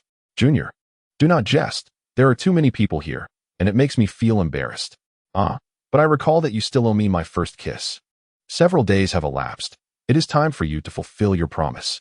As the two engaged in their playful banter, Zhao Long seethed with fury, his eyes ablaze. Clenching his fists, he began to devise a plan to deal with Hao Shuai. Hao Shuai, just wait. I shall snatch Mingyao from your grasp. His mind raced with schemes. Observing Hao Shuai's slight frame, Zhao Long contemplated a wager based on physical strength. Why not challenge him to a test of might? If I can best him in this trial, Mingyao will surely see him for the weakling he truly is. The humiliation Zhao Long suffered at the stadium earlier that day lingered in his thoughts. Regaining his composure, he adopted a smile and approached Hao Shuai. Junior Hao, what a coincidence to encounter you here. Hao Shuai turned away, ignoring him. Zhao Long then addressed Wang Mingyao. Mingyao, I have been diligently training to enhance my physical strength. After rigorous practice, I have seen improvements. Would you be interested in testing my strength? Zhao, I am not interested in discovering your strength. Wang Mingyao dismissed him coldly. Leading Hao Shuai away, the young beauty harbored a strong aversion to Zhao Long, wishing to avoid him at all costs. Seeing his plans thwarted, Zhao Long stepped in front of Hao Shuai, blocking his path. Junior Hao, losing to you at the stadium today has left me unsatisfied. I hope you will grant me another opportunity for a duel. Zhao Long repeatedly provoked him, inciting Hao Shuai's ire. Zhao Long, you lost to me today at the stadium and failed to uphold your end of our wager. I have no interest in dueling with you. Junior Hao, if you accept my challenge, I shall accompany you in whatever game you choose. Should you triumph over me again, I, along with my companions, will prostrate ourselves and bark like dogs, admitting our cowardice. Even within Sister Qingqing's domain, Zhao Long dared not act recklessly. The two parties faced off, attracting the attention of numerous onlookers nearby. Zhao Long, apprehensive that Hao Shuai might refuse, clasped his hands and bowed towards the crowd. Ladies and gentlemen, I implore you to bear witness. My junior, Hao Shuai, and I shall engage in a contest, whether it be a game, billiards, or any other endeavor. As long as he is willing to accept my challenge, I shall accompany him to the very end. Should I be defeated, I shall not only kneel upon the ground and bark like a dog, but I will also crawl beneath his trousers. In a desperate bid to secure Hao Shuai's agreement, Zhao Long laid bare even the humiliating condition of crawling. My junior, we shall not compete with him. Wang Mingyao grasped Hao Shuai's hand, her palm already damp with perspiration. Do not fear, my senior. Since these fellows cling to us like a stubborn plaster, I shall resolve this matter once and for all. Hao Shuai stood tall, confronting Zhao Long directly. Zhao Long, since you have spoken so boldly, I shall grant you another chance. If you lose this duel, you must fulfill the wager, kneel, bark like a dog, admit your cowardice, and crawl beneath my trousers. Very well, I accept your junior's terms. What shall we play? Hao Shuai was willing to engage in a wager, and Zhao Long's confidence surged. In the expansive hall, whether it was video games or billiards, he felt assured. However, the next moment, Hao Shuai's choice put Zhao Long in a difficult position. Zhao Long, I wish to wager on luck. Let us play scratch-off tickets. Oh, gambling on luck with scratch-offs? This lacks any skill. Perhaps you should choose another game, junior. Indeed, Zhao Long had little expertise in scratch-offs, as they were purely games of chance. Hey, I've offered you an opportunity. If you do not wish to play, then so be it. Gambling on luck. We are both 50-50. With his keen intuition, Hao Shuai felt confident in his chances with the scratch-offs. Let us depart, my senior. As Hao Shuai prepared to leave, Zhao Long quickly raised his hand in agreement.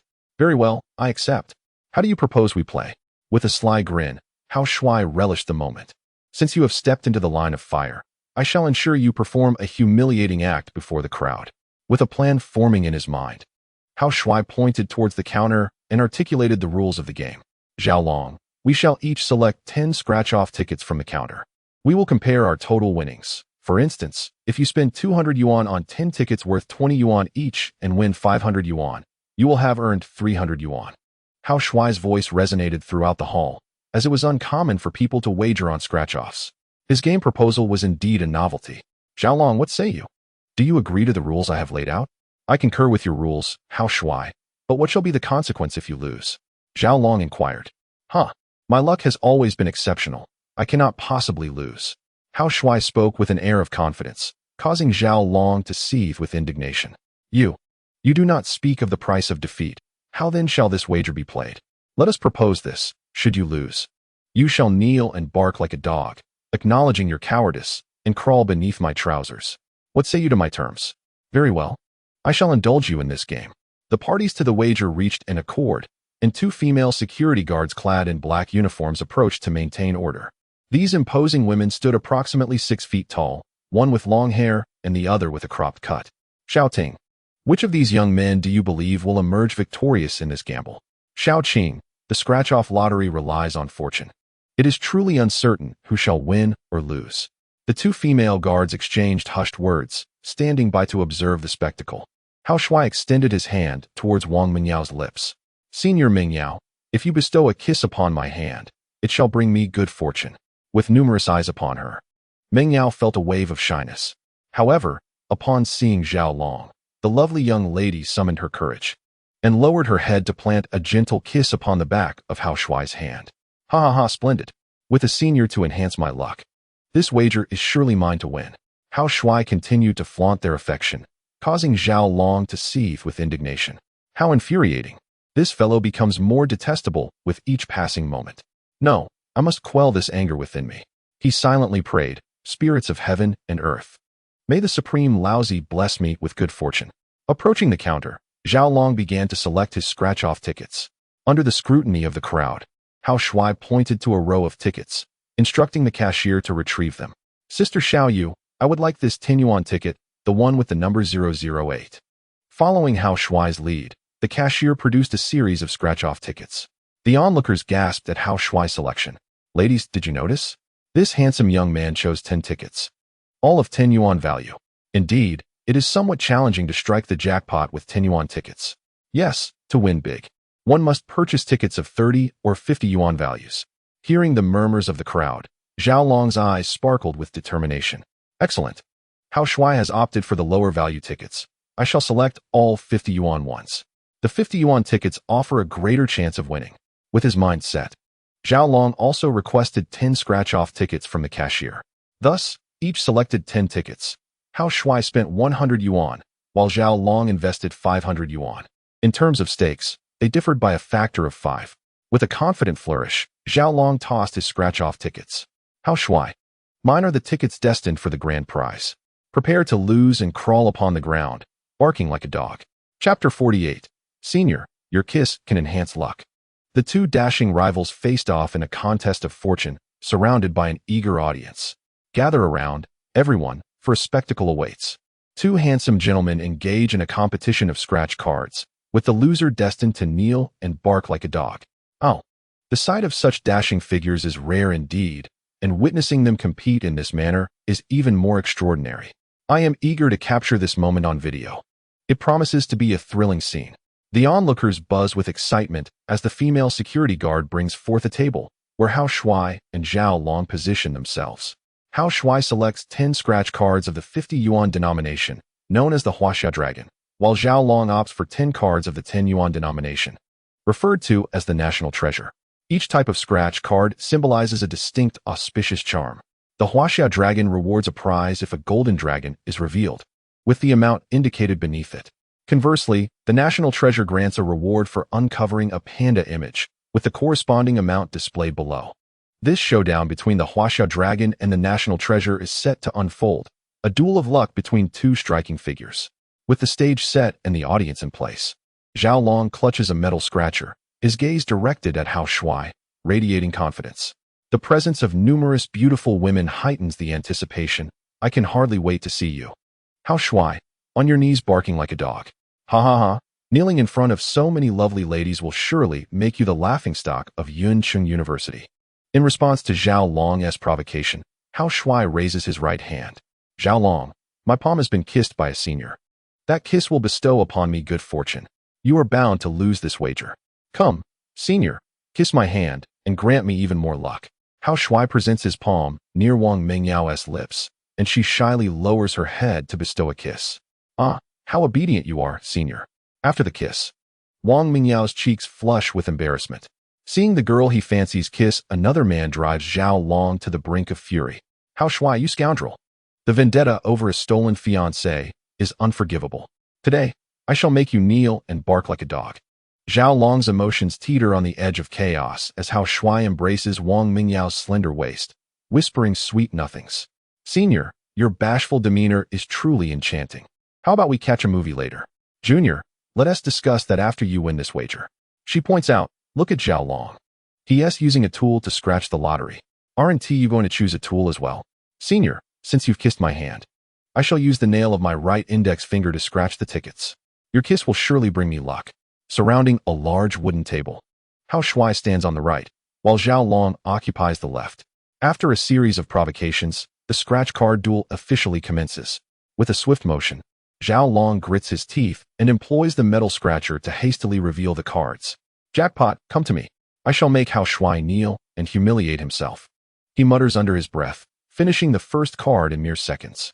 Upon scrutinizing the outcome, a nearby associate gasps in astonishment. "Dragon brother, you've won. Your luck is exceptional. You've just hit 100 yuan on the first card." Laughter erupted as Zhao Long triumphantly declared, "Indeed, it is 100. This lottery ticket cost me 50, yielding a profit of 50. He brandished the winning ticket with pride. "Hao Shuai, did you see? I struck 100 on my first ticket. while your 10 yuan scratch card stands little chance of winning 100. In this wager, you are destined to lose.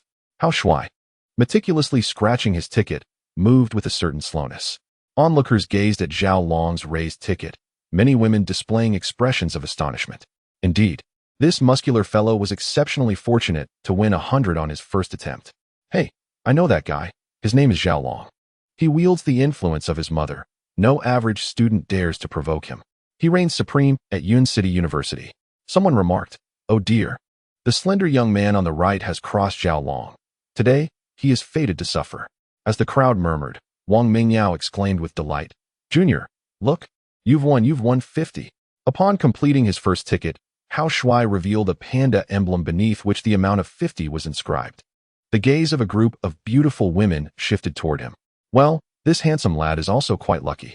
For a 10 yuan national treasure ticket to yield 50 is no small feat indeed. Both had won on their initial tickets, won 100. The other 50, resulting in a profit of 50 and 40 respectively. Thus far, Zhao Long led by 10. The onlookers acted as impromptu judges. Upon hearing that Hao Shuai had also won, Zhao Long's heart sank momentarily.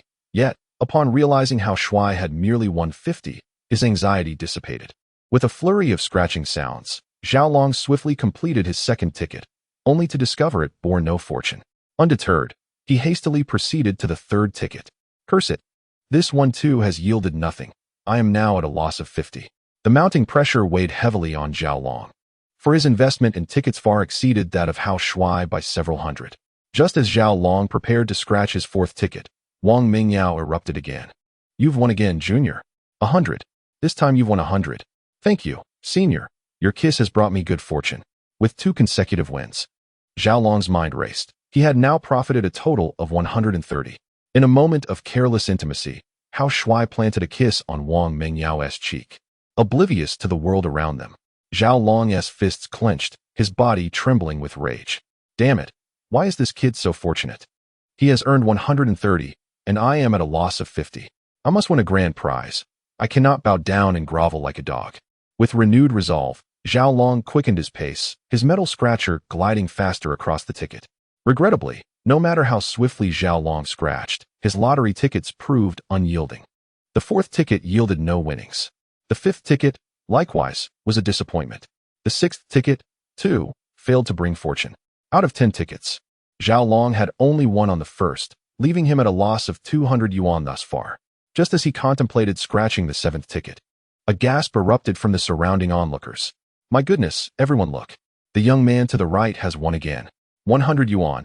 He has struck gold once more. Winning consecutively on 3 tickets, his luck appeared extraordinary. Ladies, the young man declared, the reason for my fortune lies in the kiss from my beloved.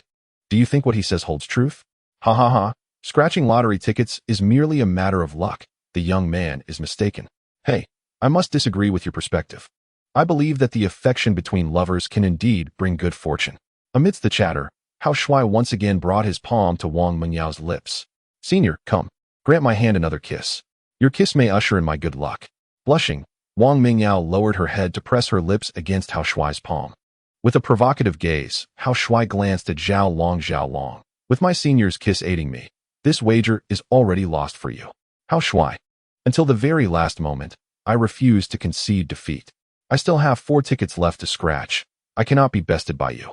With a defiant glint in his eyes, Zhao Long began to scratch the 7th ticket. With a creak, the first row revealed a golden dragon. A golden dragon. How splendid. I have won again. Hao Shuai.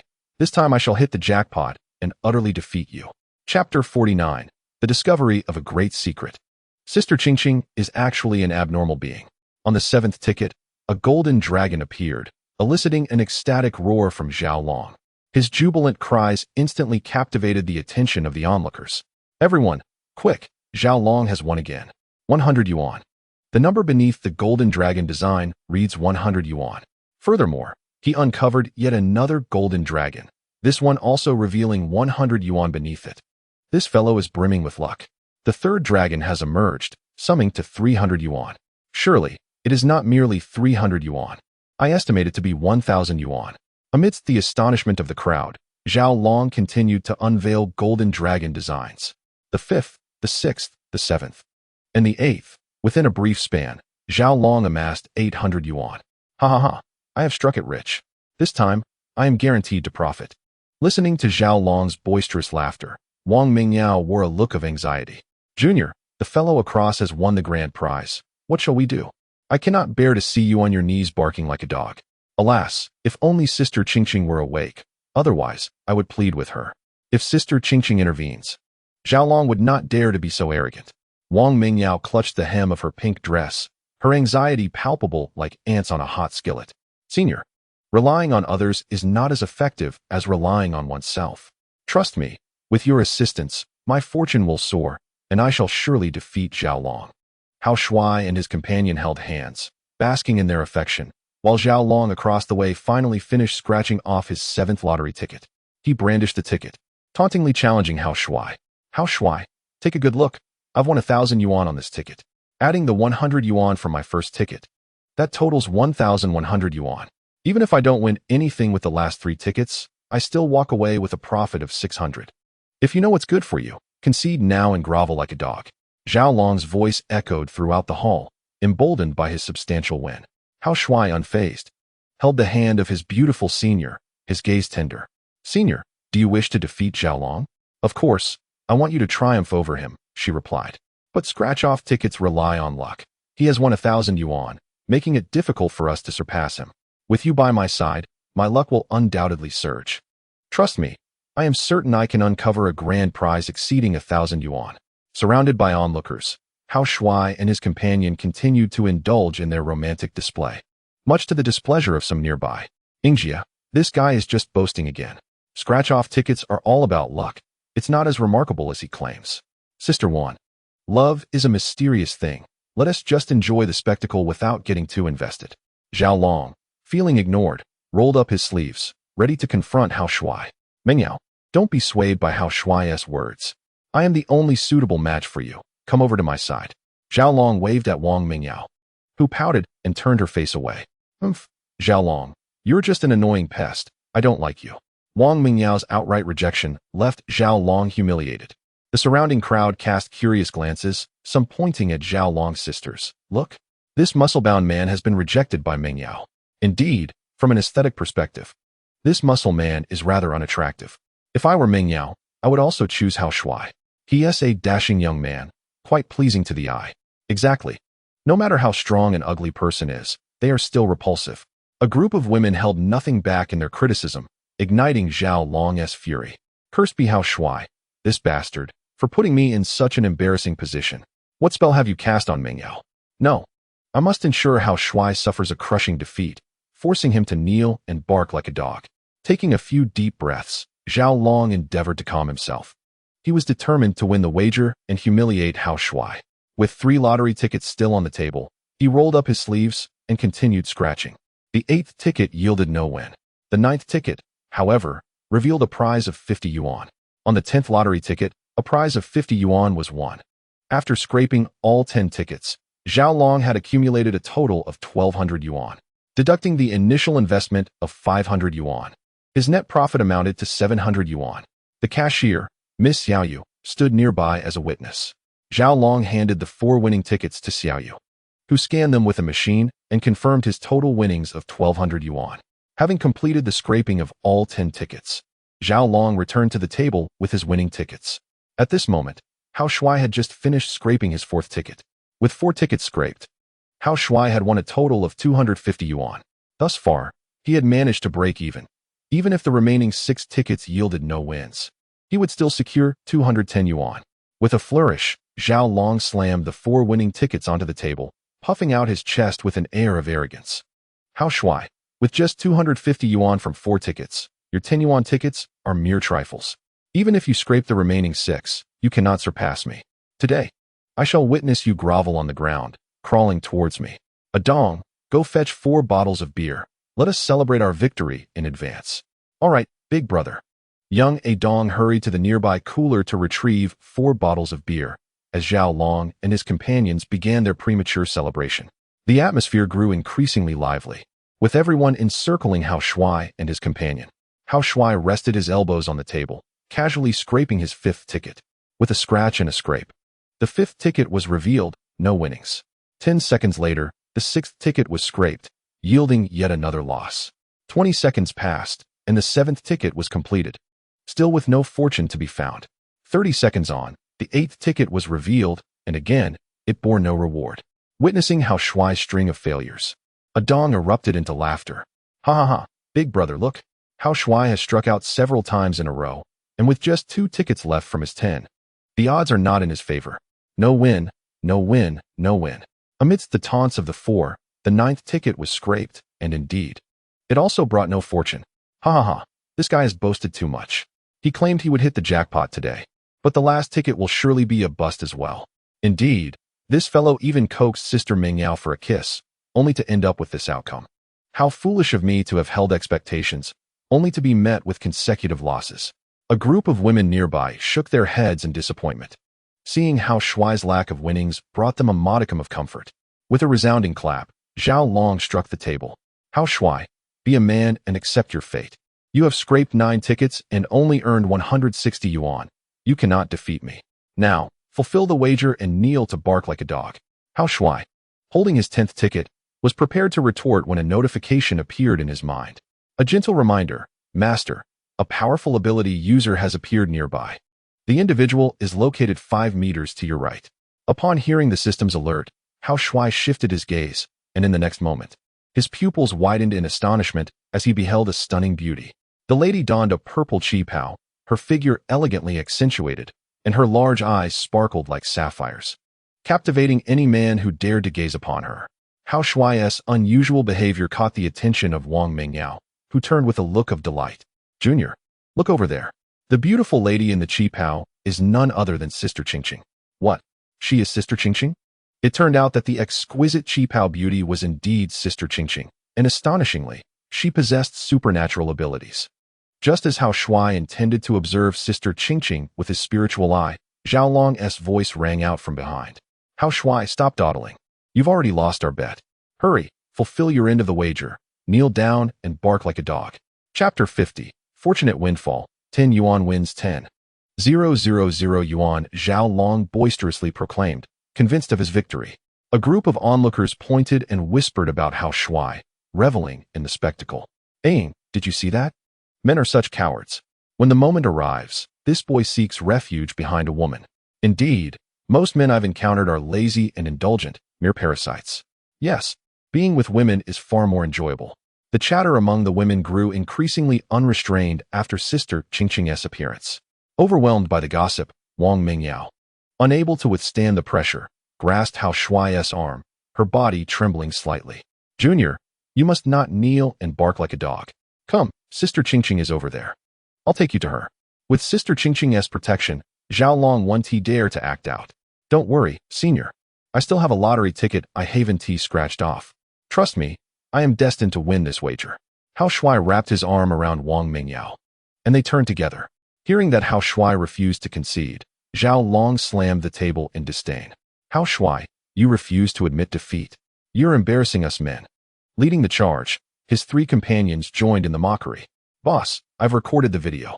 Hao Shuai's refusal to acknowledge his loss disqualifies him from being our Yun City University's campus heartthrob. Indeed, such a coward is truly pathetic. He brings shame to our gender. Once we upload the video to the university forum, everyone will laugh at him. The 4 of them collaborated to exert pressure on Hao Shuai, eager to witness him kneeling.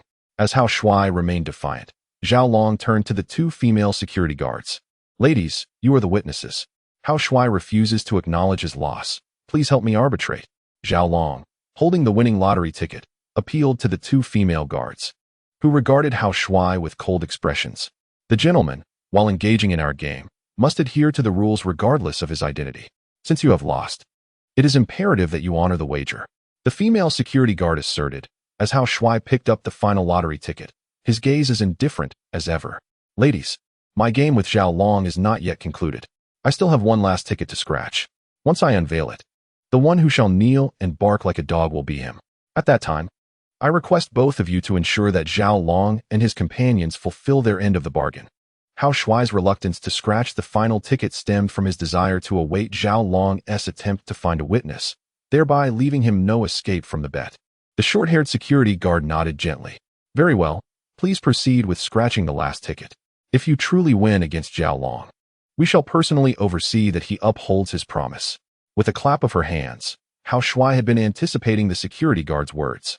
Excellent. With 2 ladies as witnesses, I shall now reveal the ticket and compel Zhao Long to kneel and bark like a dog. Hao Shuai's confidence was palpable, yet Zhao Long and those around him were filled with disdain. They could not fathom that Hao Shuai could possibly turn the tide with a mere 10 yuan ticket. Eyeing. Did you see that? Men are truly stubborn. Even in defeat, he clings desperately to hope. Indeed, it is wise for us to refrain from seeking men throughout our lives. We women find greater comfort in each other's company. 2 female admirers stood behind Hao Shuai, their eyes wide with anticipation as they observed him scratch the ticket. Zhao Long and his companions crossed their arms, their expressions rife with mockery. Brother, this guy Hao Shuai really knows how to put on a show. He thinks he can win over 1,000 yuan with just a 10 yuan ticket. Exactly. He wishes to evade responsibility after losing. Hao Shuai is hardly a man. Hee. When Hao Shuai kneels and barks like a dog, we must capture it on our phones. We'll share it online and make him a viral sensation. While the 4 reveled in their discussions, a sudden scream pierced the air. Junior, the panda has emerged. The panda design has appeared. He has won.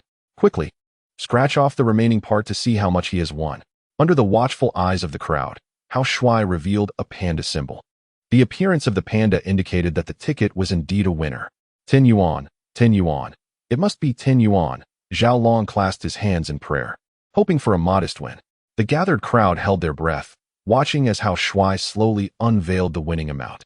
1 0, then 2 zeros. Upon seeing the 2 zeros, Zhao Long's heart sank. This is not good. He can't possibly have won a substantial prize, can he? 3 zeros, then 4. The sight of 4 zeros caused Zhao Long to instinctively recoil. Oh no, this ticket must be worth at least 10,000 yuan. I have lost again. If I lose, I must kneel and bark like a dog, and even crawl through someone else's legs. No, I cannot become the subject of ridicule. Fear envelopes my mind. And Zhao Long contemplates fleeing. As Zhao Long attempts to escape, his 3 companions follow suit. Where do you think you are going? 2 female security guards extend their arms, blocking the path of Zhao Long and his entourage. Zhao Long, you wish to play games here, but you cannot evade the consequences. You must honor your wager. We will ensure justice. The 4 are prevented from leaving by the female guards, as Hao Shuai finally finishes scratching his lottery ticket. To his astonishment, he has won 10,000 yuan from a ticket with a face value of just 10 yuan, a remarkable stroke of luck. My goodness, how fortunate is this handsome fellow? Someone exclaims. Turning 10 yuan into 10,000 is a 1,000-fold return. Indeed, it is the first time I've seen someone win such a sum. Could it be that a beautiful lady's kiss truly brings good fortune? That is impossible. If a kiss from a beauty could guarantee luck, I would kiss you daily to rake in lottery winnings. Amidst the playful teasing from the surrounding crowd, Hao Shuai plants a kiss on Wang Mingyao. Thank you, Mingyao. Your sweet kiss has brought me this fortune of 10,000 yuan. Junior, this is all your own luck, Wang Mingyao insists, not wishing to take credit for Hao Shuai's success. Unbeknownst to the young lady, Hao Shuai possesses a unique insight. This winning ticket was deliberately left for last. Holding the ticket aloft, Hao Shuai gazes at Zhao Long. Zhao Long, I have won 10,000 yuan. In our wager, you have lost. You must kneel and bark like a dog, then crawl through my legs. As Hao Shuai's words resonate, the crowd instinctively parts, ready to capture the moment on their phones. A companion clutches Zhao Long's arm, fear evident in his eyes. Brother Long, I do not wish to kneel and bark. If this video goes online, our reputations will be ruined. I cannot crawl through anyone's legs. If an embarrassing video of me surfaces, my female fans will abandon me. Brother Long, please think of something. I truly do not want to be humiliated like this. If this video spreads, we will be unable to show our faces at Yun City University again. Please, seek help from Andy. If she comes with her people, we shall be saved. Amidst the cacophony around him, Zhao Long's expression darkens. The 3 subordinates were reluctant to crawl beneath the trousers, and Zhao Long himself had no desire to kneel and do so either. Casting a glance at Hao Shuai, Zhao Long gritted his teeth and articulated a solution. Hao Shuai, we are all classmates from Cloud City University. We see each other often. For the sake of our camaraderie, please refrain from making us kneel and crawl. If you spare us that indignity, I am willing to offer you 10,000 yuan. Zhao Long declared. and his three subordinates echoed his sentiment. Hao Shuai, I too am willing to contribute 10,000. It is better to resolve enmity than to deepen it. If you refrain from making us kneel and bark like dogs, we are all willing to pay. Indeed, I am also prepared to offer 10,000. Collectively, the four of them pledged a total of 40,000 yuan. Wouldn't receiving 40,000 be more desirable than witnessing us grovel on the ground? All eyes turned to Hao Shuai, eager to see whether this dashing young man would accept the money or relish the sight of his adversaries in humiliation. Not far away, Sister Qingqing held a teacup, her gaze intense, filled with curiosity as she observed Hao Shuai. Oh, how did this little fellow end up here? This was not the first time Sister Qingqing had seen Hao Shuai up close. She found the sight of this young man quite intriguing. The target number 188 has wandered into my territory for some amusement. What luck, turning 10 into 10,000. With the adversaries willing to offer 40,000 to avert disaster. I wonder how this young man will choose. Sister Qingqing had a mysterious background. She was a member of the 8th Dragon Team, stationed near Cloud City University. In order to protect the exceptional men hunted by the Shadow Organization, members of the Dragon Team were dispersed throughout the nation.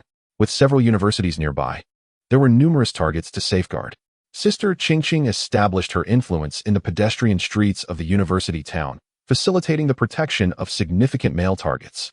Hao Shuai, as the 188th target, was one whom Sister Qingqing was particularly tasked with safeguarding. As the stakes of the wager were laid bare, everyone awaited Hao Shuai's response with bated breath. Zhao Long, holding his phone, looked at Hao Shuai with eager anticipation. Hao Shuai, should you agree to our terms? I can transfer the money to you right now. The other three also produced their phones, ready to send funds to Hao Shuai. Hao Shuai regarded the four of them, shaking his head noncommittally. Zhao Long, I have no interest in your money. I require you to fulfill the terms of our wager, kneel and bark like dogs, then crawl beneath my trousers. Hao Shuai, it is wise to leave a way out for future encounters. I advise you not to make this situation too extreme. Zhao Long retorted, I still vividly recall your arrogance moments ago. Had I lost, you would certainly have shown me no mercy. Therefore, I shall not extend you any grace either. Pausing, Hao Shuai turned to the two security ladies beside him. Ladies, would you kindly oversee this? Ensure they kneel and bark like dogs, then crawl beneath my trousers. Hao Shuai, unwilling to relent, ignited a fury within Zhao Long that threatened to explode. Hao Shuai, you possess a certain audacity. Remember the humiliation you have inflicted upon me today. I shall undoubtedly repay this affront in kind. As the two female security guards approached menacingly, Zhao Long, feeling utterly humiliated, weakened in his knees and knelt on the ground, mimicking a dog's bark. Woof, woof, woof. The hall echoed with the sound of his imitation. Surrounded by scornful gazes, Zhao Long's face contorted in frustration. Having succumbed to despair, his three companions were compelled to join him in this degrading act. The sight of the four men on their knees elicited a flurry of laughter from a group of onlookers, who eagerly captured the moment on their phones. What a remarkable video. Hurry, everyone, record this. How amusing to see men barking like dogs and crawling through someone's legs. With legs spread wide, Hao Shuai watched as Zhao Long led his companions through the space between his legs. At that moment, it marked the darkest hour of their lives. After they crawled through, Zhao Long pointed an accusatory finger at Hao Shuai, his eyes filled with rage. Hao Shuai, you will pay for this. I shall reclaim my dignity. With that, Zhao Long and his companions departed in disgrace, leaving behind an indelible mark of humiliation that would surely circulate through the university forums. As the crowd dissipated, Wang Mingyao spotted Sister Qingqing. Junior, come with me. I shall introduce you to Sister Qingqing. Before they could reach her, Sister Qingqing approached them. Mingyao, you found such a handsome gentleman. Yet you haven't introduced him to me? Sister Qingqing, I was just about to bring him to meet you. This is my boyfriend. His name is Hao Shuai. You witnessed the earlier incident. Zhao Long has a penchant for causing us trouble. I hope you will look out for my boyfriend in the future, and I'm willing to contribute more to the club. As Wang Mingyao conversed with Sister Qingqing, Hao Shuai activated his spiritual vision. Sister Qingqing's personal information materialized before him. Name, Fang Qingqing. Age, 29 years. Height, 171 centimeters. Weight, 55 kilograms. Barefaced beauty, 93 points. Bust, F cup. Combat power, 1180 points. This woman was a fire-type ability user with formidable genetic traits, making her an ideal candidate for a spouse. If the master could conquer her, the system would reward him with a diamond treasure chest. Upon completing his assessment of Sister Qingqing's profile, Hao Shuai was astounded. Goodness! This beauty possesses combat power of 1180 points. To conquer her would yield a diamond treasure chest. Excellent. Once I become powerful, I must subdue this enchanting woman.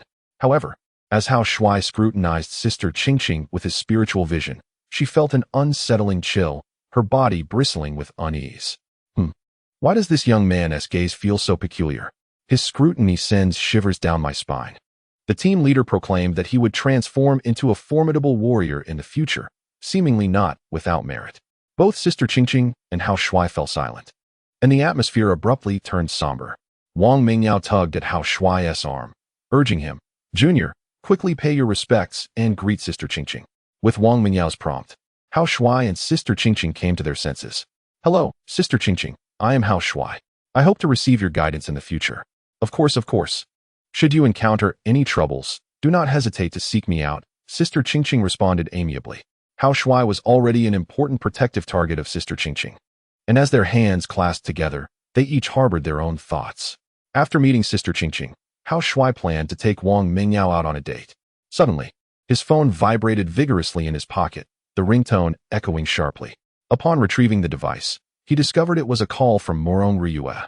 Pressing the answer button, an anxious voice pierced through the line. "Brother-in-law, it's Xiaoxue. We've encountered trouble. You must come save us." The voice belonged to a young girl, not Morong Ryue herself. Hao Shuai recognized her as Morong Ryue's younger sister, Morong Xiaoxue. "Xiaoxue, do not panic. Please tell me what has happened. What is going on with your sister?" Chapter 52. Before I could act, my wife's family was rescued. "Brother-in-law, we have been kidnapped by the old man Zhuge. He demands to see you. Hurry and come." "Oh, the audacity of that old man Zhuge. Where are you?" Morong Ryue was Hao Shuai's third wife. They had merely made a marriage appointment and had yet to obtain a marriage certificate. Hearing his sister-in-law's plea for help filled him with dread. In the next moment, a hoarse voice emerged from the receiver. "Hao Shuai, we are at the abandoned chemical plant in the western suburbs, named Xiangmin. Come alone. If you dare to call the police, you will bear the consequences." The call ended abruptly. Hao Shuai recognized that the speaker was indeed the old man Zhuge. Stowing away his phone, he turned to Sister Qingqing. "Sister Qingqing, I have an urgent matter to attend to in the western suburbs. Could you assist me in arranging a vehicle? I am willing to cover the fare." Having overheard the contents of his call, Sister Qingqing's eyes lit up with intrigue. "Little Shuai, I happen to have some free time. Where are you headed? I will drive you there," Sister Qingqing eagerly offered. And Hao Shuai could not have wished for anything more. "Junior, where are you going?" "I want to go too," Wang Mingyao interjected, clinging to Hao Shuai's arm, eager to accompany him to the chemical plant. Aware of the risks involved, Hao Shuai was reluctant to let Wang Mingyao venture into danger. "Sister, with Sister Qingqing accompanying me, there will be no issues. I have urgent matters to attend to today, so our date must be postponed until tomorrow. Please stay safe at school. I will contact you later." After ensuring Wang Mingyao was settled, Sister Qingqing set off in the car. As the fierce winds howled, the car traversed the road. The university town was situated several dozen kilometers from the western suburbs, requiring approximately 40 minutes of driving to reach the destination. Fang Qingqing occupied the driver's seat, while Hao Shuai sat beside her. Dressed in a purple qipao, Qingqing exuded an elegance that accentuated her enchanting figure. Despite the alluring fragrance wafting through the air, Hao Shuai found himself devoid of the mood to appreciate it. He remained silent, prompting Qingqing to initiate the conversation. "Little Shuai, could you share with me what transpired?" "Qingqing, the matter is as follows." Hao Shuai's voice resonated within the confines of the car as he began recounting the events.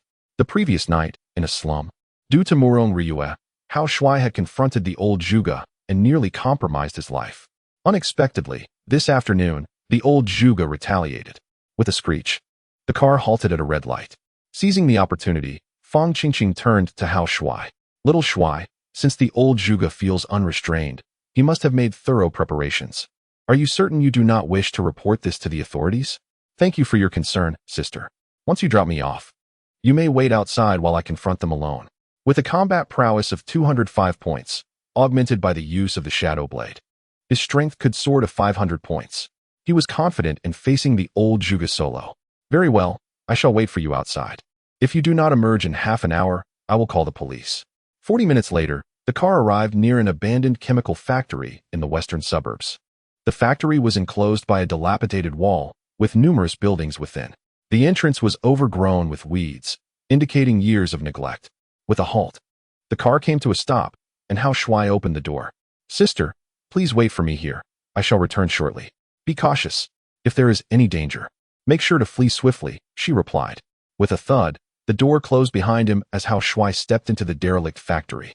Inside the car, Fang Qingqing retrieved her phone, awaiting the latest intelligence. Recent information revealed that someone had placed an order on the dark web, offering $1 million for a hitman to eliminate Hao Shuai. Hidden within the factory were the assassins who had accepted the task. The ultimate target of this kidnapping incident was, in fact, Hao Shuai himself.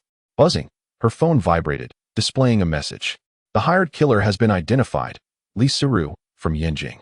She is the cousin of Hao Shuai's wife and has engaged a hitman due to personal grievances. Glaring at the screen, a murderous glint sparkled in Fang Qingqing's eyes. "Li Siru, very well. So it is you who seeks to kill Hao Shuai. Your selfish desires nearly jeopardize the future of our nation." As the gentle breeze caressed the surroundings, the weeds swayed gracefully. A figure weaved through the grass. Hao Shuai, on his mission to rescue. The factory was overrun with an abundance of weeds, many of which towered high, some exceeding 3 meters in height. Hao Shuai navigated through the dense vegetation, momentarily losing his sense of direction. After wandering for several minutes amidst the greenery, he finally discerned the right path.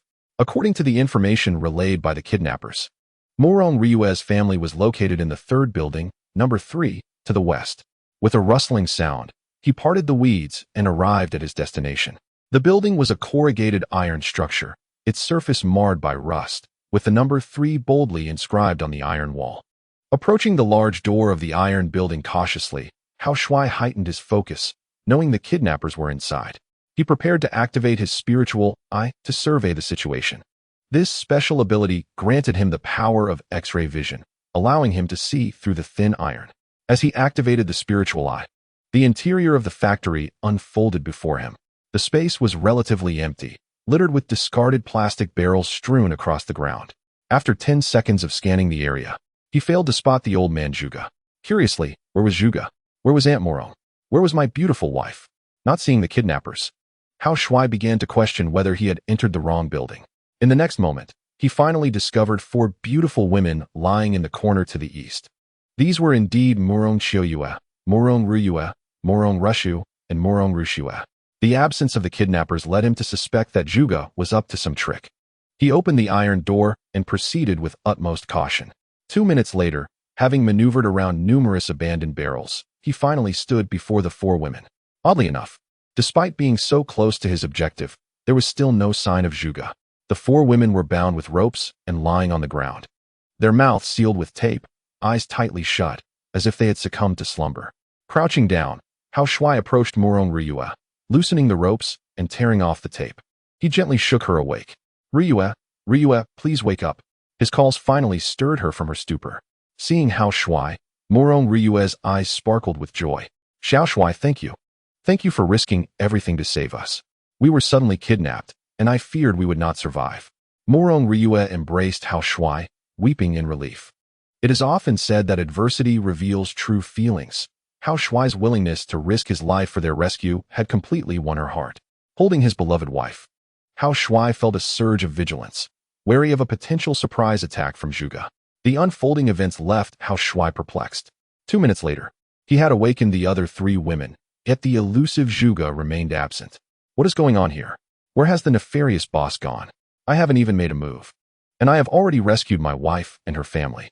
Hao Shuai had intended to wield the shadow sword and engage in a fierce battle with the kidnappers. Unexpectedly, he made no move at all, and the old man Zhuge vanished. Chapter 53, National Benefits, Bonuses for Marrying a Wife. At the entrance of an abandoned chemical factory, Fang Qingqing sat inside her car, rolling down the window to gaze at the overgrown factory walls. It's been so long. Why haven't Xiaoyu and Xiaoli come out yet?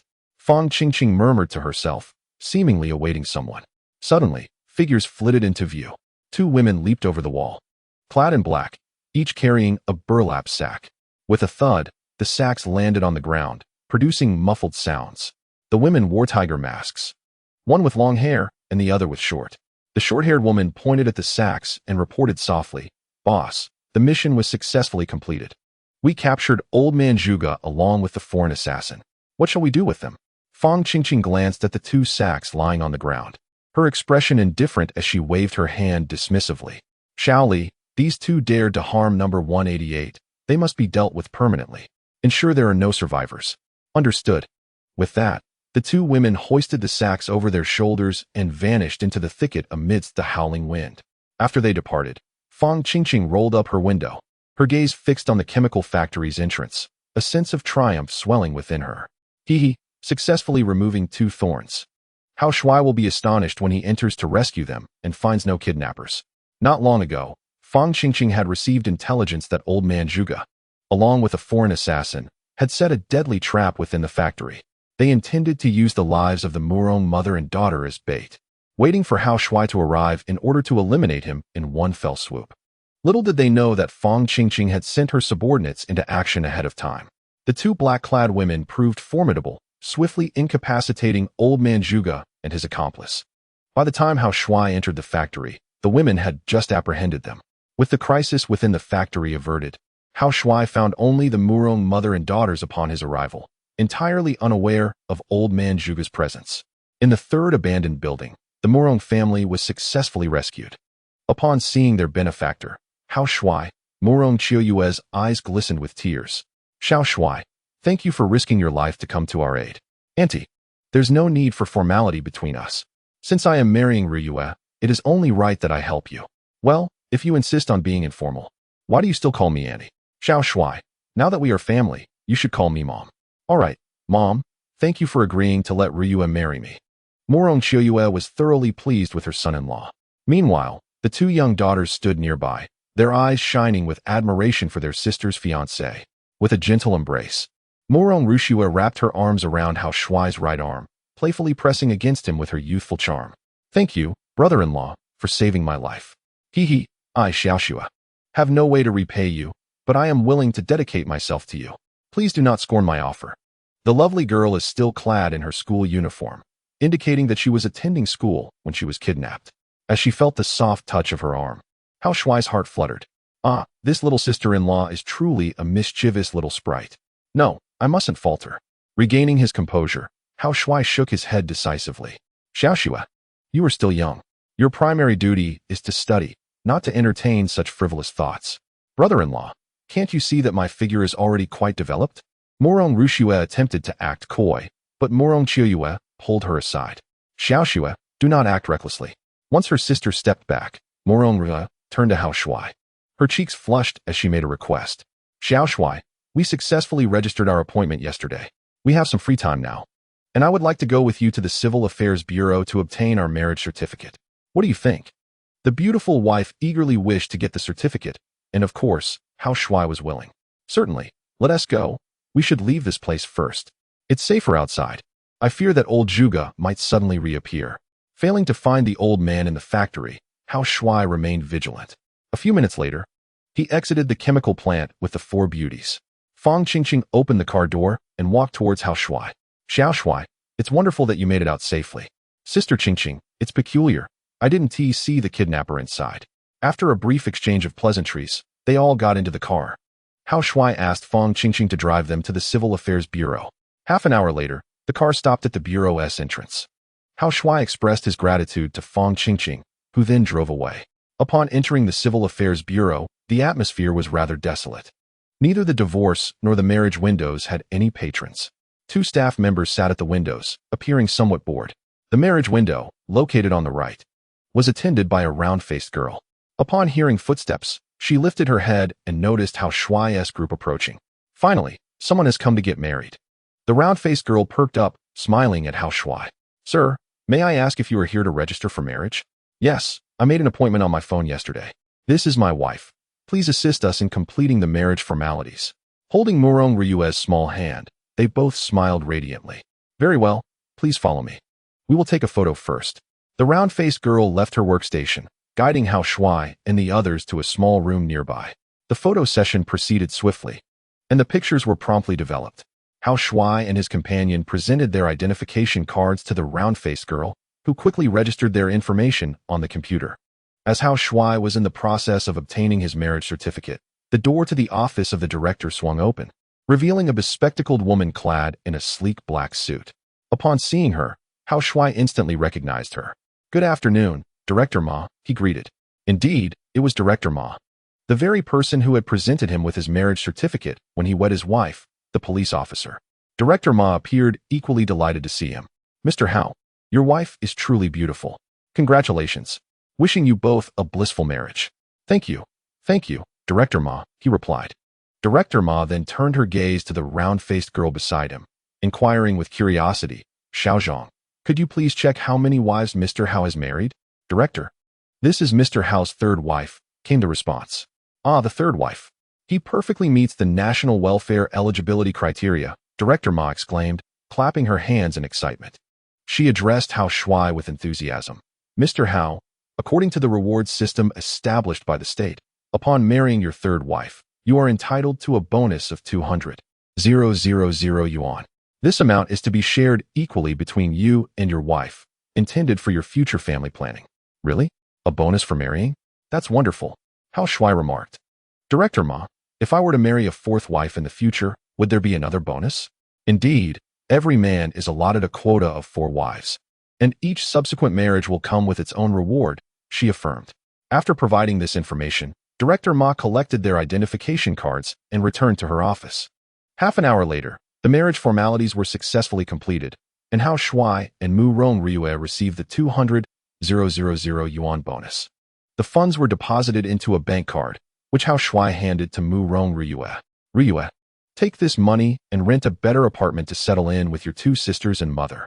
We can no longer stay in that wooden house in the slums.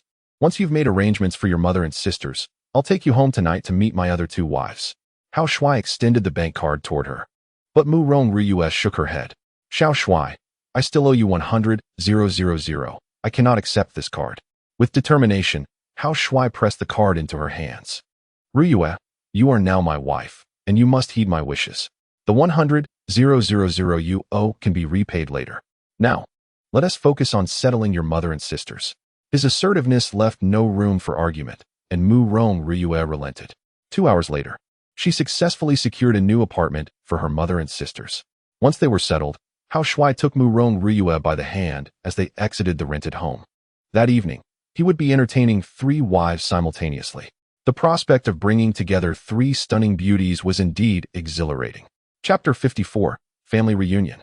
Mu Rongrui moves into the new home. Beep, beep, beep. The city streets were congested, and the sounds of honking cars filled the air. Mu Rongrui was at the wheel of the driving instructor's car, with Hao Shuai seated in the passenger seat, as the couple prepared to return to their blissful abode. So far, 3 enchanting beauties have married Hao Shuai, namely, the policewoman wife Lu Yi, the beautiful nurse wife Zhao Mengting, and the flight attendant wife Mu Rongrui, with the latter being the most recent addition, ranking 3rd. As she is about to meet her 2 elder sisters, Mu Rongrui feels a twinge of anxiety. Suddenly, a red light appears ahead, causing the car to halt. Mu Rongrui turns to Hao Shuai and says, "Hao Shuai, I wish to buy some gifts for my sisters. Do you know what they might like?" Hao Shuai reclines in his seat nonchalantly and responds, "Riyue, there is no need for you to be nervous. Yi and Mengting are quite amiable. As for gifts, I cannot offer much in terms of suggestions. Just purchase what you believe they would appreciate." Hao Shuai, "Then I shall buy 2 sets of cosmetics for my sisters. What do you think?" she inquires. Buying cosmetics may be an extravagant expenditure," he replies with a grin. "You see, as my woman, you truly need not invest in cosmetics." Indeed, Hao Shuai speaks the truth. His unique physique renders his partners naturally beautiful, even without makeup.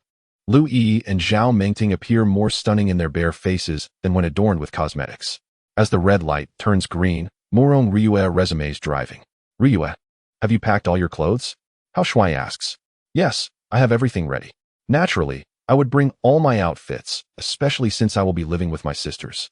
She affirms. I don't care about other clothes, but your flight attendant uniform set must be complete," he insists, rubbing his hands together. For he has a delightful plan for the evening, an enchanting uniform performance featuring all 3 wives. Hao Shuai is indeed a connoisseur of uniforms and revels in the sight of beautiful women donning them. Each of his wives possesses a distinct uniform ensemble. Filled with excitement, Hao Shuai takes out his phone and sends messages to Lu Yi and Zhao Mingting, urging them to return home promptly for dinner, where he intends to introduce the new family member.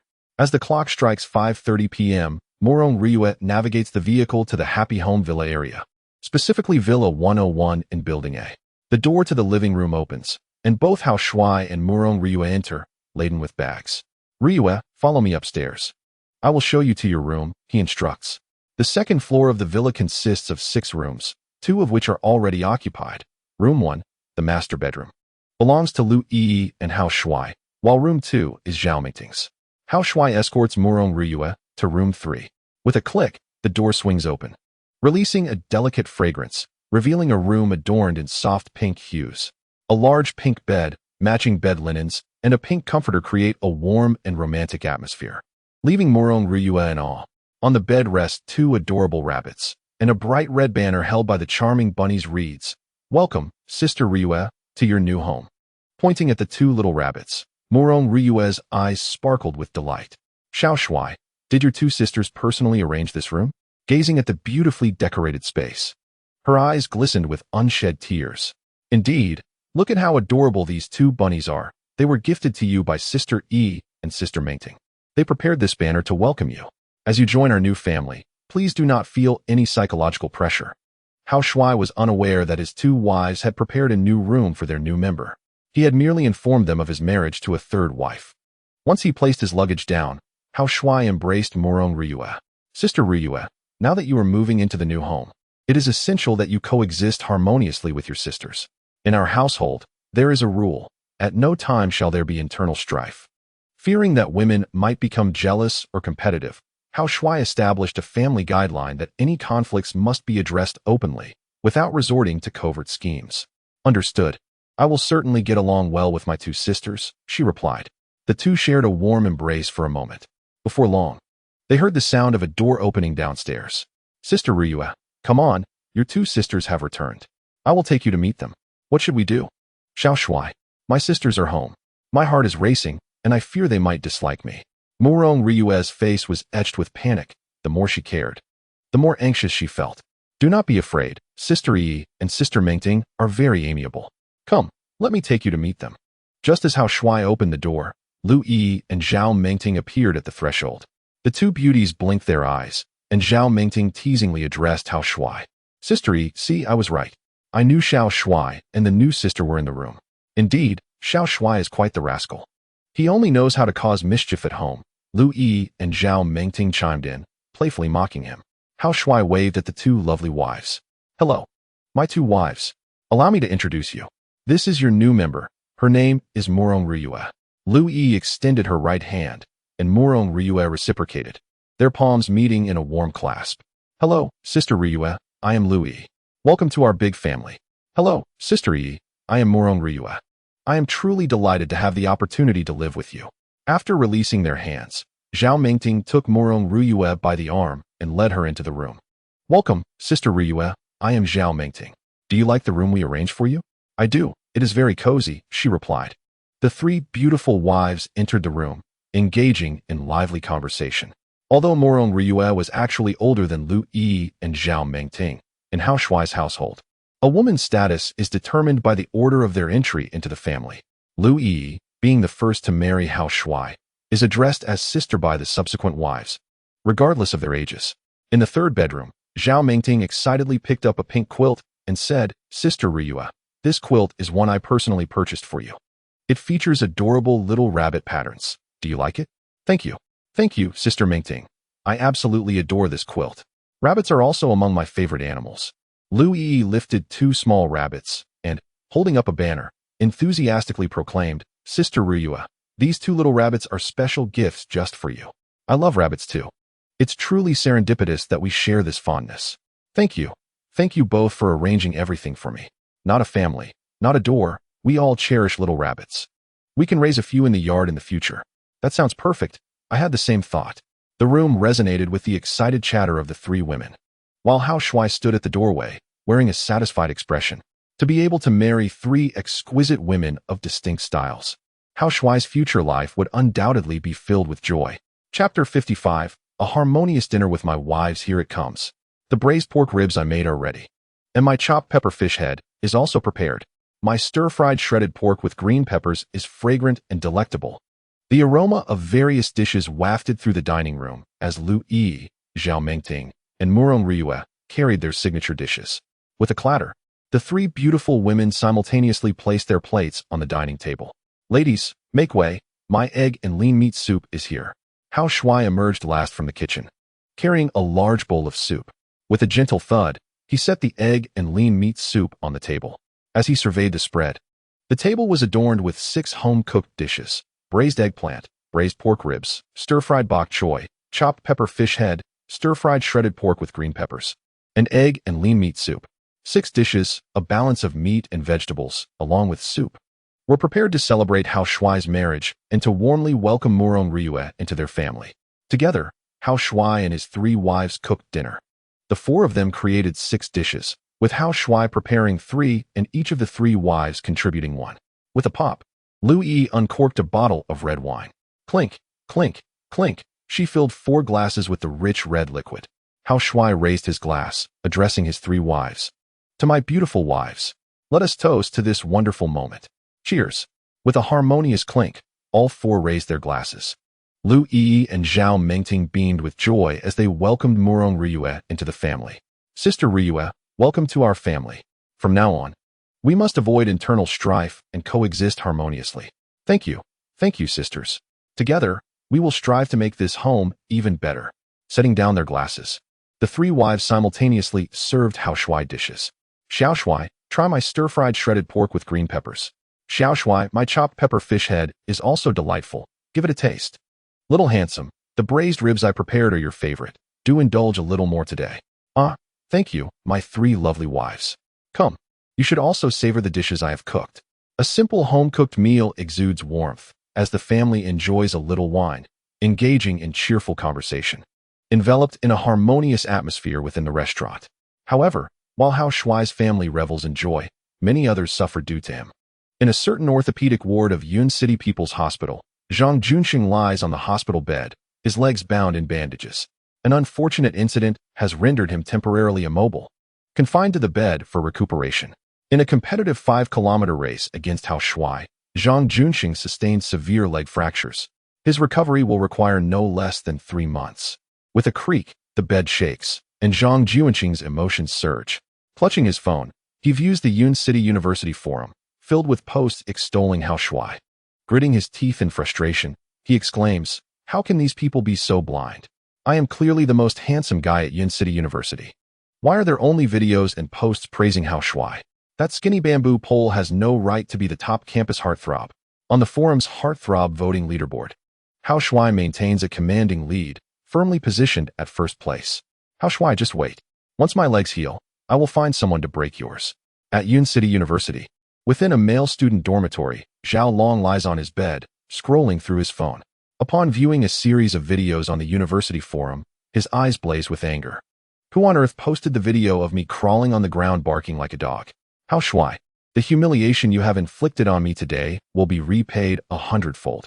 Determined, he decides to return home to discuss strategies with his mother on how to deal with Hao Shuai. With a creak, Zhao Long rises from his bed, hastily dressing. The door clicks open as he prepares to head home. In the office of the Yun City University president, the clock has passed 8 in the evening. Yet the room remains brightly lit. Wang Mingyu sits at her desk, diligently reviewing a stack of documents. The beginning of the semester has brought an overwhelming amount of paperwork, keeping her occupied. Outside, darkness has fallen, and she has lost track of time, neglecting to have dinner. Suddenly, a series of knocks resound at the door. It's not locked. Please come in. With a click, Wang Mingyao enters, carrying a large food container. Observing her mother's exhausted demeanor, Wang Mingyao feels a pang of sympathy. Mother, it's past 8. I waited for you to come home for dinner, but when you didn't arrive, I brought the meal to you. With a thud, she places the food container on the desk. Mother, please eat. The food will get cold soon. Looking at the container, Wang Mingyu sighs and shakes her head. Oh dear, my child, I simply cannot eat. The expression on Mother's face was tinged with melancholy, leaving Wang Mingyao feeling perplexed. Mother, what has transpired? My dear, take a look for yourself.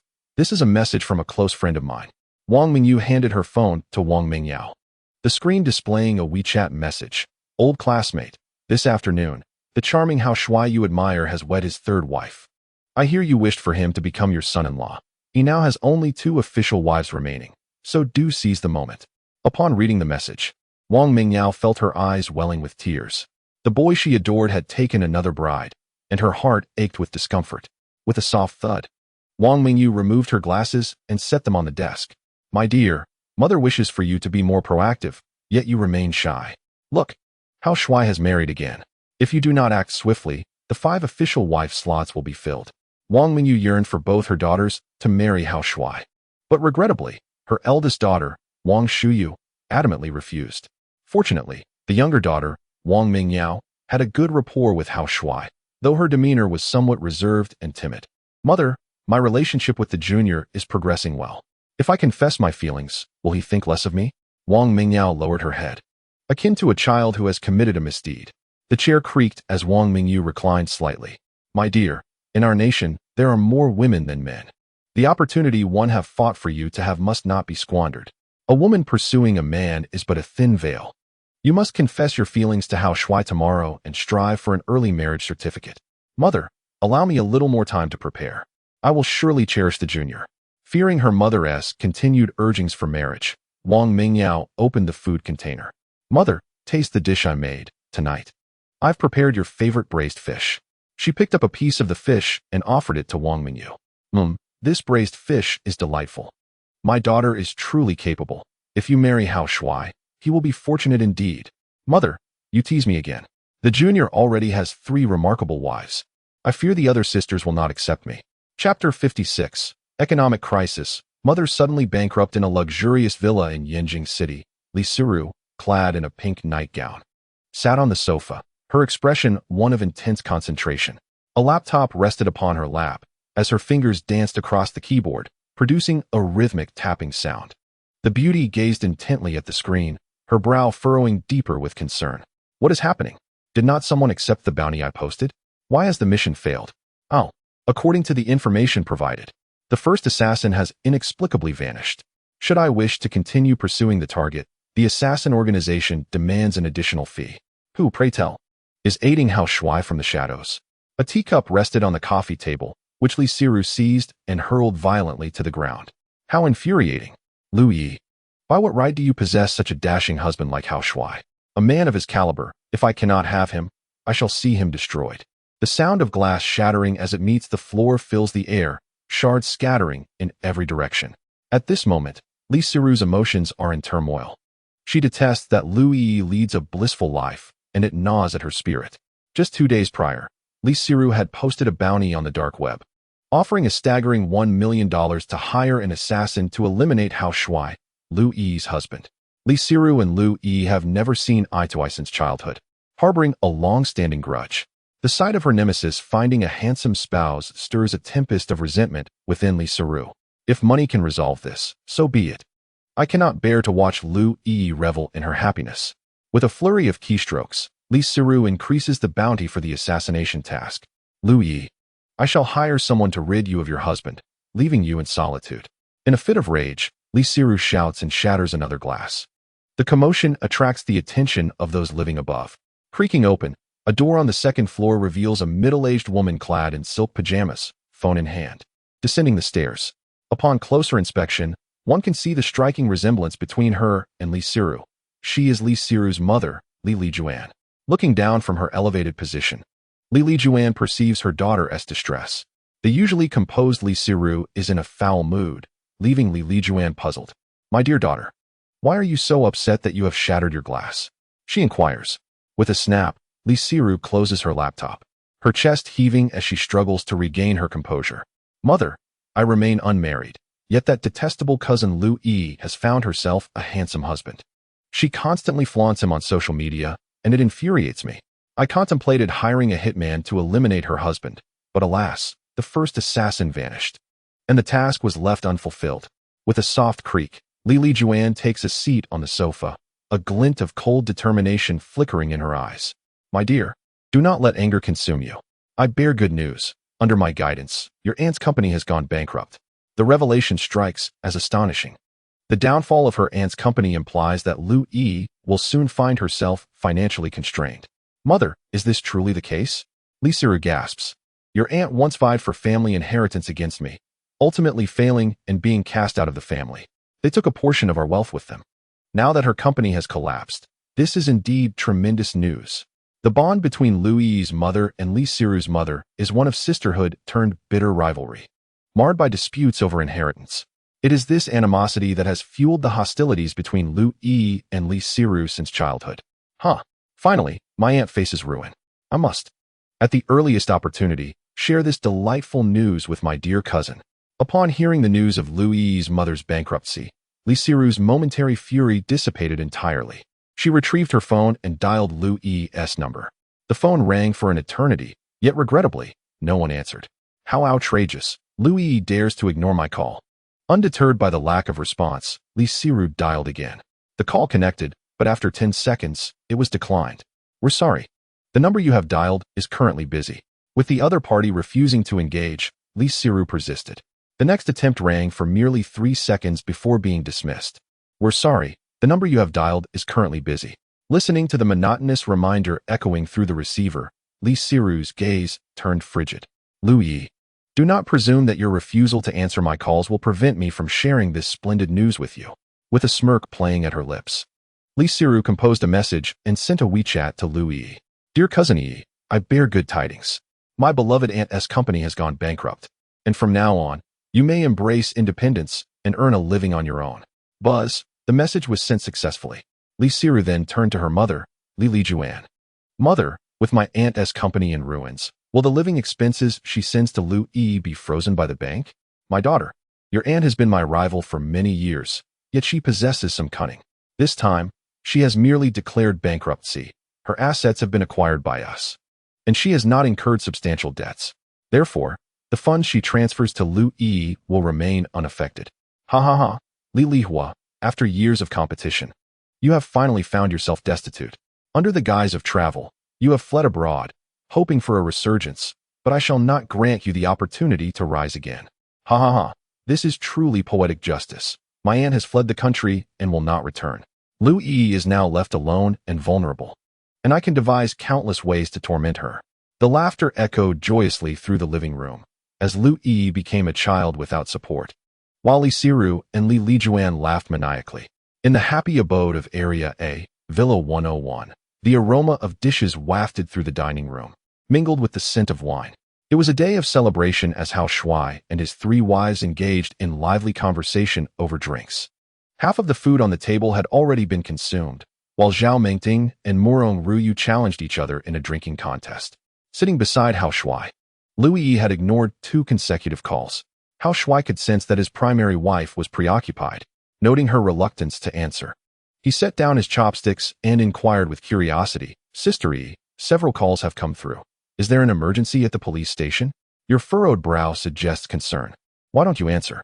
No, Xiao Shuai, you misunderstand. It is that annoying person calling. I have no desire to engage with her. The detestable Li Siru had been mentioned by Lu Yi in conversation with Hao Shuai. Oh, that cousin of yours, Li Siru. When she suddenly called, could it be that something significant had transpired? As Hao Shuai's words echoed, Lu Yi's phone emitted a notification sound, indicating she had received a message. Furrowing her brow, Lu Yi unlocked her phone, and the message from Li Siru came into view. The stark phrase "aunt's company has gone bankrupt" was particularly striking. The aunt referred to by Li Siru was none other than Lu Yi's mother, Li Lihua. Hao Shuai caught sight of the message's content just in time.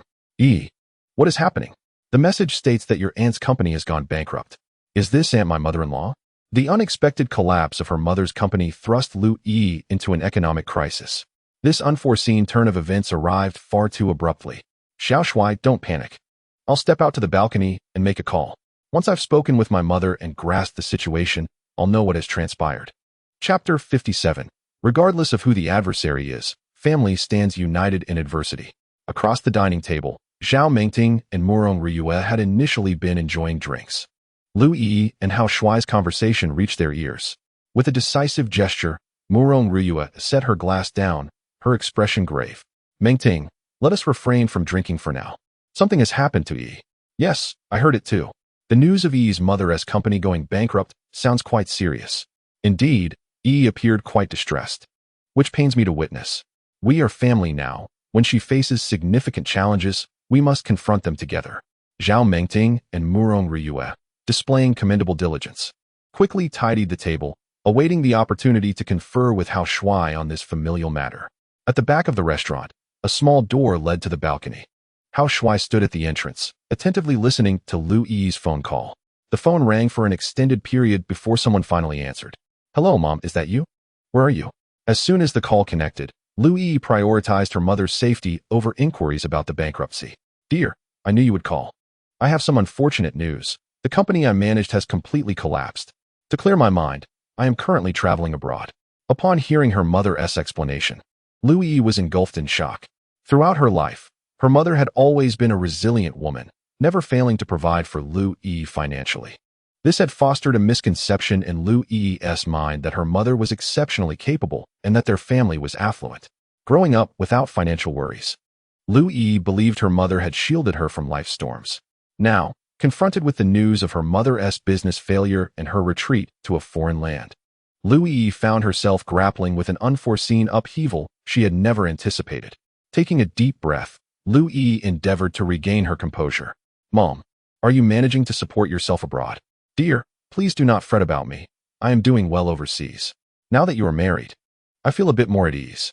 You have grown accustomed to spending lavishly, and henceforth, I can no longer transfer funds to you. You must learn to be self-reliant. By the way, is Xiao Shuai nearby? I wish to apologize to him for the economic turmoil my actions have caused your family." Hearing his mother-in-law call for him, Hao Shuai took a couple of steps forward and proactively picked up his phone. "Mom, I'm here. Take care of yourself abroad. With me here, Yi will be safe from any harm. As for finances, you need not worry. We are capable and will earn our own livelihood." In this critical moment, Hao Shuai spoke with great assurance, embodying the spirit of a true man. Moreover, he currently possesses over 10 million, more than enough to ensure his family lives comfortably. "Indeed, my son-in-law is the finest in the world. Yi, having been pampered since childhood, may not be able to placate you with money if she ever displeases you. I kindly ask for your understanding." Standing nearby, Lu Yi's eyes brimmed with tears as she listened to her mother's remorseful voice. Her emotions stirred. "Mom, please do not worry. My affection for Yi is not rooted in financial considerations. By the way, could you tell me who has wronged you?" Upon hearing that Hao Shuai did not blame his mother, Lu Yi nestled into his embrace, unable to contain her tears, which flowed freely. "Husband, I'm sorry for dragging you into this. Dear, do not fret. Let me first comprehend the situation with my mother." Hao Shuai held Lu Yi tightly as he began to ascertain the details surrounding this crisis from his mother-in-law. A few minutes later, the call concluded. In summary, Hao Shuai had grasped the entire situation. Due to infighting within a wealthy family, his mother-in-law had been betrayed by her sister. The sister, named Li Juan, had turned into a lifelong adversary over the inheritance dispute between the two siblings. Toward the end of the call, his mother-in-law cautioned him to be wary of Li Juan and her daughter, Li Siru. The line went dead with a final beep. Lu Yi wiped her tears. Stepping away from Hao Shuai, her eyes ablaze with hatred. "Xiao Shuai, Li Juan, and Li Siru are the greatest enemies of my life. Their connections are formidable. I do not wish to burden you. Perhaps we should consider divorce tomorrow." In the face of a crisis, Lu Yi did not want to impede Hao Shuai. As she spoke, tears streamed down her face uncontrollably. Although she voiced her desire to part ways, her heart was reluctant to let go. "Stop it." Hao Shuai grasped both of Lu Yi's hands, gazing into her eyes with unwavering resolve. "Silly woman, how can you utter such dispiriting words at this moment? As my wife, we shall weather all storms together for a lifetime. Regardless of who our adversaries may be, or how formidable they are, we shall confront them united." Unbeknownst to him, Hao Shuai had already spent several days in this world. With his growing awareness, the sense of impending crisis within him intensified. In this world, there exist formidable individuals with extraordinary powers, clandestine organizations dedicated to hunting down men from Huaxia, and influential dignitaries of high status. Li Juan and her daughter Li Siru are based in Yanjing, belonging to the elite class. Having been granted a second chance at life, Hao Shuai is undaunted by any challenges that may arise. "Oh, dear Shuai, the background of Li Juan and her daughter is truly formidable. I do not wish to implicate you, Release me. Let us go our separate ways tomorrow. Foolish woman, you are mine in life and in death. Regardless of whether you are Li Lijuan or Zhang Lijuan, should anyone dare to confront us, I shall ensure they suffer unspeakably. Hao Shuai, a time traveler endowed with a system, possesses unwavering confidence in overcoming adversaries, no matter how mighty. On the balcony, emotions between the two are palpable, as Lu Yi finds herself in turmoil. Oh, dear Shuai, I truly cannot bear to part with you. Yet, you no longer belong solely to me. You must also consider sisters Mengting and Ruyue. If I become your foe against Li Lijuan and her daughter, both Mengting and Ruyue could find themselves in peril. As Lu Yi speaks of Zhao Mengting and Murong Ruyue, the two beautiful women step onto the balcony. Do not fret. Whatever storms we may face in the future, we are willing to weather them together. Indeed, we resolved this over drinks earlier. As a family, we shall brave all tribulations. Zhao Mengting and Murong Ruyue echo their sentiments, prompting Lu Yi to embrace them tightly, her tears flowing freely. Women are creatures of emotion. As Lu Yi weeps, the other two women join her in sorrow. In this moment of emotional release among his beloved three, Hao Shuai strokes his chin and gazes skyward. Above, the night sky is shrouded in ominous clouds, as if rain may descend at any moment. Contemplating the darkened heavens, Hao Shuai's thoughts drift. Earlier that day, Murong Ruyue's family had been kidnapped, and that evening he received word of his mother-in-law's bankruptcy. The trees desire tranquility, yet the winds persist. It feels as though a pall of gloom envelopes Hao Shuai's life, instilling within him a profound sense of impending crisis. He yearns to confront future challenges with ease. He must become wealthy, powerful, and physically formidable. Rubbing his brow, Hao Shuai mentally inquires of the system sprite. Xiao AI, do you possess any methods to expedite my journey to strength? How might I acquire greater wealth? Chapter 58. The Magical Formula. I am about to strike it rich under the inky night sky. Clouds drift ominously. Hao Shuai stands on the balcony, feeling the cold wind whip around him as he engages with the system sprite regarding swift means to amass wealth and gain strength. Master, if you wish to become powerful quickly, focus on accumulating favor points. The utility of favor points is more potent than you can imagine. They can be used for lotteries and can directly enhance your attributes, fortifying your body. Particularly the lottery feature, filled with thrilling uncertainty, will bring you many surprises. Thus far, you have only participated in one lottery. On that occasion, it was complimentary, and he acquired a vial of the potion that reveals one's true nature. Initially, Hao Shuai had a singular objective, to accumulate goodwill points to directly enhance his attributes. However, upon hearing the system's detailed introduction of the lottery feature, his perspective shifted, and he became intrigued by the prospect of drawing lots. Xiao AI, how many goodwill points do I currently possess? Master, you now have a total of 580 goodwill points. You may partake in 3 silver-level lotteries. A silver-level lottery requires 10,000 goodwill points per attempt. A gust of wind swept across the balcony as Hao Shuai leaned against the railing, gazing up at the sky. Nearby, his 3 wives embraced one another for comfort. Excitement shimmered in Hao Shuai's eyes as he prepared for 3 silver-level lottery draws. With a mere thought, he activated the lottery interface, and a transparent disc materialized. At its center was a pointer, flanked by 12 small compartments, each marked with a question mark, symbolizing a treasure. Centrally displayed was the button to initiate the draw.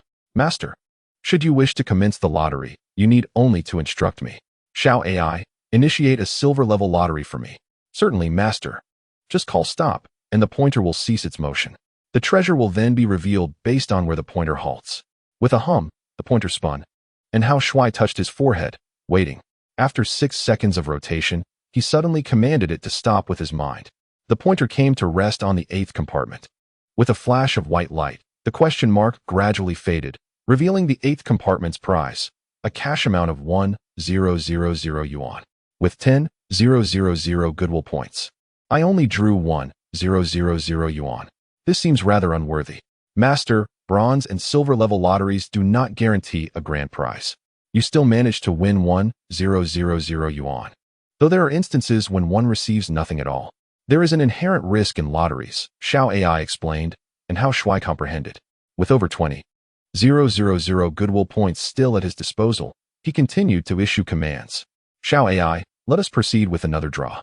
10 seconds later, An unknown treasure materialized in the system's inventory. This time, the lottery did not disappoint, and Hao Shuai's heart brimmed with anticipation. Xiao AI, tell me swiftly, what have I drawn this time? Congratulations, Master. You have acquired a miraculous formula. This concoction possesses the ability to diminish blemishes and enhance beauty. Should you establish a cosmetics company, this extraordinary formula could amass you untold wealth. Upon hearing Xiao AI's revelation, Hao Shuai gripped the railing tightly, his eyes sparkling with excitement. A miraculous beauty-enhancing formula. This was indeed a treasure. In a world where women outnumber men, many females suffering from skin ailments could benefit from Hao Shuai's remedy. If he could find a way to monetize this remarkable formula, wealth would surely flow into his coffers. The second silver-level lottery had proven to be exceptionally rewarding, revitalizing Hao Shuai's spirit. Xiao AI, please utilize 10,000 points of goodwill for another silver-level lottery draw. Certainly, Master. After a brief interval of 10 seconds, the lottery concludes. And Hao Shuai finds himself fortunate this time, having won a bottle of intermediate body enhancement potion. Reflecting on the past, it was only after marrying 2 wives that he acquired 2 silver treasure chests. From these chests, he successfully obtained 2 bottles of intermediate body enhancement potions. This latest silver lottery draw has once again rewarded Hao Shuai with an additional bottle of the potion. Truly, the silver level draw proves to be quite generous. Alas, my goodwill points remain insufficient. Xiao AI, I have a notion to accumulate goodwill points. Do you think it feasible? Standing on the balcony, feeling the chill of the wind, Hao Shuai began to converse with the system, articulating his rapid accumulation strategy for goodwill points. His plan was simple. The crux of garnering goodwill lies in evoking affection and admiration from others. Thus, he could cultivate an image of a benevolent individual. Once his finances were sufficiently robust, he could donate to impoverished areas or contribute during natural disasters. In doing so, his reputation would swiftly rise, earning him admiration wherever he went, and at that point, goodwill points would flow abundantly. Master, your scheme is entirely viable. To facilitate the implementation of this plan, you might consider establishing a social media account to build a substantial fan base. Once your wealth is considerable, you can engage in charitable donations. By establishing yourself as a benevolent figure, goodwill points will accumulate rapidly. Once you have crafted your personal brand, you will possess the means to create production chains, monetizing your extraordinary beauty-enhancing formulas, ensuring that your products will be in high demand. The system fairy's planning was astute, and Hao Shuai clenched his fists, filled with determination. He was resolute in his desire to grow stronger, to amass great wealth. Suddenly, thunder rumbled ominously in the sky. A fierce wind howled, heralding an impending downpour. Sensing the imminent rain, Hao Shuai turned. My 3 wives, a heavy rain is approaching. Let us retreat indoors. Leading his 3 wives back to the dining room, the 4 gathered around the table. Hao Shuai gazed at his wives, commencing a discussion about their future. From this day forth, our lives will be fraught with challenges. In the face of impending crises and adversaries, fear not, for your husband is here. He then proceeded to assess their family's financial situation. I shall begin. I currently possess 11.89 million. This sum will sustain our family for quite some time. However, for our future and for our children to come, we must strive to earn even more. Upon hearing this, Louis cast an apologetic glance at the others. I sincerely apologize to everyone. A sudden incident at home has led to the perception of an economic crisis. Sister E, please refrain from voicing such concerns. As long as our family remains united, we shall prosper. Indeed, we are weathering the storm together as a family. All crises can be surmounted, especially since we have yet to reach the brink of an economic disaster. I possess 200,000 yuan, a sum bestowed upon us by the state as a wedding gift for Xiao Shuai. Moron Ryue produced a bank card and placed it upon the table. With this 200,000, the Hao family now boasts a total of 12,090,000 yuan. Zhao Mengting retrieved her phone to disclose her financial situation. With the 300,000 yuan gifted by Sister E, I have saved 210,000 yuan. This money was originally intended as a dowry for Xiao Shuai, accumulated through fixed deposits. We can withdraw it from the bank tomorrow. Thus, I can present a total of 510,000 yuan. As Zhao Mengting concluded, Hao Shuai conducted a preliminary calculation. Excluding the value of their house and car, their family savings amounted to 12,600,000 yuan. For the average person, this is an astronomical figure, one that many might never exhaust over several lifetimes. Yet for Hao Shuai, it is far from sufficient. He intends to utilize this 12,600,000 yuan as seed capital to establish a cosmetics company, developing miraculous beauty-enhancing formulas.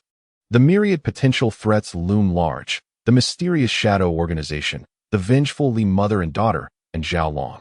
Hao Shuai is acutely aware that if he desires a life of comfort, he must remain vigilant.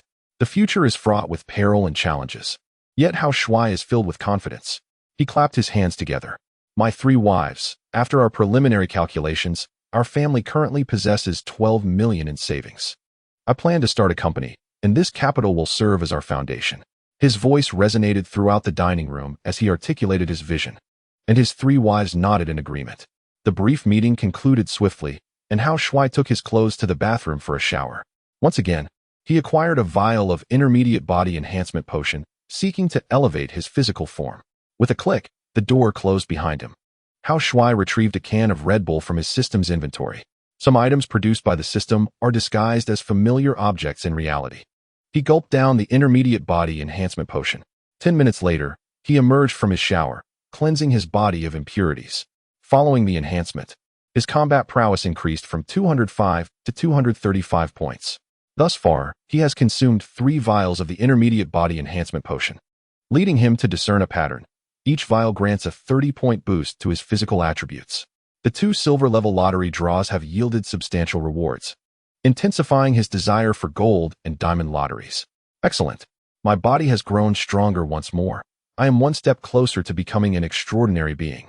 As Hao Shuai indulged in a bath, his 3 wives busied themselves with household chores within the expansive villa, where cleaning and mopping demanded considerable time. Previously, Lu Yi would routinely hire a cleaning service, but with the family's financial situation deteriorating, the 3 women conferred and resolved to manage the household cleaning themselves. With a creak, Hao Shuai settled onto the sofa, extracting his mobile device to establish a social media account. In this realm, short video platforms thrived, with the most popular being Douyin. After downloading the app, he registered a personal account, his profile initially devoid of followers and engagements. Following a round of identity verification, he chose a memorable username, Handsome Hao Shuai, and crafted an amusing personal description, asserting himself as the swiftest magician on Blue Star. Content specialization was paramount for social media accounts, and thus, Hao Shuai resolved to share videos on magic and running. Fortuitously, he possessed a remarkable system that granted him a magical backpack, enabling him to become an extraordinary magician. The ability to store and retrieve items from this bag resembled spatial magic, transforming ordinary space into captivating illusions. With a burgeoning idea in mind, Hao Shuai prepared to film a magic performance as the inaugural piece for his social media venture. In the study, he sourced some plain white paper. For his first act, he intended to demonstrate a transformation of the white paper into currency. Unlike others who required special props for magic tricks, with his system backpack, Hao Shuai found the task remarkably straightforward.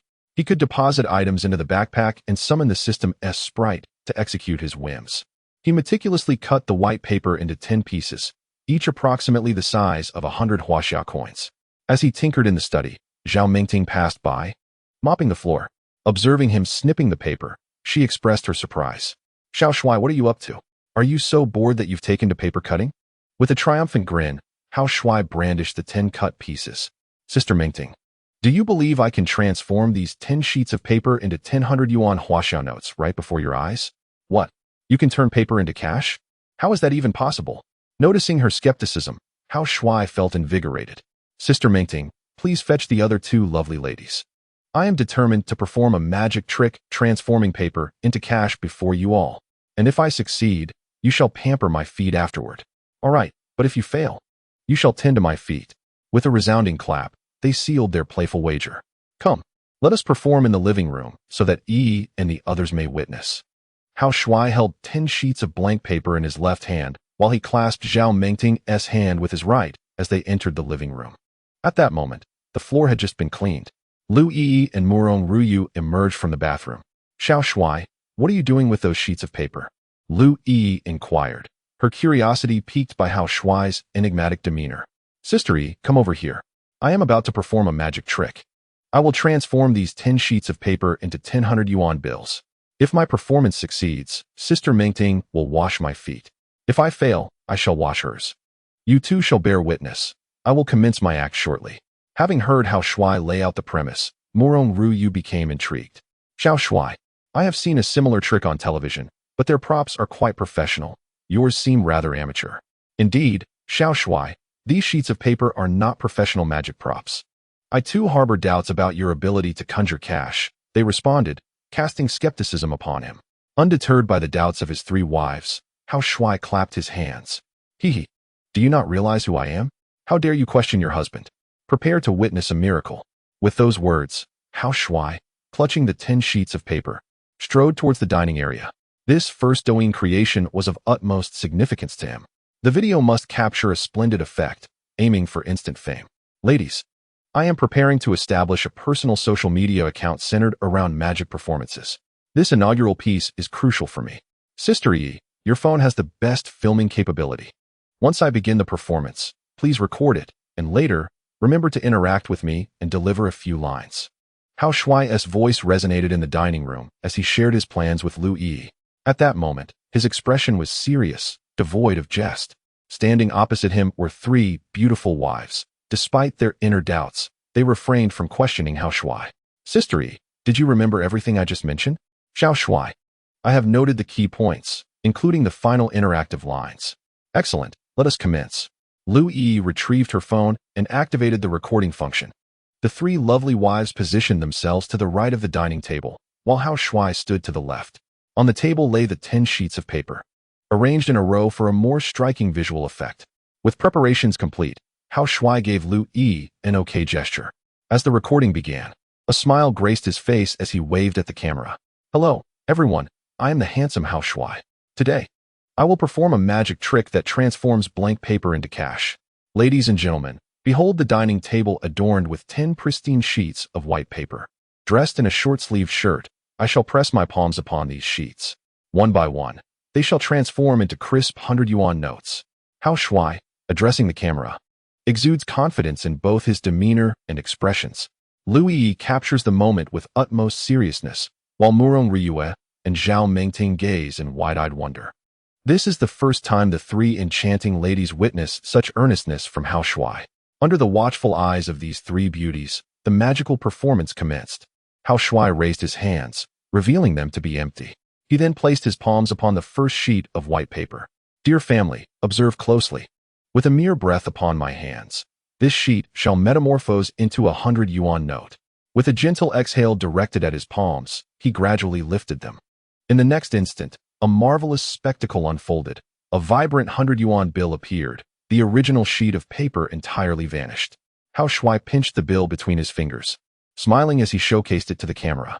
Ladies and gentlemen, the first sheet has transformed into cash. Now, I invite you to witness as I continue to convert the remaining sheets into currency. As Hao Shuai spoke, his 3 wives were already in a state of astonishment. Zhao Mengting and Murong Ryue's eyes widened like saucers, covering each other's mouths with their hands, fearful that a scream might disrupt the filming.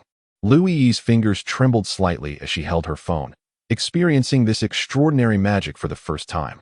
The reactions of the 3 wives did not escape Hao Shuai's keen observation.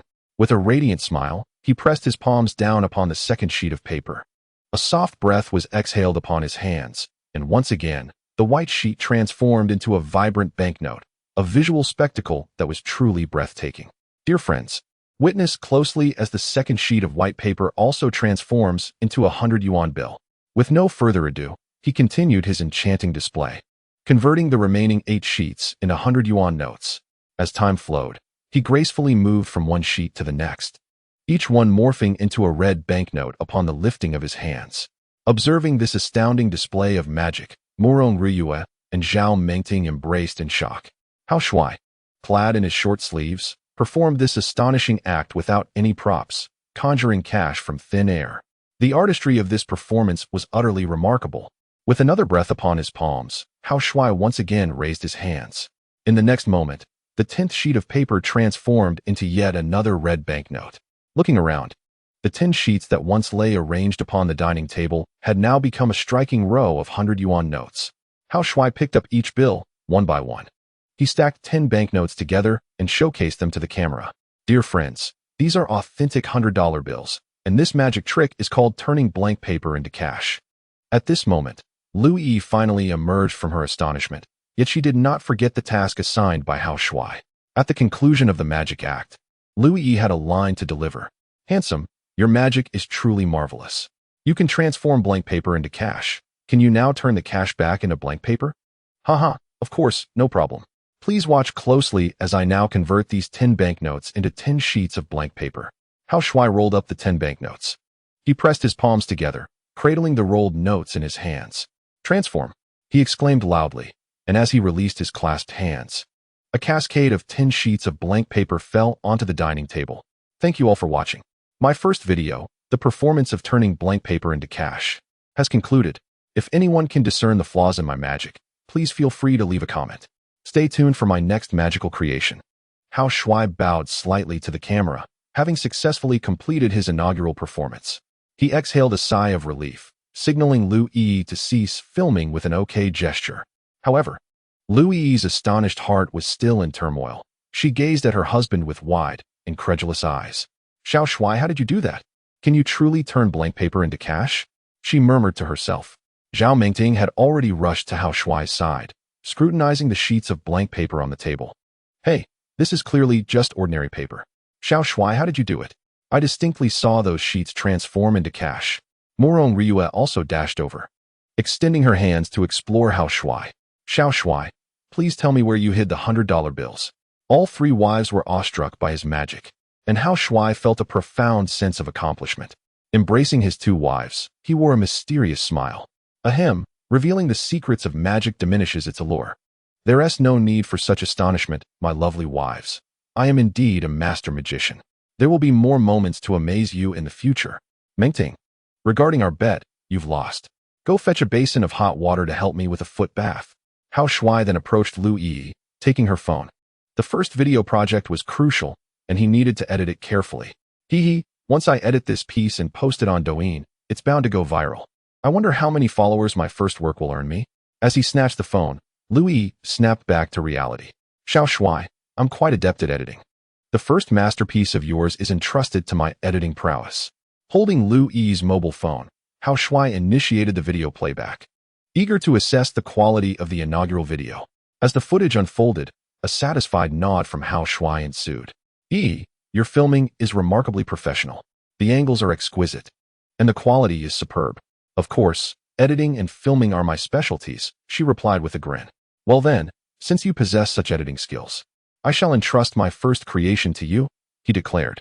As Hao Shuai continued the playback, Zhao Mengting and Morong Ryue joined the gathering. Lu Yi positioned herself behind Hao Shuai, while Zhao Mengting stood to his right and Morong Ryue to his left. The three enchanting ladies were captivated by the video, their eyes reflecting sheer astonishment. Having just witnessed Hao Shuai's magical performance, the visual impact of the video remained equally breathtaking. Zhao Mengting clung to Hao Shuai's right arm, her eyes sparkling with admiration. "Hao Shuai, I never expected you to be so talented. Such extraordinary magic. When did you learn it?" Having grown up alongside him, Zhao Mengting felt a sense of disbelief. In her memory, Hao Shuai had never dabbled in magic nor sought a mentor.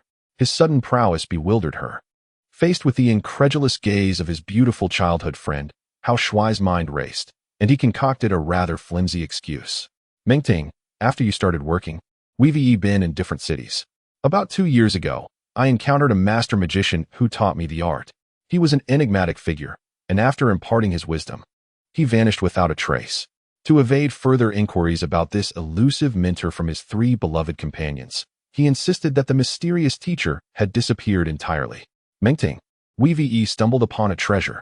Our husband is not only exceptionally handsome, but also possesses such remarkable magical abilities. This Douyin creation is bound to become a sensation." Morong Ryue clasped Hao Shuai's left arm, her eyes brimming with admiration. After 2 minutes, the video concluded, and Hao Shuai returned the phone to Lu Yi. "Thank you for your assistance, E. The title of my first work shall be Turning Blank Paper into Cash. As for the other subtitles, I leave that to your discretion." "All right. I shall head to the study to edit it. Once completed, I will show you the results," Lu Yi replied, taking the phone and making her way to the study. Hao Shuai's villa featured a study, a gym, a kitchen, and a dining room on the first floor, with the second floor dedicated entirely to bedrooms for rest. With a click, the study door closed behind Lu Yi as she began her editing process. Hao Shuai turned to Zhao Mengting and mischievously winked. My dear Mengting, our wager has concluded, and you have lost. Quickly, fetch a basin of water for foot washing, so that you may pamper your beloved husband. Hao Shuai's playful demeanor was unmistakable. Zhao Mengting playfully stuck out her tongue, performing a courteous bow with her hands clasped together. As you wish, my husband. I shall fetch the foot-soaking water right away. Please wait on the sofa. Sister Mengting, I will accompany you, Moron Ryue chimed in. Joining Zhao Mengting in preparing the warm water, Hao Shuai returned to the sofa, settling down comfortably, as the first video had been successfully filmed. Now, he awaited the editing process to finalize his inaugural Douyin creation. Retrieving his phone, a contemplative expression crossed Hao Shuai's face. My social media account has been established, and my first piece is complete. Next, I must promote my account and amass my initial group of followers.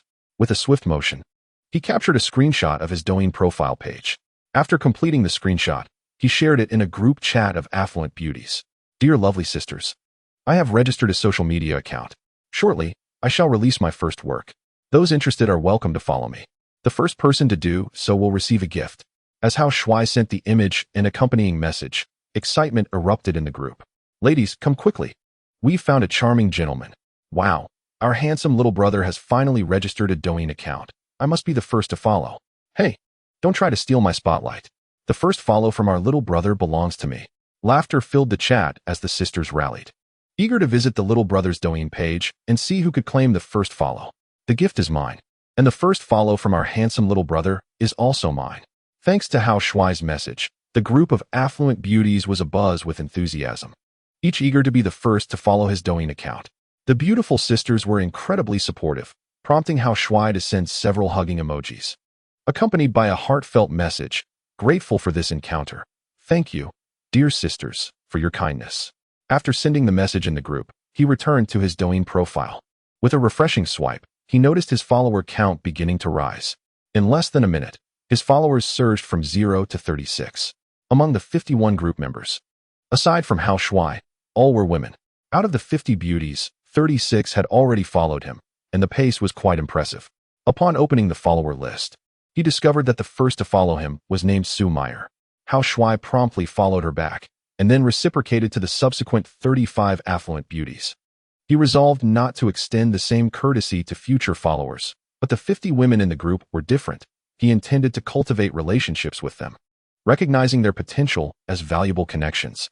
In the future, when he established a cosmetics business, these affluent beauties would be invaluable resources. After following back all the women, Hao Shuai returned to the group chat, where he first sent a message congratulating Su Meyer. Thank you, Sister Meyer, for becoming my very first fan. When we meet, I shall present a special gift exclusively to Sister Meyer. The other sisters have also been incredibly supportive, and I wish to express my gratitude for their affection. Tomorrow at noon, I invite all the sisters to lunch. I hope you will grace me with your presence. The news from Hao Shuai has just been disseminated, causing a stir in the WeChat group. Wow, our dear brother Hao Shuai is so considerate, even preparing a gift for Meyer. How delightful it will be to dine with him tomorrow. Sisters, I have become the first to follow Hao Shuai. Are you not envious? How envious I am. Alas, my fingers were merely a beat too slow, making me the second to follow. How does Meyer manage such speed? I thought I was quick enough, yet I still fell behind her. The WeChat group buzzed with excitement, and even those affluent ladies who had not yet followed Hao Shuai began to take notice. Lu Mengli and Zhang Kersen, both busy executives, were not always active in the group. It was not until 10 minutes later that Zhang Kersen made her presence felt, first sending a generous red envelope to congratulate our dear brother Hao Shuai on establishing his media account. Following that, she privately transferred a red envelope of 52,000 yuan to Hao Shuai. Such extravagance from the lady executive. Congratulations, Hao Shuai, on registering your personal Douyin account. I hear you are treating us to lunch tomorrow. Is that true? Thank you, Sister Kersen, for the red envelope. I had promised everyone to organize a grand gathering. Last time in Yinchuan, it was others who treated you. Tomorrow at noon, I shall host you all in gratitude for your unwavering support. All right, dear brother Hao Shuai, I shall definitely be there. Just as Zhang Kersen sent her red envelope, Lu Mengli also chimed in. It seemed they shared a telepathic connection, as she too transferred 52,000 yuan to Hao Shuai. The two executives celebrated his new media account by collectively sending him 100,000 yuan. Buzz, buzz, buzz. His phone vibrated incessantly, as the remaining 48 affluent ladies each sent him 200 yuan. With nimble fingers, Hao Shuai received the transfers while expressing his thanks to each one of the affluent ladies. Truly, these ladies have shown him immense kindness. He chuckled. These sisters are so wonderful to me. I must visit each of them to express my gratitude in person. Surrounded by such affection, Hao Shuai felt an overwhelming sense of joy.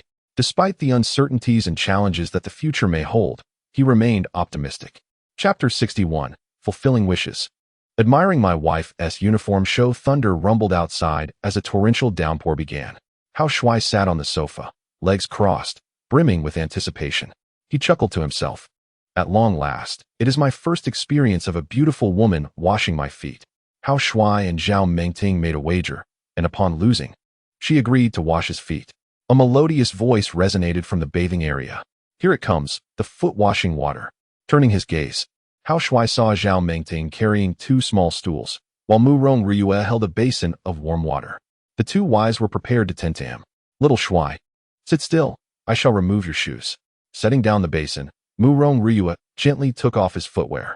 The beautiful wife was tender and caring as he lifted his feet. Little Shuai, place your feet in and see if the water is too hot. Splashing sounds echoed as Zhao Mengting tested the temperature.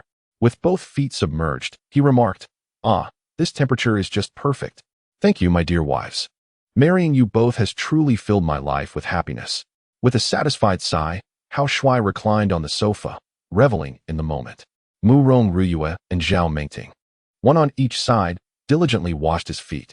The 2 lovely women were meticulous, and after the foot washing, they even brought a nail clipper to tidy his toenails. Their attentiveness made Hao Shuai experience the exquisite feeling of being cherished for the first time. No wonder the esteemed gentlemen of ancient times adored having multiple wives. Having 2 wives is already such a delight. As night approached, he contemplated fulfilling a wish, to witness a uniform performance from his 3 wives. Each of his wives had a distinct profession: Lu Yi, the enchanting police officer; Zhao Mengting, the beautiful nurse; and Mu Rongrui, the exceptional flight attendant. Being a uniform enthusiast, he yearned to see them showcase their attire this evening. Once the foot washing concluded, Zhao Mengting went to dispose of the water, while Mu Rongrui dried his feet with a towel. At that moment, Lu Yi had just finished editing a video. Little Shuai, take a look at the video I edited. How does it look? 3 minutes later, after enjoying the video, he was impressed by its captivating content and Lu Yi's professional editing skills. Sister Yi, this video is excellently edited. Please send it to my phone. I shall upload it as my first Douyin work. 2 minutes later, the Douyin piece was published. Setting his phone down, Hao Shuai glanced at the clock on the wall, which indicated that it was nearly 10 p.m. With heavy rain falling outside, he anticipated a cozy night ahead. Ladies, it's getting late. Now, let us proceed to the final program of the evening. Suddenly, Hao Shuai announced a new segment, leaving the 3 beautiful women bewildered. As the eldest, Lu Yi represented the trio and inquired, Little Shuai, what more could we possibly do at this late hour? Standing up from the sofa, he clapped his hands and expressed his heartfelt desire. My dear wives, you are all unparalleled beauties. I long to see how you look when you don your work uniforms. Please ascend to the 2nd floor and don your work uniforms. We shall descend together for a splendid display of our attire. As excitement surged, Hao Shuai's eyes sparkled with anticipation. His request was rather peculiar. The 3 wives exchanged glances, their laughter erupting like blossoms in spring. Hee. Our lecherous husband wishes to indulge in mischief again. Should we acquiesce to his request? Mengtian, since he harbors such a penchant, we shall indulge him. After all, he is our beloved husband. Come, sisters, let us ascend and change our outfits. Lu Yi waved her hand, and the 3 beauties, clad in sleepwear, ascended to the 2nd floor together. Lu Yi led the way, with Mu Rongrui bringing up the rear, as they prepared to change into their uniforms. Once attired, the 3 wives descended. Do it like a fashion show. Make sure to showcase your figures splendidly. Hao Shuai called out to the 2nd floor, rubbing his hands in eager anticipation. 5 minutes later, Lu Yi was the first to step down the stairs. The sound of her heels echoed as she descended. Clad in a police uniform, she swayed her slender waist, taking each step gracefully. Hao Shuai, holding his phone to capture the moment, watched in awe as his stunning police wife approached. From below, she appeared resplendent in black stockings, a short black skirt, a white police shirt, and a black cap. Standing at the foot of the staircase, Hao Shuai beamed as Lu Yi twirled around him, her expression alluring. "Darling, do I look beautiful?" "Indeed, my dear, you are breathtaking." With a playful peck on his cheek, Lu Yi stepped back to the side of the sofa. "Now, I invite Mingtian to take the stage." Having concluded her performance, it was now Zhao Mingtian's turn. The sound of her heels resonated as she descended, adorned in a pink nurse's uniform. From below, the enchanting nurse appeared in pink stockings, a pink dress, and a pink nurse's cap. Hao Shuai swallowed hard, the pink ensemble proving irresistibly enticing. Zhao Mingtian twirled a pink scarf around her finger as she circled Hao Shuai. "Darling, do I look beautiful?" "Absolutely, Mingtian, you are stunning." With a quick kiss, she retreated to Lu Yi's side. "Now, let's welcome Riyue to the stage." Zhao Mingtian called out, ushering in Murong Riyue. The sound of her heels echoed as she descended in a red flight attendant's uniform, her slender waist twisting with each graceful step. From below, the captivating beauty appeared in red stockings, a short red skirt, a red blouse, a red scarf, and a red flight attendant's hat. Trained professionally, Murong Riyue's walk exuded a seductive charm. Each sway of her hips and every smile captivated the hearts of onlookers. "Sir, welcome aboard this flight. My name is Riyue, and it is my pleasure to serve you." Approaching Hao Shuai, Murong Riyue flashed a charming smile. The scene before him was so enchanting that Hao Shuai found himself momentarily entranced. With a soft peck, the beautiful flight attendant kissed Hao Shuai and retreated to the side of the sofa. With 3 red lip prints adorning his cheek, Hao Shuai touched his face, his eyes sparkling with excitement. Beside the sofa, 3 wives donned 3 different uniform ensembles, their bare feet unshod. Each of them was a stunning beauty, and the combination of their uniforms created a visually captivating spectacle. "Ha ha ha, how magnificent! My 3 wives are simply exquisite." Hao Shuai's hearty laughter echoed through the living room. "Ha ha! Come, my lovely wives, it is time for us to retire for the night." Under Hao Shuai's lead, the 3 beautiful wives, clad in their respective uniforms, ascended the staircase to the bedroom. Thunder rumbled outside as fierce winds howled. Thus began Hao Shuai's blissful life. Chapter 62. The video goes viral. Becoming the top school heartthrob the moment Hao Shuai updated his Douyin works, a beautiful girl took notice. She was the very first fan to follow him, Su Meyer. Having just finished her bath, Su Meyer lay on her bed scrolling through Douyin. A system notification jolted her to attention. "Here it is, the first work from my little Shuai," she exclaimed with glee. "Ha ha ha, I'm his first fan, and I shall be the very first to like his debut work." Filled with anticipation, Su Meyer clicked on Hao Shuai's inaugural piece. Without pausing to absorb the content, she swiftly pressed the like button and took a screenshot. She then opened the comments section and hastily typed, "Ladies, I'm the first." After completing her message, she quickly took another screenshot. Without even having the chance to view the video, Su Meyer shared her 2 screenshots in the group dedicated to supporting Little Shuai. "Ladies, my little Shuai has released his first work. I was the first to like it and the first to comment," Su Meyer boasted, her messages and images instantly igniting a frenzy within the group. "Oh no, I just went to the fridge for an apple and missed the first like on Little Shuai's debut work. Was that apple truly worth it? I was diligently following Little Shuai's account updates, and I merely stepped away for a sip of water, only to miss the chance for the first like and comment. I should have refrained from drinking that water. Ladies, hurry and check out Little Shuai's work." The first video is titled Turning White Paper into Cash. This magical performance is simply spectacular. With a creaking sound, the large bed shook as Su Meyer excitedly sat up. After boasting, she earnestly began to appreciate Hao Shuai's creation. At the video's outset, Hao Shuai, with a radiant smile, introduced the performance content. Through the screen, Su Meyer gazed with dreamy eyes. Wow, Little Shuai truly knows how to perform magic. With a mere press of his palm, the blank sheet of paper transformed into a $100 bill. Such a feat was undeniably extraordinary. This remarkable work deserves to be known by a wider audience, Su Meyer thought as she began to promote Hao Shuai's creation. Wealthy women, the so-called rich beauties, were eager to show their support. And it was not just Su Meyer who contributed. Her friends also began to invest in Hao Shuai's initial masterpiece. This work was already exceptional, and with the influx of funds from affluent supporters, it quickly gained widespread recognition. As viewers finished watching the video, they expressed their astonishment. "This magic is truly captivating. I must give it a thumbs up," exclaimed one admirer. Another added, "This handsome young man is truly striking. I have never encountered someone so attractive in my life.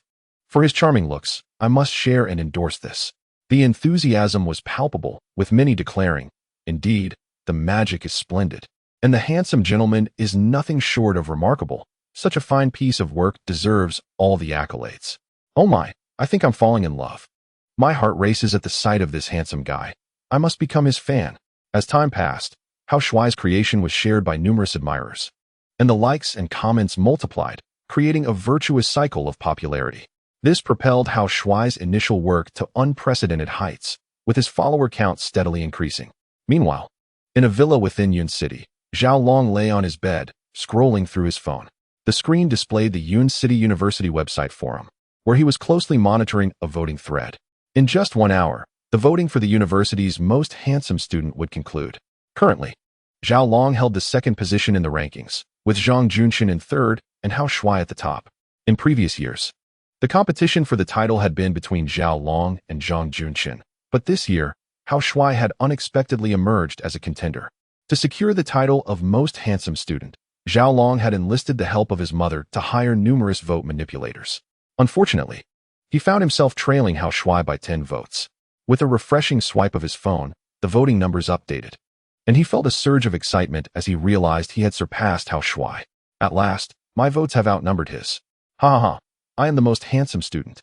At 11:02 p.m., thanks to the support of his hired votes, Zhao Long had gained a lead of 50 votes over Hao Shuai, instantly claiming the top spot on the voting board.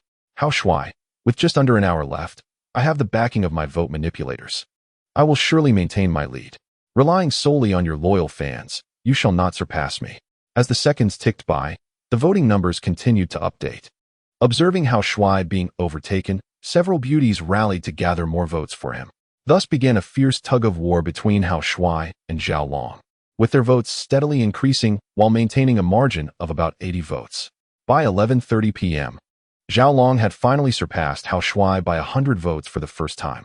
Ha ha ha, there is still half an hour left until the voting deadline. The title of the most handsome boy in school is surely mine. The sound of Zhao Long's laughter echoed in the room. He had been eagerly anticipating this moment for 3 years. This year, Zhang Junxin's series of scandals had adversely affected his votes for the title. Relying on his own charisma and the allure of wealth, Zhao Long had pulled ahead of Hao Shuai. He was on the verge of becoming the most handsome boy in school. As time passed, it soon approached 11:45 p.m., with merely 15 minutes remaining before the voting closed. At this moment, Zhao Long led Hao Shuai by 200 votes. It's settled, it's settled. The title of the most handsome boy in school is rightfully mine. Let's go. I shall open a bottle of wine to celebrate." Zhao Long exited his bedroom and made his way to the dining room, where he retrieved a can of beer from the refrigerator. With a crisp snap, he opened the tab and tilted his head back to drink deeply. The liquid flowed, leaving a trail at the corner of his mouth, and Zhao Long felt an overwhelming sense of exhilaration within. "Hao Shuai, you scoundrel, you took my woman, and now I shall take your title. I will slowly torment you later." With a resounding crash, Zhao Long slammed the empty can onto the dining table, venting his pent-up frustration. Opening the refrigerator again, he grabbed another can of beer. With the beer in his right hand and his phone in his left, he glanced at the screen once more. He chuckled. 2 minutes had passed. Let me see how far ahead I am now. The next moment, his eyes widened in disbelief. What is happening?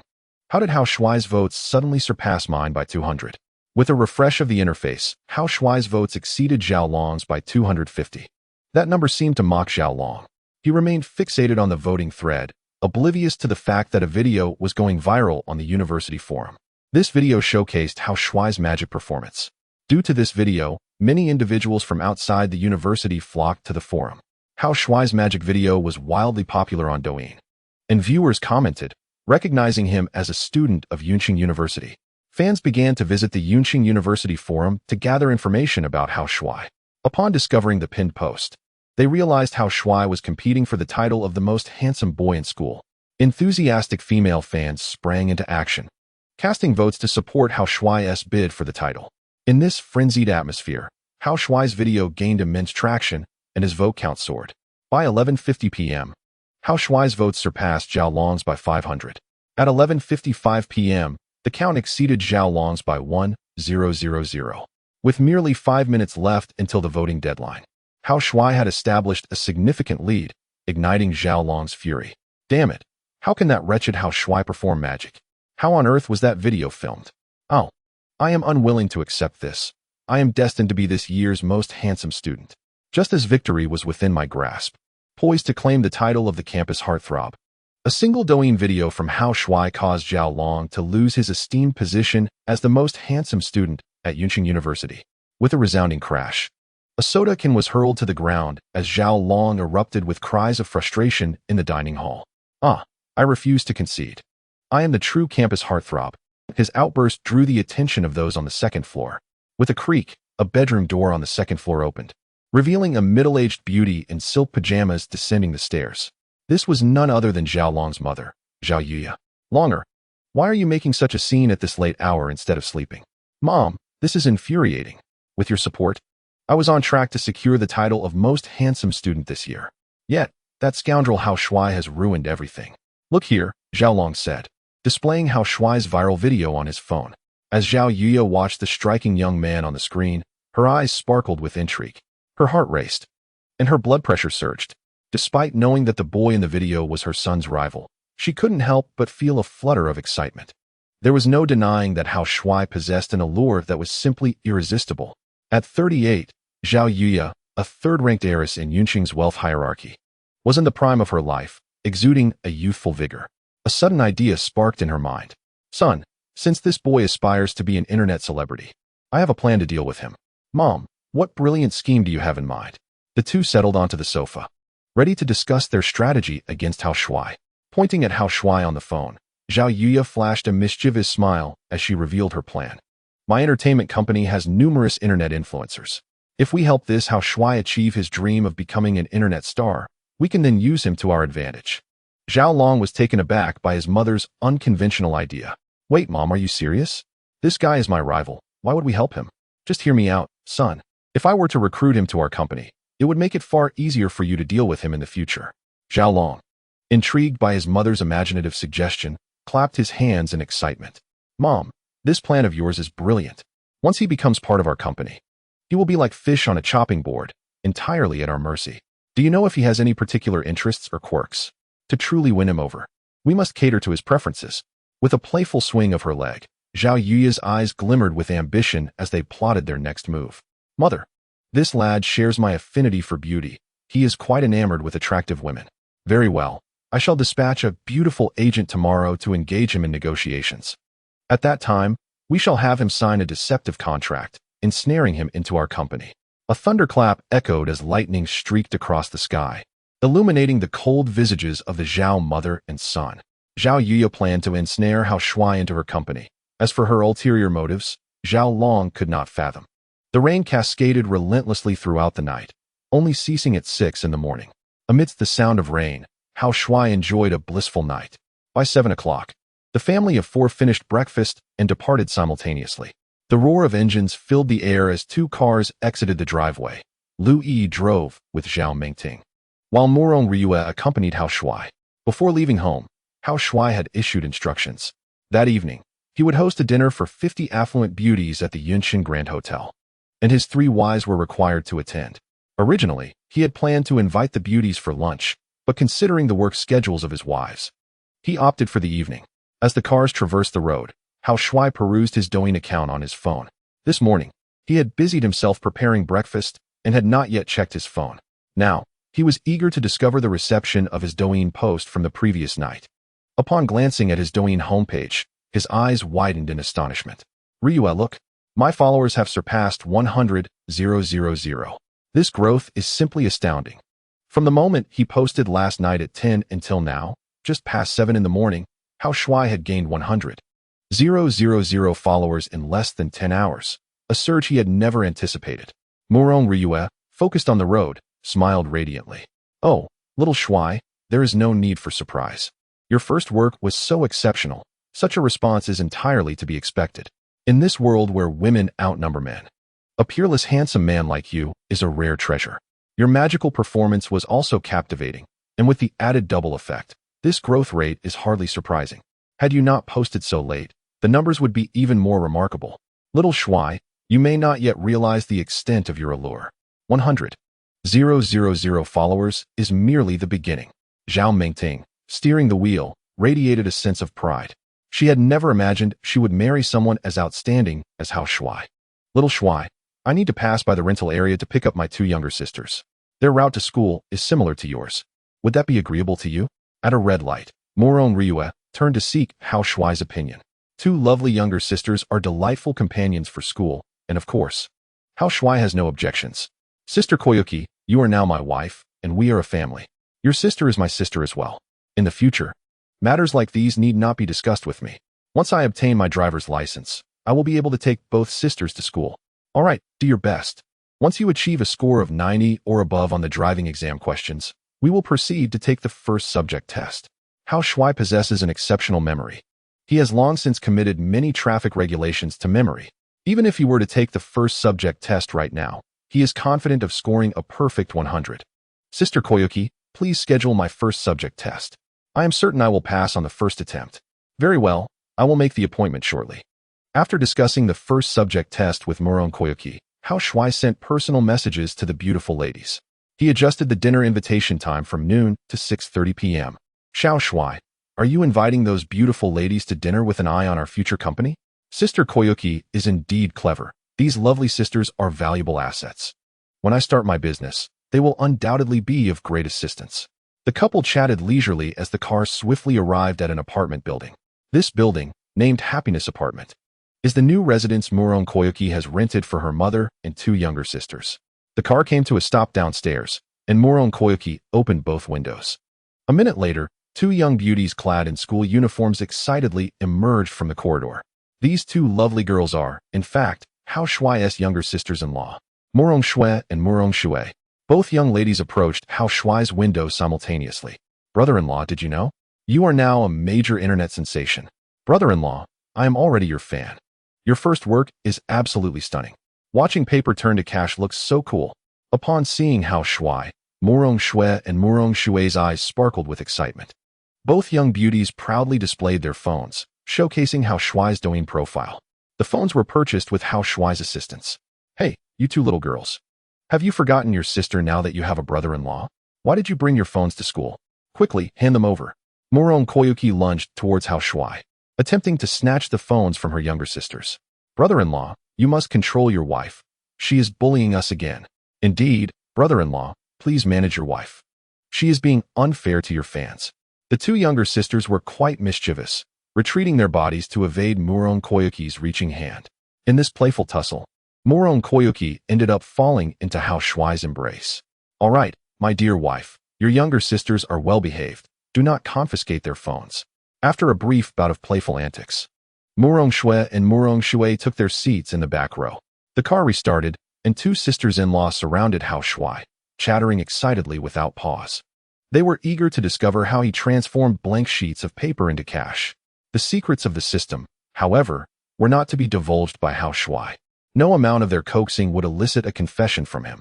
At 7:28, the two sisters-in-law arrived at school, and by 7:38, Hao Shuai reached the entrance of Yun City University. The scene before him was a sea of people, with long lines stretching on either side. Puzzled by such a spectacle, he exclaimed, Ryue, look outside. There are so many people at the school gate. What could they be doing? Morong Ryue halted the car and glanced ahead. Xiao Shuai, look at the banner above the school gate. It seems to be welcoming the first campus heartthrob. Ah, is this grand display truly in my honor? With a click, Hao Shuai opened the car door and stepped out. The moment he emerged, he was met with an overwhelming wave of cheers. Welcome, welcome, a warm welcome. Standing along the road were dozens of female students in uniforms, holding colorful streamers and collectively welcoming Hao Shuai. The unexpected commotion orchestrated solely for his arrival left him bewildered. What is happening? Did I not already enroll earlier? Why such a grand occasion? Chapter 64. A ceremony full of significance. Donning the crown of the campus heartthrob at the entrance of Yun City University, a crowd had gathered to witness the spectacle. Hao Shuai looked up at the banner, which read, Congratulations to Hao Shuai for becoming the first campus heartthrob of the new semester. Welcome, welcome. A warm welcome. Amidst the enthusiastic cheers of the senior students, two striking figures approached gracefully. The beauty on the right exuded maturity and poise. She was the school principal, Wang Mingyu. The beauty on the left radiated youthful vitality. She was the lovely senior Hao Shuai admired, Wang Mingyao. In Wang Mingyao's hands rested a red tray, upon which lay a golden crown. Standing in the center of the crowd, Hao Shuai surveyed the throng of beautiful women surrounding him, his heart swelling with joy. At that moment, the system's notification chime echoed in his mind. Congratulations, Master, you have gained 1 point of favorability. Congratulations, Master, you have gained 3 points of favorability. Congratulations, Master, you have gained 2 points of favorability. Congratulations, Master, you have gained 4 points of favorability. The area was filled with onlookers, including students from Yun City University and nearby institutions. As the focal point of attention, Hao Shuai garnered increasing favor from many, enhancing his favorability points. Hao Shuai, congratulations on becoming the first campus heartthrob of the new semester. This is the crown of the first campus heartthrob. Wear it, and you shall be the most handsome boy in our school. Wang Mingyu smiled as she grasped Hao Shuai's right hand, creating a moment rich with ceremony, solely to bestow upon him the crown of the campus heartthrob. Congratulations, Junior. You have been crowned the most handsome student in our school. Wang Mingyao beams like a flower. Wang Mingyu picks up the crown from the tray, preparing to place it upon Hao Shuai's head. Click, click. The dedicated photographer captures this beautiful moment. Numerous senior female students wield their phones, eager to immortalize the dashing image of Hao Shuai adorned with the crown. Just as the atmosphere reaches its peak of excitement, a sudden loud voice pierces through the crowd. Hold on. Hao Shuai is suspected of manipulating the voting data. He does not deserve the title of the most handsome student. A voice of dissent emerges, causing the crowd to turn in unison. Wang Shuyu strides forward from the throng, her disdain for Hao Shuai evident. She cannot bear to witness him receiving this accolade. What nonsense are you spouting, girl? When has Hao Shuai ever manipulated data? Wang Mingyu's face flushes with embarrassment as her daughter publicly undermines their moment. Mom, in the last hour before voting closed yesterday, Hao Shuai's vote count surged drastically. In less than 30 minutes, he amassed thousands of votes. Something is definitely amiss. Wang Shuyu speaks the truth. Hao Shuai's last-minute vote spike was indeed aided by individuals outside the school. Sister, did you not see the videos on the forum? It was the junior who posted a Douyin piece that garnered significant attention. Those votes were genuine, not orchestrated by him. Wang Shuyu is determined to prevent Hao Shuai from becoming the most handsome student, and Zhao Long, standing among the crowd, shares her sentiment. He steps forward with a group of male students, approaching the principal. Principal, I monitored the voting closely yesterday. There are suspicions of fraud regarding Hao Shuai's votes in the final half hour. I implore you to revoke his title. He pauses, chest puffed out. Principal, Hao Shuai manipulated the data. I am the true most handsome student of this semester. Zhao Long and Wang Shuyu simultaneously voiced their allegations against Hao Shuai, igniting fervent discussions among the female students from other universities. Ladies, it turns out Hao Shuai has been manipulating the data behind the scenes. No wonder he became the most handsome student so quickly after joining the school. Hey, if you don't know the details, don't speak recklessly. Hao Shuai's reputation in the university town is unparalleled. I watched the video he posted yesterday. He truly deserves the title of the most handsome student. Bah! A deceitful person has no right to claim such a title. Listening to the surrounding discussions, excitement flickers in the eyes of Wang Shuyu and Zhao Long. Wang Mingyu's gaze turns icy. She pulls out her phone, displaying the screen to Zhao Long. Zhao Long, how dare you accuse Hao Shuai of manipulating data? Look at your votes. They are all from hired bots. You once lay on the ground barking like a dog. Someone like you does not deserve to represent our school. Shuyu, you should step back. Hao Shuai is truly deserving of the title of the most handsome student. There is no need for Hao Shuai to explain himself. Wang Mingyu single-handedly resolves the situation. Zhao Long gazed at the screen of his phone, his cheeks aflame, rendered speechless. Indeed, he had persuaded his mother to spend money hiring a multitude of online voters yesterday. As he quietly accepted the implications of his actions, students from nearby universities exchanged glances and whispered among themselves, while Zhao Long bit his lip in silence.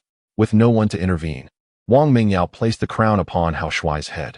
Naturally handsome, Hao Shuai exuded an even more distinctive aura with the crown adorning him.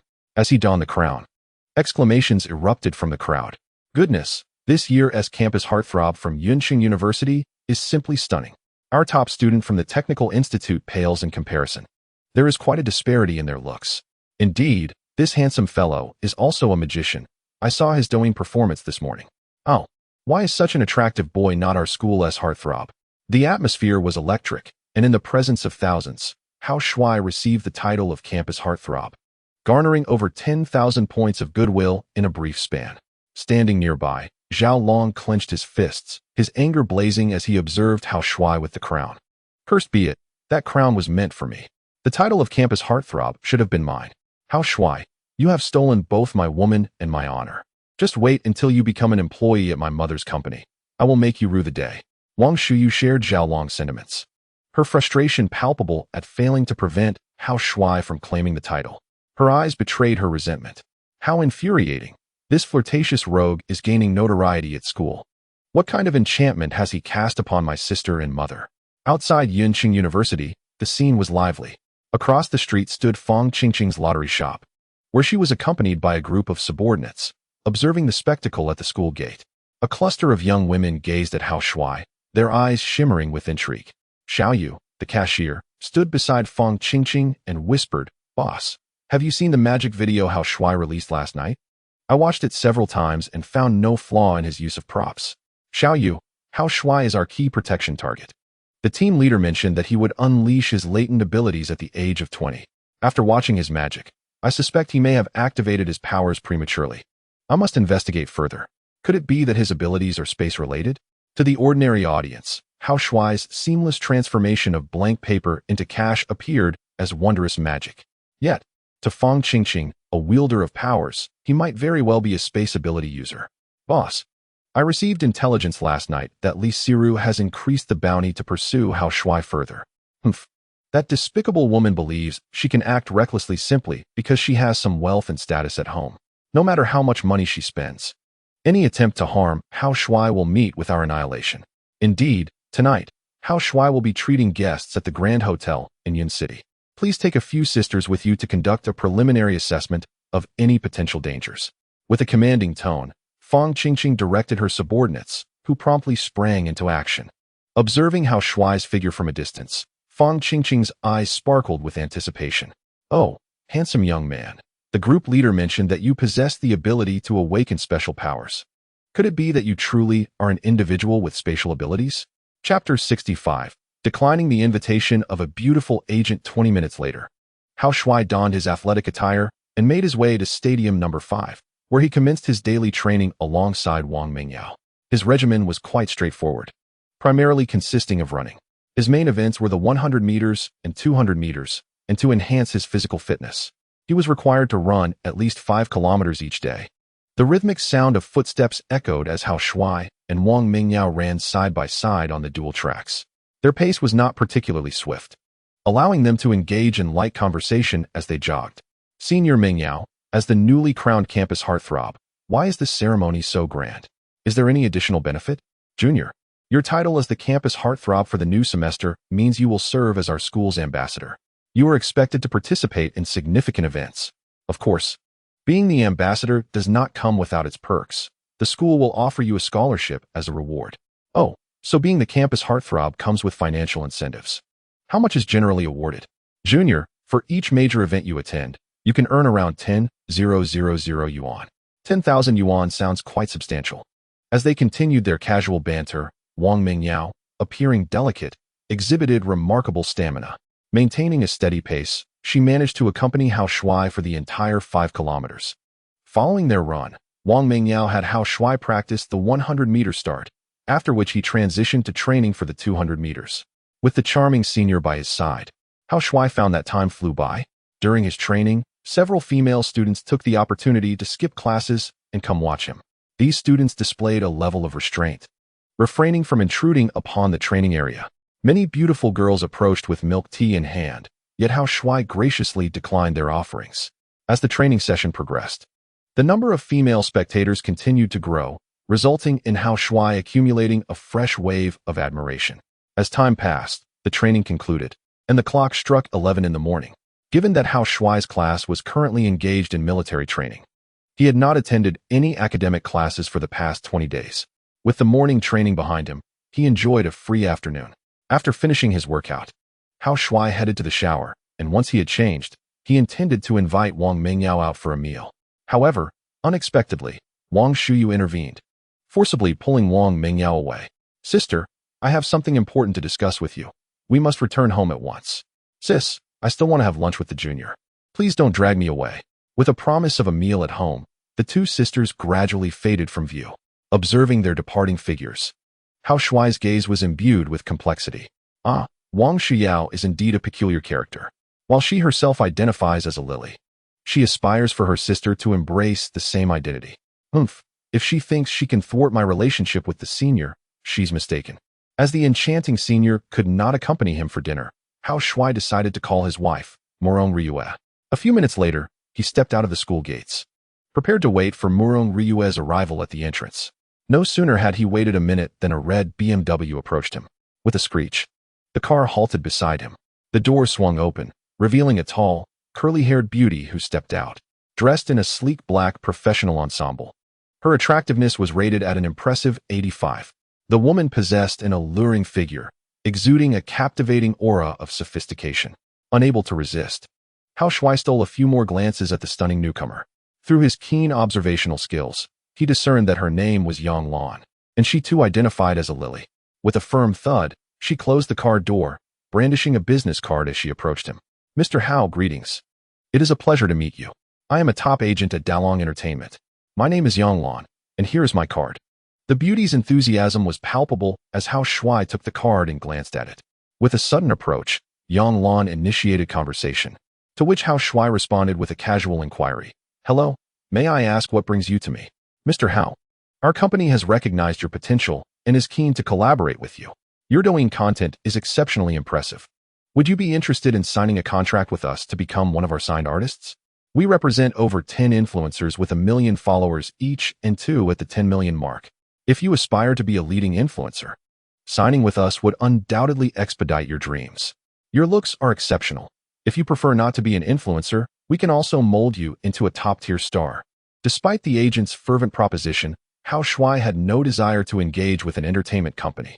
"I appreciate the offer, but my video creation is purely for personal enjoyment. I have no interest in becoming a signed influencer with your company, let alone a star." His refusal was unequivocal. "Mr. Hao, please do not dismiss my offer so hastily. Consider reviewing the contract we provide before making a decision. Should you sign with us, your earnings could be substantial." Yang Lan attempted to persist, yet Hao Shuai waved her off and turned to leave.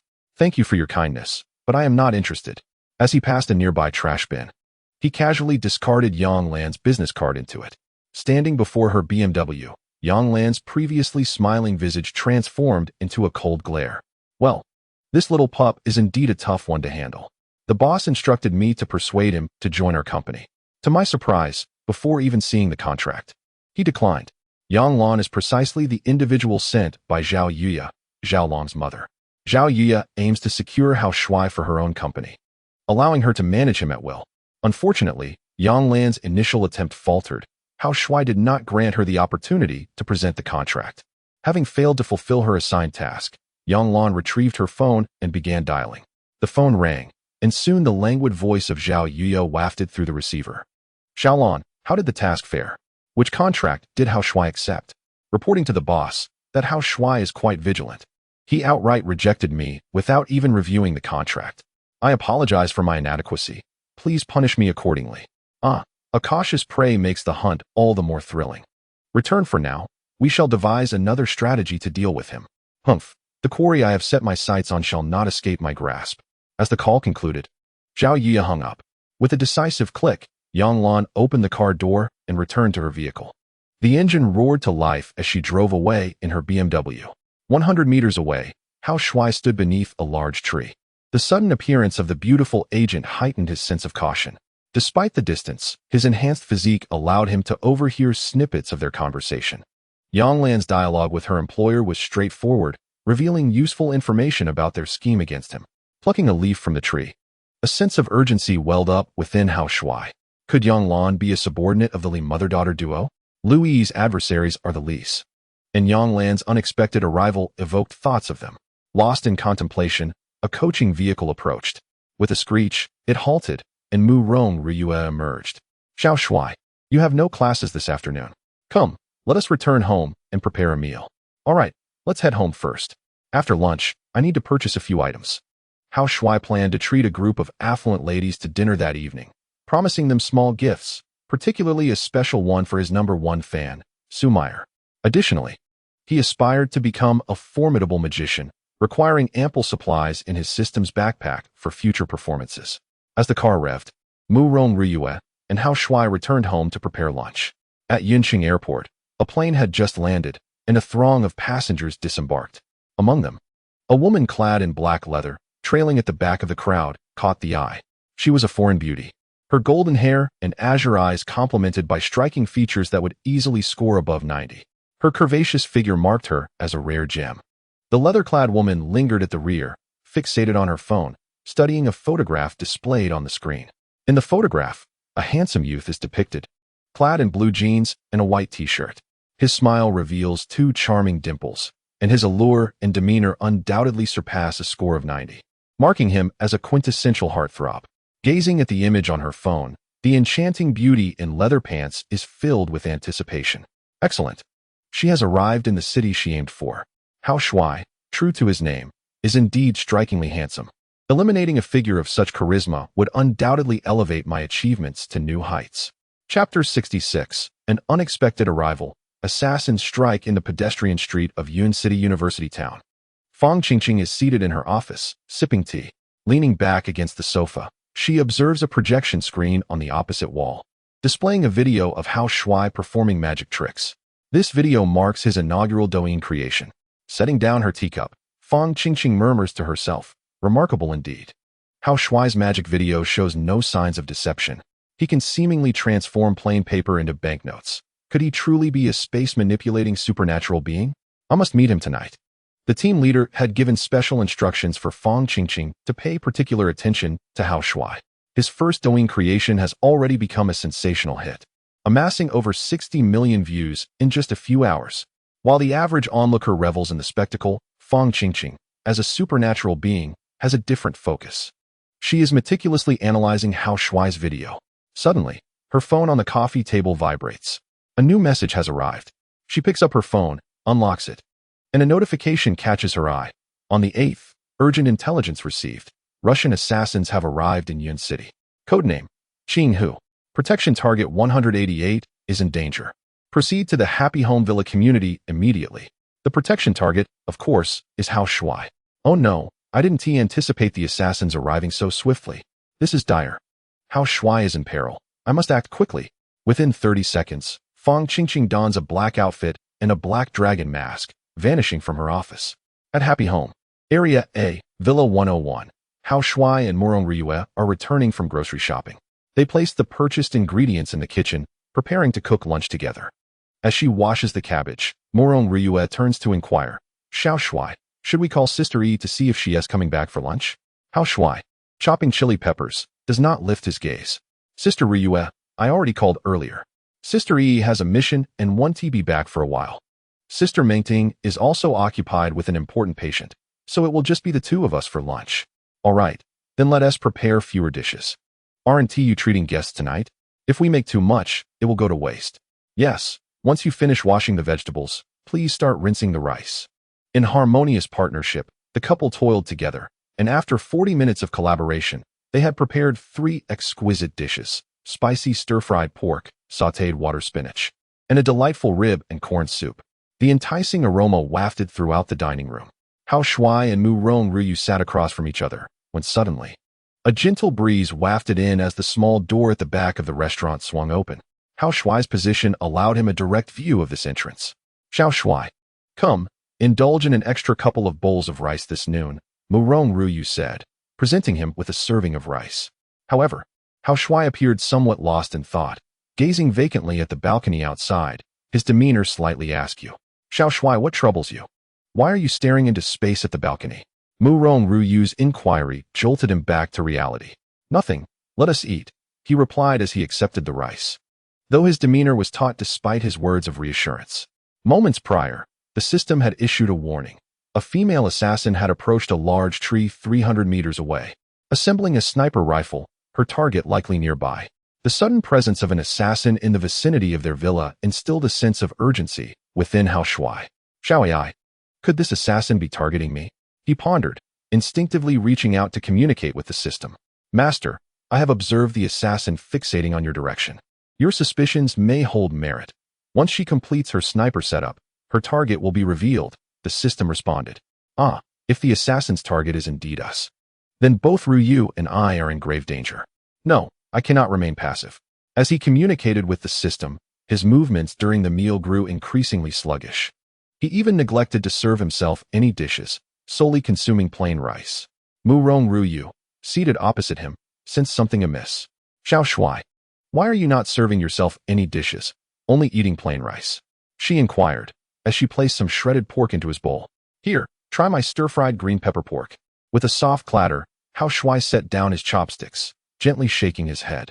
Ryu, I lack an appetite today. Oh dear, what shall we do? You must eat. Ryu, I wish to see you in a flight attendant uniform. If you change into one and join me for dinner, I would gain an appetite just by watching you, he requested, a rather peculiar inclination given his fondness for uniforms. A quirk Murong Ryu was all too familiar with. Despite feeling somewhat odd about it, Murong Ryu decided to indulge her husband's peculiar preference. Xiao Shuai, wait for me. I shall change into the uniform right away. As she ascended the stairs, Hao Shuai prepared for action. He had encouraged her departure out of fear that the assassin might open fire upon them. Master, get down. The system's alert resonated in his mind. Hao Shuai promptly crouched beneath the dining table. A gunshot rang out, shattering the bowl of rice in front of him. Fragments and rice scattered about, falling to the ground. As Murong Ryu ascended to the second floor, the sudden sound of gunfire startled her. Xiao Shuai, what was that noise? How did your bowl end up on the floor? Murong Ryu turned to descend the stairs, but Hao Shuai urgently intervened. Sister Ryu, there's an assassin outside. You must lie down. An assassin? In broad daylight. Ignoring her own safety, Murong Ryu rushed towards Hao Shuai. Xiao Shuai, did you hurt yourself? Fearing another gunshot, Hao Shuai lunged forward, pushing Murong Ryu to the ground. Sister Ryu, there really is an assassin outside. Please, do not move. Their position was somewhat ambiguous, yet Hao Shuai harbored no ill intentions. He held Murong Ryu tightly, awaiting the assassin's appearance. Hao Shuai's close combat skills were undoubtedly sufficient to eliminate an assassin, but if they engaged in long-range sniping, he would be powerless. The only course of action was to wait and confirm whether the target was indeed dead, seizing the opportunity to strike suddenly. Tick-tock, tick-tock. The wall clock marked the seconds inexorably. Lying on the ground, Hao Shuai held Murong Ryu silently. Thump, thump. Murong Ryu's heart raced, her complexion gradually reddening. In her mind, Xiao AI provided a system update. Congratulations, Master, the assassin has been captured. The captor was an individual with special abilities. What? Another ability user has appeared nearby? Xiao AI, do you know who she is? Master, you may rise. The ability user is currently situated atop a distant tree. Hao Shuai released Murong Ryu and slowly rose. Gazing towards the balcony, activating his spiritual sight, he could discern clearly from 300 meters away. A woman clad in black, wearing a dragon mask, held aloft a foreign woman with blonde hair and blue eyes. The masked figure was familiar to him. It was number 8. He had encountered her 3 times already. Was she meant to protect him? How could she appear by his side at such opportune moments? Chapter 67. Number 8's Test. The first confrontation with an ability user. Master, be cautious. Number 8 is preparing to approach your villa. As Hao Shuai pondered the identity of number 8, he witnessed her leap from the tree. With the assassin pinned at her waist, she maneuvered through obstacles, leaping across rooftops. Her course was directed toward Hao Shuai's villa. In mere moments, she would arrive. Xiao Shuai, what is happening? At this critical juncture, Murong Ryu rose, advancing toward Hao Shuai.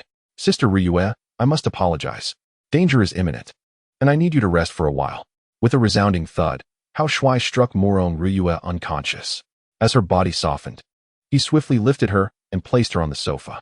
Casting a glance towards the balcony, Hao Shuai remained intensely focused. No, the intentions of the intruder are unclear. I cannot engage in battle within my home. Should I fight here, it would spell ruin for my entire household. After ensuring Murong Ryu's safety, Hao Shuai dashed towards the balcony. Beyond the balcony lay a spacious garden, adorned with various blooms and greenery, making it a suitable battleground. A tremor reverberated through the ground as Hao Shuai leaped from the balcony to a small tree nearby. 10 meters away stood the enclosing wall, surrounding Villa number 101.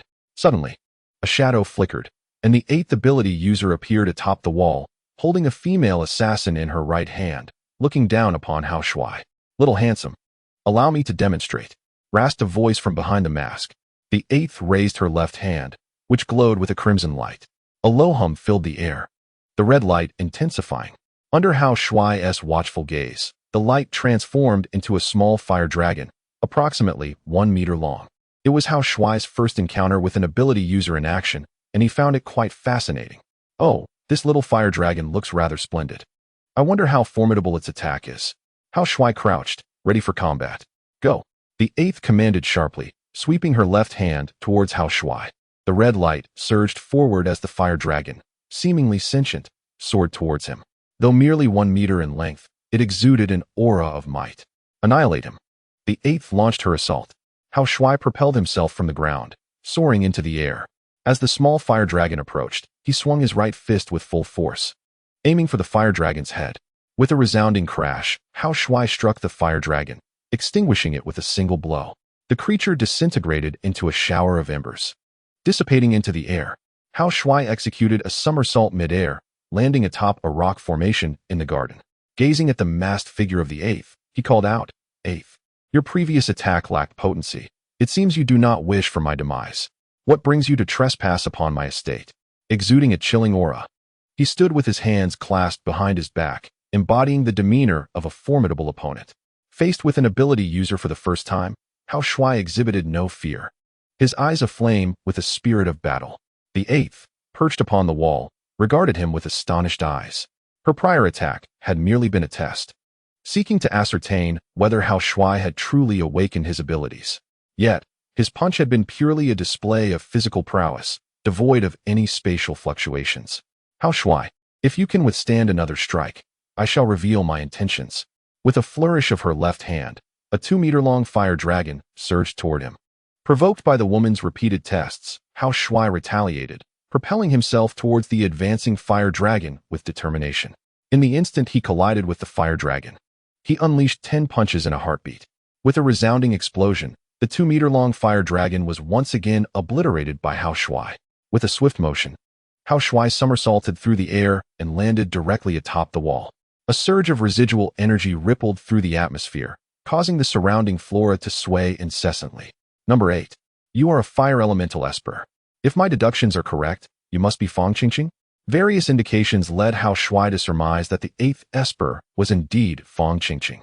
According to the Spiritual Eyes revelation, Fong Qingqing possessed a combat power of 1180 points, which coincidentally matched that of the 8th esper, both being fire elemental practitioners.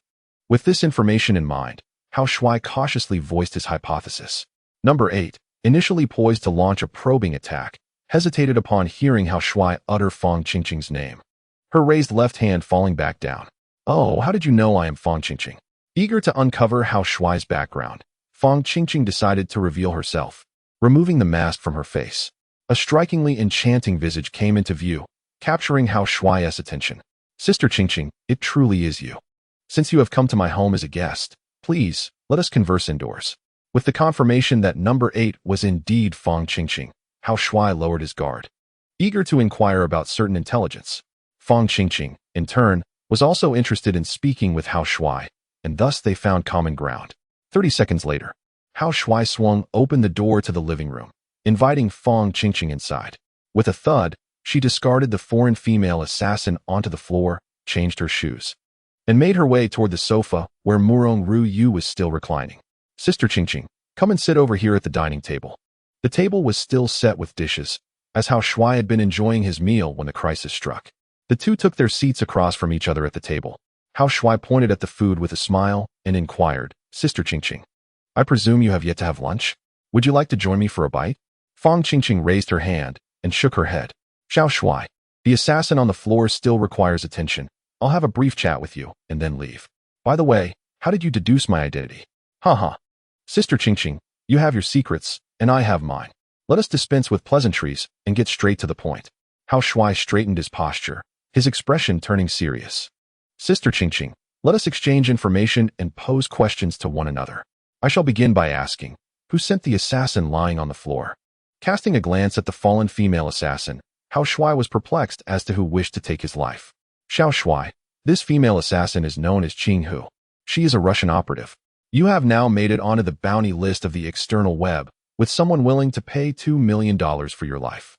As for who that person is, I want to keep you in suspense. Her name is Li Siru. Li Siru? How could it possibly be her?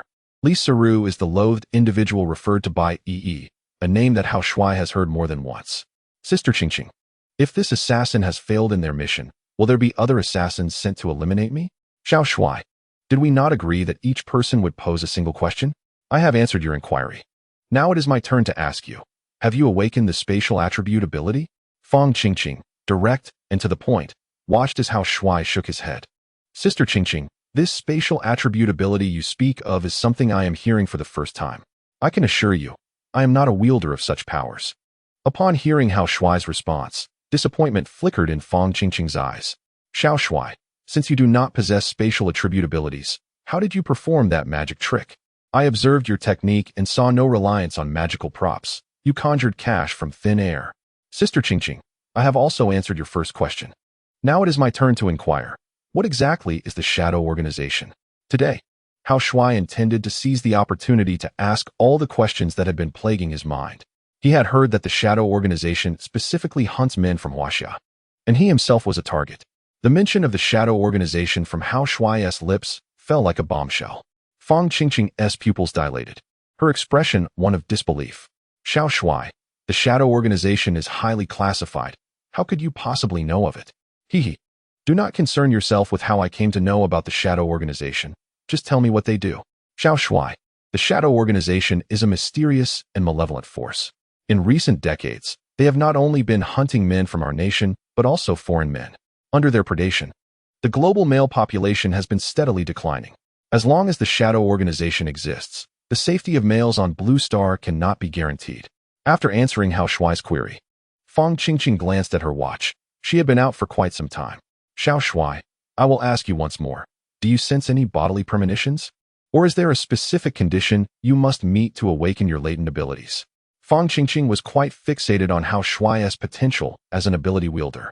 Hao Shuai gazed at her, a strange glimmer suddenly appearing in his eyes. Sister Qingqing, I have a method to awaken the potential within you. I wonder if you would be willing to cooperate. Chapter 68. As long as you marry me, I can awaken your potential. Xiao Shuai, quickly tell me what method can help you unleash your inner potential? Fang Qingqing, clutching the black dragon mask, looked at Hao Shuai with eager anticipation. Should Hao Shuai become a formidable warrior, the dragon team would gain a significant asset, thereby bolstering their confidence in combating the Shadow Organization. With a creak, Hao Shuai leaned back against the chair, fixing his gaze on Fang Qingqing with a playful expression. Sister Qingqing, this method has some relation to you. I doubt you would agree. Hao Shuai maintained an air of mystery, his eyes brimming with a predatory intensity. Fang Qingqing felt an unusual chill enveloping her as she confronted a young boy, a sensation of discomfort she had never experienced before. Oh, this concerns me.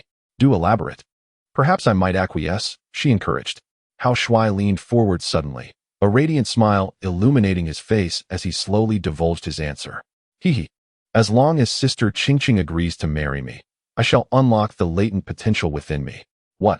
Marry you? That is impossible. I'm allergic to men. Hao Shuai's breath brushed against her face, causing Fang Qingqing to recline backward, feeling uncomfortably close to a man for the first time. Her sudden movement caused her chair to topple, and she fell to the ground. Sister Qingqing, are you all right? Hao Shuai extended his hand, helping her to her feet. The moment their hands touched, a shiver coursed through Fang Qingqing, her cheeks flushing crimson. Thank you. Xiao Shuai, you may let go of me now. As a formidable psychic, it was her first experience of such discomposure. Xiao Shuai, I must deal with this assassin. I bid you farewell. In a flash, she darted to the door. Grasping the fallen assassin, prepared to leave. Sister Qingqing, I appreciate your assistance today. Please consider my proposition carefully. Marrying this handsome fellow will not be to your detriment. With a click, the door swung open, and Fang Qingqing turned her back to Hao Shuai, her face still flushed with embarrassment. Very well. I shall contemplate your terms upon my return. Farewell. A gentle breeze swept into the living room as Fang Qingqing vanished at the threshold. Gazing in the direction of the stunning beauty's disappearance, Hao Shuai's face brimmed with anticipation. Hee, once I register my marriage with Fang Qingqing, a diamond treasure chest awaits. Judging by her blush earlier, I believe there is hope. After bidding farewell to Fang Qingqing, Hao Shuai approached the sofa, gently shaking Murong Ryue awake. Sister Ryue, please wake up. Murong Ryue slowly opened her eyes, relief washing over her as she saw Hao Shuai unharmed, tears of joy streaming down her face. The beautiful woman embraced him tightly. Hao Shuai, you're safe. How wonderful. What happened to the assassin? Hao Shuai gently patted Murong Ryue's back. Sister Ryue, the assassin has been dealt with. Come, let us have a meal. It's been quite some time, and the food has gone cold. Half an hour later, after finishing their lunch, Murong Ryue began washing the dishes. Hao Shuai returned to the sofa, retrieving his phone to check his personal Douyin profile. His private messages had exploded with declarations of affection from numerous admirers. Ignoring the flurry of messages, he noticed that his content had amassed over 80 million views, and his followers had reached 480,000. Today, surpassing 500,000 followers is undoubtedly within reach. My magic must possess remarkable allure. These ladies' messages are quite fierce. As he opened the comments section, Hao Shuai was filled with admiration. The most prominent comment had garnered over 300,000 replies. This comment was quite straightforward. Sisters, I am here to conduct a voting tally. What position does the handsome Hao Shuai hold in your hearts? 1. Boyfriend. 2. Idol. 3. Husband. 4. Dream lover. As Hao Shuai perused the responses, he noticed that the majority of the beautiful women had chosen husband and idol. The second most popular comment belonged to Su Meier, who was the first to like and comment. She boasted in the comments section that she would be having dinner with Hao Shuai that evening. One by one, the ladies expressed their envy, urging Su Meier to share photos later. Sisters, the charming little brother will also present me with a delightful surprise gift. Aren't you all envious? Those who envy me, write envy in the comments. Envy, I am so envious. To receive a gift from my idol, I would wake up smiling in my dreams. Oh, my envy is driving me nearly mad. Why haven't I had the chance to meet my idol? Observing the lively discussions in the comments, with each beauty expressing their admiration, Hao Shuai felt a profound sense of accomplishment. He chuckled to himself, not feeling rushed to film a second video, preferring to let the first one marinate. Seeing the positive impact of the first video, Hao Shuai decided to employ a strategy of scarcity marketing. With a quick tap of his fingers, he actively replied to Su Meier's comment. Sister Meier, thank you for your affection. I will buy a gift this afternoon and present it to you during dinner. Once Hao Shuai's comment was posted, a flurry of beautiful ladies responded. Sisters, come quickly.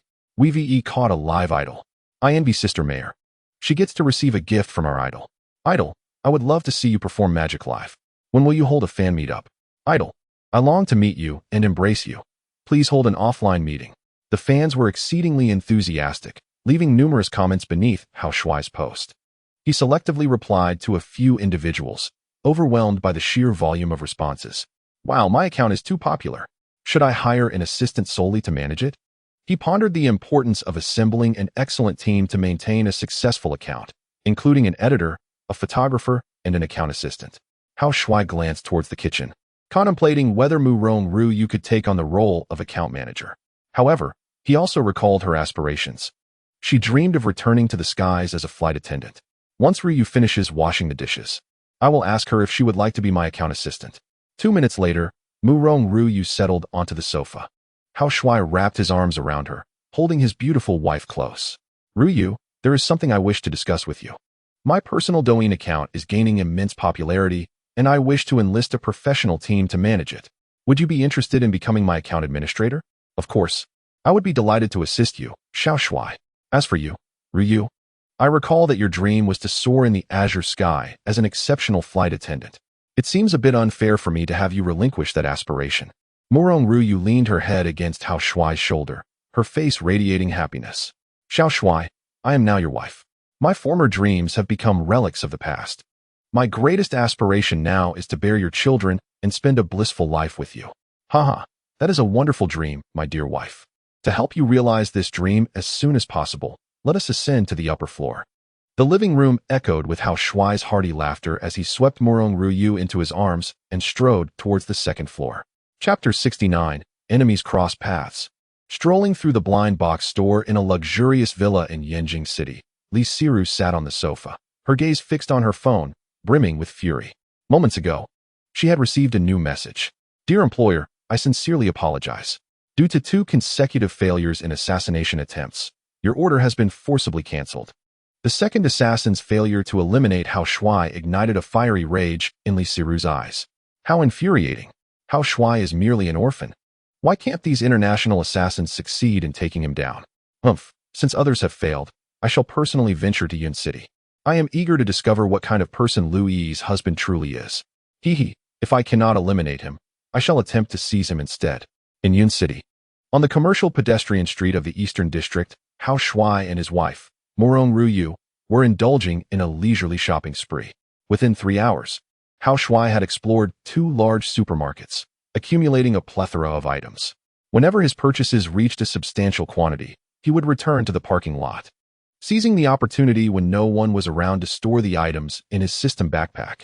After numerous trips, all the items he bought seemed to vanish into thin air. This astonishing method left Morong Ruyu initially astonished, but soon it became a matter of indifference. As she spent more time with Hao Shuai, she began to perceive her husband as exceedingly enigmatic. Hao Shuai, could you possibly enlighten me? Where did all those items go just now? Morong Ruyu entwined her arm with Hao Shuai's, playfully coaxing him. That is my secret, one I cannot divulge to anyone. Hao Shuai remained tight-lipped, leaving Morong Ruyu with no choice but to relent. Hao Shuai, look, there is a blind box store ahead. The allure of blind boxes is undeniable. Aren't you planning to buy some gifts for the affluent beauty? I think purchasing blind boxes is a splendid idea, as no one knows what lies within. It is all a matter of fate when it comes to receiving gifts. Hao Shuai found the blind box store intriguing. Upon arriving at the entrance, he gazed up at the sign, which read Unknown Blind Box Store. Dear esteemed customer, should fortune favor you, a jade necklace valued at 1 million could be yours for a mere 1,000. According to the sign at the entrance, this enigmatic blind box store is of a high-end caliber, with purchases starting at 100. After a brief introduction, Hao Shuai led Morong Ruyu into the blind box shop. The establishment boasts a spacious area exceeding 300 square meters, filled with various wooden shelves, each adorned with blind box cartons of varying sizes, each guaranteeing an item within. The nature of the items revealed is entirely dependent on one's luck. The atmosphere in the blind box store was lively, frequented predominantly by the youth, with girls comprising a staggering 98% of the crowd. Standing at the entrance, Hao Shuai himself was a striking figure, drawing the attention of numerous girls who envied Morong Ruyu. Xiaoyu, that handsome guy at the door exudes such charm.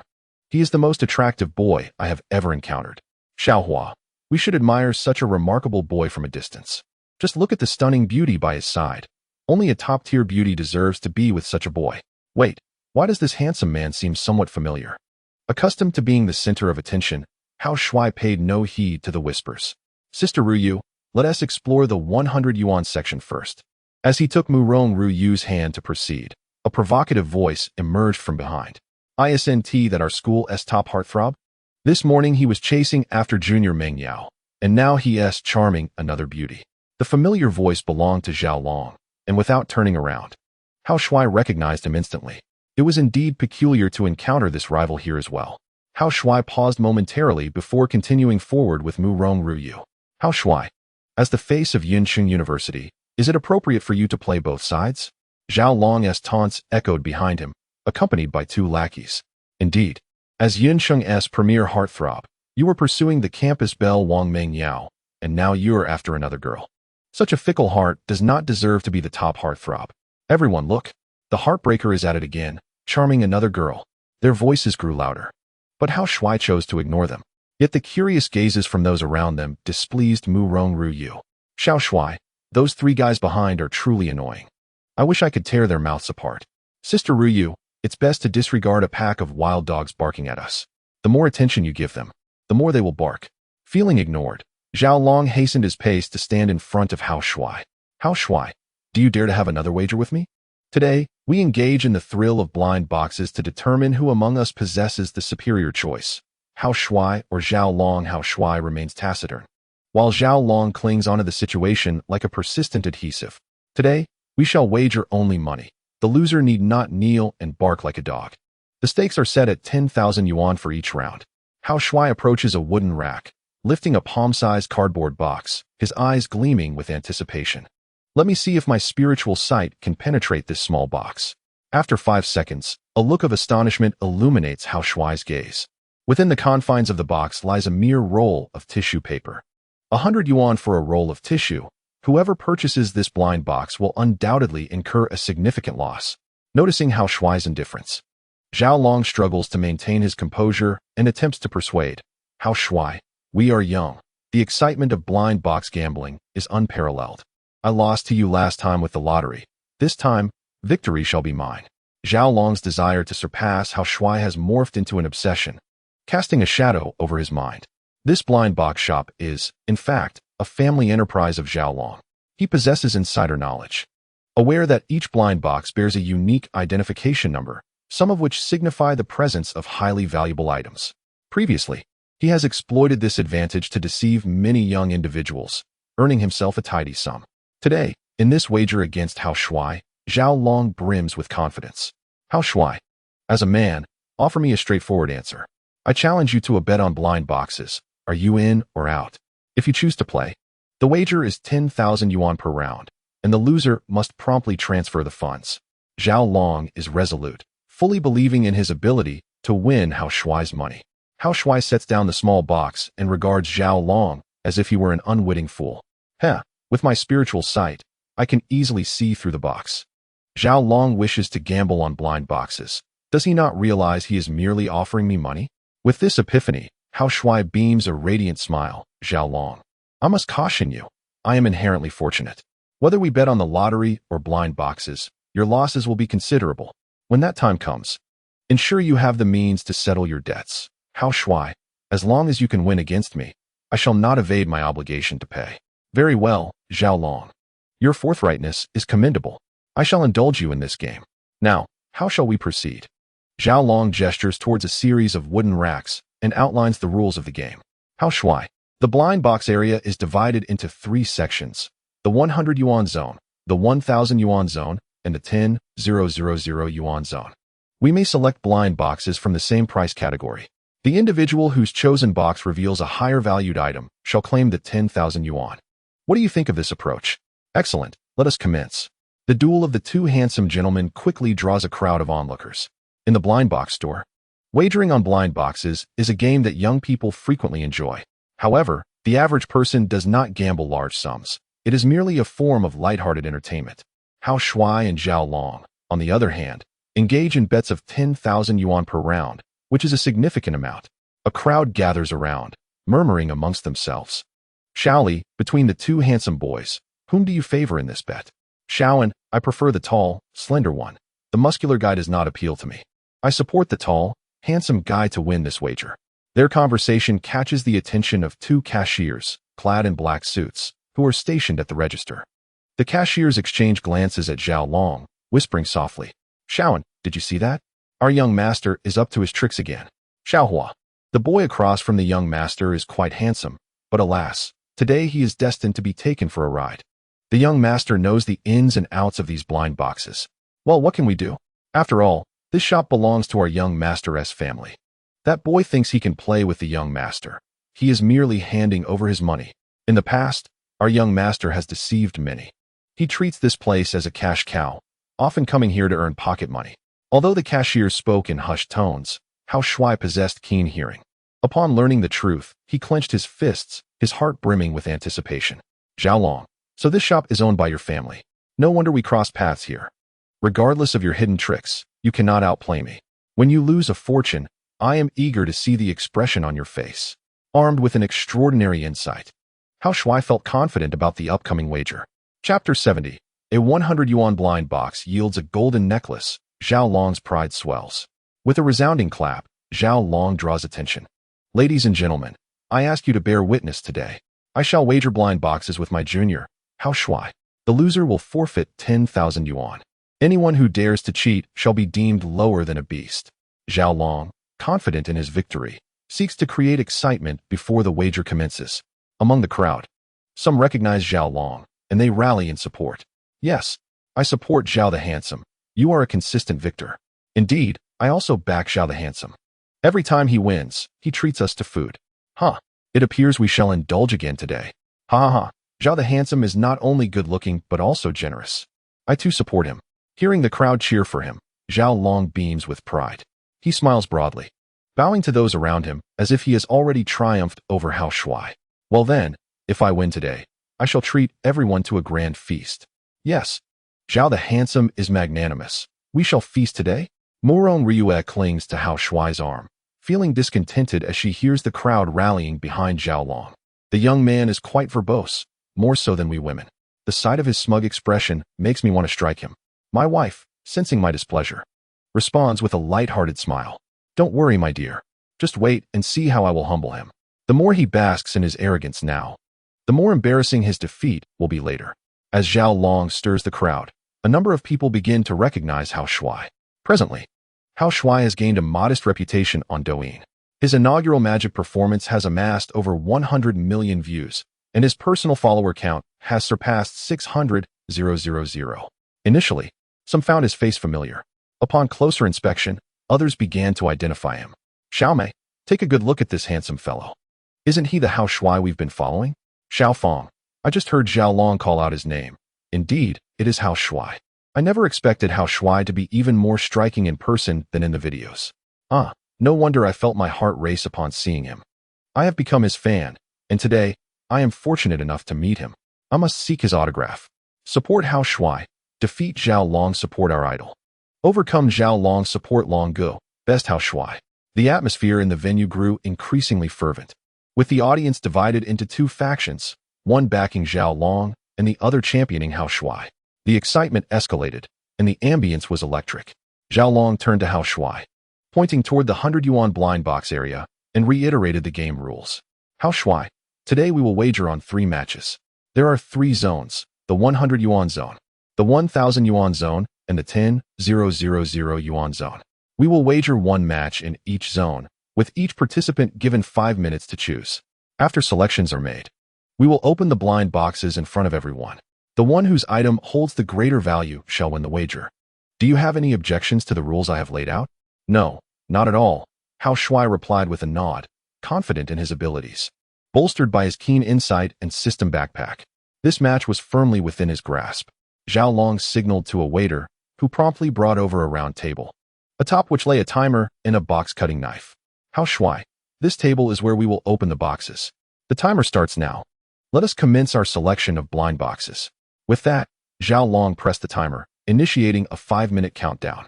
The 100 yuan zone consisted of 10 rows of wooden racks, each housing 100 cardboard blind boxes, each distinctly numbered. Whenever a customer purchased a box, a waiter would promptly replace it. The wager in the 100 yuan zone officially began, with Zhao Long striding towards the 9th row, accompanied by 2 of his subordinates. He distinctly recalled that blind box number 818 contained something valuable. Feigning casual interest, he perused a few boxes along the way. 2 minutes later, he arrived at the box numbered 818. The number 818, a figure I hold in great esteem. In the first round, I chose it without hesitation. The 818 blind box is diminutive, scarcely larger than the palm of my hand. Typically, individuals indulging in blind box purchases prefer larger options, as smaller boxes are less likely to yield valuable items, often leading to losses. Observing Zhao Long's selection of a small box, a nearby bald-headed companion swiftly interjected, "Brother Long, that box is too small. Its contents may not hold much worth. Let us opt for the 819 box instead, which boasts a considerably larger size." Adjacent to them was a substantial box, measuring 1 meter in length, height, and width. The bald-headed companion urged Zhao Long to acquire this grand box. However, Zhao Long dismissively shook his head. "Ayong, your judgment is lacking. Once I unveil this small box, you shall witness my prowess." With a self-satisfied grin, Zhao Long cradled the small box and approached the round table. Upon reaching the table, he discovered that Hao Shuai was already present. "Oh, you've made your selection rather swiftly. But why is your box even smaller than mine?" A tiny box, no larger than a fist, was positioned at the center of the round table, marked with the number 08. Beside it lay a small knife for opening boxes. The bald-headed companion could not contain his laughter upon seeing Hao Shuai's choice. "Ha ha, that box is barely the size of a fist. I thought our leader's choice was already quite small, yet Hao Shuai's selection is even more minuscule. Surely, such a tiny box cannot contain anything of value. Ayong. We must remain discreet, Zhao Long remarked, grinning despite his words. Hao Shuai, shall you open your box first, or shall I? With his opponent reveling in arrogance. Hao Shuai maintained a calm demeanor. Zhao Long, since your box is larger than mine, you may proceed first. Very well, I shall go first and demonstrate my skills.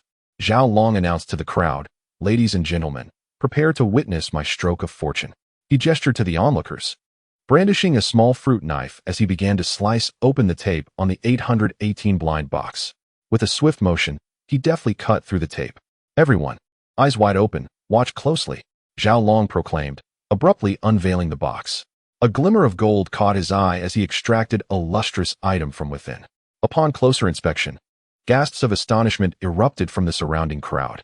My heavens, it is a golden necklace. The necklace appeared quite substantial, likely worth at least 5,000 yuan. Zhao the Great. How impressive. Acquiring a 5,000 yuan necklace for just 100 yuan. What a staggering profit. This round, victory is assured for Zhao the Great. Amidst the crowd's praise, Zhao Long feigned composure as he passed the golden necklace to a nearby appraiser. Madam, could you kindly assist me in assessing the value of this necklace?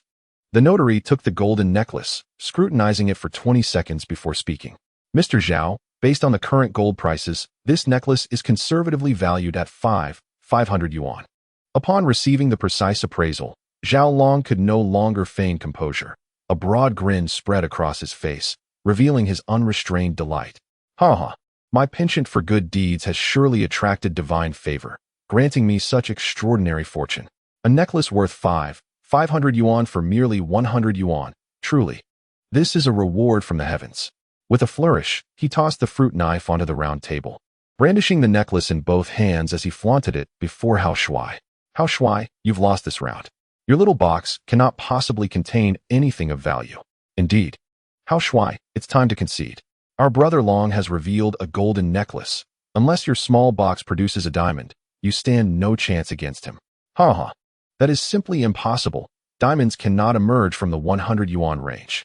Two of Zhao Long's companions laughed exaggeratedly, while those around them wore expressions of smug satisfaction. Aligning themselves with Zhao Long, Murong Ryue clutched Hao Shuai's arm, her anxiety palpable. Xiao Shuai, I suggested you choose box number 18. That one is much larger. Your number 8 is just too small. Sister Ryue, please remain calm. Though my box may be small, it can still easily triumph over Zhao Long. You must trust in your husband's judgment. Now, let us see what is inside this box. Hao Shuai handed the fruit knife to Murong Ryue, grasping the small blade. Her eyes sparkled with anticipation. With a gentle slice, the tape yielded to the knife's edge. Setting the knife aside, Murong Ryue, with trembling hands, slowly opened the box. As the box creaked open, the crowd gaped in astonishment, eager to discover what treasures lay hidden within. Xiao Fong, our beloved idol, could it truly be a diamond ring?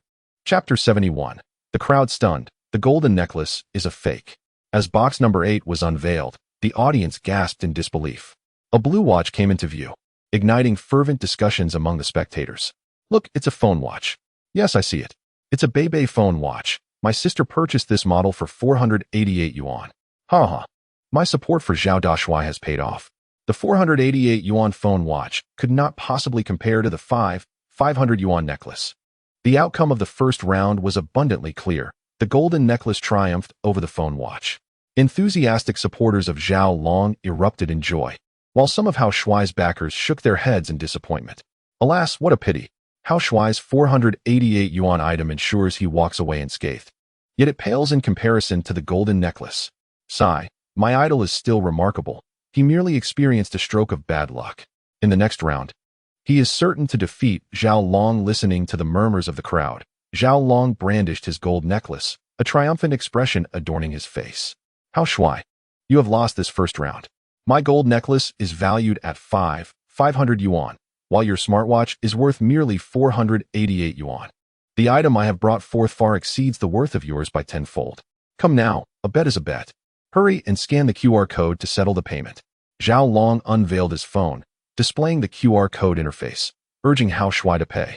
Having triumphed over Hao Shuai for the first time, his spirits soared. With Zhao Long's victory, his two companions stood nearby, equally triumphant. Brother Long is formidable. With just a slight effort, he easily bested the top student of the school. Ha ha ha. I heard the top student is an orphan. With a loss of 10,000 yuan. He will have to resort to eating steamed buns at school from now on. Despite the opponent's arrogance, Hao Shuai remained composed, arms crossed. Zhao Long, you are the one who has clearly lost this round. Who says my smartwatch cannot compete with your gold necklace? I would assert that my smartwatch is worth 10 times more than your necklace. Hao Shuai's voice resonated powerfully, his assertion surprising those present. Morong Ryue retrieved her smartwatch. Her gaze filled with dismay. Xiao Shuai, I am sorry. I failed to unveil a diamond, causing you to lose 10,000 yuan.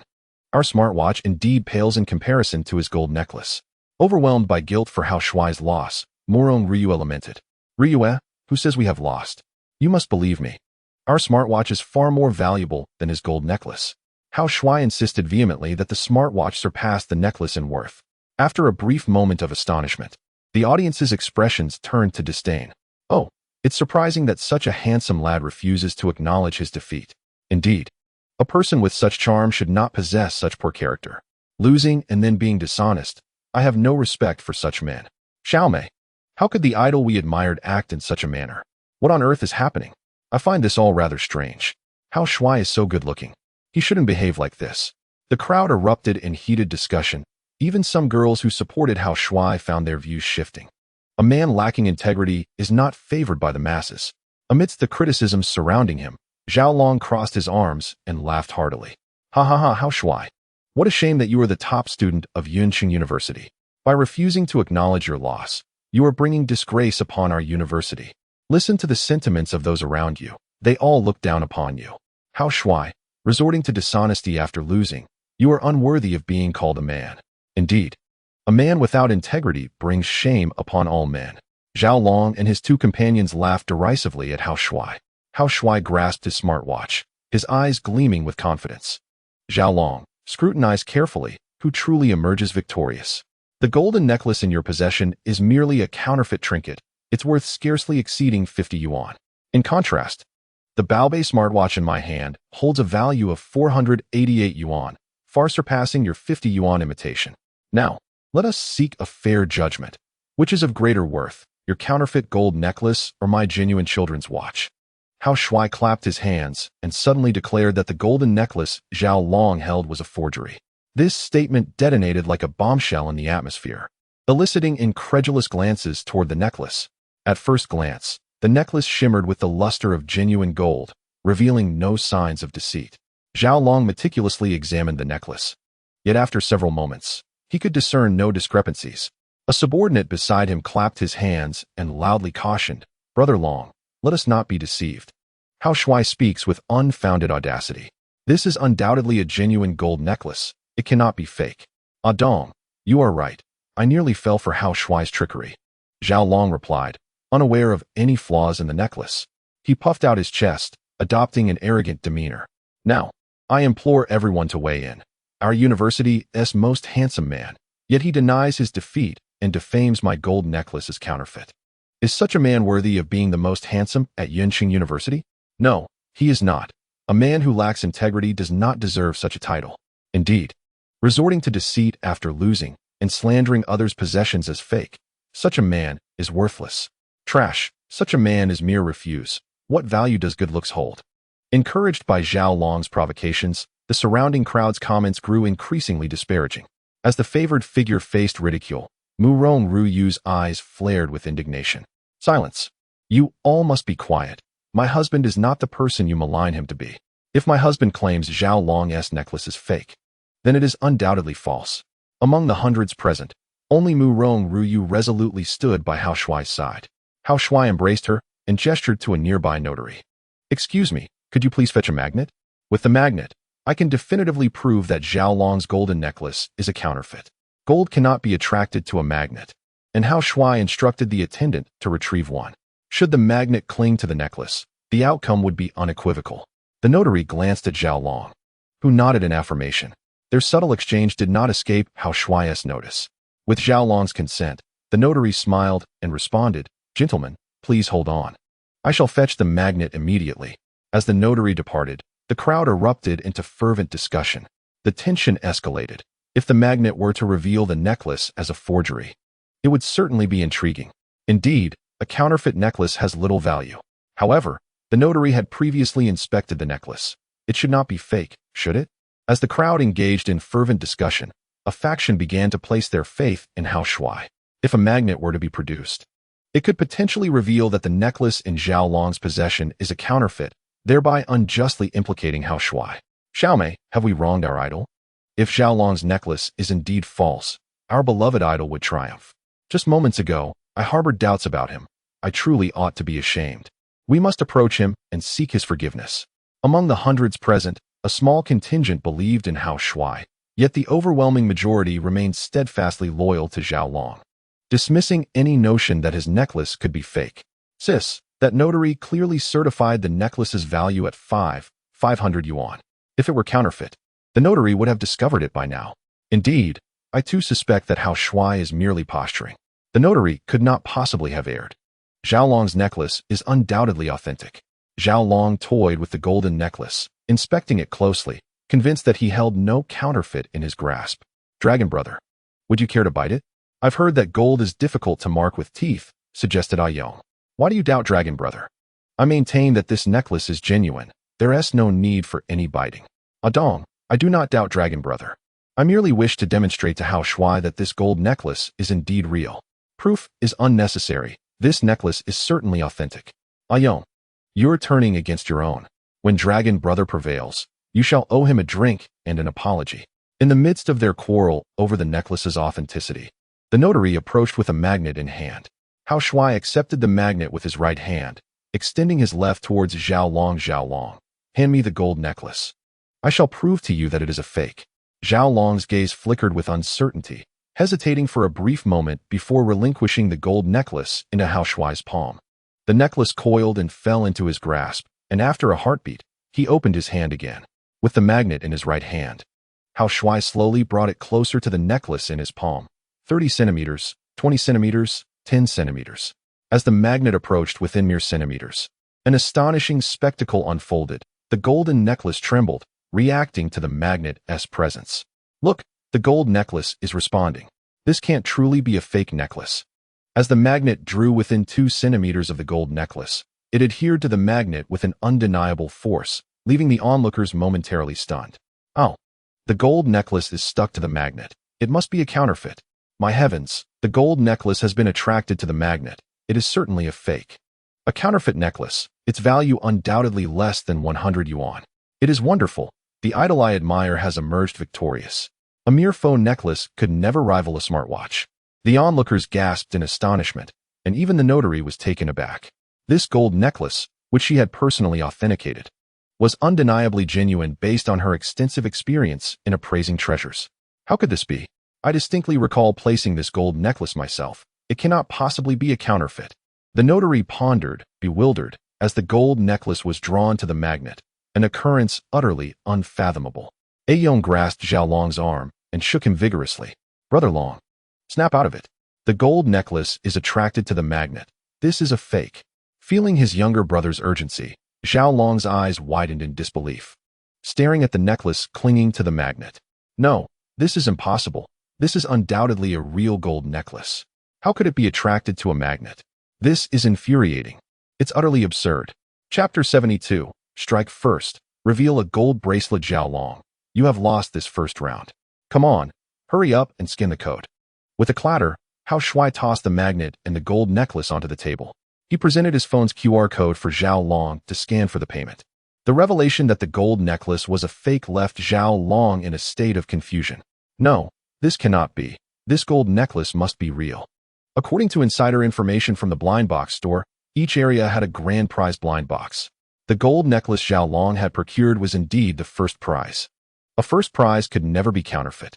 Zhao Long picked up the necklace and the magnet from the table, repeatedly testing them. The gold necklace was, without a doubt, attracted to the magnet, conclusively indicating its falsity. Holding the necklace, Zhao Long turned to the notary, a lovely woman with curly hair, who was both the appraiser and the store manager. Gazing at her, Zhao Long mused, how strange. A genuine necklace has transformed into a fake. Could Zhao Ku have committed theft by substitution, swapping the authentic gold necklace? With doubt gnawing at him, Zhao Long approached the manager, his eyes aflame with anger as he lowered his voice to inquire. Manager Zhao, this necklace has been switched.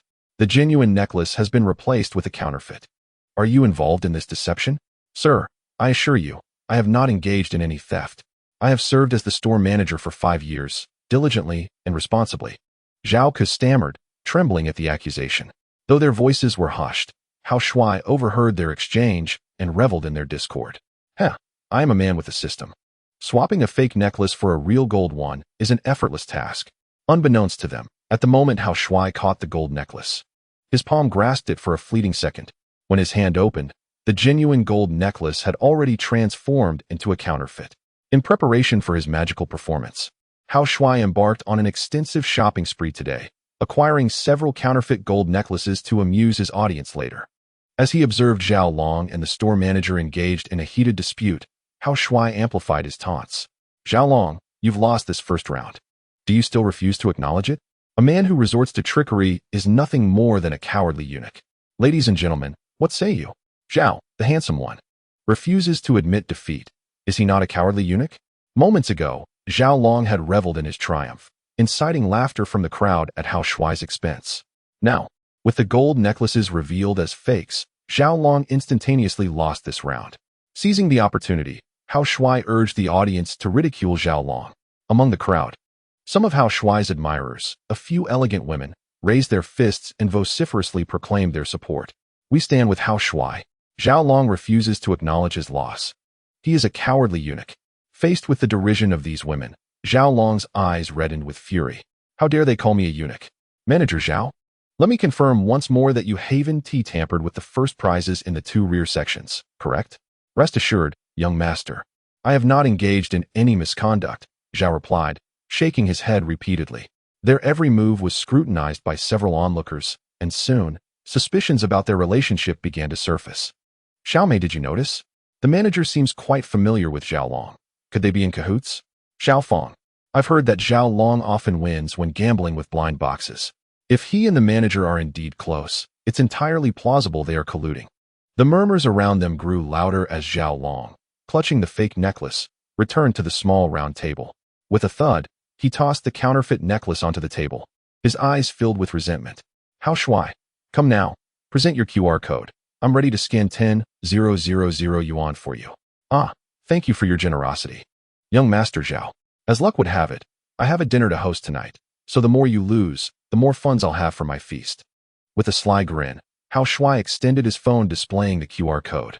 A chime signaled a successful scan, and Hao Shuai pocketed 10,000 yuan. Zhao Long, don't wear such a constipated expression. You, young Master Zhao, are not short of money. Let us continue our wager for the next round.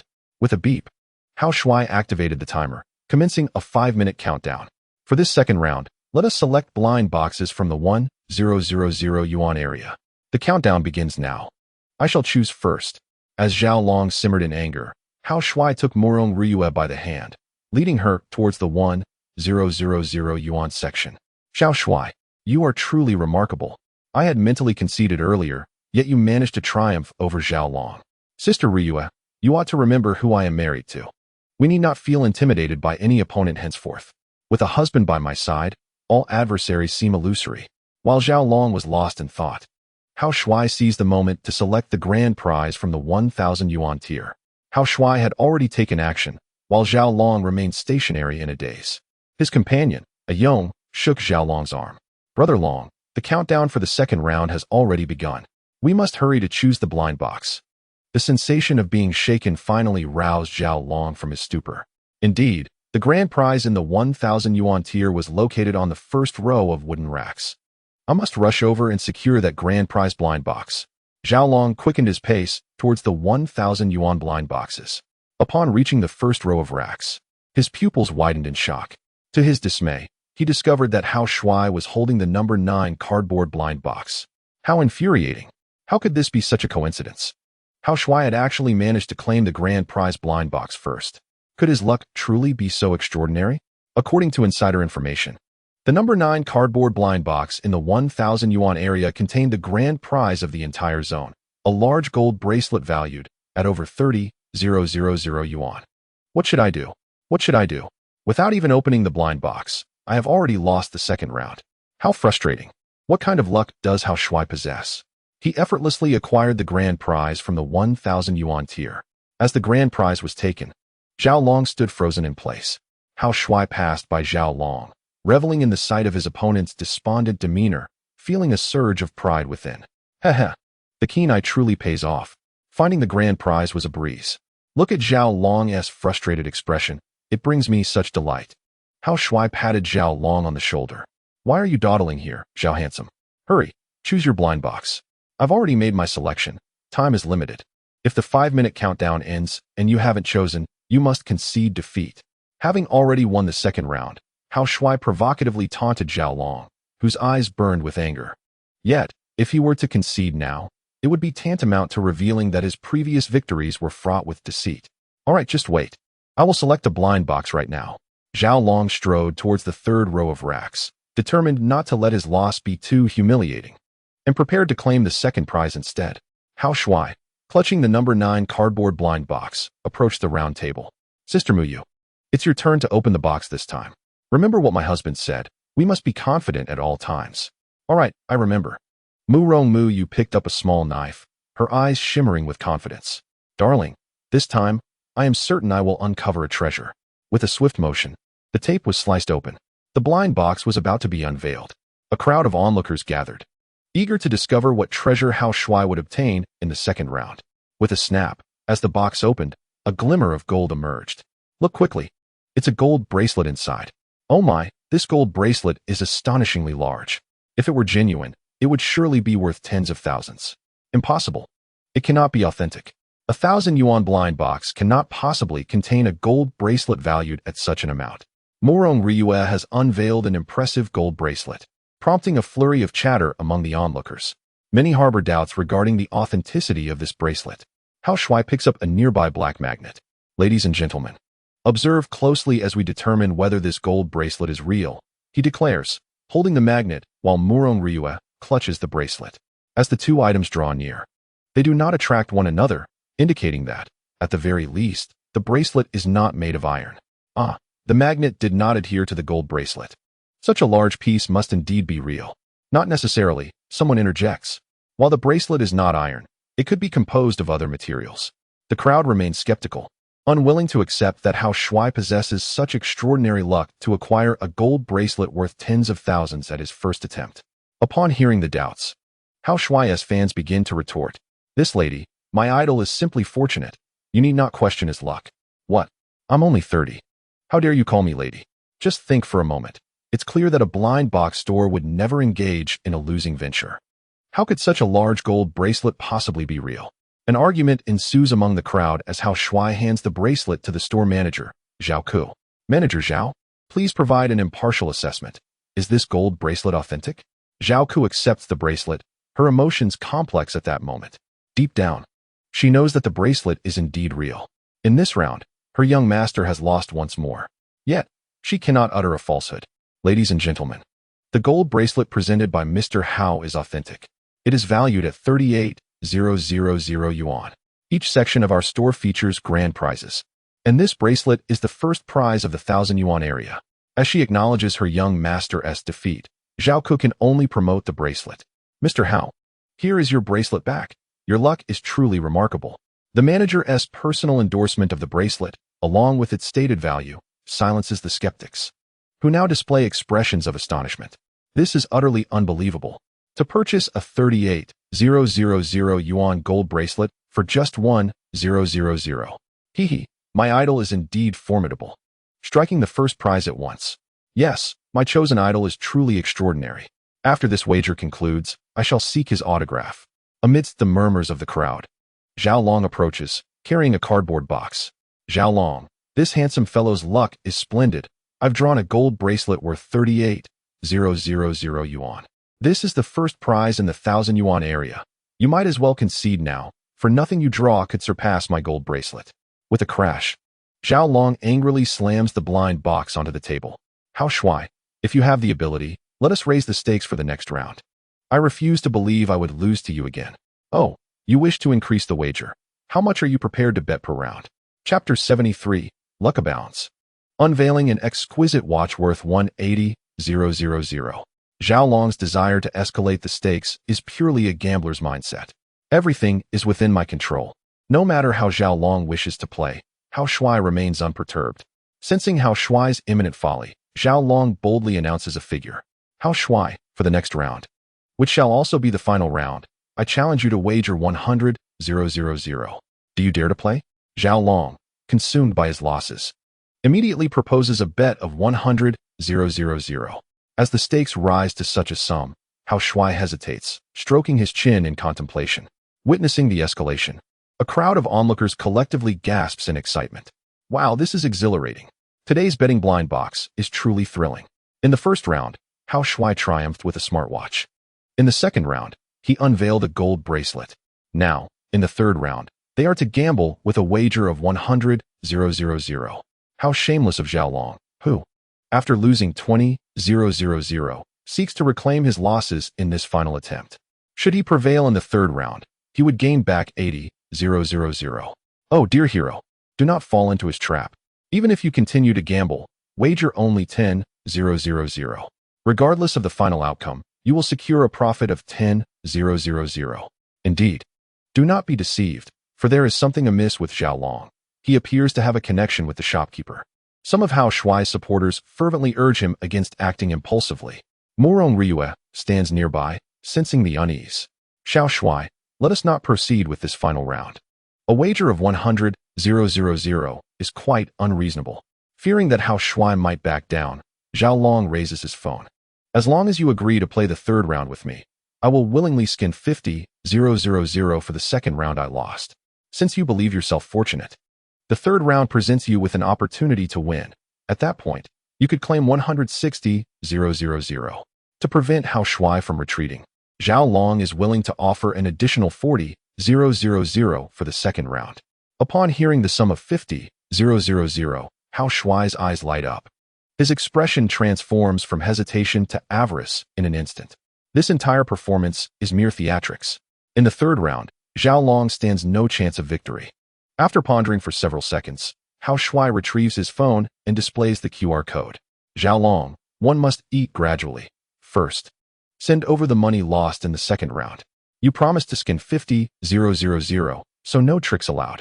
All right, I will do it right away. Ding, the phone vibrates.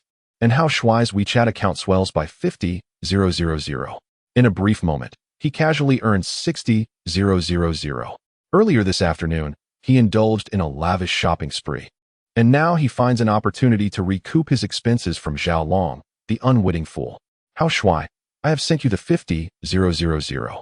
You must play the third round. The stakes of this round amount to 100,000 yuan. Should anyone attempt to cheat upon losing, they shall be deemed unmanly, akin to a eunuch.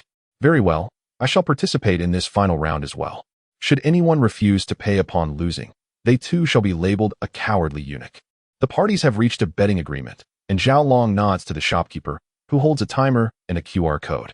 Gentlemen, before we commence the third round, please scan the QR codes to settle the cost for the 3 rounds of blind boxes. The first round is priced at 100 yuan, the second at 1,000 yuan, and the third at 10,000 yuan, totaling 11,100 yuan. The shopkeeper displays the QR code, and both Hao Shuai and Zhao Long scan the payment simultaneously. The area designated for the third round, a VIP zone, features a blind box worth 10,000 yuan, rumored to contain the grand prize valued at 1 million. Once both men complete the transaction, the shopkeeper presses the timer. Gentlemen, the third round officially begins. With the shopkeeper's words, Zhao Long and Hao Shuai rush toward the high-value area. This zone encompasses 300 exquisitely designed blind box cartons, each guaranteed to contain an item valued no less than 1,000 yuan. The cartons are arranged in a heart shape, creating a visually stunning display. As they enter the high-value area, Zhao Long veers to the right, with Hao Shuai following suit. Hao Shuai understands that Zhao Long aims to seize the grand prize blind box first. Ha! I choose this number, 22. Zhao Long exclaims joyfully, reaching for the 22nd carton. Simultaneously, Hao Shuai places his hand upon the same carton. Both men have chosen the 22nd carton, and as Hao Shuai activates his clairvoyance, he discovers a beautiful jade bracelet within. Although he cannot identify the material, he surmises its considerable value. Hao Shuai, I spotted the 22nd carton first and seized it first. You must let go, Zhao Long asserts. This carton also caught my eye, and I grabbed it simultaneously. Choose another carton. The two gentlemen, each clutching half of the carton, are unwilling to relinquish their hold. The onlookers gather around, entertained by the unfolding drama, sensing the tension rise. Today's wager truly captivates. They murmur. With a bet of 100,000 yuan on the line, both gentlemen have settled on the same carton. Ha ha ha. How shall we determine the victor of this round? Someone wonders aloud. Shall it be a draw? Surely not, for I distinctly observed Zhao Long grasping the 22nd carton first. That carton rightfully belongs to him. Everyone, step aside. The shopkeeper is here. Let us entrust the decision to her. The crowd parts as Zhao Ku approaches the two competitors. Zhao Long nods to Zhao Ku, clearly articulating the situation. Manager Zhao, please adjudicate. I was clearly the one who first seized the cardboard box of blind box number 22. Zhao Ku nodded in acknowledgement, opening the surveillance footage on his phone and offering a conciliatory smile to Mr. Hao. Mr. Hao, take a look at this surveillance footage. You were a step behind Mr. Zhao in snatching the box number 22. The blind box store was equipped with comprehensive surveillance, capturing every movement of Hao Shuai and Zhao Long. The footage revealed that Hao Shuai was indeed 0.9 seconds slower. Zhao Ku presented the video evidence, and Zhao Long wore a smug expression. Hao Shuai, release it quickly. The footage confirms that I grasped the box number 22 before you. You may choose another blind box and challenge me. Inside box number 22 lies the grand prize of the 10,000 yuan category. If Zhao Long secures this box, he will effortlessly claim victory in the third round. As Hao Shuai stubbornly held on, the crowd erupted in laughter. Oh, this handsome guy is such a sore loser. Even with the surveillance evidence, he refuses to let go. Indeed, a person must have dignity. Is he completely shameless? Hey, you two, cease your disparagement of my idol, cried four girls, fiercely defending Hao Shuai. Yes, my idol must not be insulted. The girls engaged in a heated argument. Clap, clap. Hao Shuai clapped his hands, relinquishing his grip, allowing Zhao Long to successfully seize the box number 22. Heh, Hao Shuai, you've already lost this round. I'll be waiting for you at the prize announcement area. Zhao Long triumphantly strode towards the prize area with the box. Morong Ryue grasped Hao Shuai's arm, worry etched across her face. Xiao Shuai, Zhao Long knows the manager. There must be some collusion between them. Perhaps we should refrain from playing this third round. Sister Ryue, you must trust me. The man you chose cannot be a coward. I will not lose this round. Come, let me select a blind box. Whatever I reveal, I shall gift to you. Hand in hand, Hao Shuai and Morong Ryue strolled leisurely among the various blind boxes. With keen insight, Hao Shuai scanned each box. The quality of the 10,000 yuan blind boxes was notably high. Each contained items that, when totaled, would incur a loss of several thousand yuan for the purchaser. Yet the disappointment would not be overwhelming. After a minute of browsing, Hao Shuai paused before box number 99. Sister Ryue, let us take this blind box. It's not large, you can hold it. He placed the palm-sized box into Morong Ryue's hands. Having selected box number 99, the duo returned to the prize announcement area. At this moment, Zhao Long had grown somewhat impatient, waiting. Hao Shuai, this time I shall allow you to open the blind box first. Confident of his victory, Zhao Long aimed for a dramatic finale to humiliate Hao Shuai. Hao Shuai nodded towards Morong Ryue. Sister Ryue, once again it is you who shall unveil the mystery box. Show everyone just how fortunate your husband is. Very well, I shall open it at once. Morong Ryue grasped a small knife and began to slice open the box numbered 99. With a satisfying hiss, the tape was severed, and the cardboard box was revealed to contain a protective layer. Beneath this layer lay a delicate red box. As Morong Ryue extracted the red box, anticipation gleamed in her eyes. Little Shuai, is the treasure within truly a gift for me? She inquired. Hee. Unveil the red box and let Zhao Long witness the extent of your husband's good fortune, came the reply. Morong Ryue smiled and nodded. With deliberate grace, she lifted the lid of the box. The onlookers, eager and wide-eyed, yearned to glimpse the treasure concealed within the red box. As it opened, gasps of astonishment erupted from the crowd. Wow, it's a Long Brand ladies' watch, exclaimed one. This is a limited edition Long Brand ladies' watch. worth at least 100,000 yuan. Not just 100,000. My sister once purchased the same model for 180,000. Incredible. My idol is truly remarkable. His first move is to present an 180,000 yuan watch. Listening to the murmurs of admiration, Murong Ryu beamed with joy. Little Shuai, they say this watch is valued at 180,000. We have struck it rich. How Shuai accepted the watch with an air of calm composure. Sister Ryue, this is merely a small gift. Your husband will bestow grander presents in the future. How Shuai then passed the watch to the store manager, Zhao Ku. Manager Zhao, could you please appraise this watch for its worth? Zhao Ku examined the timepiece for 10 seconds, her mind already calculating. This watch was certainly a second prize in the 10,000 yuan category. How Shuai was indeed impressive, securing the second prize with his first attempt. Thankfully, the young master had already clinched the first prize. This third round was surely his victory. With an internal smirk, Zhao Ku announced the price. Mr. Hao, this watch is valued at 180,000. Xiaolong, did you hear that? The watch I unveiled is worth 180,000. You have lost this round. How Shuai flaunted the watch before Xiaolong, who remained unfazed. He raised the box labeled 22, exuding confidence. How Shuai, step aside. Allow me to demonstrate how I shall turn the tables on you. Once I unveil the box numbered 22, your defeat will be certain. Xiaolong's confidence stirred skepticism among the onlookers. How curious. My idol has unveiled a prize worth 180,000. How could Zhao Long possibly win? Could he uncover something of even greater value? The crowd, filled with curiosity, widened their eyes, preparing to witness Zhao Long unveil the mystery box numbered 22.